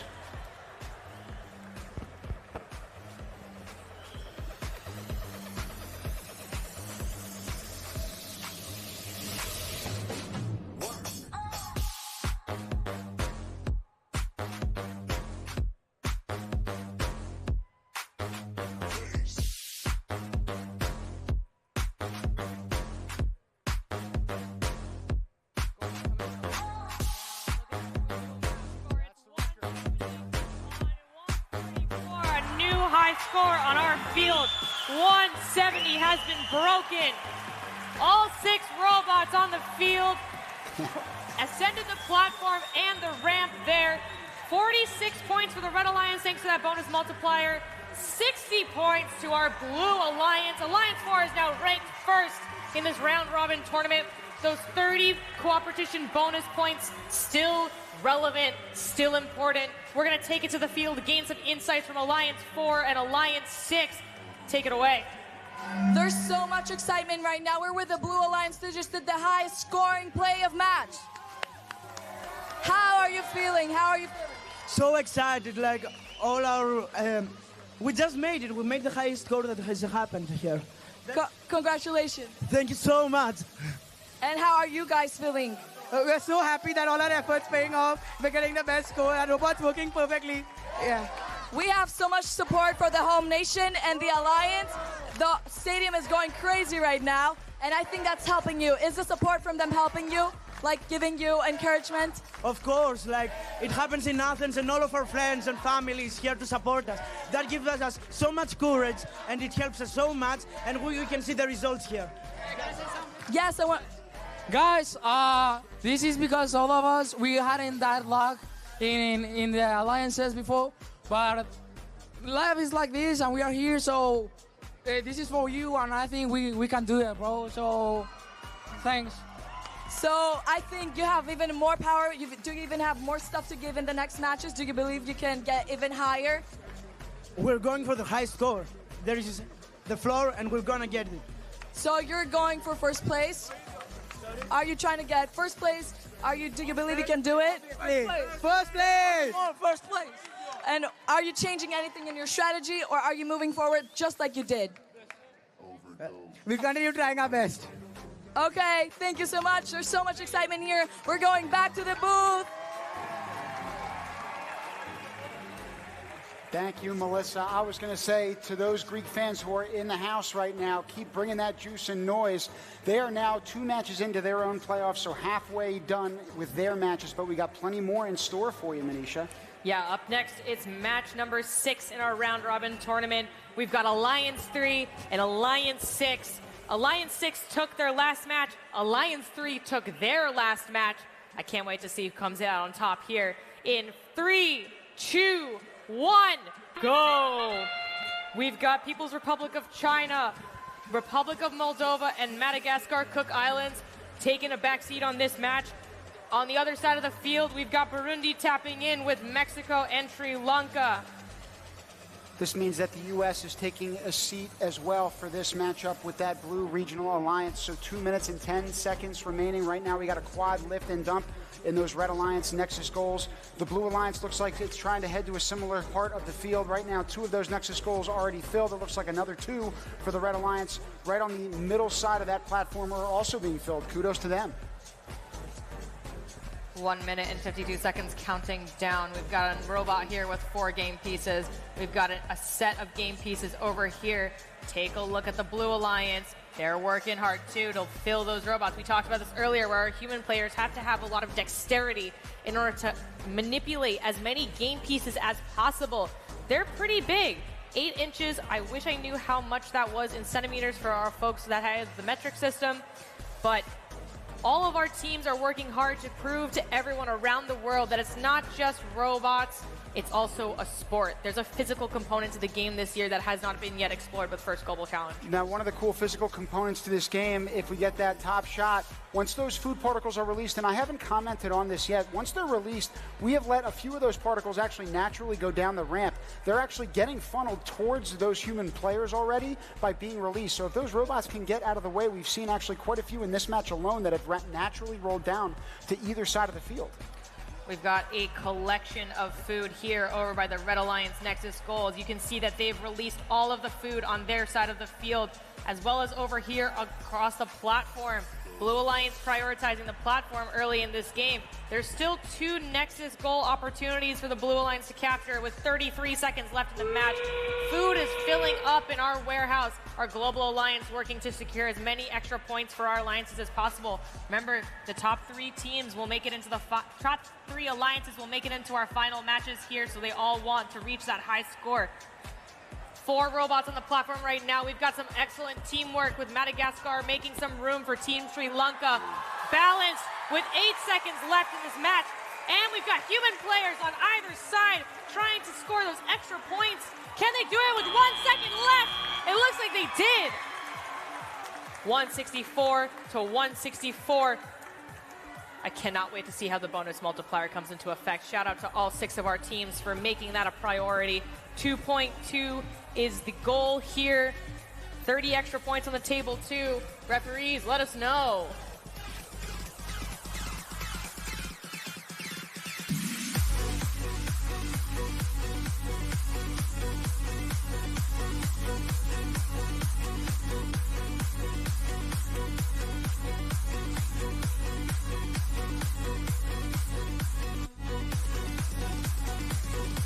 First tie of the playoff tournament.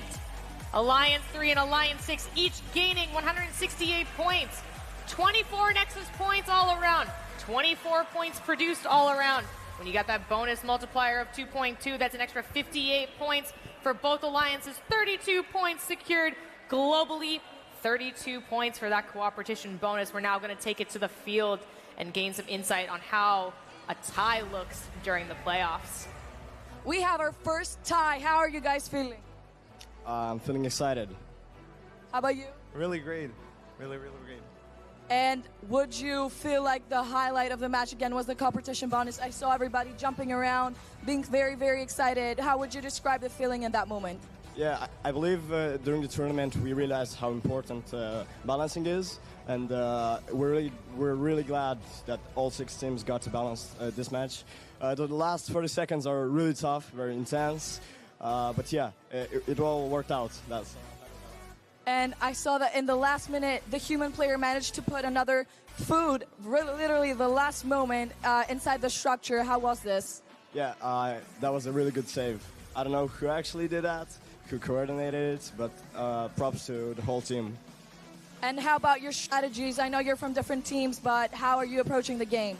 Yeah, so this match we decided to take our backup team, so it really was to make a new strategy, but we really managed to do a really great game, so we really focused them on doing foods and to climb really early, and I think that worked great.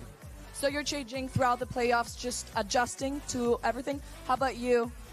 Yeah, I believe, so since we already had 2 matches, we kind of stuck to the same strategy, but as the matches go on, as the teams change their strategies, I hope we're going to do the same as well. So it's not necessary that you're going to keep the same model, you might change it along the way? No, it's not necessary. And how did you make the choice of who's going to be captain, who's going to be human player, who's going to be driver in such important matches?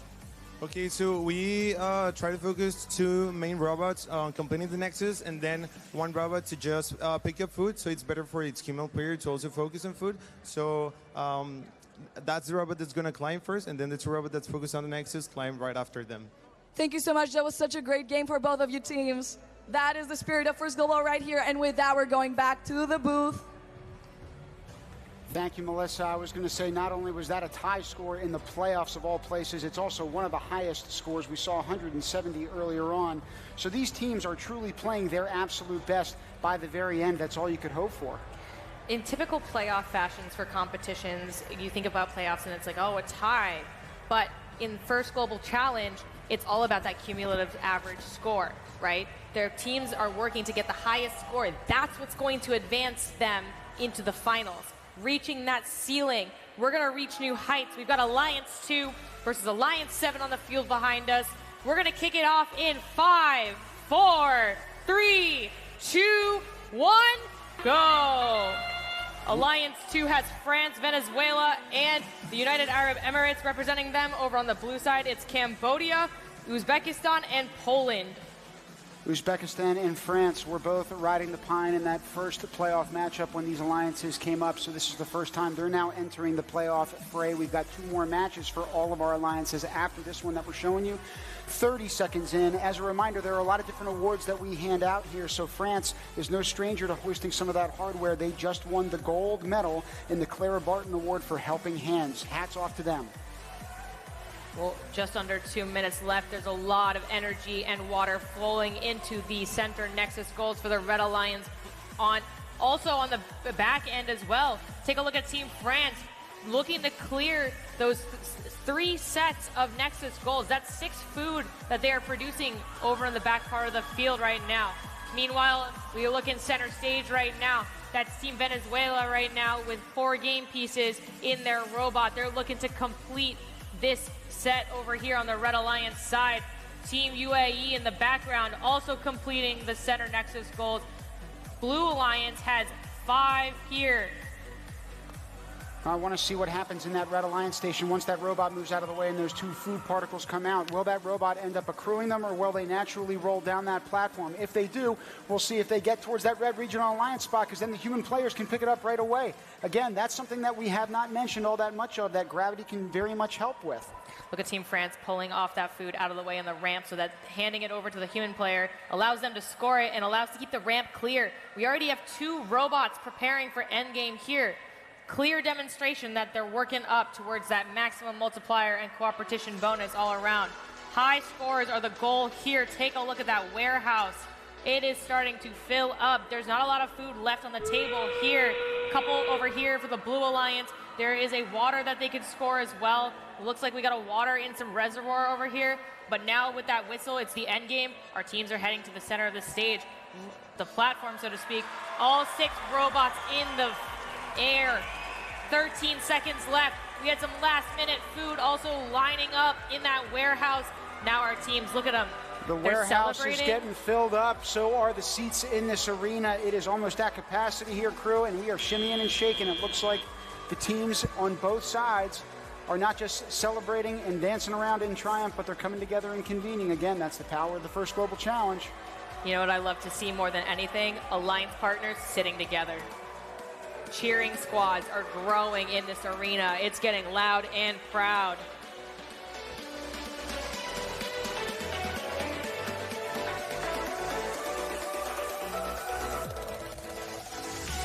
It's 176 to 147. We have a new high score on our playoff field.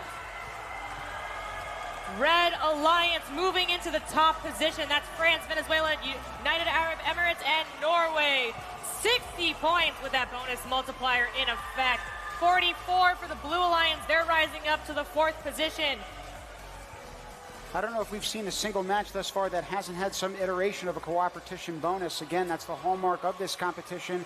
It's not just trying to get at and going alongside one another, elbowing for resources, but in fact, recognizing the significance and importance of it applying to us all. We are one global community trying to solve a global problem. We've got a few more playoff matches coming your way, and I believe the field interview in the meantime is ready to roll. So who do we have? We're here with the winning alliance once again. How are you feeling right now? Great. Great. So good, actually. You're all very talkative. I believe that you're very excited. So how did that go? I know that you're the drivers, right? So how are you approaching this challenge in the playoff? It is amazing. I think strategy and communication is very important. It's amazing. I love my alliance. They're really understanding, and we're strategizing, we're bonding. It's amazing. Yeah, it's all about strategy, actually, so it was so good. So good. And then on being the driver, what kind of skills do you need to have in order to be able to do this? I think patience and communication with your team and with the other alliances. That's it. That's it? So do you have any tips for the further matches? Are you changing anything, or are you keeping the same model? Are you changing drivers, or are you staying the same? We are staying the same drivers and the same strategy, and communication is the key. So you have like the recipe for success? And where are you aiming? What? Where are you aiming with the strategy and this recipe for success? I think we're just going to try to do the same strategy and catch more orange boa. So, yeah, that's it. And then you have your human players that add them to the structure and secure the foods? Yes, the human players also play a key role in this game. Okay, great. Thank you so much. Good luck on your next game. We're going back to Team in Manisha. Thank you, Melissa. Listen, if you want to get some energy in your blood pumping, look no further than Team Venezuela in particular. Some of their fans in the front row were almost having brain aneurysms with how loudly they were screaming in that last matchup, and I can't wait to watch that team continue to compete. I think they also won the Albert Einstein Award last year, so they are one of many teams here that I know is not here to just mess around in the playoffs, and these teams have showed it with their scores. 176. We have a new high score across the tournament. All 5 fields competing. For a long time, it was 169. Our teams keep reaching new heights, pushing the boundaries of the score potential here on the field. Let's kick it to match number 4 in 3, 2, 1, go! It's Alliance 1 versus Alliance 8. Your number 1 seed, Kazakhstan, and their partners, Lao People's Democratic Republic and Panama. Over on the blue side, it's Estonia, Guam, and Trinidad and Tobago. Trinidad and Tobago is the unfamiliar face. They are the ones coming into the foray, brand new for that Blue Regional Alliance. Meanwhile, Panama is getting its first dose of action in this second playoff round. Panama links North and South America together. This competition, meanwhile, links countries from 193 different parts of the globe together. That's what the first global challenge is, has always been, and will always be about, Manisha. Just under 2 minutes left here. Take a look at our Red Alliance. They're starting to work on the center platform adjacent Nexus goals here. And this middle goal over here, it's not to be ignored that the height of the goals right here and the height of the goals next to the platform are the same. Our teams are going to be looking to ascend or descend depending on what is available. Take a look right here. Red Alliance doing just that. And as a reminder at home, what's not the same about these playoff matches is the fact that there are 3 extra water elements that are placed on the field from the onset.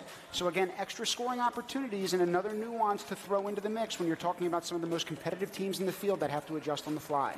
We were talking about field management and space management earlier. The Blue Alliance has a bunch of food over here, and our Red Alliance knows, hey, that's a global goal. Let's help our Blue Alliance partners out, bring all this collection of food on the table over to the Red Alliance human players so that they can start filling that warehouse. You can see with just under a minute left, it's already starting to materialize for our Global Alliance here. There's no food left on the table for our Red Alliance anywhere. So they're going to be working to collect and restore that food to their human players with just 34 seconds left. Blue Alliance saying, we have to get rid of this food so that we can climb now that it's the end game.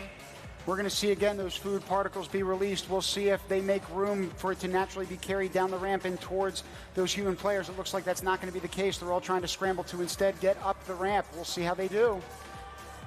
Estonia working with Trinidad and Tobago on the Blue Alliance side of the field. The human players are communicating with each other, getting them lined up just right. Take a look at Laos Democratic People Republic. Wow! And Panama getting up on the platform and the ramp in the end there. It was a buzzer beater finish. It's gonna be a tight one. I cannot wait to see what the referees say about this one. It looked like for a long time only 3 to maybe 4 of those robots were going to make it up there, but in the waning seconds, I think 5 were able to scramble, but we'll let the judges decide while these instant replays are rolled out.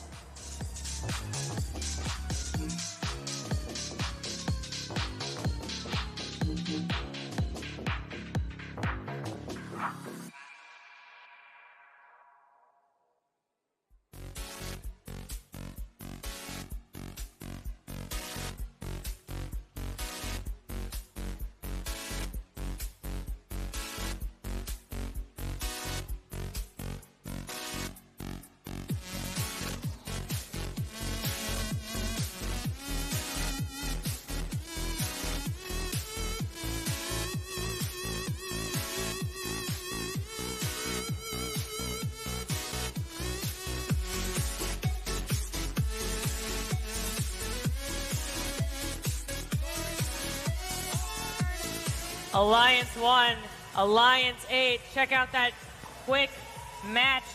143 to 139. That's a pretty tough matchup.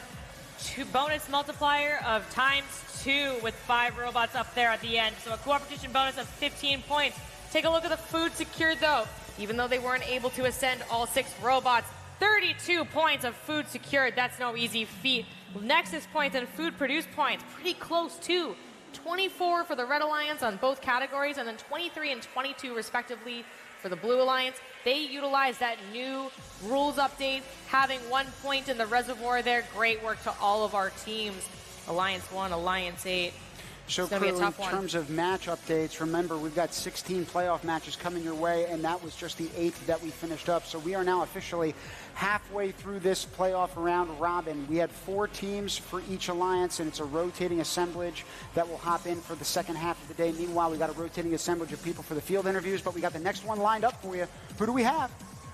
I'm here with the Red Alliance, and what are your roles in the game? My role is team captain. How about you? I'm also team captain. Okay, congratulations for your win. What was your role? How did you put your role into purpose for this exact alliance? Can you repeat again? I can hear it. How are you using your role as a captain in this match? I'm just help my teammate to play as they can and also follow the plan of our regional alliance, so there's no problem in the plans. Okay, how about you? I am like the voice of the driver. I give the instructions so she can be focused on what she has to do in the process. So you have a strong voice and you're shouting, giving directions? Yes, correct. And how are you holding on? What was your strategy approaching this challenge? Okay, so we focus first in the lower Nexus goals because it was easier. The lower ones are the easier ones. And also, my team is the first one to go to the round because it has the ability to go to the round, so that's why. And also, I held my driver, Milena, to control and to give instruction on what to do in each part of the process. Thank you so much. Congratulations to your alliance and good luck in the competition. We're going back to Team Indonesia. Thank you, Melissa. Much appreciated. Manisha, we're halfway through these playoffs. How are you feeling so far about them? I'm feeling pretty juiced up from these matches because the rankings keep changing. Alliance 2 is now at the top of the ranking list, followed by Alliance 3 and Alliance 4. Alliance 1 recovering from their earlier loss, now at rank 5. Anything can happen. Let's talk about the scores that are on the board now. They're all cumulative of what we've seen thus far. 342 points collected by our Alliance 2 thus far in the playoffs. Incredible work. I can't wait to see how high that number gets because remember, we're adding all of our scores up in order to determine who goes to the finals.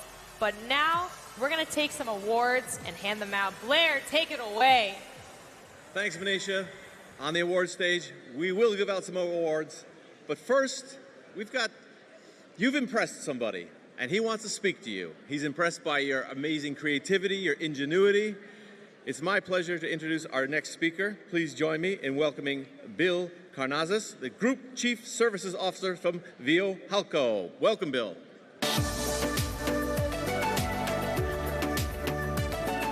Good afternoon. Greetings to all the teams here at First Global. First, I'd like to say that I'm honored and happy to be standing here today, being part of this First Global Challenge hosted here in Athens, Greece, and representing the Viohalco companies. At Viohalco, we believe in the power of the next generation to shape the future through technology and innovation. That's why we're continuously supporting STEM programs. STEM is not just an education program for us. It's about fostering creativity, critical thinking, and innovation. These skills are the foundation of our business success and key to tackling global challenges. We are continuing to invest in future technologies, groundbreaking discoveries, and sustainable solutions. STEM is more than an initiative for us. It's an essential part of who we are and what we believe in.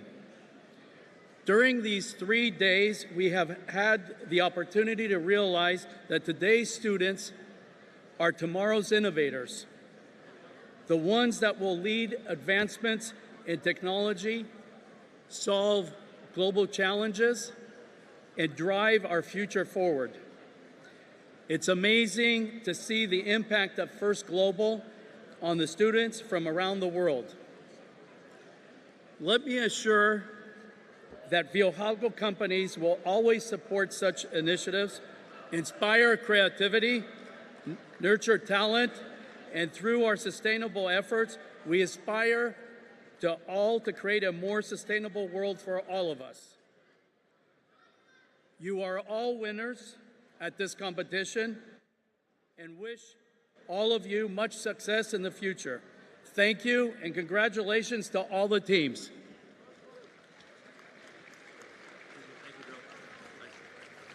Thank you, Bill. Well done. Thank you, Viojalco.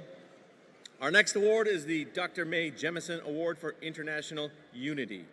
Let's learn more in the following video.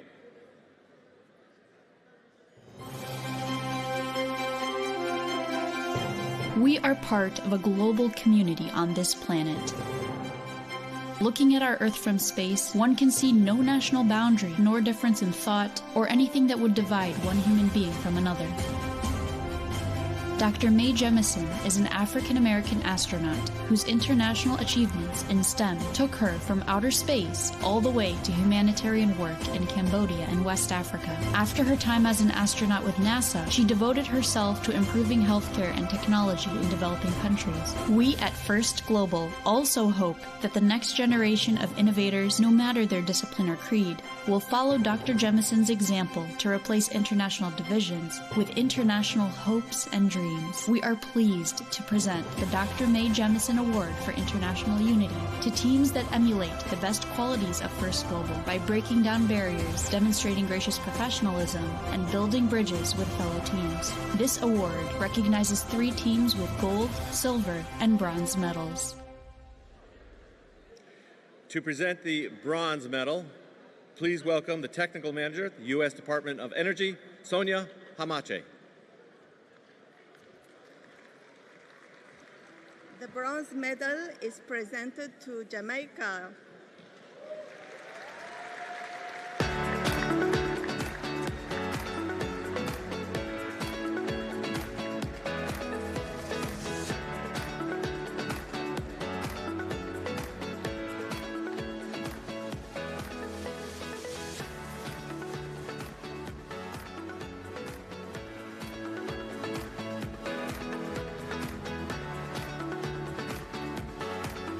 To present the Silver Award, this is her house. Please welcome the President of the Peace and Friendship Stadium, Christina Zilikiri.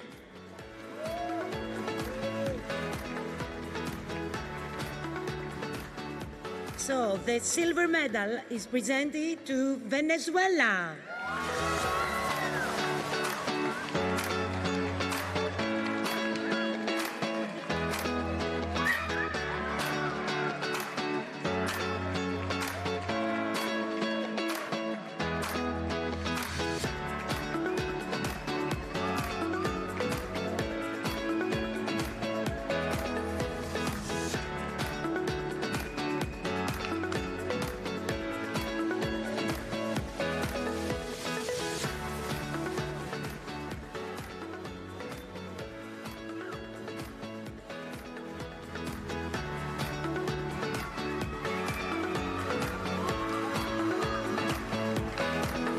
And presenting the gold medal, please welcome the Deputy Mayor of Piraeus, Adriana Zerakeli.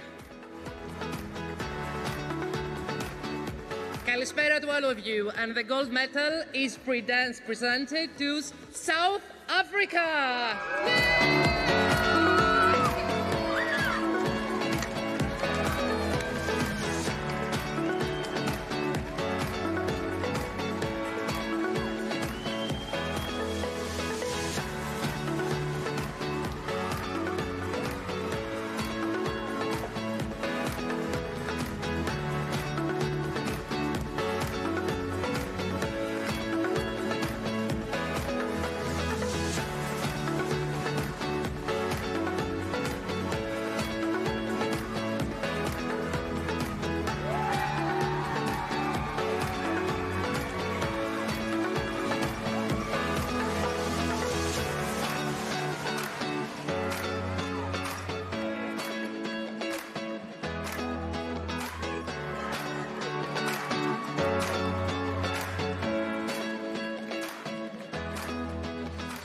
stage is jumping.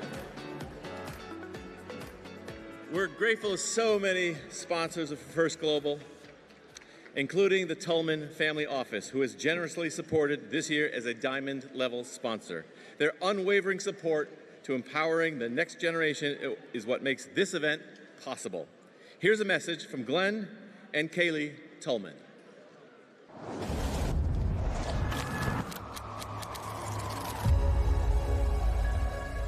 You will never do anything in this world without courage. It is the greatest quality of the mind next to honor. The world is an interdependent place. Supporting one another is the key to changing it. Every one of you can go pro in robotics. Never, never underestimate your power. Congratulations to every one of the participants this year for what you have accomplished. Most of us will never know the hours, the frustrations, and the teamwork it took to get to this year's competition. Also, I want to give a big thank you as well to all the First Global coaches and volunteers. Through your guidance, involvement, you have modeled what we know to be true. Every one of you can go pro in robotics. Through your determination, your collaborative spirit, and your creativity, you inspire others. It is not always easy, but the most meaningful and important things in life rarely are. Thank you for all of your bravery, for believing in yourself, your teammates, your competitors, your nation, and most importantly, believing that a better future is within reach for all of us. But our work here is not done. We must continue to challenge and encourage others to see the transformative power of STEM education. One way to do this is through the recognition of robotics as a sport. And many of you are leading the charge in your home countries to make this happen. The kind of STEM uplifted by First Global is an investment in the future, a commitment to fostering global cooperation, and a belief in the potential of young minds to solve the world's most pressing problems. We believe that every child, regardless of their background, deserves a chance to dream and achieve. And First Global models that we can best accomplish this through a visible commitment to interdependence and the responsibilities we all have to one another. We need each other to heal the world. As Dean likes to say, First Global isn't using kids to build robots, it's using robots to build kids. Congratulations to each of you once again. We can't wait to see how you use your imagination to make your vision of the future a reality. Go First Global.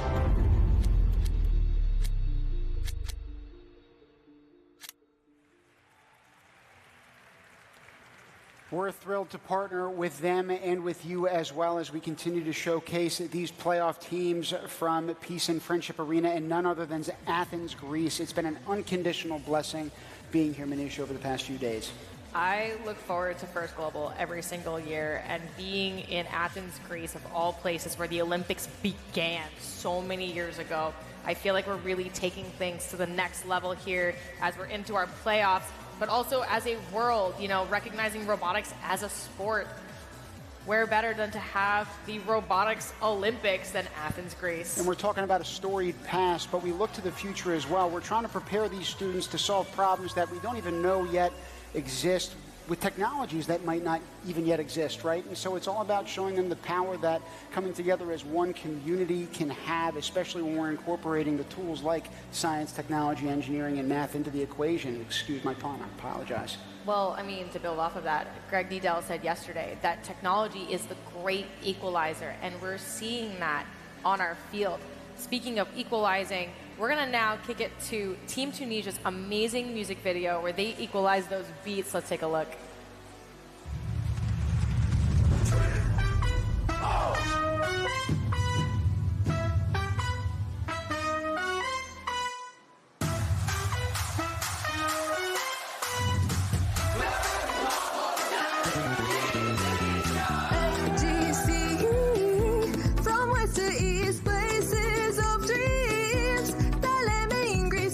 FGC, we gather with teams discover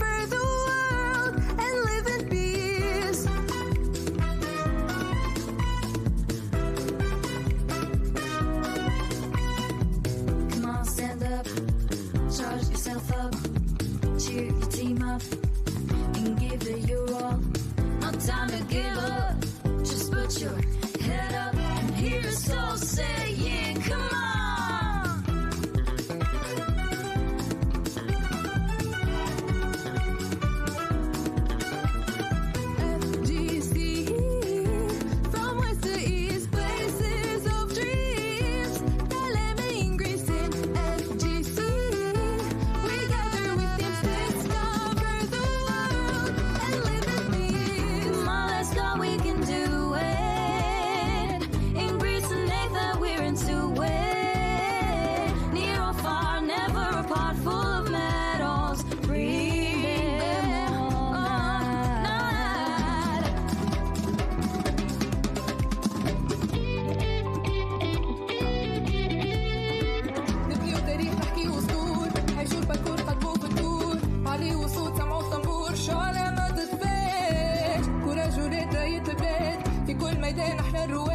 شعبه ريسة ودماء ولاد الحلمة ما توفاش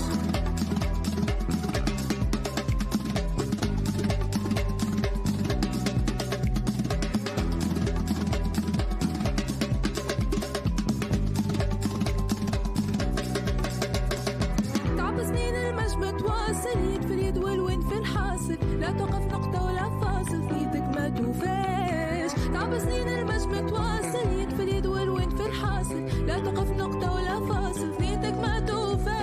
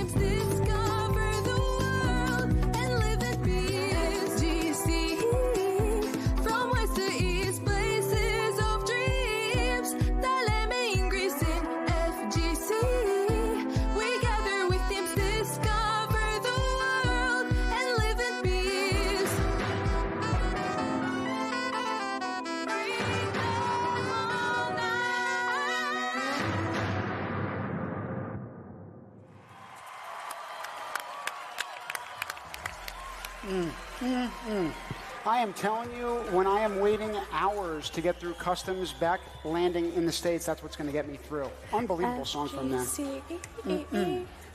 I would like to dance on the field with our 6 robots now. Are we ready for round 3, match number 1?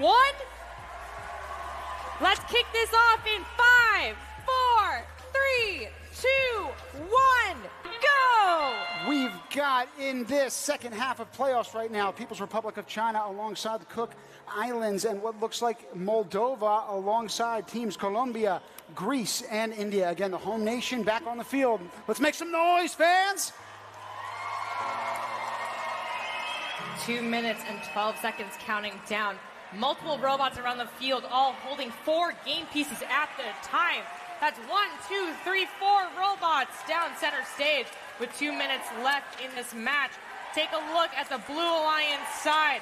They're working on delivering 8 pieces in one go, releasing 4 different food game elements. Over on the red side, take a look at that center platform. They're moving that food out of the way for endgame here.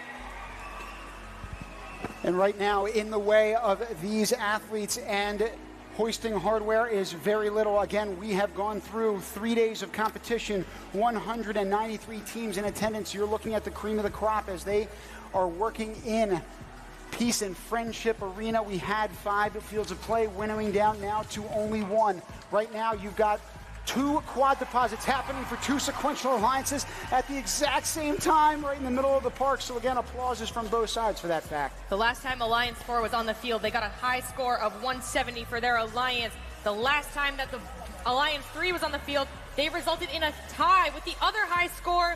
It's gonna be a high-scoring match. Take a look, there's barely any food left on the table, and we have about a minute left in this match. I cannot wait to see what our teams do. We've got some of that new water downstage. Our human players are quickly shuttling as much food as possible over to our storage warehouse. 43 seconds left, 2 robots already on the platform. In this last 30 seconds, you'll hear that whistle indicate endgame. That's where the communal bonus points come into play. We're in the second half of these playoff matches. So again, similar to our ranking matches where it was a cumulative score over those 12 matches, it is also a cumulative score that we're looking at from the 4 playoff matches for each of these alliances. Right now, it looks like 5 robots are balanced, but we'll wait for that LED.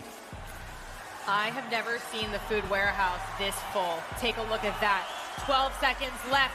We're trying to get our other robot down center stage. Can they do it? It's the hometown crew. Let's go! Grease is on the ramp. It's balanced with just 2-1. Time expires.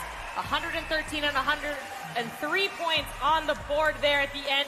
That does not factor in our warehouse, our bonus multiplier, and our Coopertition bonus. Our teams are looking to get as many points as possible to make it into the finals. I cannot wait to see the score of this one. Replays coming your way right now. They filled the food warehouse, and they are also filling our hearts in the process. We are getting to the culminating matches of this 3 days of competition. These judges have had a lot of work as well, and that includes tabulating these all-important playoff scores. Here they come. 176 to 162. Our third alliance is now at the top. But Alliance 4 is also at the top. Now the newly ranked Alliance 2. 176 points, 162 points. Take a look at that bonus multiplier. Getting that 6th robot on the ramp at the end there. Grease coming in clutch. 58 points and 50 points for our alliances. 40 points secured for that food in the warehouse. Incredible work by all 6 of our teams. We're now going to take it to the field and learn some more insights about how that playoff match went. I'm here with both the Red and Blue Alliance. Congratulations to both of the teams. This was an amazing match. How is the Red Alliance feeling? Really good. We are so happy that we have accomplished this. This is our best score so far. We're really happy, and we think we'll do this. Congratulations to you. Now, how are you guys feeling? How are you approaching the game? We're feeling great. We're feeling great. Like, there are not more words. We're awesome. So the strategy stayed consistent, and we're always working and getting a higher score every time. So have you improved from your last time, and are you keeping like a consistent performance? Yes, that's the idea. Because we can do it. Like I said, we can do it. Okay, that's great if you keep the goal and move on to it. Now, how did you approach the match? You said that you are match captain? Yes. How was the role? It was really good. I got to communicate with my driver. So how did you achieve this when there's so much attention going all around? There's cheering, the energy is crazy. How do you manage to have, the patience and to stay calm and do it? We keep the match captains at the back so that there's a free space in the middle so that the human player can walk back and forth. And also we did a good strategy for human players and for drivers, so this was set. Okay, and are you feeling excited? Oh, yes, very excited. We're very happy to be here. Great. So are you changing something in your future strategy as you're moving forward? You said you're staying consistent with it. How about you, Red Alliance? Our strategy is really good that way. It's really consistent, and we'll go like that. And are you going to continue playing with the same 3 countries you have been playing, or are you thinking of changing or doing some kind of differences with the backup? We already changed, but we'll change again. Okay, how about you? So our strategy is going to stay consistent and going to be the same because we're scoring high points. Okay, thank you so much. Congratulations to both of your teams. You can shake hands and then move forward back to the booth. Thank you, Melissa. We're talking about changing and changing again. So even though we change the competitors from match to match, and even though those 4 teams on the Alliance also have to change the allocated 3 teams that are competing from game to game, we're excited to bring you every bit of that action, Manisha. I think that it's fascinating to know that in a robotics competition like this, you're not just iterating design when you get the game challenge. Your build season begins, but the competition's ever evolving. We saw over the course of our ranking matches, teams had specific strategies in play. Now that we've introduced a little bit of a twist in our playoffs, our teams are always iterating, trying to get better. Our high rank score right now is over 300 cumulatively. It's only going to keep getting higher. We have one more round of our round robin, and then we're entering the finals. And I cannot wait to see our teams continue to excel and reach new heights. Well, part of the reason why these scores have jumped meteorically is because of the fact that you're getting some of these more skilled teams in the heat of competition, right? Our average score after our qualifying ranking matches was around 130. Now we're averaging around 170. So it's not just the fact that each team within itself has probably gotten better at this game. They're also coupled up with teams that have obviously been successful in their own right. And so when you put that together, it really creates for some superpowers out there. I want to circle back to one of our alliances were saying, Venezuela, talking about how communication is the key. On the drive team, you've got 2 minutes and 30 seconds. Your country may have an idea of what your robot is capable of and what you can do individually, but what matters is what we can do together as an alliance, especially as you swap people in and out. You want to make sure that you're still reaching that max point potential that's available on the field. Also knowing that in traditional competitions, you want to assess your competitor, see where their strengths are, but in this competition, their strengths are also your strengths, thanks to that global goal of reaching as many food items in the warehouse as possible. Everybody ascending the platform and the ramp at the end of the match. You think that, as you enter the playoffs, Coopertition bonus was really important for rankings. It's proving to still be important as we continue through the playoffs. And one piece of important information that we got after the first playoff match, we had 2 interviewers from India and Colombia, I believe, who were also in that last interview set.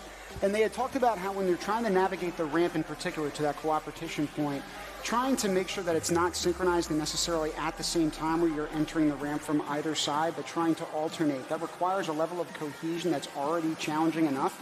But when you're trying to balance it in 30 seconds, that's gut check time with Endgame, and then adding to it the drama that is in and of itself coming with playoffs, I'm sure that makes for some heated moments. Absolutely, and the fact that when you're approaching the ramp with an alliance partner from different sides, you're next to each other. It's easy for it to be like, hey, wait a second, let us go first, we'll then come get you on the other side.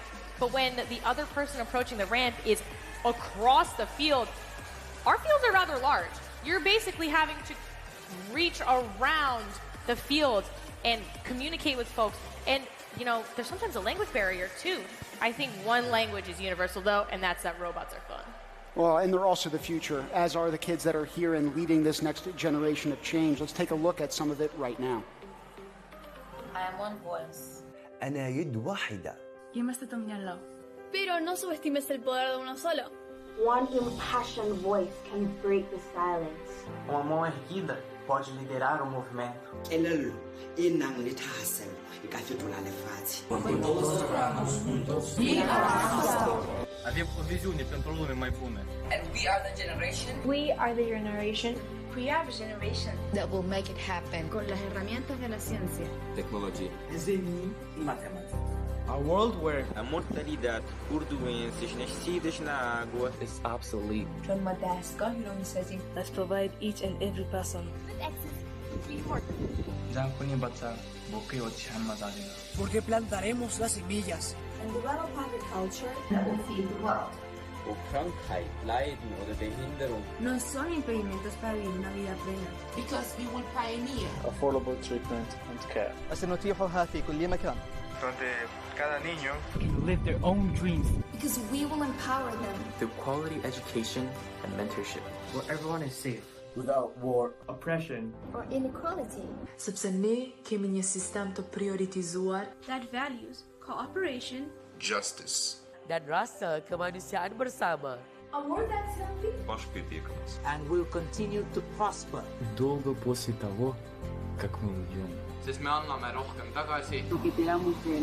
are the voices that will stand up for all people, regardless of race, color, idioma, gender, or origin. And also more that will lift entire societies up and out of poverty and transform quality of life for the whole world. Who will work together para resolver los mayores desafíos que enfrenta nuestro planeta. Y los que están por venir. Por eso es tan importante. It supports STEM education and initiatives like First Global. By investing in us. In me. In me. In me. In me. You're investing in the future of the world. Because we are the generation of change makers. Who will build that better tomorrow. For us all.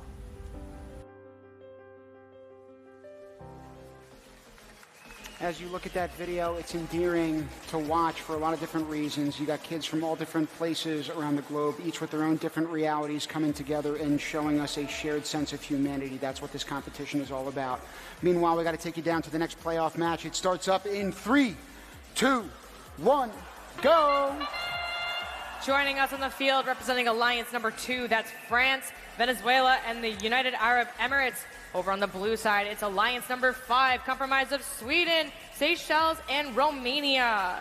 So for right now, Norway is going to take a seat alongside Pakistan. Meanwhile, someone who's been at the forefront of growing robotics around the globe is Team UAE. We were fortunate enough to be hosted by the city of Dubai back in 2019. It was in its 3rd installment of going internationally. We were so blessed to be there, and I am sure that that team can say the same now that they're joining us here in Athens. We're going to see if Team Alliance 2, has that consistency that they've been repeating in their field side interviews. We're now also looking at Alliance number 5. They want to look at the opposing alliance to see who complements them. I'm excited to see how they're complementing each other as they release food. As you see on screen, there's Sweden right now gearing up to deliver 2 sets of game pieces to generate food on the field. So in a set of game pieces, you have your 1 energy, signified by the green game pieces, 1 water, signified by the blue game pieces. Over on the Blue Alliance side, they're going to need to add 1 more water and add 1 more energy, respectively, to release the food that's remaining on the field. Same thing on the Red Alliance side. You can take a look right now. It's orange and green. There's some water shortage going on up on the Red Alliance side. If you look down center stage, we've got some action here. Looks like Team Venezuela is about to make some moves for the Red Alliance with 4 game pieces in hand. Ooh.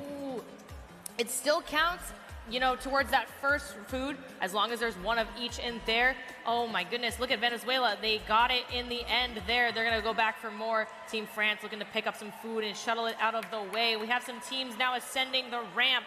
Remember, our teams are still prioritizing this end game here. 2 robots on the platform. We've got Venezuela and Seychelles lining up. Sweden joining the foray, making some room. There's 1 more robot that can fit right there on the platform, which means we're going to need 2 robots to work together.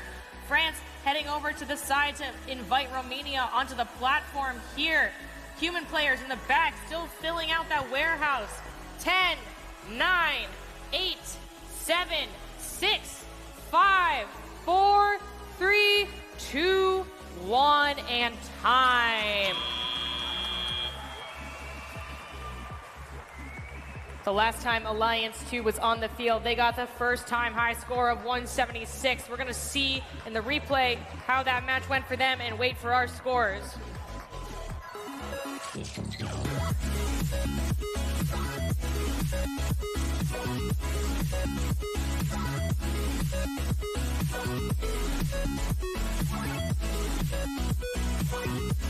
Board now, it's 101 to 189.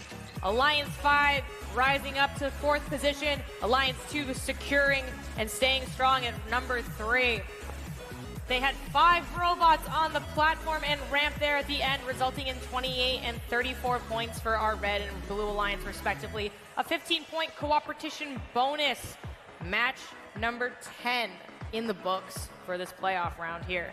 Coopertition bonus of 15 points because 5 of those 6 robots made it onto that center platform for balance. Again, we're trying to talk about balancing food systems and food webs. Then in a very literal sense, that's part of the scoring that happens in the very last part of this game. So again, the drama unfolds for 2.5 minutes, but it continues all the way down into the last waning seconds and even waning competitions here after 3 full days. In the meantime, we're going to get you back down to the field. We've got our winners ready to roll for an interview. Take it away, Melissa. Thank you, team. I'm here with the winning alliance. How are you guys feeling? We're feeling a bit great. So far, we've been going a bit slow, but I think now it's been pretty good since we've been able to beat them, and we got 101 points. We're just hoping that for the rest we get more. Okay, so are you following the same strategy in order to get more and stay in that path? Yeah, we have established a good strategy at the start of the alliance selection, and we are 4 great teams, and we hope that as each match goes by, we will improve every time. Is there anything that you would like to improve in order to improve your scoring, even though it is brilliant? I've currently, right now the Team Sweden robot at least, has just changed driver because we have lost a team member. We have had a substitute driver, but they're now not part of Team Sweden. Now I'm the sole driver, and I'm just trying to improve. I'm trying to understand how to align it. But I think the next game will go better. definitely for the whole alliance. So are you saying that, what have you learned throughout the day and throughout all the other days in the competition, that you're taking this skill right now and implementing it to win in the playoffs? The most important thing I've learned this whole competition is that we have to communicate. We have to tell each other what we have to do, what we have to prioritize, and also communicate with the other teams on balancing, because it really increases the amount of points you get. And can you get into more detail about this strategizing that they've done? Can you tell us more about your plan? Our plan was to do a scout team that would go to every opponent and alliance member that we had during all the qualification matches, and that turned out pretty good because we've managed to establish a good strategy with everyone and cooperate in order to achieve a high point results. Thank you so much. Congratulations, team. We're back to you, team, and Manisha. Thanks, Melissa. Our next group up here, we've got Alliance 1 and Alliance 6. They each have a win in the books. They're looking to raise their cumulative score to make it into the finals. We're going to watch them live in 5, 4, 3, 2, 1, go! We've got Kazakhstan, it looks like Lao People's Democratic Republic, and Puerto Rico, and they are competing alongside the US of A, Mexico, and Team Sri Lanka. Puerto Rico coming into the foray. We've seen them do excellent things during our qualification matches. Now they're here to prove on the playoff stage that they can repeat back-to-back successes.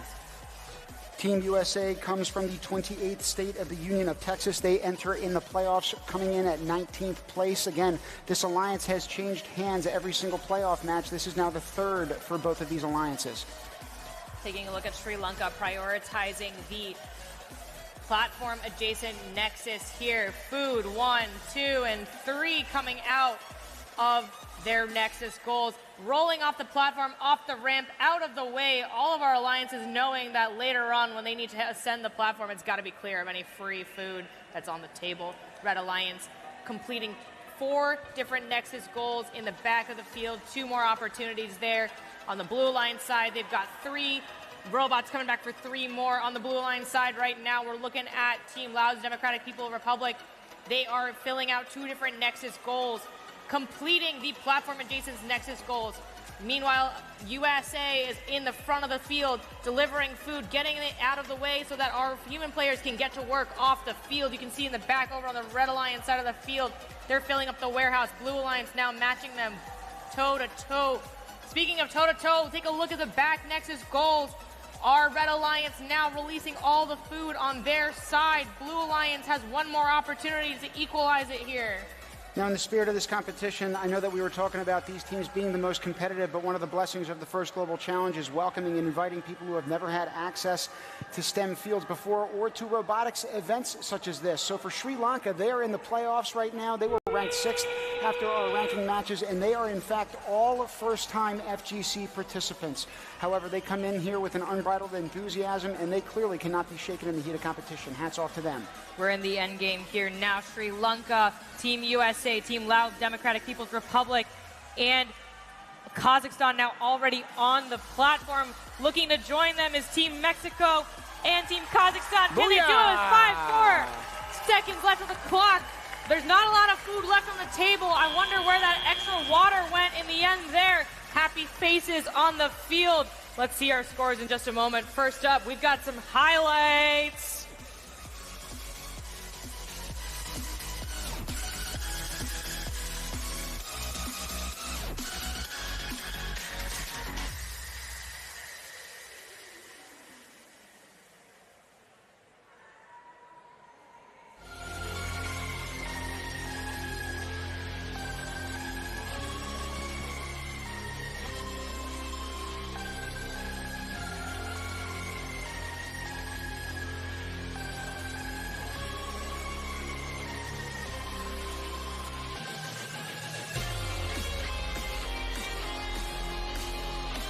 Scores are up now, $174 to 163. It looks like an 11-point delta separating these alliances, now ranked at 3 and 5, respectively. Manisha, take us through it. Alrighty, Tim. So 22 Nexus points, 22 food produced for the Red Alliance, 24 for Blue in both of those categories. Very tight match here in that grand scheme of things. When we look at the bonus multiplier, both teams were able to raise it up to 2.2, so your maximum amount that you can get. But that's where the extra point differential came that added up to 11. They had 36 food security points on the table for all 6 robots, and then that 30 Coopertition bonus, that's what's elevating our teams into the rankings now. Remember, it's a total cumulative score that's going to earn a team, an alliance, really, a place in the finals. We're going to take it to the field to meet our teams. Score, how are you feeling right now? Well, we are feeling pretty good. We are doing the things good. Our alliance is doing an amazing strategy, so keep doing in the other matches. So I talked to your teammates before, and they said they're keeping your strategy consistent. So is this working out for you? It obviously is. So the first match wasn't the best match, but so we're working on the strategy, and it's definitely getting better for sure. What is your role in the game? So our role in our alliance is mainly the food collector and food scorer. So as you're one of the teams with an intake, we can also pick up that food. We can give it to either alliance. And overall, it's about that food security and getting that edge. Yeah, exactly. I observed that Team USA is mainly picking up the food and delivering it, right? Yes, we are. And then your human player is doing an amazing job. You almost have this whole structure filled up. Congratulations to them. Now, moving on, how are you perceiving the whole strategy that is moving forward? Is the communication good with the rest of the alliance? Yeah, all the time before the match, we are doing a strategy with other alliance also to see in which time other robots will go into the ramp, also ours, and climb is key, so everyone needs to be up. So you're all on the same page, that's what you're saying. You're keeping everyone updated. That is amazing. Now, about the captain, is any of you captain in the alliance, some kind of match captain, or are you all in the drive team? Drive team, okay. So what kind of skills are you using? I've asked this to other alliances. How are you using the skills that you learned in this competition to have success in the playoffs? The single-handedly, the most important skill is communication, 100%. Yeah, it's communication for sure, 100%. So communication is the answer. Everybody has been saying this. Thank you, teams. Congratulations. We're going back to the booth.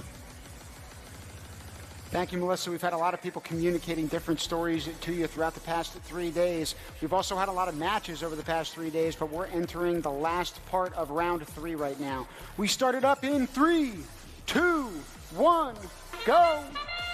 Alliance 7 versus Alliance 8.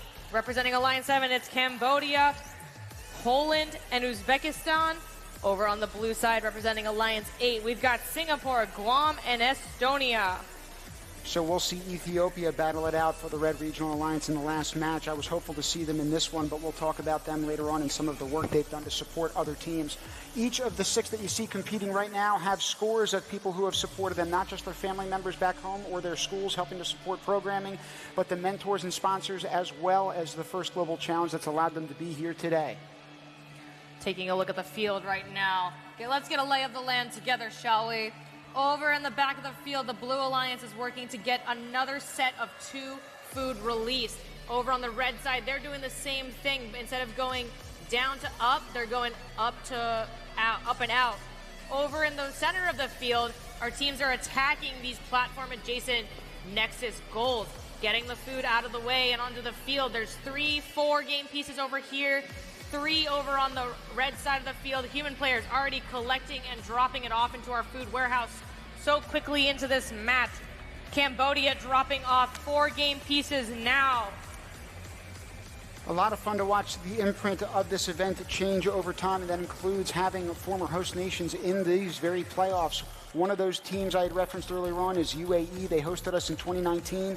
You've also got Singapore right now competing for the Blue Regional Alliance. We were fortunate enough to have them open their doors to us last year. We find ourselves in quite a disparate place right now, and yet still committing ourselves to the same mission at the first global challenge. Taking a look at Guam right now, they're absolutely cooking for the Blue Alliance, completing as many of those platform adjacent Nexus goals right now. 1, 2, 3, 4 in Kobe. platform is the hot spot now of the match. With that tin whistle, you hear it's now the end game. So the last 30 seconds of this match, we've got 3 robots on the platform already. Wow. Uzbekistan looking to push as many of those food pieces towards their human players so they can score in the last 13 seconds. It's all about robots and humans working together here. We're trying to get a triple balance. Cambodia, ever so slightly off. We'll have to see what the referees say about this one. This match is now over. Only one food element left on that field to play. I'll tell you, we saw one come down the ramp naturally and get to the human players, and then one get corralled by another robot's intake system. A very efficient job cleaning up to make sure there are no scraps left on the table.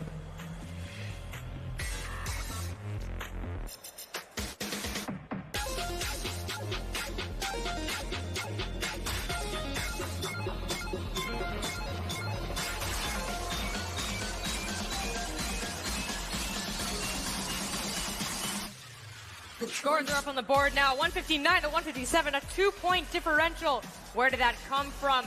The reservoir. That is what this game is all about, my goodness. Nexus point, food point, reservoir points with that bonus multiplier. That's the 2-point differential. 44 points secured as a global alliance, and in the end, that little tip at the end off the ramp resulted in a only 5-team balance. 15 Coopertition bonus here. We're now going to take it to our field, learn a little bit more about what happened there. That's such a close match. Congratulations to both of the teams for an amazing performance. How was your experience of being a player in it? I think it was overall a really fun game. It was really competitive, and I think that really helped to increase the scores on both sides. But overall, I think we could have done slightly better, working to improve for our next match. How about you guys? Yeah, I think our global alliance did pretty well with doing food, so I think it was a pretty good match. What is the secret to your success in this high-ranking matches? I think communication is key. Like before the game, we worked out who was going to go onto the ramp first, second, the order of everything. And I think communicating during the match with both alliances, not just 3 teams, is really important. Have you divided any tasks throughout the field with your alliance? Yeah, I think we're selecting the Nexus goals that we have to do, and the Alliance have to be separated for the Nexus goals that we have to make in the match. How about you? I think for us, Singapore was mainly in charge of getting the food, while our alliances, who were 4-ball robots, were mainly in charge of scoring the Nexus goals. And overall, I think we did a pretty good job, yeah. And then you're all going for the Coopertition bonus? Yeah, of course. How do you see its value? What its value for you? Sorry, what's valuable? What's the value for you in it? I think it's really important because elevating the robots at the end of the game really makes a big difference in terms of the score, which is why we prioritize that really heavily. For sure, congratulations to you both. Now we're going back to the booth, and good luck. Thank you, Melissa. That prioritization of the climb and the communication really worked out for Alliance 8 there. They are now jumping into the 3rd spot of our rankings. Let's take a look now. Currently in our top 3, we have Alliance 3, Alliance 4, and Alliance 8. Things are really shaken up. And if you look at the mid-pack, it's a close race here. Alliance 3 with a high score, cumulative score of 512 points, followed by 481. That's the hometown crew on Alliance 4. Alliance 8 with 457. But look at Alliance 1. They're not that far behind with a 3-point difference here. It's still anyone's game as we enter our last round of the playoffs. And this is why it gets interesting in this 4th round of the playoffs, folks. Remember, each alliance now has 4 teams. It's not 3 teams like it is in ranking matches, and so we have this 4th round. Remember, every single assemblage of 3 teams that they're putting out there for a match has to rotate or change. And so you've now got the final combination of teams that could otherwise be out there to compete. So by this point, every one of those 4 teams has had some iteration of playoff action. We'll see how it all manifests itself in this last round of playoff work. So far, we've seen a high score of 176 points. We're going to now see what happens next. First up, some awards to hand out. Blair, take it away. Thank you, Manisha. Down here by the field, it really is electric. Before we give out a few more awards, we've got another person who you have impressed. This is his first global, and he is blown away. I am pleased to introduce our next speaker. He's the Director of the Future of Food in the Bezos Earth Fund. Please welcome Dr. Andy Jarvis. Thanks so much. How's it going, First Global? I'm just having a great time here, right? And this is a nail biter going on here, but I want to just take the most epic selfie ever right now, if I can. Can everyone like scream and say hi? All right, sweet, that's a great one, right. So look, on behalf of the Bezos Earth Fund, and I think I can also talk for the Bezos family themselves, we're just so proud and so excited to be supporting First Global. You know, this is science, technology, innovation. We're at a moment in the world where we need it so badly. We have so many global challenges, and it is science, it is technology, it's innovation that will get us out of these challenges. So enormous gratitude to First Global for organizing this, and we're just thrilled to be involved. But I want to thank especially each and every team member, the mentors, also the parents that are here of some of the people. Just an enormous gratitude for inspiring me over these last 3 days. I have just had the most amazing time. And, you know, in the work that I do, we work on climate change, we work on nature loss, biodiversity. We see so many problems around the world, so many challenges that we have to face. But every corner here, everywhere I have looked, you hear a story of hope. And you have, in this room, working here in the teams, you just have enormous capacity to lead, right? And it gives me an enormous amount of hope that the future is going to be very, very fine with this next generation coming up. So I want to thank you all for taking part in this, for having this energy, and encourage you. You guys, you're going to rule the future with this spirit and cooperation. Thank you.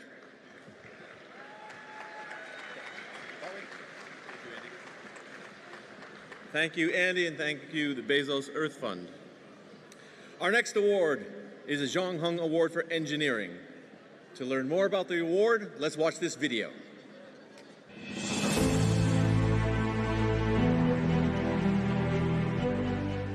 Engineering is more than just putting gears together. Successful engineering combines practicality, simplicity, and beauty into a design that can solve the task at hand. 2,000 years ago, in Han Dynasty China, the ancient engineer Zhang Heng combined revolutionary engineering achievements with beautiful design and practicality. His seismograph that detected earthquakes and his south-pointing chariot that was the precursor to the compass were elegant examples of beauty in engineering and effectiveness in function. In this spirit, we at First Global are pleased to award the Zhang Heng Award for Engineering Design to teams whose robot exhibits excellent engineering and displays elegance and effectiveness during the challenge. This award recognizes the most effective overall robot design to 3 teams in gold, silver, and bronze medals.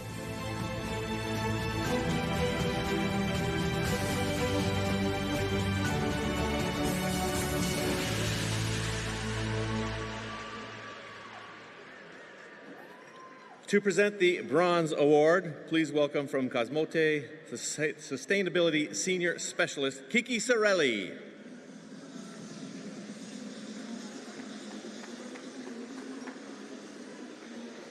So, the bronze medal is presented to India.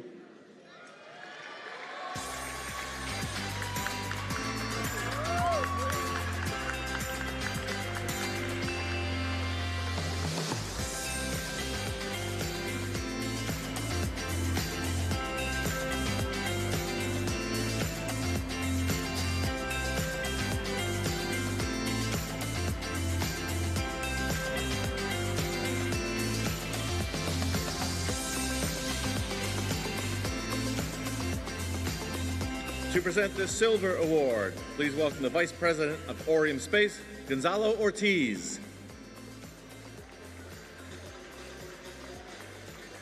So, the silver medal is to present to Cambodia.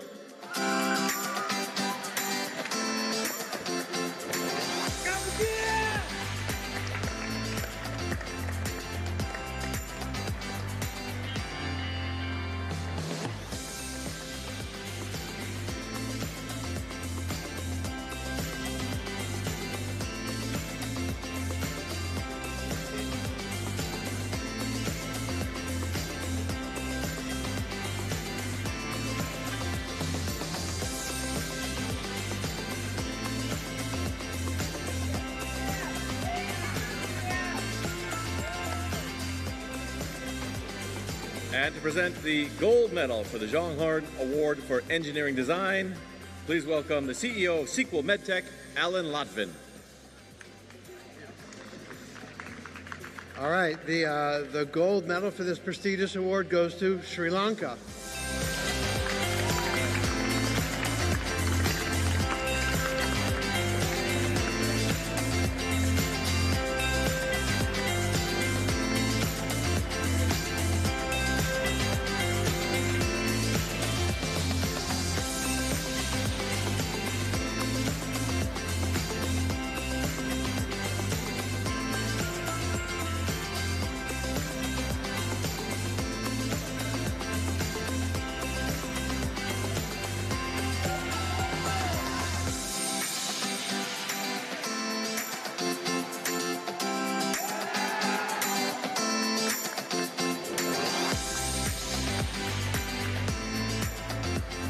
Congratulations to our award winners.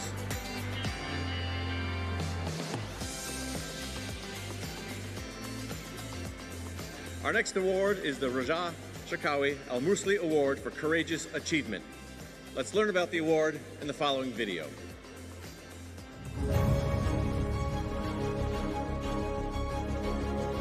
Lifelong achievement is not possible without true courage.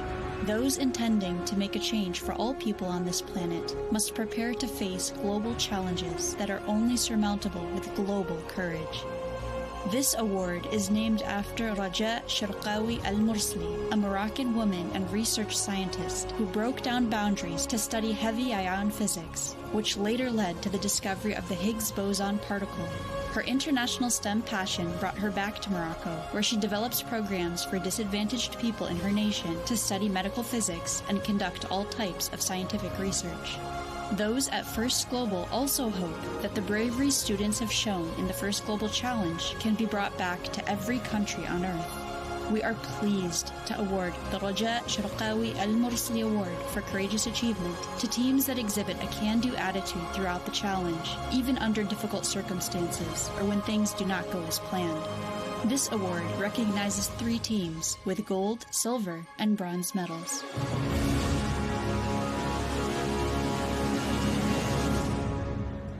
To present the bronze medal, please welcome the Director of Technology from ERT, Mike Nugent. Thank you.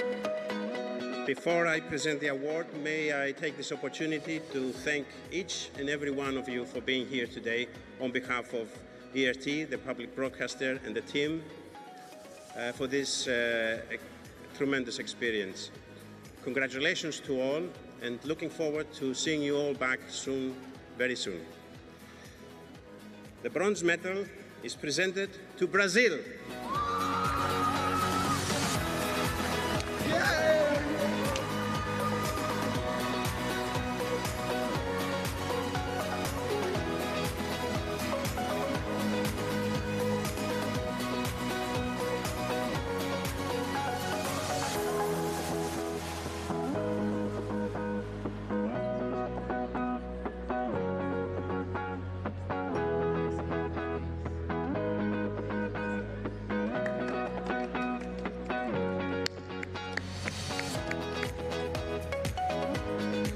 To present the Silver Award, please welcome the CEO of AGC, Nico Hassan.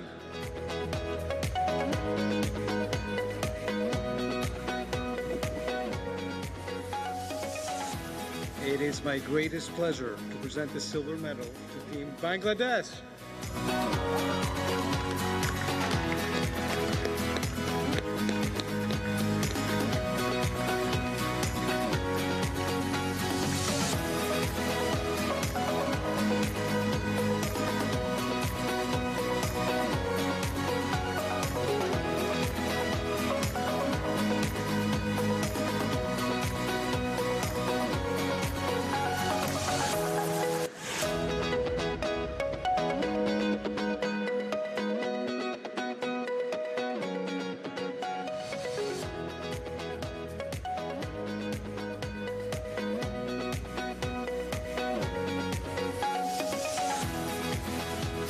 And to present the gold medal for the Raja Sharqawi Al Mursli Award, please welcome CEO of United Therapeutics, Martine Rothblatt.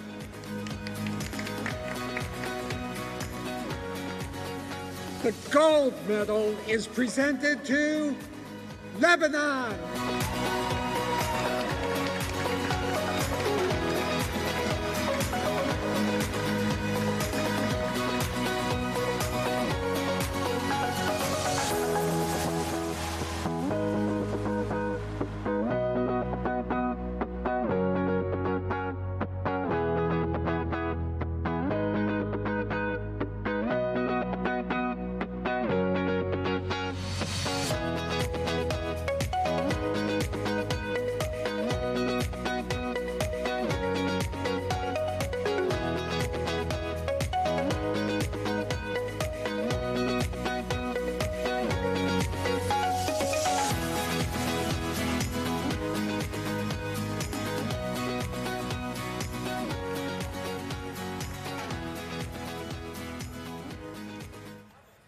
That overwhelming emotion can be expressed in many ways, but I can tell you, at least firsthand, it has a touching effect on those who are in attendance. I can include myself on that list. We're excited to welcome you all to the final round of 4 in our playoff matches. Manisha, it's only been getting hotter and more intense throughout the 3 days of competition, but I could say the same in these playoffs, too. I really want to take a moment to recognize our students and the energy and the perseverance of motivation, physically, everything. Shout out to all of our students. Let's give a big round of applause for all of them and all their hard work this season. We're excited to bring to you the final round of these playoff round robins. Remember, the top 3 alliances and their cumulative score, those are the 3 alliances that will head into the finals. Are we excited? Ooh, are we excited? In 5, 4, 3, 2, 1, go! We've got France, Venezuela, and the UAE. Again, one of those previous host nations. They're squaring up alongside the People's Republic of China, Moldova, and Madagascar. Immediately, we're noticing multiple game pieces in play. You can see that water element over on the red side of the field. Our teams are working, that's Venezuela specifically, with the UAE there to move that out of the way so that they can start scoring these platform-adjacent Nexus goals. This will be important as they try to make room for themselves to gain additional points later on in the match. Over on the blue side, we've got Team Moldova ascending, Team China ascending the platform to fill out these food production in the center of the platform here. Here they come. Once they're released on the field of play, we'll see if they have gravity do the work and naturally roll down towards either of those regional alliances. If they don't, and they sit there in the middle of the park like you see in the foreground right now, they can still be corralled or pushed by robots or taken in and ingested by intake systems and stored in the back. We got to take a moment to recognize our Red Alliance. They've already filled the back 6 Nexus goals. So there's 6 food on the table that our human players are collecting over on the blue side and the red side now. And Blue Manisha, Alliance I was looking going to say, meet them as well. It looks like all 12 that are in the middle platform have now been filled. So to the Red Regional Alliance, it looks like we have 1 green energy particle that's sitting in just that final little cubicle. If they can put 1 blue energy... Ooh, it looks like we just had a tip off the edge as well. That's Team Venezuela now. It looks like that food particle in the center of the field really got in their way at the end. Hopefully our teammates can work to align them. Look at France trying to help them out. 42 seconds and counting down. Our teams are going to be working together to ascend to the center of the stage very shortly, but right now they're working on clearing as much food out of the way as possible. Blue Alliance and Red Alliance already clearing that off the field. Take a look at our food warehouse above the field. It's really filling up now. We've got 2 robots on the platform now. France joining them with their robot Wemby. Team UAE in the background filling out as much as they can. The Blue Alliance now, all 6 Nexus goals are full. Food production underway, that's 2 points a pop. UAE is now trying to get around Team Venezuela to get onto the robot. They're looking, wow, 1 second left and the ramp is purple. Crazy in the last seconds of the match there. Our referees are going to weigh in and let us know what that final score was. In the meantime, we're going to take a look at some highlights from that match.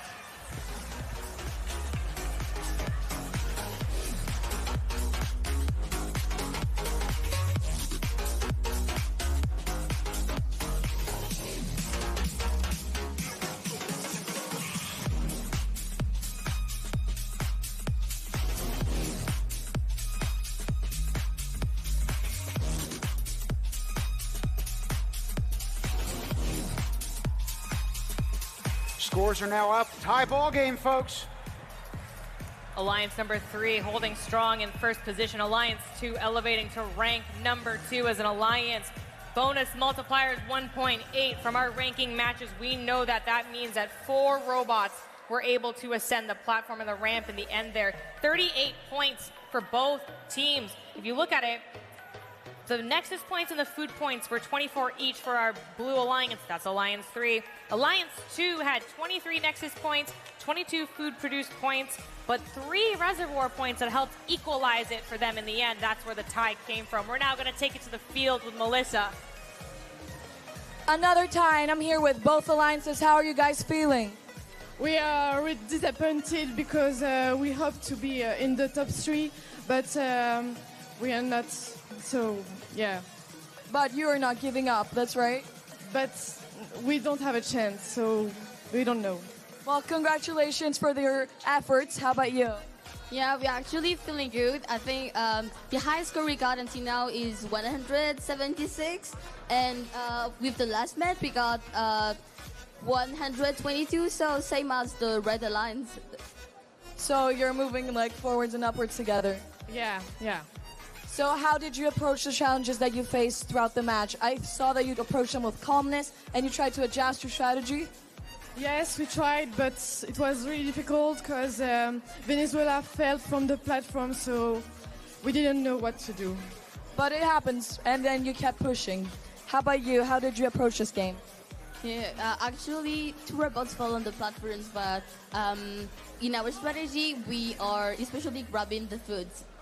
So your team is has this purpose in the alliance? Yes. And how is that working out?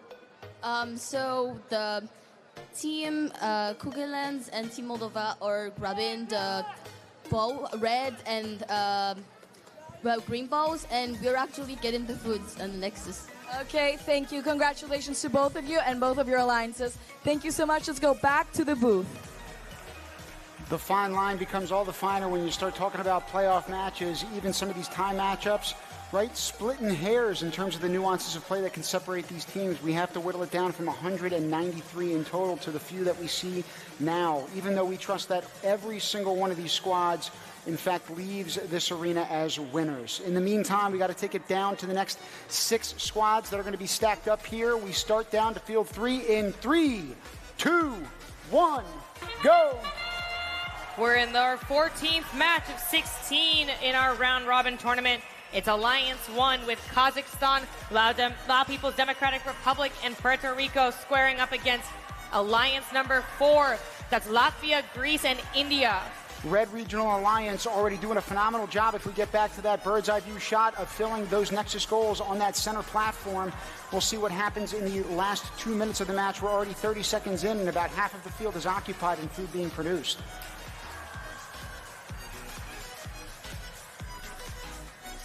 We're going to take a look as well at some audience participants who are here today and injecting some of the energy into these athletes as they compete here. Right now, the split screen on the bottom shows you those human players, whether they're balancing those elements of water and energy on the side or whether they're taking energy in from the stands.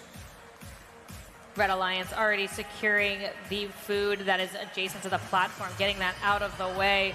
And now we're going over to see Team Greece cheering on as their Blue Alliance starts to fill up the back end of Nexus's goals. They're working towards the middle of the platform as well. Halfway through this match, folks, 10 points separating these squads. They have come so far. We talk not just in terms of the miles that they've logged to get to Athens, but also the amount of playing and practicing they've done to emerge in this very competitive playoff field. Just over a minute left. If you take a look, the Blue Alliance has completed all 6 Nexus goal opportunities on the back end of the field. And now they've completed all 6 next to the platform. Wow. 12 food in produced for our Blue Alliance. Our Red Alliance looking to do the same thing. They need 2 pieces of water in the back there to help fill out and release the food that's remaining on the field with just 38 seconds left. We've got 1 robot on the platform already. Team India with that critical piece of water in their robot. Team Puerto Rico already on the platform as well. Go ahead, Tim. I was going to say Team Puerto Rico was doing a phenomenal job of funneling those food elements. They picked up about 3 to 4 different ones. Again, 2 points a pop if they're able to be stored in that V-rack in the back. Great job. 17 seconds left on the match clock, and Laos Democratic People's Republic on the platform, on the ramp now. They're helping Greece get on. We have 7 seconds left to get 3 robots in the air. Can they do it?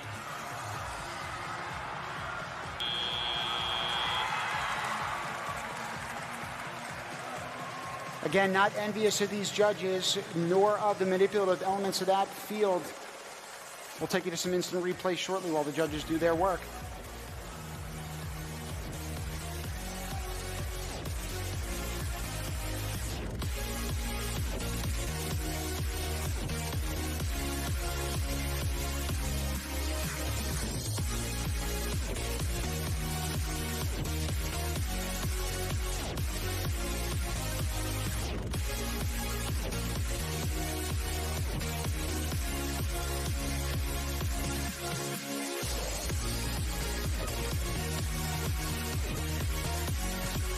Scores up on the board now. It's 114 to 103 points.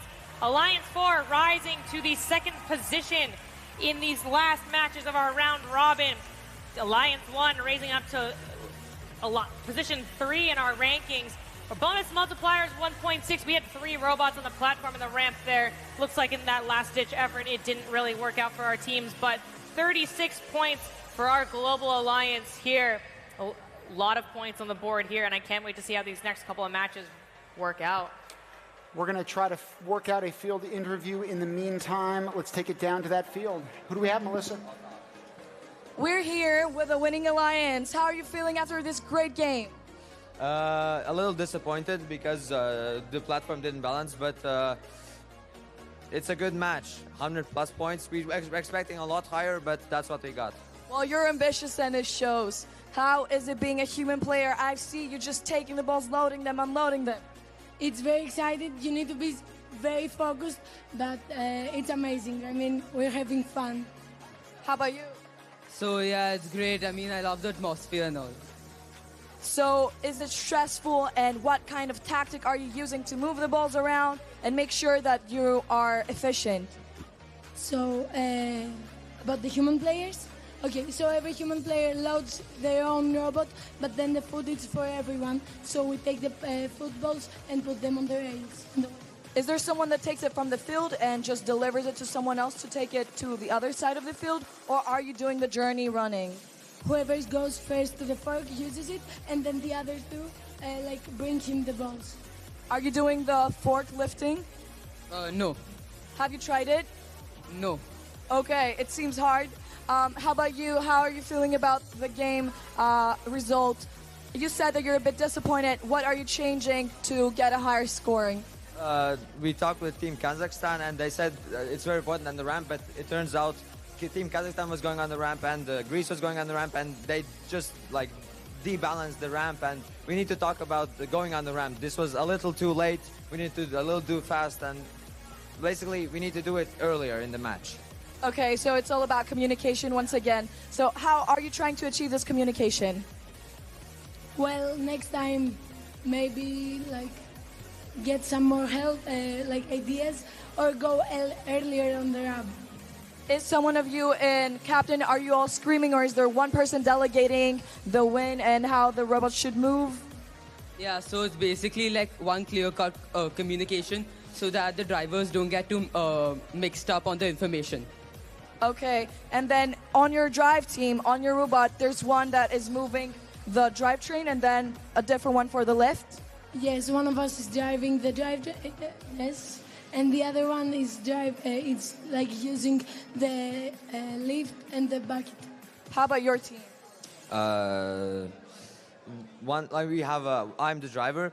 We have a captain that's screaming at me to do something and screaming at the other person, and also our human player too. Okay, load 2 balls or take that ball, and etc. And are you in charge of the drivetrain or of the rest of the mechanisms? I'm in charge of everything because our robot is simple enough, but also very efficient that I can control everything. And oh, so you have one driver for the entire robot? Yeah. So do you think that is more efficient than having two drivers in terms of communication?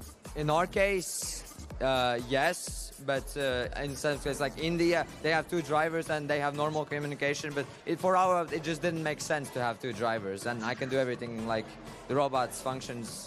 I can do everything on my own.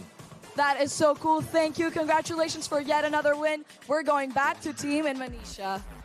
Thanks, Melissa. Alliance 4 sounds like a well-oiled machine, and I look forward to seeing what our other teams are capable of in this match number 3. It's Alliance 5 versus Alliance 8 in 3, 2, 1, go!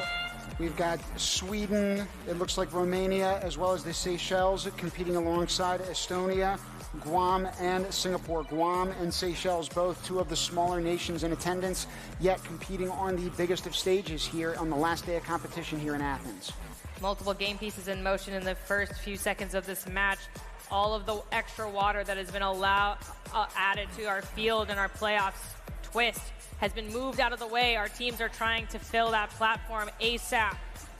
Now, Guam has one of the tallest mountains on Earth, Mount Lam Lam, in its host nation, but in fact is largely underwater. So too could be said for all the practice that's gone into building these teams. So even though they've ascended to these heights and climbed these mountains, we're so overjoyed to have them here with us 45 seconds into this last playoff match of theirs. Romania making quick work of the platform, moving the food that has been produced out of the way, and now completing the last remaining Nexus goal for the Red Alliance next to the platform. That'll be nice and clear when in a minute they're going to all be descending upon this platform.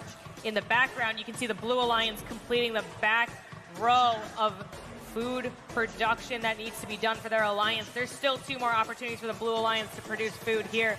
The Red Alliance has completed the platform adjacent Nexus goals, but that back wall is still ready for some action. Guam now saying, okay, Manisha, I heard you. We're going to fill that Nexus goal and get that food production out of the way next to the platform.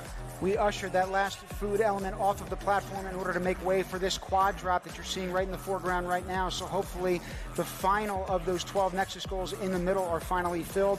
Those 2 food that are produced will eventually roll out. We're trying to make way for it on the rack right now. Guam getting in position next to the platform, the food production rolling just like Tim Bingo! said. There you go. If you look in the background, our human players are like a well-oiled machine on these alliances. They're taking all of the food off, and since there's 3 human players per alliance, 1 human player can take it off of the field. Another one can then transport it to the next person, and then the third person utilizing the fork can add it to our global food warehouse. Here with 16 seconds left, we've got 4 robots on the platform. We now have 6 robots in the air. Purple light signifying the ramp is balanced. 6 seconds for our teams to take a moment and just celebrate a great match. Well done. 10 seconds to spare. How often has that actually happened on this field of play, even though it might not seem like a lot of time at all? They must have had their hands on their heads and truly celebrating. We're going to take a look at the recap from this last match. We'll be back to you with scores in just a moment.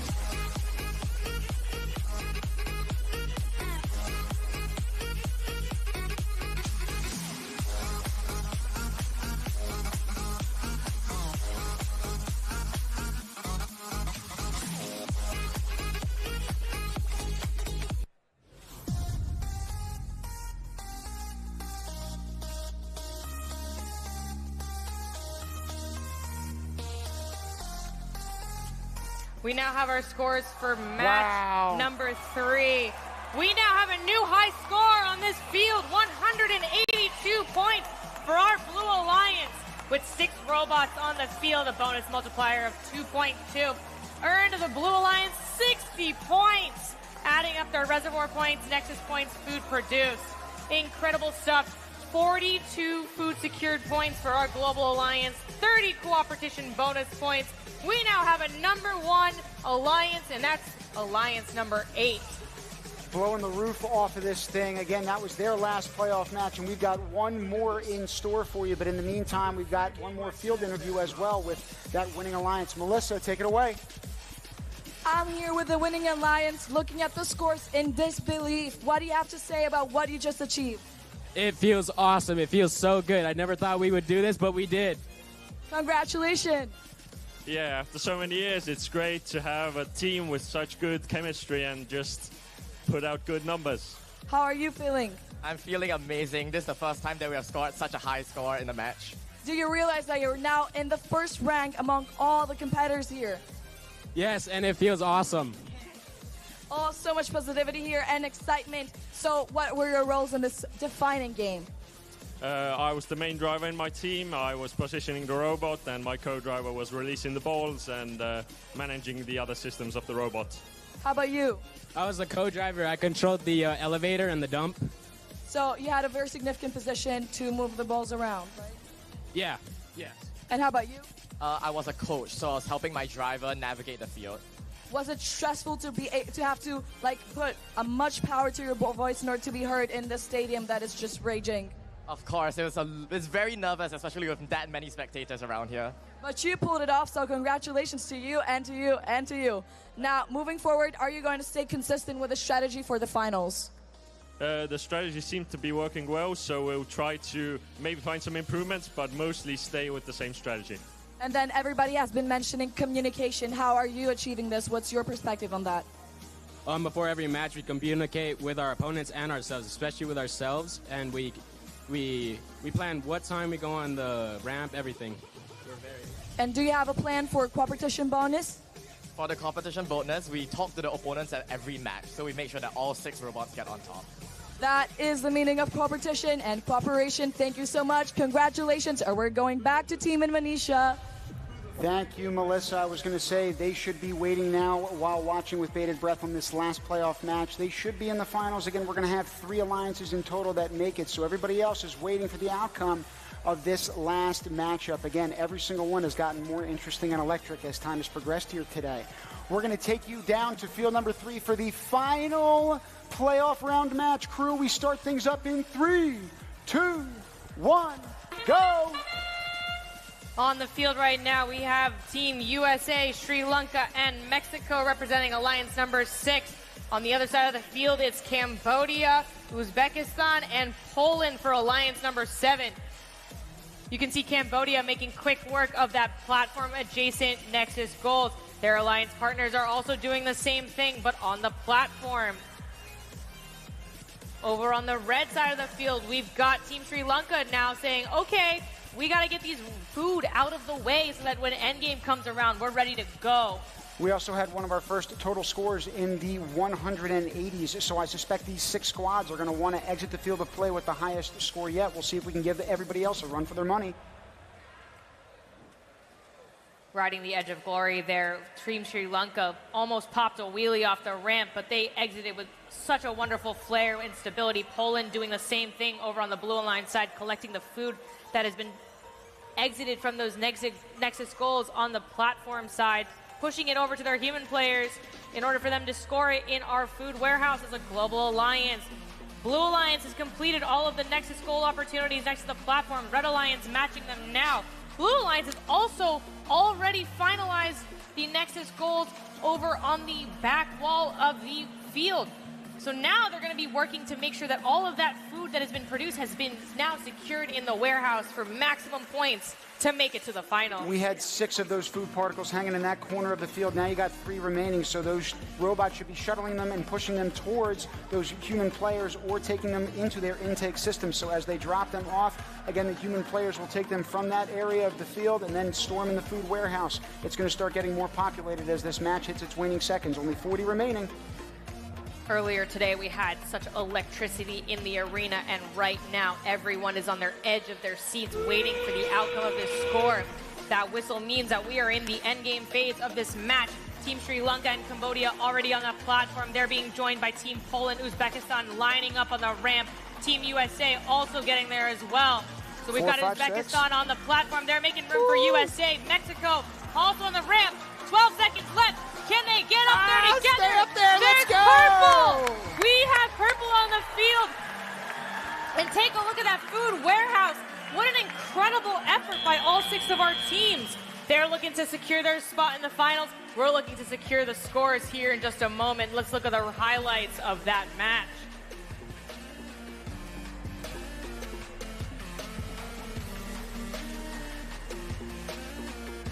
Picture perfect moment here on our center field.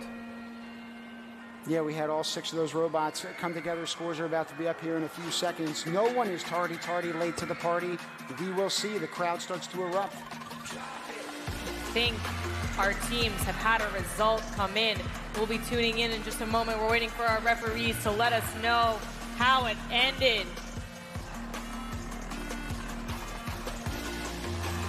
66 to 150. Alliance 7 secures its spot in the finals as our ranked 3rd alliance. United States, Mexico, Sri Lanka, and Burundi, great effort finalizing their position in the round robin at number 5. 49 points for Team USA, Mexico and Sri Lanka, Burundi. 58 for Cambodia, Uzbekistan, Poland, and Ethiopia. What a nail-biter finish. I could say this for teams like Ethiopia. They weren't in that final playoff match, but nevertheless are in that alliance. We'll talk about them shortly, but right now we've got a field interview ready to roll. Let's take it to that winning alliance, Melissa.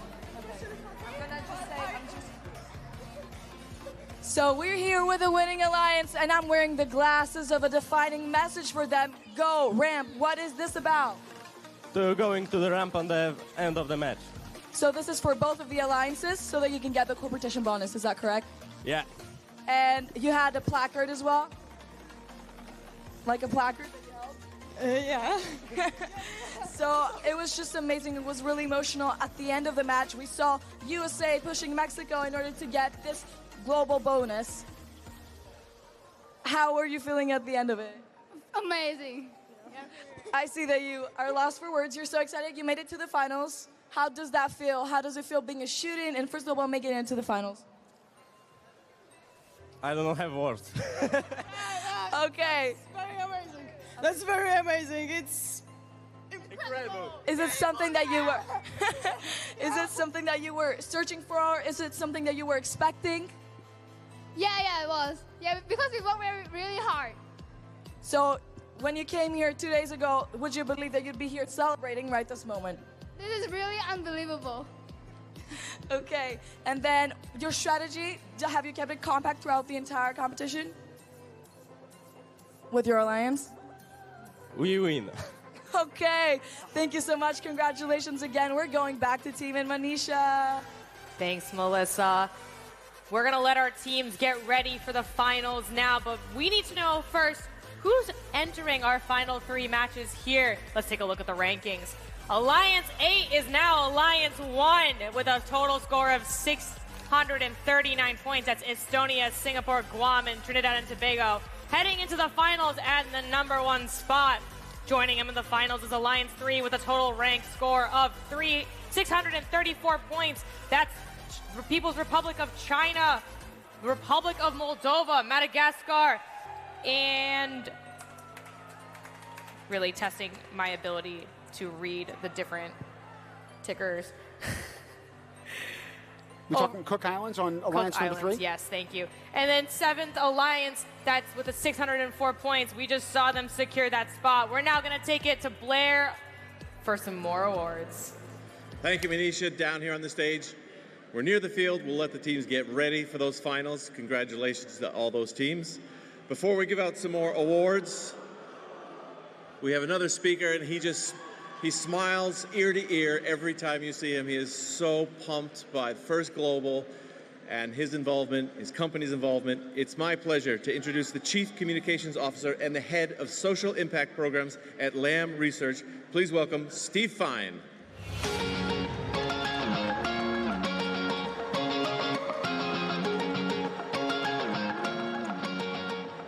On behalf of all of us at Lam Research, I want to congratulate each of you for what you've accomplished this week. For some of you, the journey just to get to Athens defied the odds.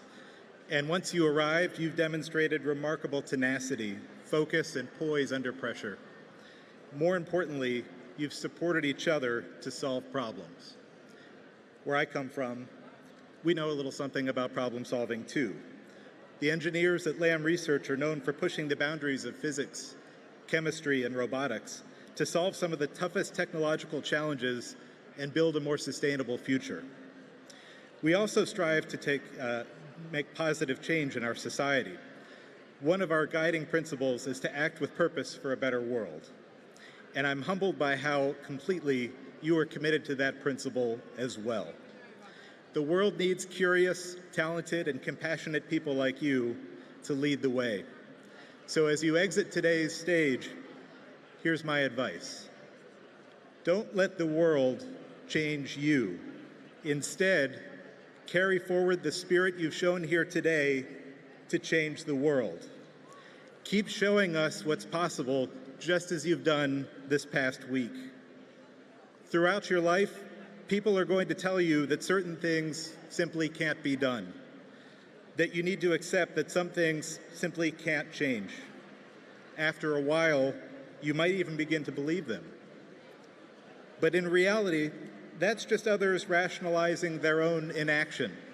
So smile, ignore them, forgive their complacency, and change things anyway. There are a lot of remarkable adventures ahead of you, and I can't wait to see what you accomplish next. So I urge you to keep learning, keep growing, and continue your journey in STEM education. It will take you farther than you could possibly imagine. Embrace the challenges, celebrate the victories, and learn from the setbacks. The future of technology, and indeed the future of everything, depends on the leaders you are becoming. Thank you for inspiring all of us with your remarkable spirit. Keep dreaming big, keep building, and keep pushing the limits of what's possible to build a better future for all of us. We'll be here to cheer you on. Thank you so much for everything. Thank you, Steve, and thank you, Lam Research, for all you do. It's now time to present another award. This is the International Enthusiasm Award. Let's learn more in the following video. In a world that can feel divided by politics, it's easy to focus on our own nation's success, even if it's at the expense of others. But if we zoom out to see the bigger picture, we all share the same home of planet Earth. Each of our individual successes are part of the collective success of our global society. So an essential quality of any changemaker is the confidence to celebrate others. The International Enthusiasm Award recognizes teams who exemplify the first global spirit and exhibit enthusiasm, a positive attitude, and a global awareness throughout the competition by demonstrating cooperation, cheering on other teams, and being kind and respectful to everyone. These are teams who have made an impression on others at the event. This award recognizes 3 teams with gold, silver, and bronze medals.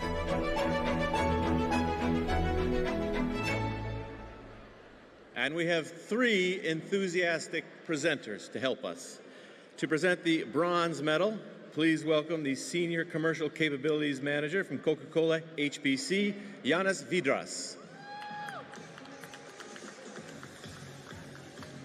So, the bronze medal is presented to United Arab Emirates.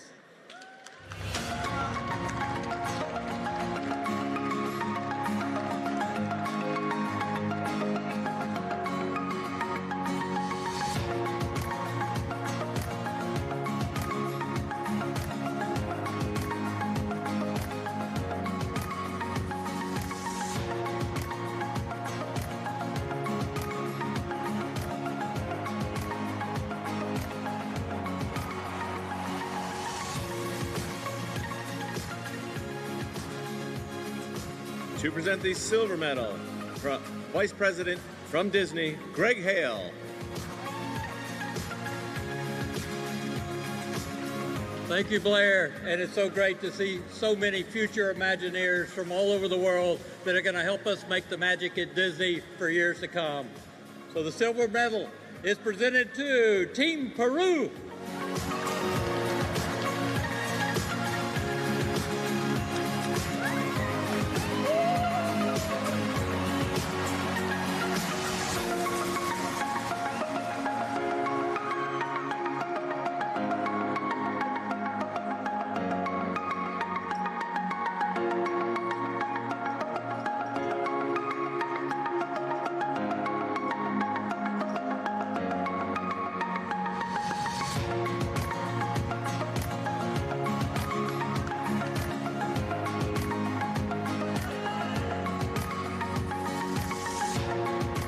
And to present the gold medal, please welcome the founder and co-host of TEDMed and Life Itself, Mark Hodosh.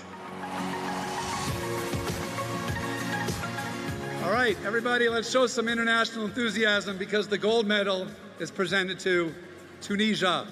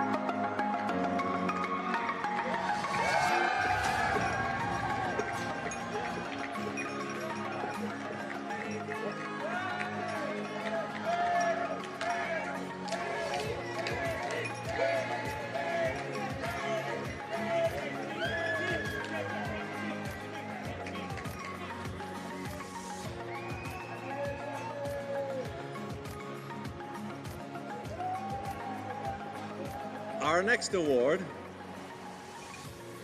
is the Francisco Jose de Caldas Award for Sustainable Excellence. Let's learn more about the award in this video. Many people around the world wish to see a better tomorrow, but what separates them are those who think of doing something good for others and those who actually take action.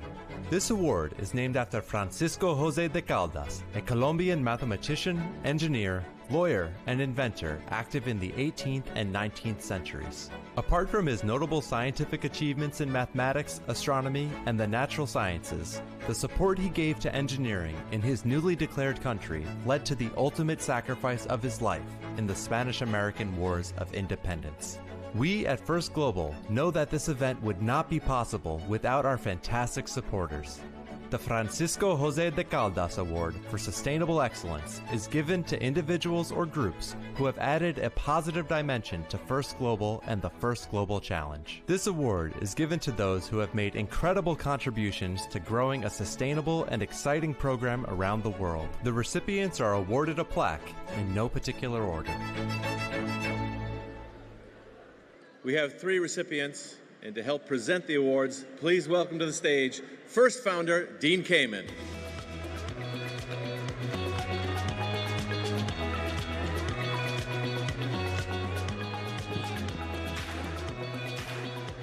So, I can tell you that of all the awards given out, this is one of the very, very special ones, but in part it's because it's going to 3 people that I happen to know because our little team has been working with them for a very long time, and they are very, very, very substantially responsible for making this whole event run very smoothly. But I only know them by my English language limitation, and I am not going to embarrass myself by giving you their full, very, very Greek names. So if somebody would do that as you bring them up, I would greatly appreciate it. I will try. I've got the phonetic pronunciations. Chrysula Konyaku.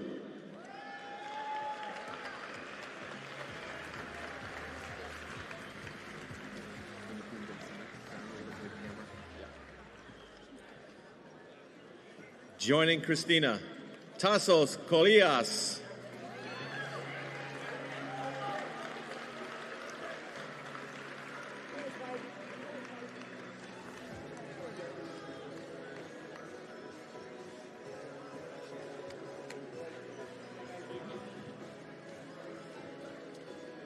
And finally, Michalis Maranakis.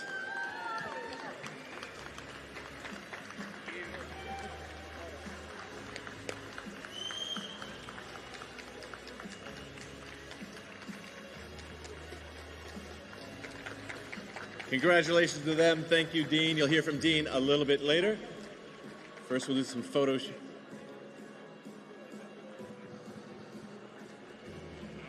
Give it up for them. They made this event happen.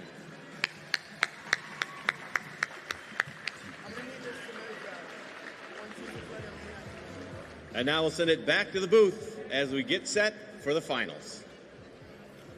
Thank you, Blair, and thank you to those award winners and supporters. Congratulations to everyone in attendance here, again, at Peace and Friendship Stadium. We are now down to the finals, everybody. Top 3 alliances are going to square up in 3 matches, so while one of them takes a seat, the other 2 are going to be duking it out.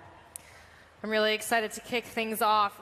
You know, with the rankings materializing over the course of the competition, it may seem like things are solidified, but this is First Global Challenge, and we're all working together to uplift each other. And we have Alliance 8, 3, and 7 diving into the finals here.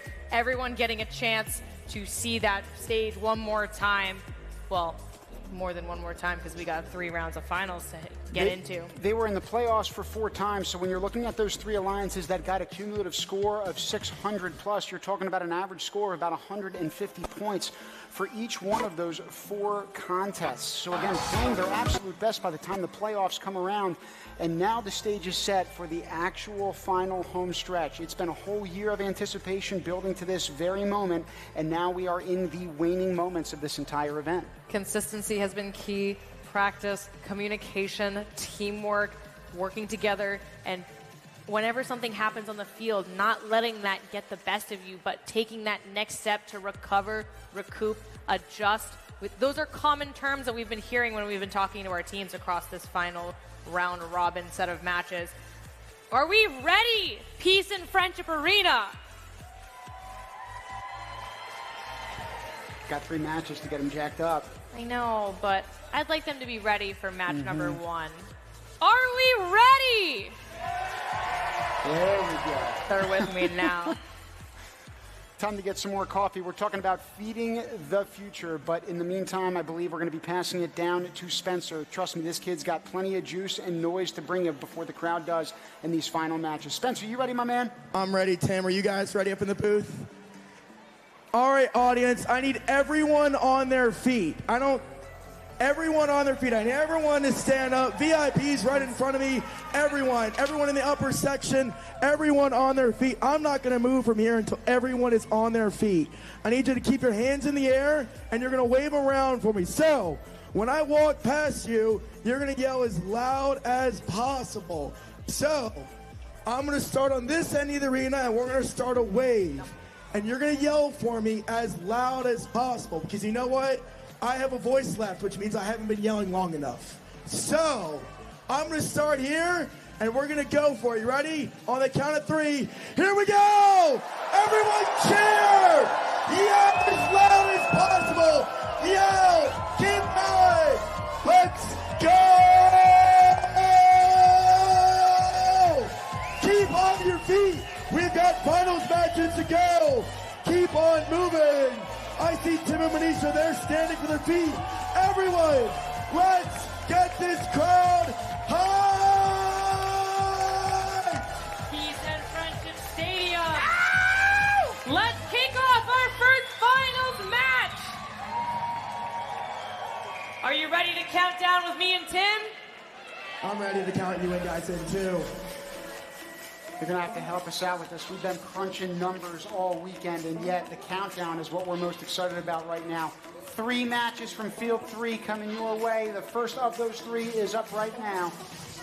We're going to get a countdown ready to roll in just a couple of seconds. Are you ready? Everyone with me. We're going to count down in 3, 2, 1, go!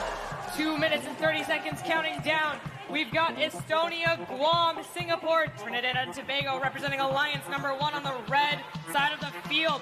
Over on the blue side, it's Cambodia, Ethiopia, Poland, and Uzbekistan. Blue is off to a commanding start. They're hitting 2 different parts of the field to deposit 2 different nexus worths of energy and water. It should release in totality 4 total particles. You see them come onto the field.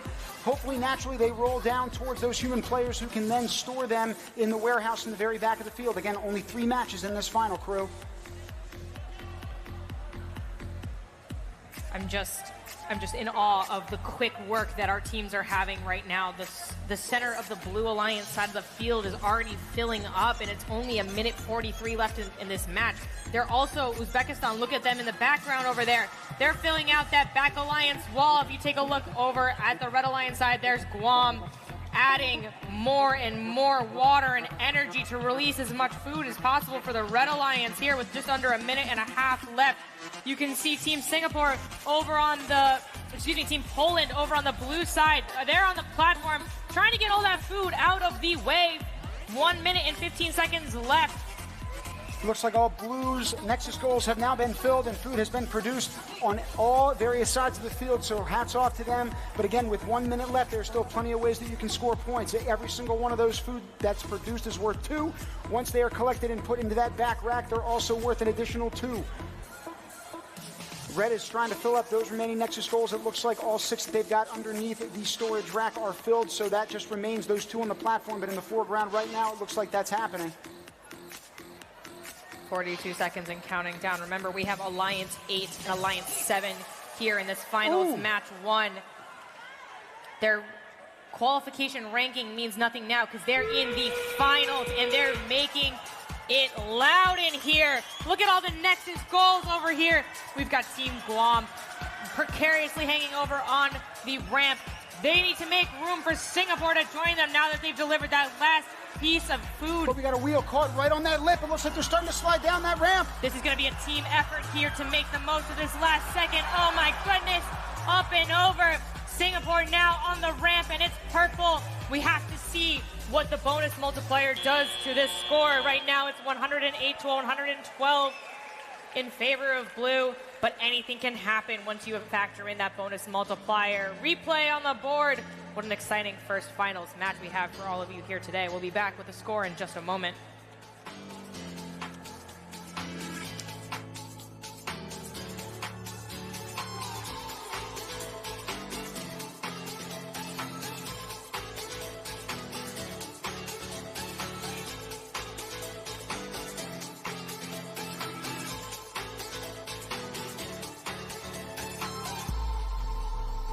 Scores are up on the board. What a tight one. It's a 4-point difference, 155 to 151. Alliance 1 rising to the second position. Alliance 3 maintaining first position as we enter the next part of this finals match. So, bonus multiplier being ×2. It did come into play here. 48 points for the Blue Alliance, 46 for Red. 44 total points for our Global Alliance. 15 points for a Coopertition bonus, something that we haven't touched on yet this entire competition.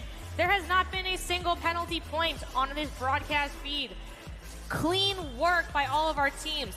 The whole point of this match is to have a global goal. Global Alliance working here. Incurring penalties is not going to do you any good. We're now going to kick it to the field, see how finals match 1 went for our teams. Melissa, take it away. We're here with one of the winners. How are you feeling right now? What is your feeling? I'm feeling great, but a little sleepy. Well, that makes sense. You've been up many hours playing match after match. Yeah, that's true. Has it been tiring? But it has been fulfilling. It's worth it. All of it is worth it. One-in-a-lifetime opportunity. It really is. It really is. And how is your alliance reacting to this amazing news? It seems like they're happy, but not too much expression. So you're not expressing too much, you're keeping it low, so if you win, you start reacting more? Respect. Yeah, respect. Okay, that is amazing. And then, what was your strategy? Was it the same as the qualification roles? Yeah, same. We keep it very simple, very neutral, so that we can work with each other and not be confused. You're from Cambodia, right? Yes, I'm 100% Cambodia. So, in your team, what did your robot do? My role? I'm working on strategy, so I make strategy and I talk to the other alliance to work with each other and also helping with some of double check on the robot. Yeah. Okay, that's amazing. Congratulations. We're going back to the booth and we'll be back soon. Thank you, Melissa, and thank you to Team Cambodia, not just for competing on this stage, but showing us what you're about. We got a lot of other stakeholders to check in with. Blair, what do you got for us, pal? I'm on the stage here. You've heard from this gentleman once He's passionate at opening ceremonies. He's even more passionate at our closing. He loves what he sees, and he was a big part of getting us here in Athens. It is my pleasure to welcome the Deputy Minister from the Ministry of Digital Governance, Konstantinos Keranakis.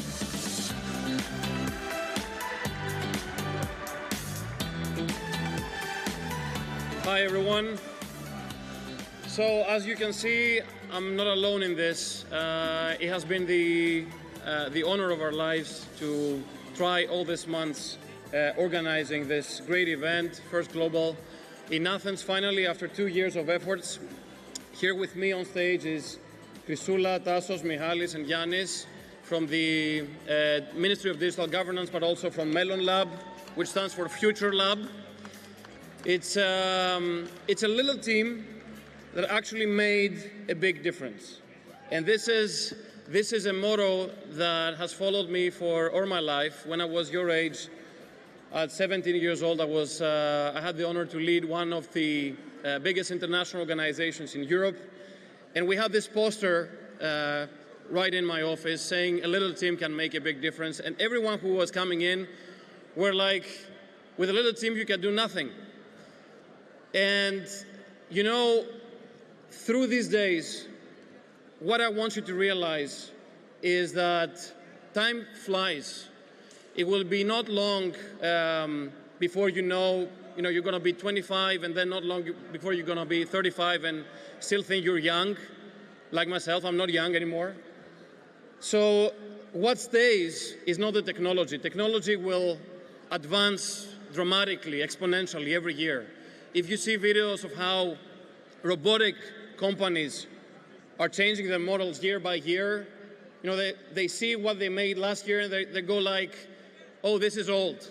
But what stays is the values. What stays is the values of little teams like this one that without any obvious motive, they try their best to make a difference, to make something big for the country, for what they believe in.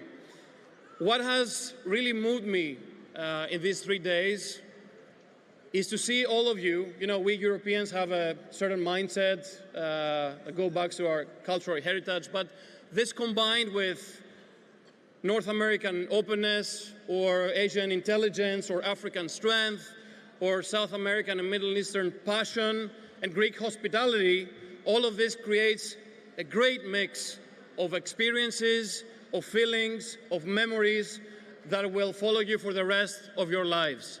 And this has been great for one more reason, and this is the final message I want you to take with you in your luggage when you fly back to your countries.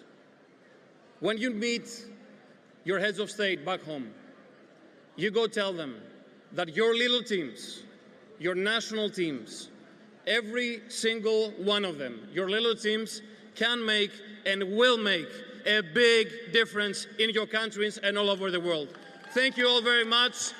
Thank you, Dean Kamen, and your little team. Thank you, Farina. Thanks, everyone, for being here. Congratulations. To this team.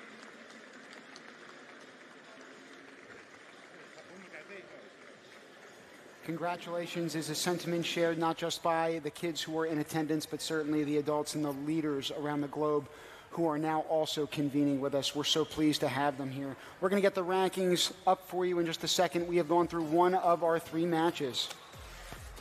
Scores on the board are 155 and 151. Not for long. We've got another match coming straight at you. Alliance 7 is making a comeback in this. So that's Cambodia, Ethiopia, Poland, and Uzbekistan with back-to-back matches. We'll see Alliance 8, Estonia, Guam, Singapore, and Trinidad and Tobago come back in our 3rd match here. But now it's time for Alliance 3, People's Republic of China, Cook Islands, Madagascar, and the Republic of Moldova to take center stage. This center stage of Athens is a place that has changed venues every year. We are fortunate enough to be here now. We don't know where next year will be, but what we can guarantee you is that the action will continue to grow. We're going to get you down to the field for the growing action that starts up in 3, 2, 1, go! Cambodia, Uzbekistan, and Poland are representing Alliance number 7 in this match number 2. People's Republic of China, Republic of Moldova, and Madagascar representing Alliance number 3. Lots of game pieces in motion already. You're seeing multiple sets of water and energy ready to be scored in these different robots. Moving the water that has been placed as part of our playoff twist, moved out of the way rather quickly, but not necessarily scored in any part of the field. We look forward to seeing what our teams do with these extra game piece potential. Right now, the Red Alliance has done an exceptional job at trying to fill the Nexus goals in the middle platform. They've also had a quad drop in the back right section. You see a quad drop followed in the middle part of the platform by one of the Blue Alliance members, then tag teamed by one of the Red Alliance members. So it's jockeying back and forth, despite the fact that there are 4 elements being handled by each one of these robots simultaneously. It's exceptional to watch. 1 minute and 30 seconds left on the clock. Lots of food on the field right now, looking to make its way to different human players on either side of the field.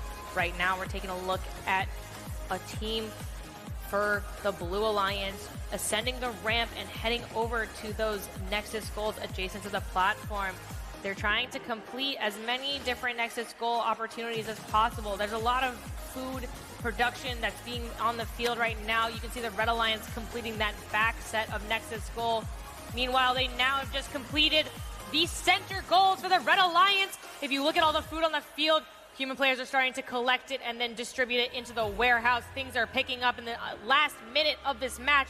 It's still pretty close, 58-53 and counting up. One of the teams that's not currently on the field of play for the Red Regional Alliance, but is nevertheless in the playoffs, is Ethiopia. I want to focus on their work. Back home, they invite women survivors of the Amara conflict to their very lab to work on robotics as a form of therapy for working through trauma. We as a global community are also trying to work through our relative adversities alongside one another, collaborating, cooperating with one another, and showing the resolve and human spirit come into action. Let's see what the last 20 seconds of action unfolds here for this crew. Good job to them. Balance achieved. 6 robots in the air. Purple light on that ramp means we're balanced. Human players are looking to score last-minute game pieces, but there are cheers all around on this field. What a high-scoring match, 178-169. Before we count in the bonus multiplier, happy alliance over there. I look forward to seeing our scores. But let's look at the highlight reel right now. High energy finals match 2.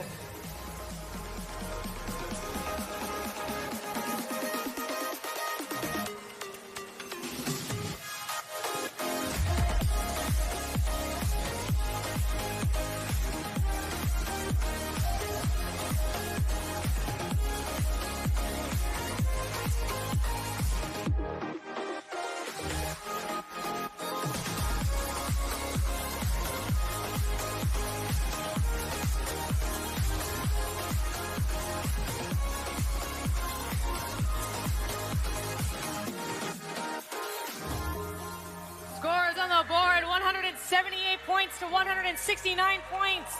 Cambodia, Uzbekistan, Poland, and Ethiopia securing the win there. 24 points for the Nexus, 24 points food produced plus 1 reservoir point. Add that all together and multiply it by 2.2. That's another 59 points on the board for our Red Alliance. 40 points secured for our Global Alliance, in addition to an extra 30 points for that Coopertition bonus. Valiant effort by all 6 of our teams. We're going to now take it to the field to learn a little bit more about how finals match 2 went. I'm here with Blue Alliance. Congratulations for making it to the finals. How has your experience been so far? This experience has been really nice, and we're so happy that we've been part of the finals. Congratulations once again. It's a huge achievement. So how about you? How are you feeling? Oh my God, I'm so excited. We have the best alliance that we could have, and I'm so happy to be here. I don't know what can I say more. It's so exciting. I can sense how excited you are, and it is brilliant. I understand this feeling, and thank you for giving it to me and to the crowd. It's really amazing. So how are you going to continue to the finals? Are you keeping some strategy? Are you having specific goals? I think our strategies are really good, but we will just work so much way better, and I think we can do it, yes. I love the spirit. How about you? We have one good strategy, but if something doesn't work out, we also have good communication with them. Very key. Everybody has been mentioning it. And what are your roles in your respective alliances? So I'm a human player. How is it being a human player? I've been looking for one. How is it? What is the feeling that you get? Are you putting it on the fork, or are you distributing the balls? So I'm distributing the balls, and I'm also helping the one putting it on the fork. So we help each other. That's what we do. Okay, that is amazing. Congratulations to both of the alliances. Let's see what you have in store for us. Back to the booth. Thanks, Melissa. We have each other. What a powerful and inspiring message to close that field interview out.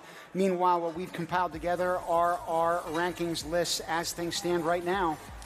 So right now we've got Alliance 3 with 333 cumulative points. They've played 2 matches, but we're looking at our other alliances. That's Alliance 3 and Alliance 8 from our round robin tournament. They have 1 match played. We're entering our 3rd match. Alliance 8 and Alliance 3 have the opportunity to shake things up and re-enter the top of our smaller rankings here between these 3 teams. In the meantime, we want to send it down to the stage who's got a very special guest to introduce. Blair, what do you got, buddy? Thanks, Tim. Our next speaker, we're here because of him. He has the vision for the future. First Global is a big part of that vision to improve the world. Please welcome the founder of First, Mr. Dean Kamen.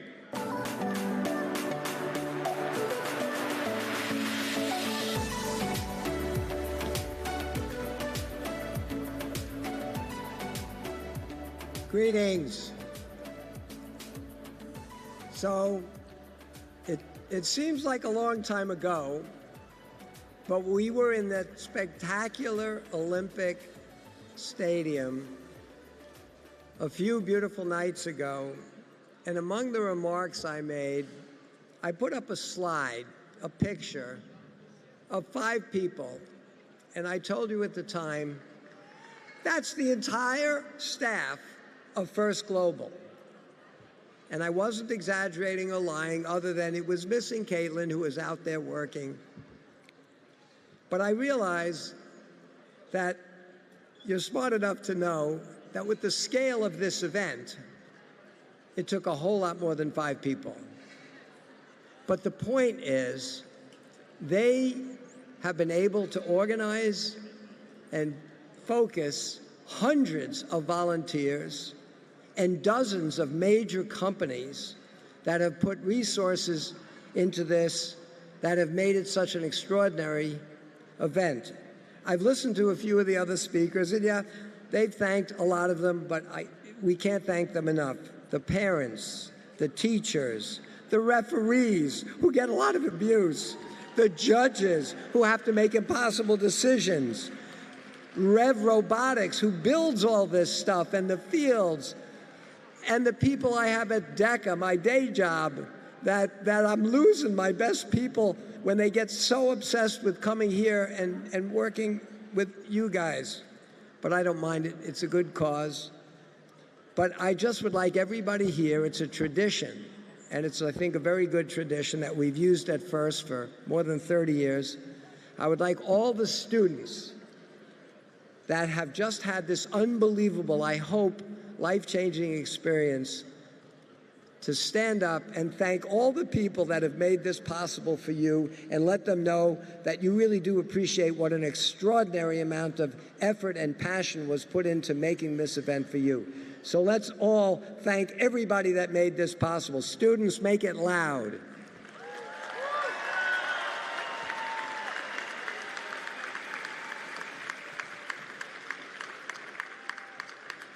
A couple of other simple thank yous. Again, you've seen them before, you just saw them again, but the ministry and the minister and the deputy minister of digital governance, you've seen them. They helped convince us that if we brought this event to Greece, to Athens, it would be embraced by a host country. That is a fantastic place to do an event like this. I was a little worried because the scale of their Olympics might make us look small or in the shadow, but they didn't do that to us. They put us up on a pedestal and they shined a bright light on us, and they made the world see what I think the next generation, the next century of cooperation and competition ought to be about. It's that competition of the mind. So thank you, Greece. Thank you, Minister. Thank you, Deputy Minister.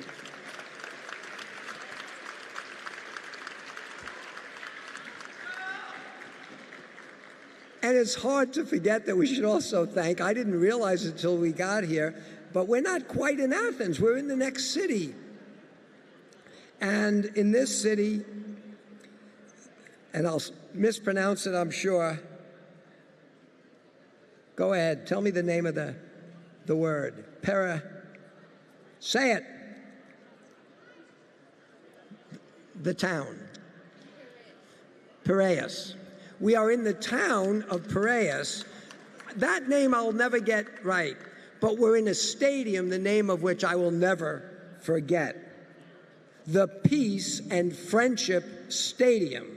Think about how appropriate that is to bring kids from nearly every country in the world to celebrate science and technology and innovation in a stadium called Peace and Friendship. So thank you to the town and to the people that gave us this stadium.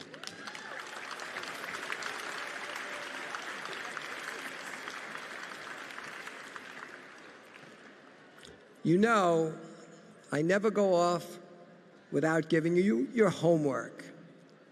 But before I give you the homework, which is going to be important this year, I want you to know why it should be important to you this year.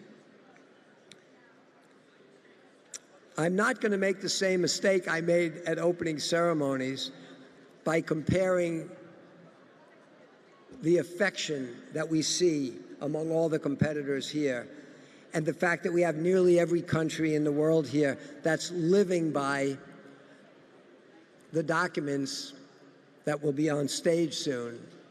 Every one of the countries that's participating has embraced the idea that you need to live with a sense of responsibility to each other, as described in our Bill of Responsibilities. And every one of you that's here has embraced the idea that you need the declaration of interdependence on each other to make the world a better place. Well, I'll just say that's not the way the rest of the world is working right now, if you read the news. But I'm no longer going to make the mistake of picking any one example of how much more extraordinary we are than the rest of the world and how they should become more like us before we become more like them. I'm not going to do that. But I will give you words of a very smart guy that might help put it in perspective and maybe help you appreciate why I started First Global in the first place. The next, and our biggest award every year is in honor of a guy who's known for his genius in science. We're going to be giving out the Albert Einstein Award, our highest award. But Albert Einstein, besides being a genius in physics, redefining space and time, Albert Einstein had a couple of quotes that I think you should all think about.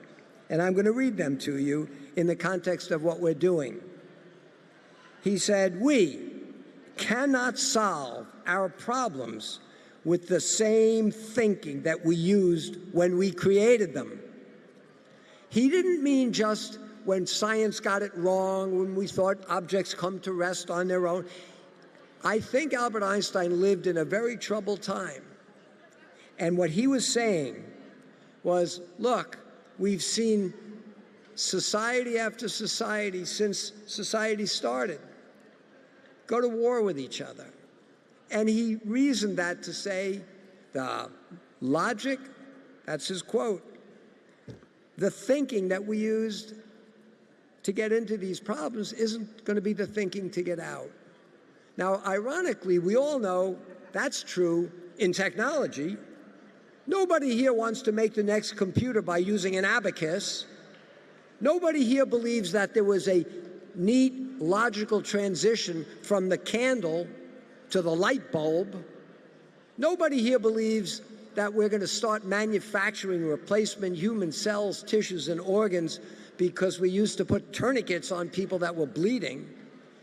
People understand that the world of technology requires innovators to make bold, new thoughts and then turn them into reality. We do that all the time in technology, which is why in about the last 100 years or so, we moved from a bunch of humans that never left the surface of the earth. It was 1903 when the Wright brothers first took off. 1903. The Olympics was started 700 BC. That's 2,700 years ago. But 66 years of innovation, one human lifetime after the Wright brothers made the first flight, a human being walked on the moon. We know that if we're open to change, if we're open to innovation, we can change the world technically in so many fantastic ways. We created First Global to create an army of people in every country in the world to accelerate the rate at which innovation solves our problems, like feeding the future, like solving our problems with access to energy and water and cybersecurity and healthcare and education. It all is going to require huge innovations in technology. But your generation is going to do it, in part because we're giving you the tools here and we're giving you the encouragement here. But it just occurred to me that that's only half or a part of what it's going to take. Because you also have to innovate and use that same level of insight and courage to change the way we interact with each other. You're the first generation that's going to grow up wearing the ability to communicate with every person on Earth. Well, that innovation should cause an innovation in our social relationships, in our governing relationships. That should cause you all, by the time you leave here tomorrow, not just to have confidence that you'll be the next generation of innovators in technology to solve our technical problems, but it should cause you to realize that at a young age, where you are now, you've got to start developing trusted relationships with your peers all around the world. Because if you get to know them and trust them and collaborate with them and do cooperatitions with them, not just for 6 weeks with little robots, but with all the issues we need as humanity to make your generation the first generation that moves us to a new, innovative way to interact. You'll not only solve our technical problems, you'll solve all the rest of our problems. And we're depending on you to do that. So, the homework is that you each have to go back to your country, and whether it's for the little kids with First Lego League Junior, or with First Lego League, or with First Tech Challenge, or with First Robotics, or with our new XRP kit that you all should have gotten one today, that fantastic little robot kit. You all have to go home and help us create a wave across the globe of young people that very soon are going to take over the world. People all speculate, oh, you're going to maybe create the future. Listen, boys and girls, you have no choice. Within the next decade or two, all of you will be determining your own fate and the fate of the world. That's the way it goes. And you want it to go on a trajectory very different than the one it's been on, not just technically. So we're asking you to help us create a global network, a network of young people that at your age are going to start to learn to communicate, cooperate, trust each other, remain close friends with each other. You can keep all your own independence, you can keep all your own cultures and languages and traditions, but you're going to learn to work together and stop the never-ending self-destructive cycle that came before us. And if you do that, this whole thing is worthwhile. If you do that, you'll end up looking back over your life and be as proud as any human being could ever be.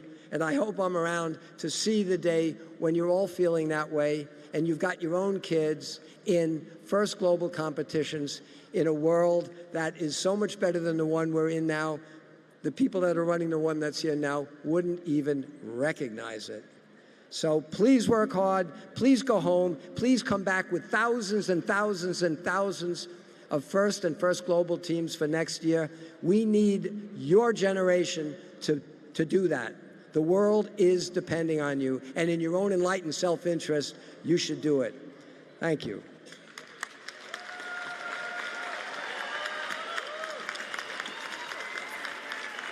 Thank you, Dean. Your words are always appreciated, as is this first global challenge. It's gotten bigger and better every year, largely through his work in ideation, but you also need quite a few people around you supporting that vision in order for it to ultimately be achieved and concrete. We are ready now to take it down to none other than Spencer. He is one of our field announcers, among many other things.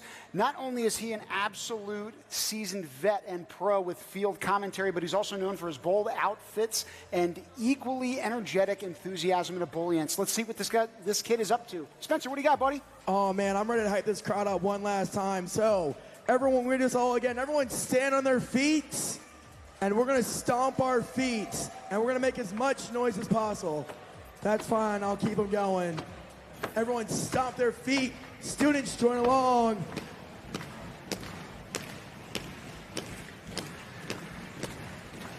Stomp on your feet, and we're going to have a lot of fun. I want you to make some noise.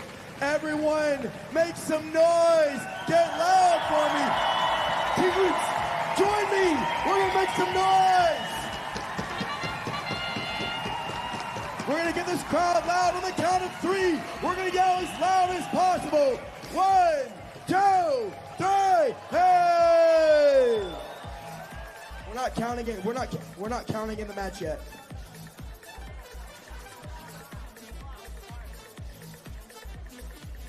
Yep. They got him so excited they might have started the match by accident. Yep. They're going to reset the match. All right. We're going to try this again. Everyone stomp their feet. Remember to join in this time. I know Foghorn's going to go off. Stomp their feet. We're going to make some noise again.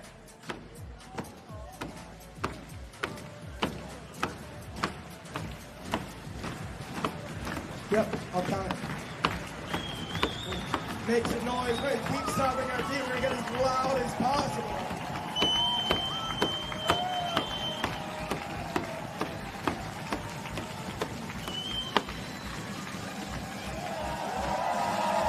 Make it loud, this radio. Make it loud.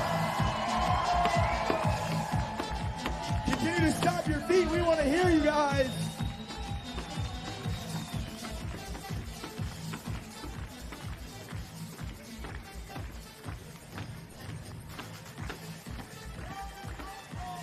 All right, 6, 5, 4, 3, 2, 1.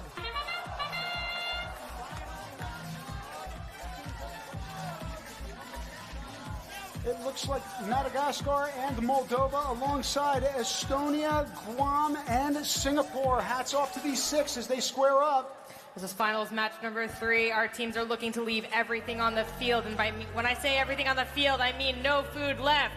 They want everything in the warehouse. They want as high a score as possible because that's going to ultimately determine the winner of First Global Challenge 2024 here in Athens. Let's take a look at the field right now. We've got several game pieces in motion over for the Red Alliance. They're about to complete that area of the platform where the Nexus goals are. Blue Alliance in the back there, slowly filling up the wall under the food warehouse. Human players already taking food off the field and depositing it into our storage warehouse. That's 2 points for coming off the field, 2 points for going into the warehouse.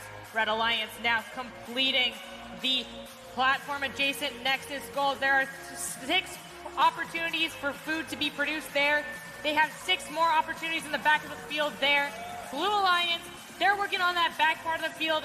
Now they're going to be heading over to the platform. Just a minute, 13 seconds left. It's 41 to 47. Advantage Red. Anything can happen in this last minute here. So we're now just over halfway through this match. Again, most of those Nexus goals are filled. All that food being produced on the field. The question is, can it be stored? A lot of it is going towards that V-rack in the back. But to the pieces that are still on the field, can they be picked up and put away?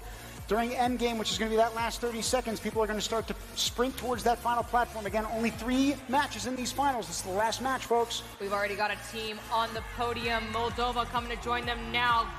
Guam just now depositing 2 food produced for the Blue Alliance here in the middle.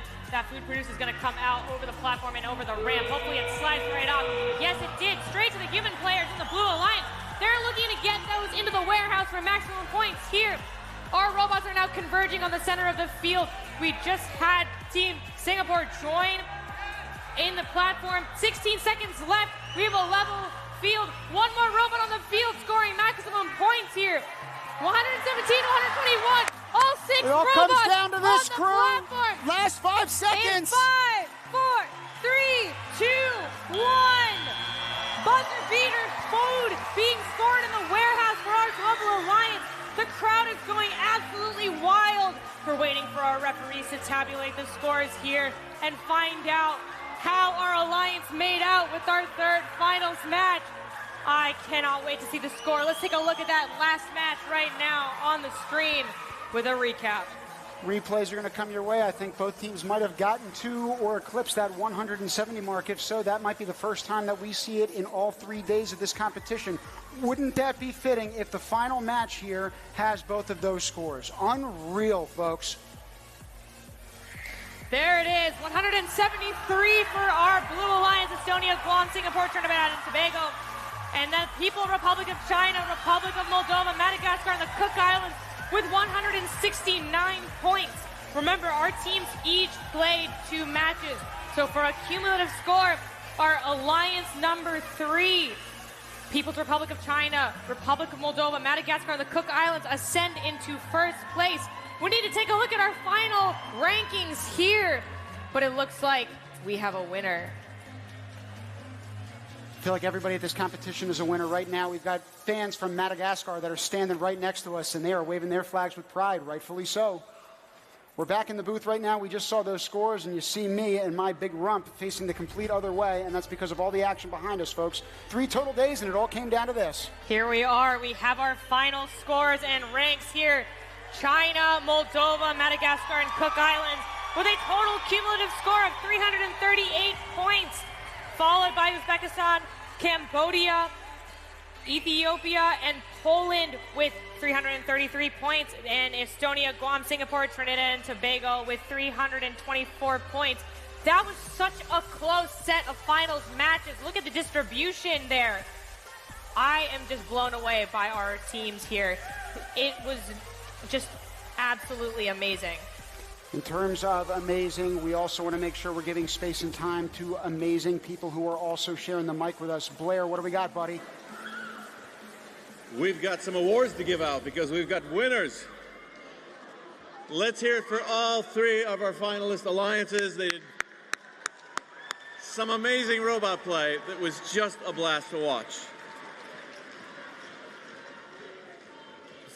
To help present the awards, we want to call up our team from Mellon Labs and the Ministry of Digital Governance to help pass out some awards.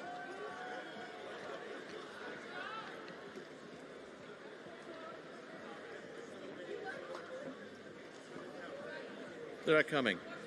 All right, let's present the the bronze award. That goes to Alliance number 1. Welcome to the stage, Team Estonia.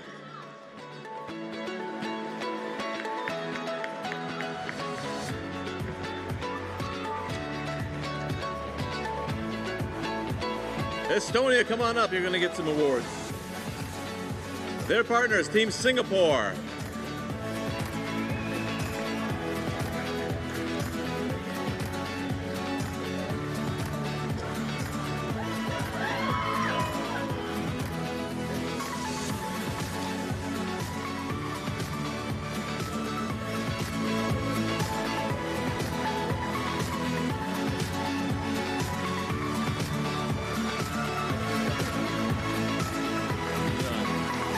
Rounding out the alliance, we have Team Guam and Team Trinidad and Tobago, our bronze alliance.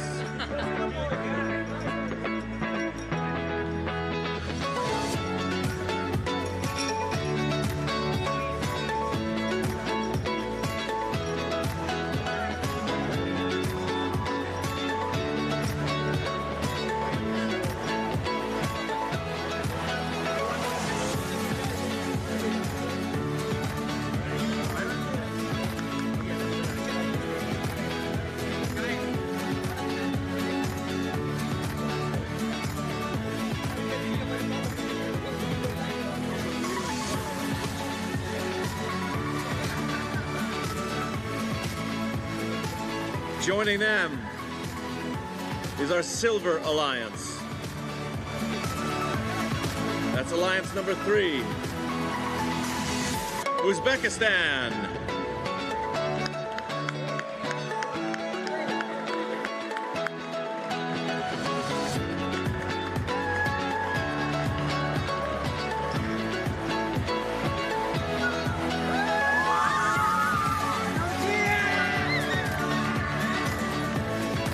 Their partner is Cambodia.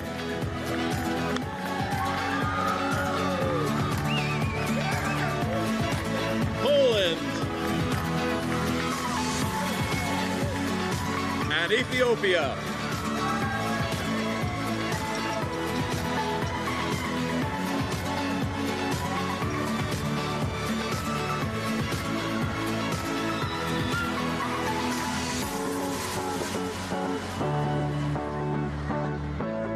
And now our gold-winning alliance. Please welcome the champions, the People's Republic of China.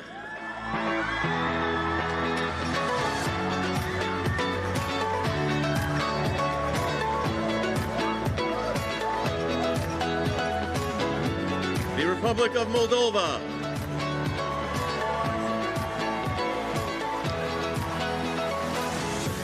Madagascar.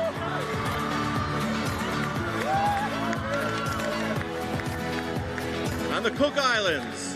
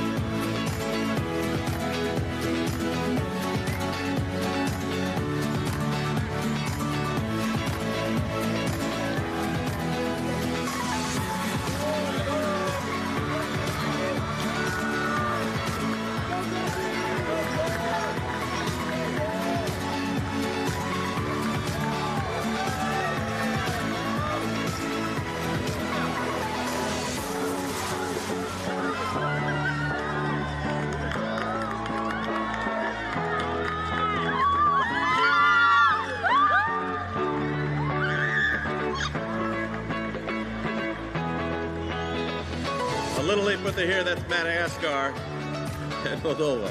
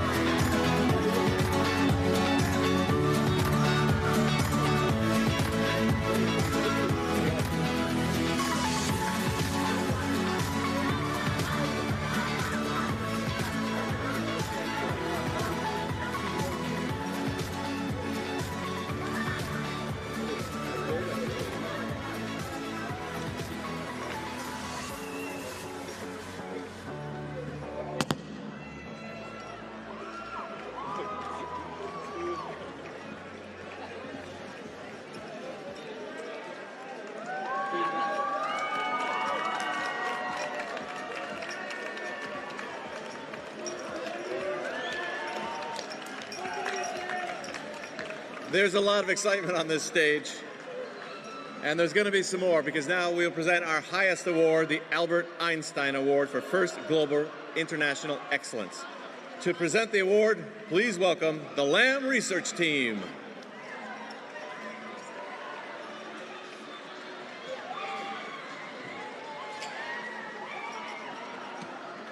Thank you so much. So the final award tonight is the Albert Einstein Award for First Global's International Excellence. Let's learn a little bit more through the video.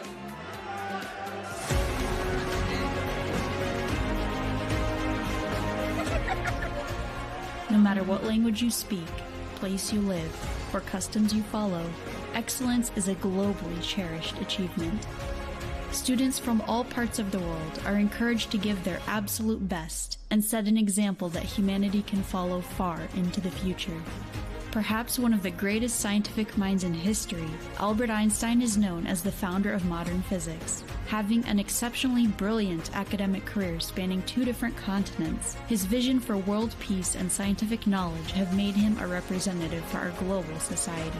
It is no coincidence that the name Einstein is synonymous with genius.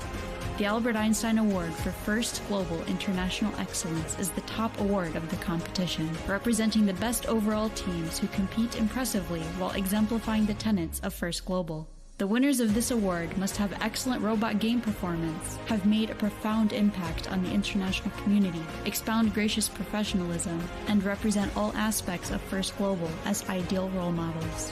This award is separated into gold, silver, and bronze medals.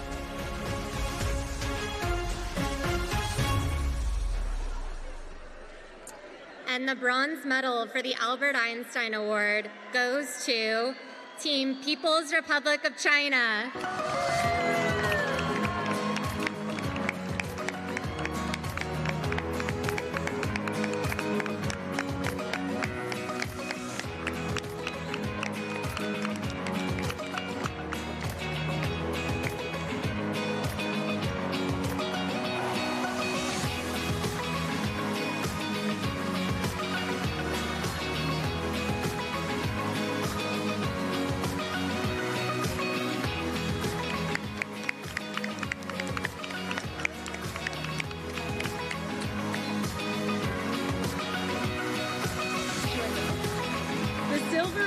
For the Albert Einstein Award for First Global International Excellence goes to Team Kazakhstan.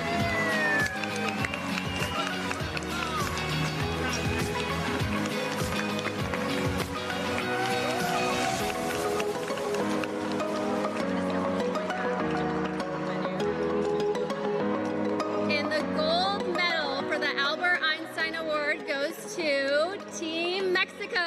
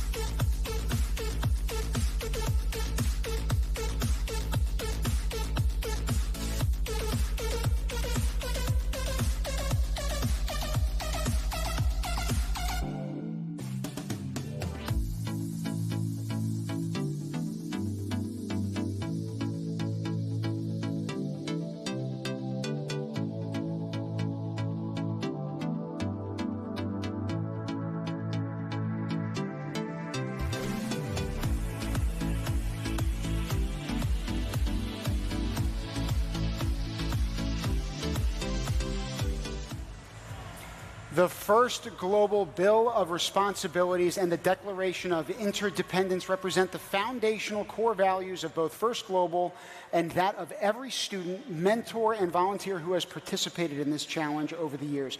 Take a look to see participants affirming their commitment to this very hallowed set of documents.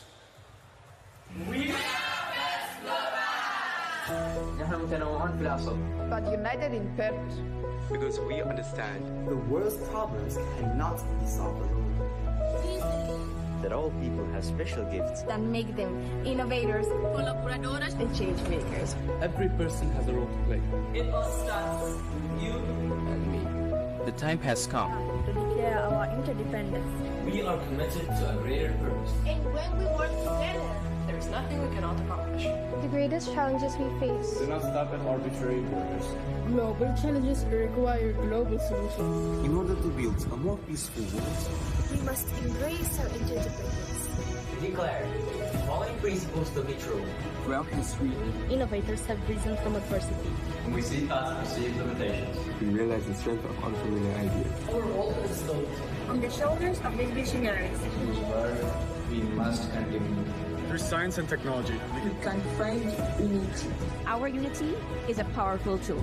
To combat poverty disease, hunger, And inequality. without conflict or division. and now, more than ever before, We must promote opportunity for all. y elevar cada mente. From a citizen into a leader. Our shared goal Is a sustainable, peaceful world. Build our mutual understanding. to embody this principle We must be responsible. To ourselves, our planet. And to one another. So we commit. to the following responsibilities. 1. We foster peace. By working in collaboration. 2. We display unqualified kindness to one another. And always work hard. 3. نحمد مساهمات الآخرين. And learn from each other. We celebrate each person's success. Because the world does not need losers. To have winners. 5. We promote learning and creativity in our communities. Our nations. In our world. 6. We ensure all progress does not inhibit the progress of others. 7. We love what we do. And we share that love. With the whole world. We are First Global. Our principles guide us. Our responsibilities bind us. And together, And together. we can build a better world.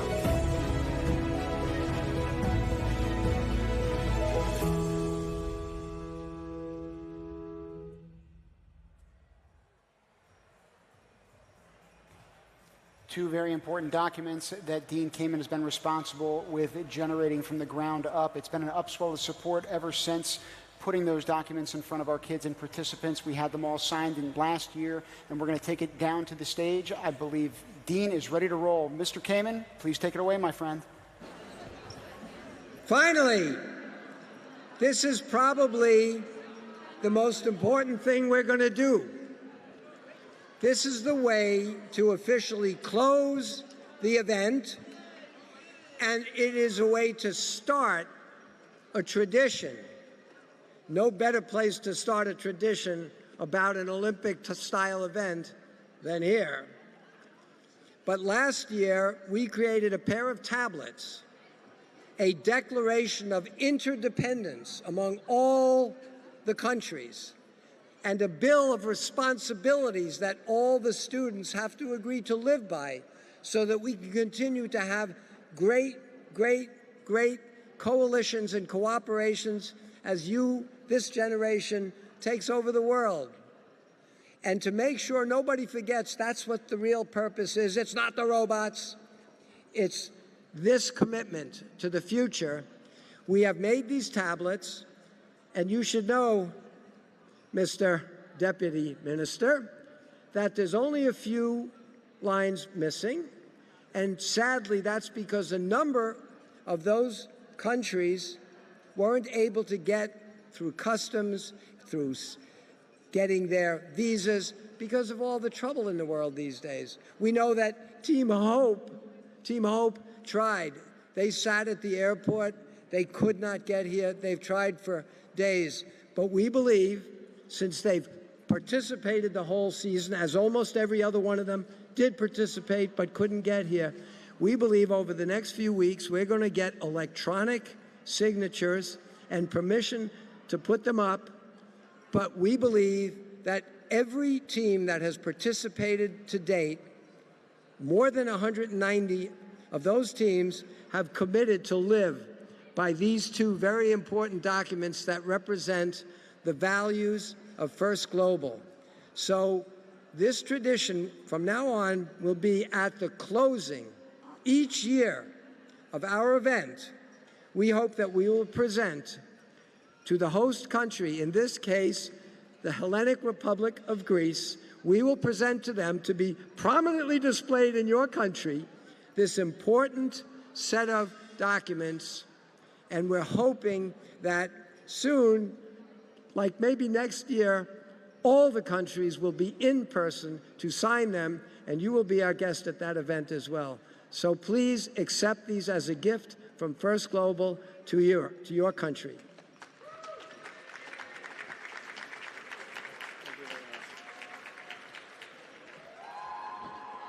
This is indeed the most important moment and the most important gift any host country can get.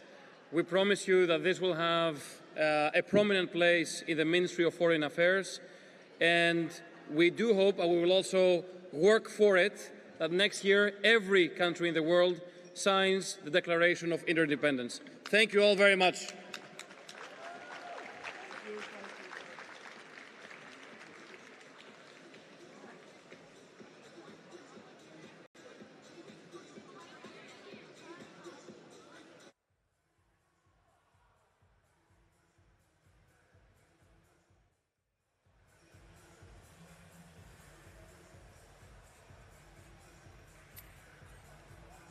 It's been absolutely amazing to be with all of you for the 8th edition of the First Global Challenge.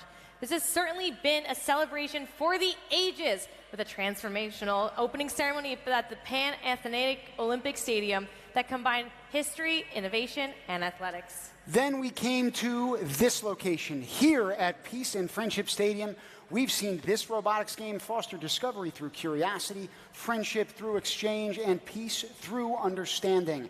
The values we share connect us to honor our interdependence in facing the world's challenges and our shared responsibilities in working together to ultimately address them. Over these few days, we have united the world together in a country defined by the merging of a spectrum of intellect and Olympism for a sport unlike any other, a sport that shapes millions of lives and the future of our planet. The sport of robotics is training these students to communicate, collaborate, and innovate to solve our planet's most pressing challenges and to pass the impact on by illuminating a brighter future for generations to come. So on behalf, everybody, of First Global, congratulations to you all, and thank you to everyone who has supported us on this amazing journey. In the meantime, everybody, we'll see you all next year.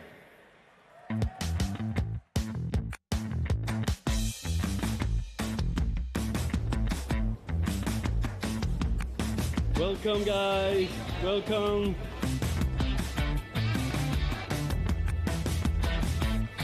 We are Team Kenya! Nous sommes l'équipe de l'Antilles! Team Mali! Team Malta! Team Bermuda! Team Malta!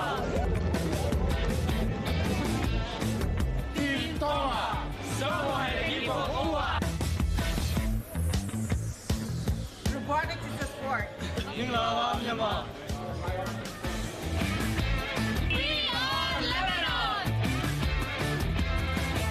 You're Team Korea! Team China Kamen! Team Brazil! Team Bangladesh! Team Guam! We are Team Qatar! Malaysia! Team Saudi Arabia!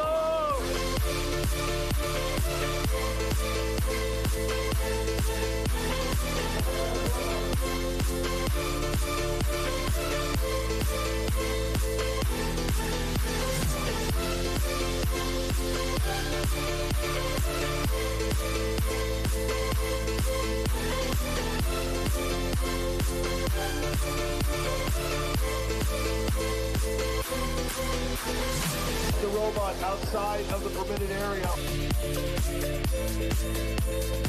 There's a small robot that they're testing out on here.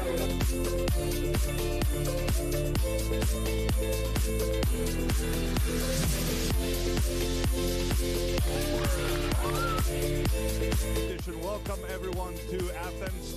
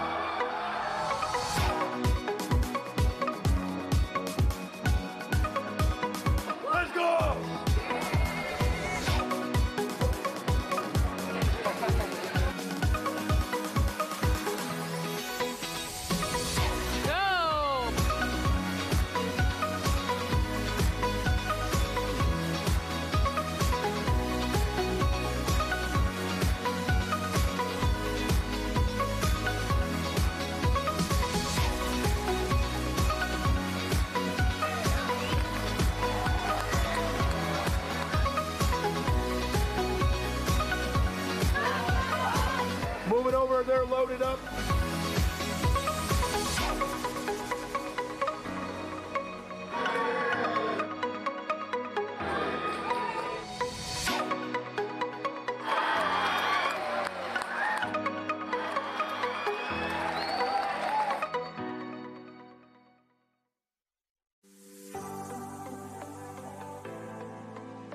Everywhere you look, there's proof that semiconductors are changing the world. They're enabling new technologies that help save lives, enhance access to education, and shape the future of business and computing. But as semiconductors become increasingly critical to our world, demands continue to grow for them to become smaller, more efficient, and more sophisticated. At Lam Research, we're innovating to meet this demand every day. We create machines that enable modern chip production and push the boundaries of what's possible. We partner with customers to boldly take on the world's biggest challenges while supporting communities and driving greater sustainability. From enabling atomic-level precision to breaking down barriers to collaboration, we're transforming our industry and creating the breakthroughs that make so many other innovations possible. Because at Lam Research, we know semiconductor innovation will change the world in ways we can only imagine. Now, let's prove it. Bring rings to beach wedding. FedEx presents Tall Tales of True Deliveries. Just another day on the job. We did this for love. See what we can do for your business. FedEx.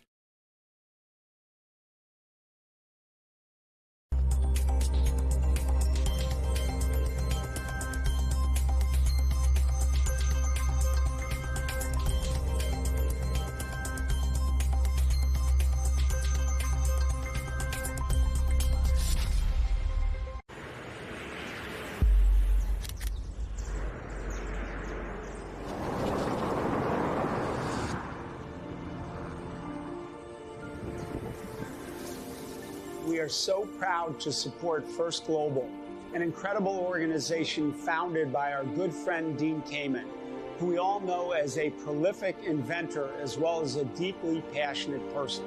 First Global has created an Olympics for the mind, bringing young people from all corners of the globe together to participate in this international robotics competition. And this year in Athens, Greece of all places, the site of the first modern Olympics in 1896. Every year, our family support to First Global grows because the urgent need to address our world's most pressing issues continues to grow as well, especially this year's theme, Feeding the Future. At Tallman Family Office, we believe everyone deserves easy access to good, healthy food. In Chicago, one of our areas of focus is addressing the reality of food deserts through technologies such as hydroponics. That is where STEM and the next generation come in. Armed with an understanding of STEM and the ability to work together, you, the young people of the world, will have the ability to use technology to solve the world's most pressing problems. Our family believes we have a responsibility to help repair the world.